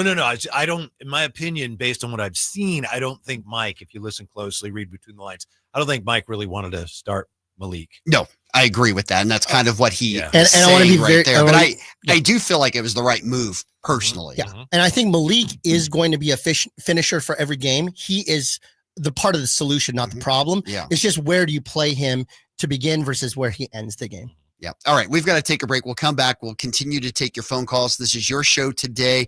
Your chance to give us your thoughts, your feelings on what's been a tough day for Kings fans. Mike Brown out as head coach just into his 3rd year after being voted coach of the year unanimously and taking the Kings to the playoffs for the first time in 17 years, just 2 seasons ago. This is the Drive Guys right here. Sactown Sports 1140. All guests and callers join us from the Folsom Lake Honda hotline. Folsom Lake Honda, your one-stop Honda shop. California, it's the Ford Year-End Sell-a-thon. 14 days of the biggest savings on an incredible selection. So visit your California Ford dealer now through January 2nd and get great offers across the lineup of Ford trucks and SUVs, like the built Ford Tough F-150 truck, part of Ford F-Series, America's best-selling trucks for 47 years and counting. For the adventure-ready Ford Bronco Sport with GOAT modes to help you conquer the great outdoors. And check out the always electrifying Ford Mustang Mach-E with 0 to 60 thrills and 0 emissions. It's the Ford Year-End Sell-a-thon, and it's your chance to save. Whether it's gas, hybrid, or all-electric, now is the best time to get behind the wheel of your brand-new Ford truck or SUV and drive it home today. But hurry, these offers absolutely end January 2nd. So go to your California Ford dealer today, based on 1977 to 2023 calendar year total sales. Welcome back into the Drive Guys right here, Sactown Sports 1140, taking you up until 6 o'clock. Your final chance to get in and have your say. 916-339-1140. Your take on what happened to Mike Brown today, the direction of the Sacramento Kings. We want to hear from you. And thank you again to everybody who's been chiming in on our chat line on YouTube, where we've been active all afternoon long, and on the text line as well. Here with Kevin Gleason, of course, and Imran Pilati from True Sports Cards. And Imran, of course, we'll get into it at some point, but I know with Christmas, you were so busy at the shop and everything else going on. Can only imagine what your week's been like. Yeah. And as you come around, it's kind of funny because they all come in after, because all the gift cards are ready to be used and the kids are ready to go. I will tell you still, even with what's going on, people still have a lot of interest in the Kings. Let me ask you this. Are there Mike Brown Kings cards? There are. Are there? Yes. I didn't know that. Yes. Well, they're now a limited edition. Will an event like this increase or decrease that card? When it comes to coach cards, nobody really pays attention to them. I mean, you're going to have the Phil Jacksons and the Pat Riley fun stuff from the old past, but people aren't collecting them with the exception of wanting to get some things signed at the game. But for the most part, that's not going to go up or down. I think that you're going to see some player cards go up and down for sure. I think the Fox thing, this saga, however it ends up, this will affect some card By prices. the way, Avery Johnson, George Karl, Byron Scott, Sam Mitchell. What do they all have Mike in common? Brown. Yeah. All coach of the year. And then shortly thereafter, dismiss. Yes. And I know George Karl's been active on social media today as well. So is Michael Malone. So several NBA coaches. So is DeMarcus Cousins. Are they speaking out saying, like, we know how this feels? Pretty much. That's one way to put it. Wonder when Dave Yeagers are going to jump They're in not there. necessarily in agreement with the organization on the move. And we can play a couple of those. We have Rick Carlisle, but we do want to hear from Brian and AC and Tin as well. We'll get to them, but do you want to hear the final words that Mike Brown spoke? Unfortunately. And this was at the press conference, his Yeah. final words. Yeah. So this is how he wrapped up his press conference at the time, not knowing it would be his last words. And it was about on-court leadership. Here's what Mike Brown had to say. I think we're getting better with it, and again, these guys haven't necessarily been in leadership roles on, maybe DeMar has, especially in Toronto. I don't know how much he won in Chicago, but I know in Toronto they won at a pretty high level, and he and Kyle, I think, were the leaders of that team. But most of our team hasn't been in a position of leadership in an environment where there's been consistency on the winning side of the ball, and so it takes time. It takes other guys coming in that have won, and that's one of the things that Jay's good. Jay's been to 2 finals, and so listening to him talk at times is better than me talking because it's from your peer. And so to be around guys that have won at a high level and know what they did when he was with that team in the finals, he was with 2 different teams in the finals, gives a different perspective than what I can say all the time, because I can keep saying it, but and I'm not their parents. I'm not their parents. I'm not their parents. I'm not their parents. I'm not going to say it 26 times, but I'm not their parents. But, it's like, if you're around somebody all the time and you're an adult or whatever, and they're not kids. They're not kids. They're going to get tired of you or tune your voice out a little bit. And so to have some accountability amongst them on the floor and in the locker room is always a good thing. And you can't have enough of it. Do we have more now today than a month ago? Not even close. We got a lot more. And even 3 months ago, a whole lot more. But we need more. We need more because at the end of the day, every team that I've been a part of as a coach, every successful team that I've been a part of as a coach, the leadership does come from the coach to a certain degree, but it more so comes from within. And there's nothing better than having leadership from within that permeates throughout the rest of the team. There you go. The final words from Mike Brown as a head coach and talking about leadership. Does the Kings have that leadership? I think he was couching the fact that he still was bitterly disappointed by the fact that there wasn't more of that. Yeah. There's more. Yeah, there's a lot more than we had, but we still need more. I think that was one of the things that disappointed him deeply in this roster. You had dysfunction here. I'm a Mike Brown fan. I wish he hadn't been fired, but when you look at it, there was dysfunction that wasn't addressed. The GM would bring in players, he wouldn't play them, right? Yep. After losses, the coach would say, they're not doing what I tell them to do. Even now, the coach is just today, before he's fired, we need more leadership. He just wasn't satisfied, and it was not working It's one of the problems I had. I think the roster was still a bigger problem, but there was clear dysfunction between the players, the organization, and the coach. Let's get to AC. AC, welcome into the show. What's going on, my friend? Hey, it's not a great day to be a Kings fan. Kind of an embarrassing one, actually. But you could tell. Is it just me? But can you? And I know if Brown is different than other coaches, but when there's a particularly bad loss and it looks like a risky, I'm going to get fired kind of thing, he goes on and starts talking about things that players need to be accountable and stuff. He called out Fox directly after that game. I don't know if you guys saw that. Yes. And you know what? He is right. He's absolutely right. And the organization can't afford to have home losses like that. It's bad for attendance. And obviously we'd like it to be different, but it's really, really an unfortunate situation. But maybe Doug Christie will miraculously turn it around. Who knows? Well, let's hope so. And you're right. I mean, to be 6-12 at home this year, and just the overall home record of the Kings since moving the Golden One Center is totally unexplainable to me. I just can't figure Is it out. Argo still around? Is Argo still around? Can you go back to that Power Balance Pavilion? I know you had a point. Yeah. I remember last night I was working at the shop, pricing some cards and stuff late night, and I was listening to Mike Brown's post-game press conference. Post game, and I just was nodding my head the whole time because he was talking about, this is the basics and this is what we do, and we close out and we deny the ball and we don't give him. Darren was guarding as if it was like a backdoor backdoor cut. Yep. It's like 2 points doesn't matter on a 3-point game. So why didn't you play it right? And then I as soon as he was done with that, I immediately thought to myself, this is bad because he's calling out his star player, the face of the franchise, out publicly, and basically saying, I told him to do this and he didn't do it. He couched by saying, I've got to look at the tape to kind of see what I already know. Right. Let me just kind of kick this can down the road. But when he said that, I go, that's not good news. Something's going to happen in the next 24, 48 hours because you don't call out your franchise player. And not necessarily like Fox saying to management, hey, get rid of him or, not that.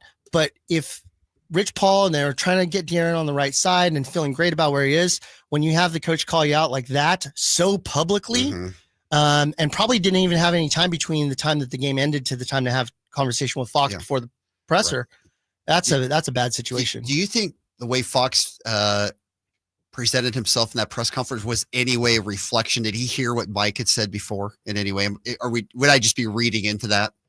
It would be hard. I mean, just trying to figure out how he could have done that. I wouldn't think so either. I wouldn't think so. But that's pretty consistent with Fox, isn't it? I mean, after they lost tough games last year, people would get upset, but he would say he didn't come out for a period of time, and then he started coming back out again too. To his credit. Yeah. Oh yes. Yeah. But he would say, I'm going to move on. I'm not. Everyone wants me to get upset. I'm not gonna. So I know it frustrates fans, but he has been consistent with that message. That's true. All right, Brian, welcome into the Drive, guys. What's your take? Hey, what's up, fellas? Love listening to you guys throughout my work day. Man, I just want to say, what a year, and I don't know if you guys mentioned this already, but what a year to lose Jordy Fernandez, especially what he's been doing with Brooklyn and just elevating them.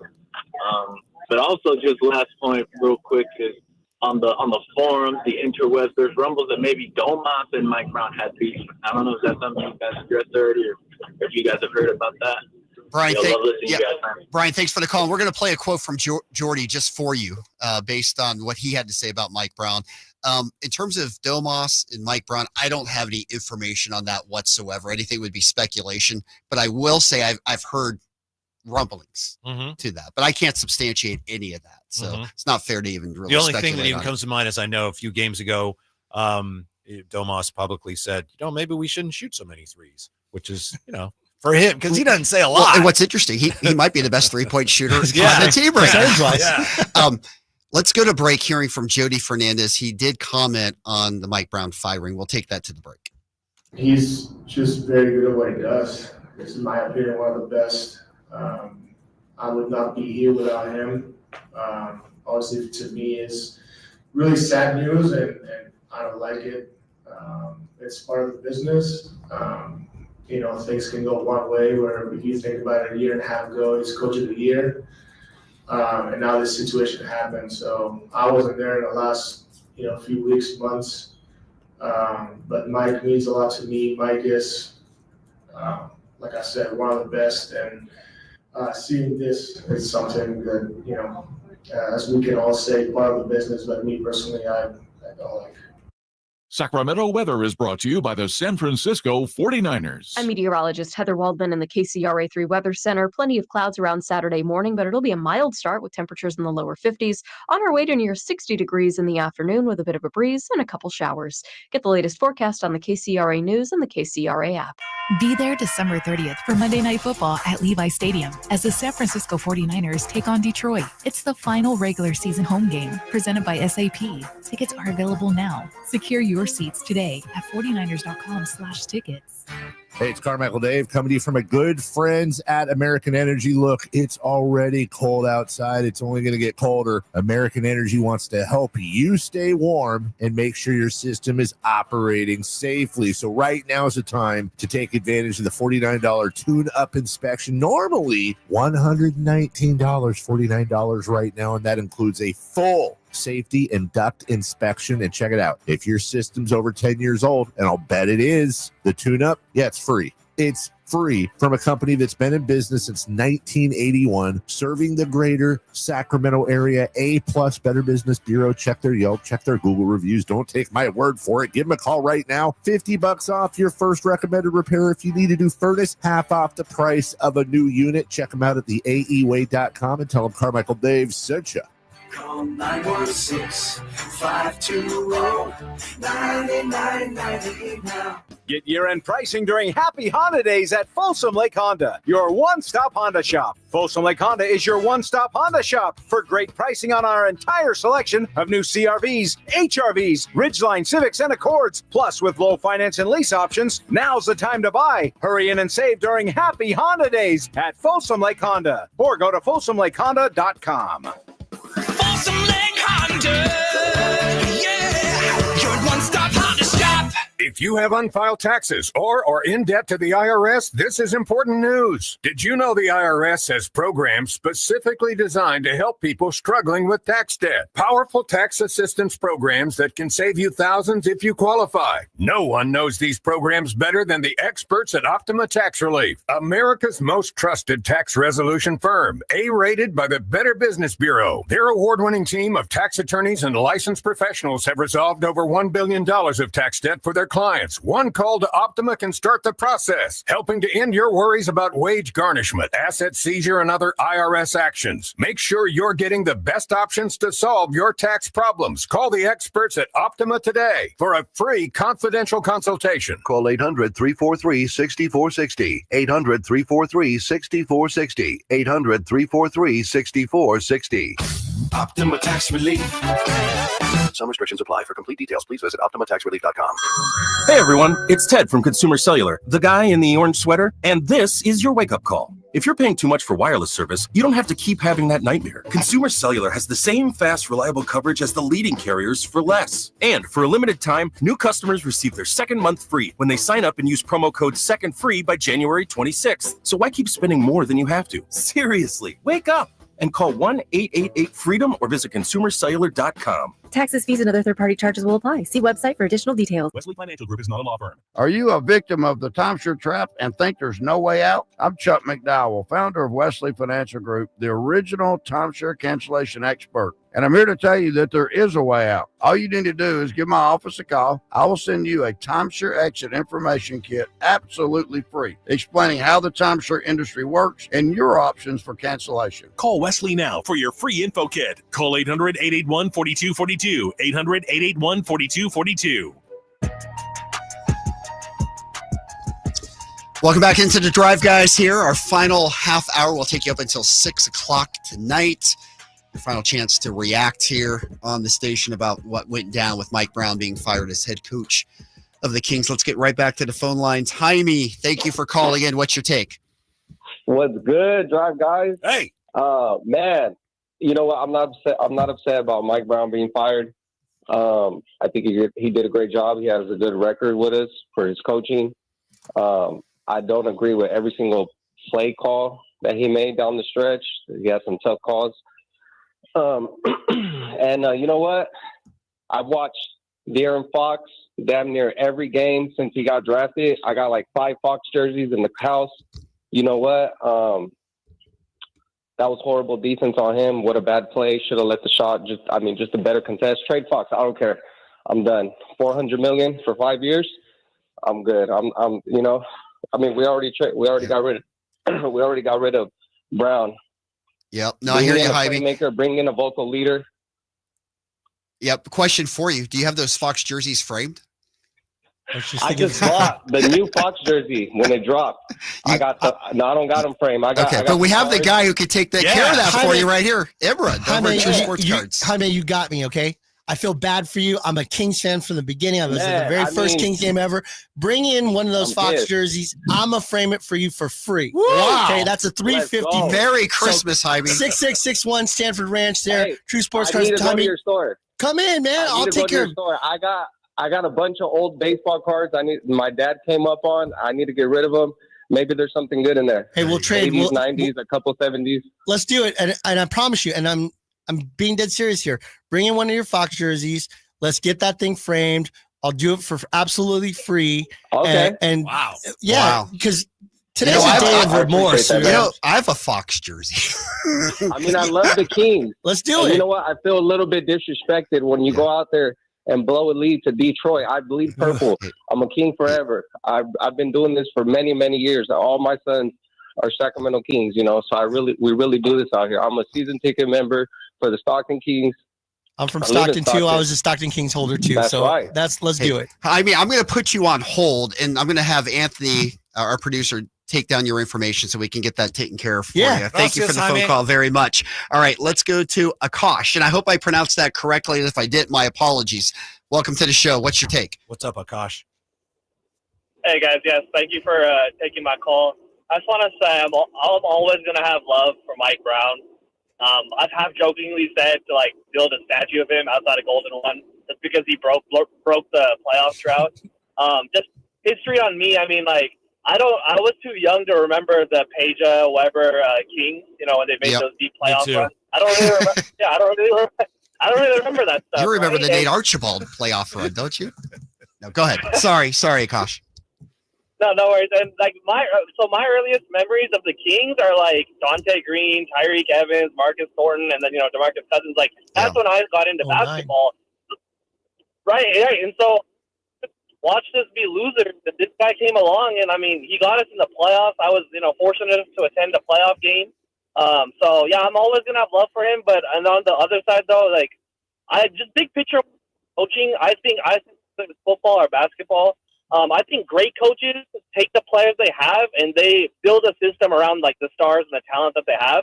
And then the not so good coaches, they take the players that they do have, but they try and kind of shove them in, square pegs into holes and try and shove them into a system that they already have.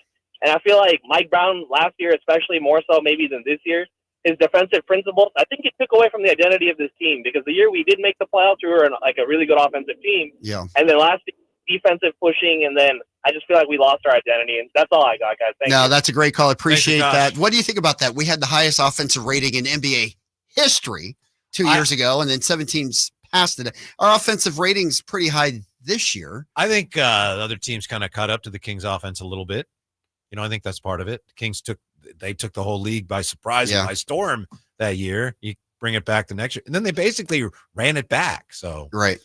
I don't think they made enough adjustments roster-wise or in terms of their X's and O's. All right. Aiden, you're up next. Welcome into the drive, guys. Hey, guys. Thanks for having me. Of course, I get on as soon as I'm changing a diaper. Of course. I just wanted to call in because I've been listening to you guys for the past couple hours. But, yes. It's not really surprising to me that this happened, especially since last night's presser. I mean, if you put this in any other type of business, an owner comes into a restaurant and the manager of the restaurant saying, "Oh yeah, the staff's just not listening to me." Aiden, can I cut you off for just 1 second? And I want to hear what you have to say.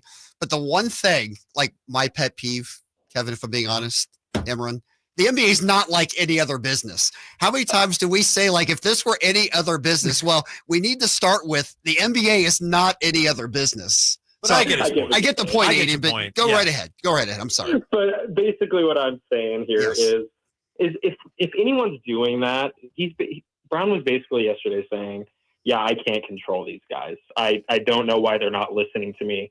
And I feel like he kind of wrote his own doom. And I'm torn. I'm slightly upset. I'm slightly happy because I feel like maybe we might be going in the right direction. But with all that being said, it really worries me now with the future of De'Aaron. I don't know where his head's going to be at. I've been seeing a bunch of different stuff on X. I saw that Risset actually responded to something saying that, Fox had nothing to do with this. And then I've seen people saying, no, Fox was on the discussion of Brown getting let go. So it's just tough. But I wanted to call because mostly, what is your guys' thought when it comes to GMs? Because, Monty could get a really great offer for multiple first-round picks, but does that really necessarily give him any job security with, making those selections down the road? If we get rid of Fox, realistically, we're back in the basement of the West. And what happens then? Yep. Aiden, thanks for the call. Appreciate that. Go back to the business you're attending to.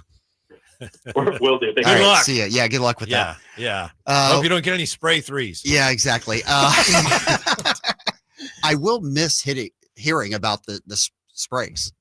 That will be something that will not be part of lexicon anymore. He said we had 11 in the second half, 13 in the first half. We're not going to hear a lot of let it fly. Yeah. To Aiden's point, I've been trying to figure out, is there any way, I don't think there is, but is there any way the Kings could move on from Fox and still be relevant in the short term? I've been trying to figure out, because obviously we're all looking at it as either you try to gear up and make a run this year, or you move on from Fox and tear it all down. Well, you're only trading Fox if you get another all-star in return and probably multiple picks, so right? It'd be difficult, but I wonder if that's something, I know Carmichael Dave has been tweeting, everything's on the table.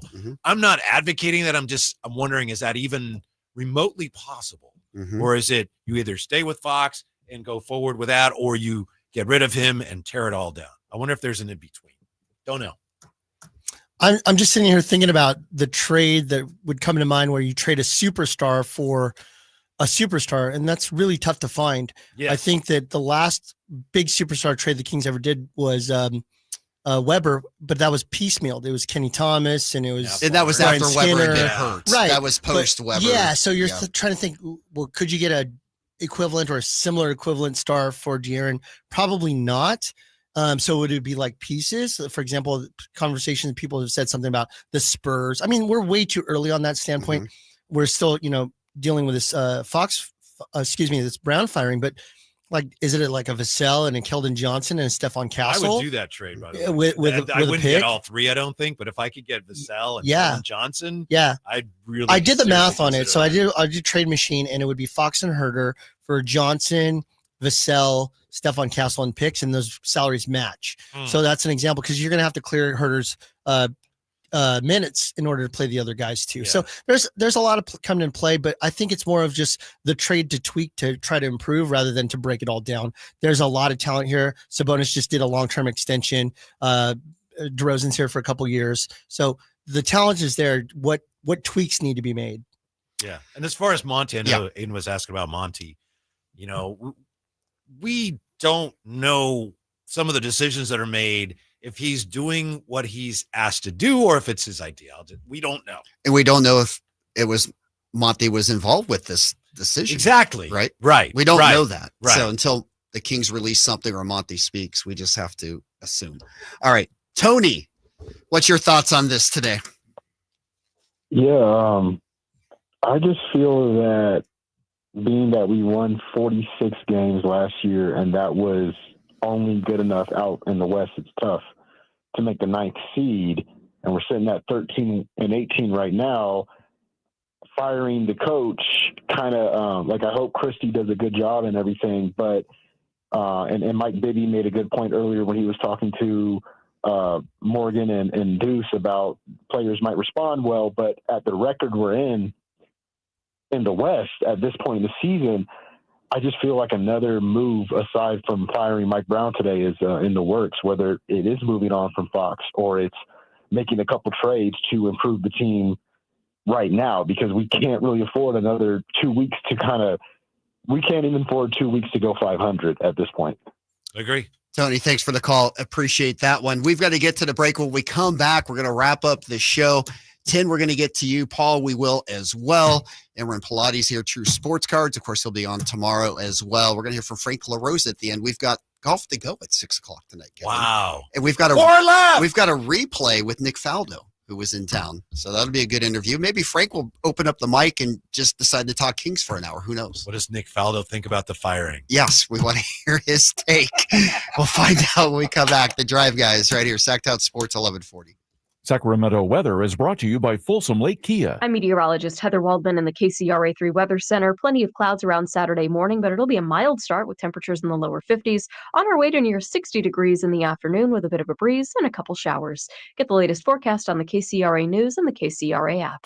Coach Christie here reminding you it's the final days of year-end savings right now at Folsom Lake Kia. Don't miss last chance massive year-end discounts. Hurry to Folsom Lake Kia or FolsomLakeKia.com. Here comes Floyd, throw over the middle, intercepted by Fred Warner. Faithful to the Bay. Fred gets up and runs back the other way, 30. Be there December 30th for Monday Night Football at Levi Stadium as the San Francisco 49ers face the Detroit Lions. 20, one block and he's in. It's the final regular season home game of the campaign and presented by SAP. Touchdown! Tickets are available now. Secure your seats today at 49ers.com/tickets. San Francisco! I'm Craig Ashton with the injury law firm of Ashton & Price. It may sound contradictory for a personal injury firm to wish you a safe holiday season, but we at Ashton & Price wish that no one has to suffer an injury in an automobile collision. But if you're an accident injury victim, you can lean on Ashton & Price to do all the legal legwork and introduce you to the best medical care providers in the area. So during this holiday season, you can focus on your health and your family. So from all of us at Ashton & Price, we advise you to have the happiest and safest of holidays. Remember, for the best advice, don't think twice. Call Ashton & Price. Seasons change, but if you hope to stay healthy, your body needs to stay active year-round, whether that's in the gym or on the trail or at work, and that's where the Good Feet store can help. Good Feet's personalized arch support system supports all 4 arches, relieving pain in your feet, knees, hips, and back. And Good Feet arch supports are HSA and FSA eligible. Visit goodfeet.com for an appointment or stop in for a free fitting. The Good Feet store in Sacramento, Roseville, Vacaville, and in Reno on South Virginia Street. Sacramento's premier country music festival, Country in the Park, is coming back May 16th and 17th at Cal Expo with Bailey Zimmerman, Billy Currington, Cole Wetzel, Nate Smith, and more. You'll enjoy food trucks, rock walls, and a mechanical bull, line dancing, and more. Single-day GA tickets start at $52 at CITPFest.com. It's Country in the Park, May 16th and 17th with Good Guys Heating and Cooling. Find out more at CITPFest.com. Get huge year-end savings on the all-new 2025 Silverado now at Maida Chevy. With $8,000 off MSRP after rebates on select new 2025 half-ton Silverado LT and RST. And Maida Chevy has one of the largest selections of new 2025 Silverados in the Sacramento area. $8,000 off new 2025 Silverado at Maida Chevy. Now that's big, huge. See them all at MaidaChevy.com. Together, let's drive. Now available with special financing lease and some of their offers.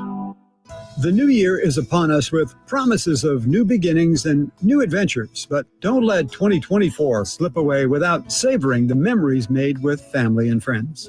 Hi, this is Frank LaRosa with a word about Naturewood Home Furnishings. Looking forward is always exciting, but I have a lot to appreciate in this past year, revolving around time with family and more good time spent around my Naturewood dining table. Watching my grandson with his first bite of birthday cake was priceless and reminds me that new life is the perfect balance between yesterday and today. Greet the new year with a visit to Naturewood Home Furnishings during their annual New Year's sale going on now, including all the fine furniture and accessories in every department. How about a new style for the new year? Find that perfect piece of furniture that's new today and filled with future memories for tomorrow. The memories you make with your family will stay with you forever. Naturewood Home Furnishings, off Highway 50 at Hazel. Look for the water wheel. Final segment here of the Drive, guys. Let's quickly get to the phone lines. 10, you've been waiting so patiently. 10. Good to hear from you, my friend. How are you? Hey, Ted. De'Aaron Fox is on the hot seat. I think Doug Christie should turn to gold. He was the first radio personality I've spoken to when he was KHTK with Grant Napier. And he has lacrosse background, Napier does. And so that could benefit Christie as he has another sports perspective beside him in the past. And I believe the Brown firing was to proliferate viewership for the NBA, that organizations aren't joking around. When they need improvement, they will make a shocking change, even if it's after a Christmas, before New Year's. They're going to show that the franchise is serious about getting back on track, and they want to give De'Aaron the team that he deserves, because Fox has openly stated he wants to stay here, and I hope he really does for entirety. Tim has spoken. Tim, yep. Tim, you have spoken. Thank you very much for Tim that. has spoken. All right, quickly, Paul, checking in our final call of the show. Paul, take it away. Hello, Paul. Final call, Paul. Come on, Paul. You there? We're here, Paul. Yeah, so save the best for last on this Yes. one. Honestly, guys, you know, Fox has got to go, bro. He's got to go. It sucks, but at the end of the day, we got to make moves. We got to be better. And you know, I like Austin Reeves a lot. There's a lot of players I like a lot to trade for him. I like the package deal with Fred Van Fleet, maybe Jalen Green. But Fox is he just doesn't got it, bro. He just doesn't got it anymore. You can totally tell he doesn't. I mean, his accuracy on the three-point line, his percentage is not good, dude. It's really not. And I've been to about 11 games this year, and I go for free because the guy doesn't go a lot, but I go for free. And he, you know, the guy's an amazing person that gives me tickets. But, you know, it really sucks that season ticket owners pay all this kind of money and they have players that just truly don't want to play ball. You can tell that Fox doesn't have that. He doesn't have that winning, that drive like he had when he had that long hair back in the day, when he would just take risks. You don't see that with him anymore. You know, he's not like a Ja Morant. You know, like a Ja. Like, I love Ja. The Ja who said he's not dunking anymore, Paul? Well, Ja, I just like Ja. Like, I like the, you know, go to the rim, let's make it happen. You know what I mean? He doesn't have it. You guys know what I'm talking about.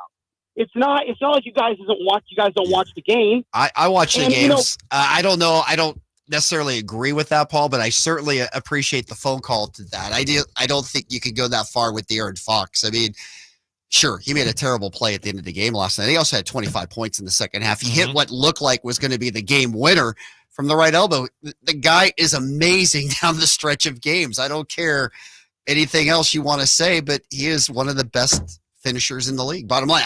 And I know that the Kings have been terrible finishing games this year. De'Aaron Fox is not terrible finishing games. That last night drove me crazy. You know, Fox has been getting to his spots down the stretch, making big shots. Here we go. And then you get to a really important possession, and you got DeMar DeRozan with the ball. He can't do anything. He throws it to Fox. Well, that's all right. DeMar DeRozan to Fox. Fox throws it to Trey Lyles for a straightaway three. What? No, that's not what we're supposed to do at the end of the game. No good. Yeah. That's true. Yeah. I can't argue that. It was a very frustrating loss last night. I'm sorry. It was. Yeah. I love watching De'Aaron at the ends of games. A couple of years ago, he'd be fumbling the ball. He'd had some trouble with ball handling. But over the last couple of years, he's gotten it together. And as you said, if Jaden Ivey doesn't hit that shot, Fox is the hero for breaking the losing streak. No doubt. All right, let's talk about something cheery. We've got a few minutes here. Frank LaRosa, our host for Golf to Go, is going to join us too in a couple of minutes. But what's going on tomorrow for the big show for Sports Cards? So it's our end of year show. Whitey and I will be wearing tuxedos. Yes, we'll be wearing tuxedos. Top only, short, basketball shorts on the bottom. Right. But we're going to be talking about kind of the year in review, the pros and the cons, the good and the bad of 2024, and what to look forward in 2025. Has it been a good year? Yes, in the sense of we had a miracle come from the sky named Wemby, and he saved the basketball market. Unfortunately, in 2025, this is not a good market. This rookie class is incredibly underwhelming. And as you know, sports collectibles, particularly sports cards, are driven by rookie classes, and this is not a great one. Unless Carter comes in next week and starts really yelling. Devin Carter. Other than that, it's not Wemby a great class. and Caitlin Clark this year. Yes. Yes. You just two anomalies just coming into the market and really firing it up. But those are the two that have driven sports card markets when you have things like, the Niners play and the unfortunate parts of parts of the game right now. So yeah, no, that's. But yeah, we'll be talking about it tomorrow. The pros Okay, and good. cons, the best top 3 of each, the bottom 3 of each, and Whitey will be doing more voices. And I want to hear the Homer garage door Simpson, sound. Yeah, and the Harry Yeah. Carey. So- Hi, I'm Homer Simpson. No, no, what is it? That wasn't it. That wasn't it good. No, you're going to intro the show tomorrow, so go ahead. Just give him. I'm not here for your dance monkey Amuse dance. us. I will do it. You never know what I'm going to do. Tell him what time the show is tomorrow. The show is on tomorrow at 10. In your Homer voice. Goodness, man. Do I have to do Show everything? is on tomorrow at 10. Right, Harry? That's right. 10 a.m. I don't usually get up that early. I love it. Dunstan fouls it off. It's 2-2. I love it. All right, so that'll be 10 to 11, 8 to 9. Tomorrow will be a replay of a show that's going to be heard here at 6 o'clock as I bring in Frank LaRosa, of course, our Golf to Go host. I get a chance to co-host that show with him. Frank, we're going to be airing an interview that you did with Nick Faldo, Sir Nick Faldo, a couple of months ago. But as a huge Boston Celtics fan, I know you are looking for a repeat this year, but do you have any takes on the Kings? Are you able to solve the Kings' woes for us in our final minutes of the show? We need you, Frank, to solve their problems. I think, a little pep talk from Whitey in his Homer voice that probably ought to set him straight. Frank, who is the best golfer, honestly, that you ever actually played with? Played with? Well, that's probably you, Whitey. Yeah, but I mean, I know you've played with like big names and legends and stuff, haven't you? Yeah, I think probably the most fun probably was with a guy named Billy Casper, who was really something. Yeah, My mom's and a favorite. really nice human being. Yeah, Good irons player, Frank. he was good at everything, and I think he hit a 7-wood into a green from about 170 yards out that ended up about 2 feet from the pin, and I got to make the putt because we were playing a scramble. Nice. That's how it works. Everybody contributed equally. Well, yeah, I suppose it's only one stroke, right? That's right. That's right. All right. Well, coming up, we've got an interview that you did with Nick Faldo. He was in town a couple of months ago. That's awesome. And he was fantastic. You had a one-on-one sit down with him over at Del Paso Country Club, part of an event. He was here with the First Tee of Sacramento, and you get a chance to interview so many wonderful people in the golf world, and really outside of it, just people who play golf but aren't necessarily known as golfers, like a Steve Young per se. What is it about doing interviews like this that you enjoy so much? Everybody has a story, Scott, and I feel if I can get them to kind of open up a little bit and tell us something that we didn't know before. A little secret, you kind of get to the soul of a person and you find out who they are, and that takes a little bit of trust. And so, I've always found that my approach is to let them know right up front that they're the main attraction, and I'm here to just toss softballs and see where we can get. And once there's a trust, people will tell you almost anything if you actually talk about what they want to talk about, and figuring that out is what the key is. Well, Nick Faldo certainly was great, and I'm looking forward to airing this again. It'll be again on right after the show again tomorrow at 8 to 9 o'clock, and then we've got, of course, the True Sports Cards with tuxedos tomorrow from 10 to 11. Looking forward to that, Emron, the best of show. The best of 2024, and one of the best things that ever happened to me was coming on for year 2 for the True Sports Card Show. Yes, we are glad to have you here at Sactown. Yeah, amen, brother. Yes, amen to that. And I cannot wait to open this Christmas gift. It is your Christmas gift. And Frank, I have your Christmas gift as well. I just have to see you. Well, gee, Scott, I'm a little confused here. I didn't know we were exchanging, but I guess I'll go buy you that. I guess I'll go buy you that $500 driver you were looking for. Well, that's why I'm still holding on to my gift. It was contingent upon what your gift was to me. Okay. It's always good to know the ground rules. Yes, exactly. All right. Thank you, Frank. And we'll look forward to the big show See tonight. you, Frank. Frank's Hey, Whitey, always a pleasure. Yes, take care. Be well, guys. All right. Be well, Frank. All right. That's going to do it for the drive, guys. Kevin, thank you for letting me be in here.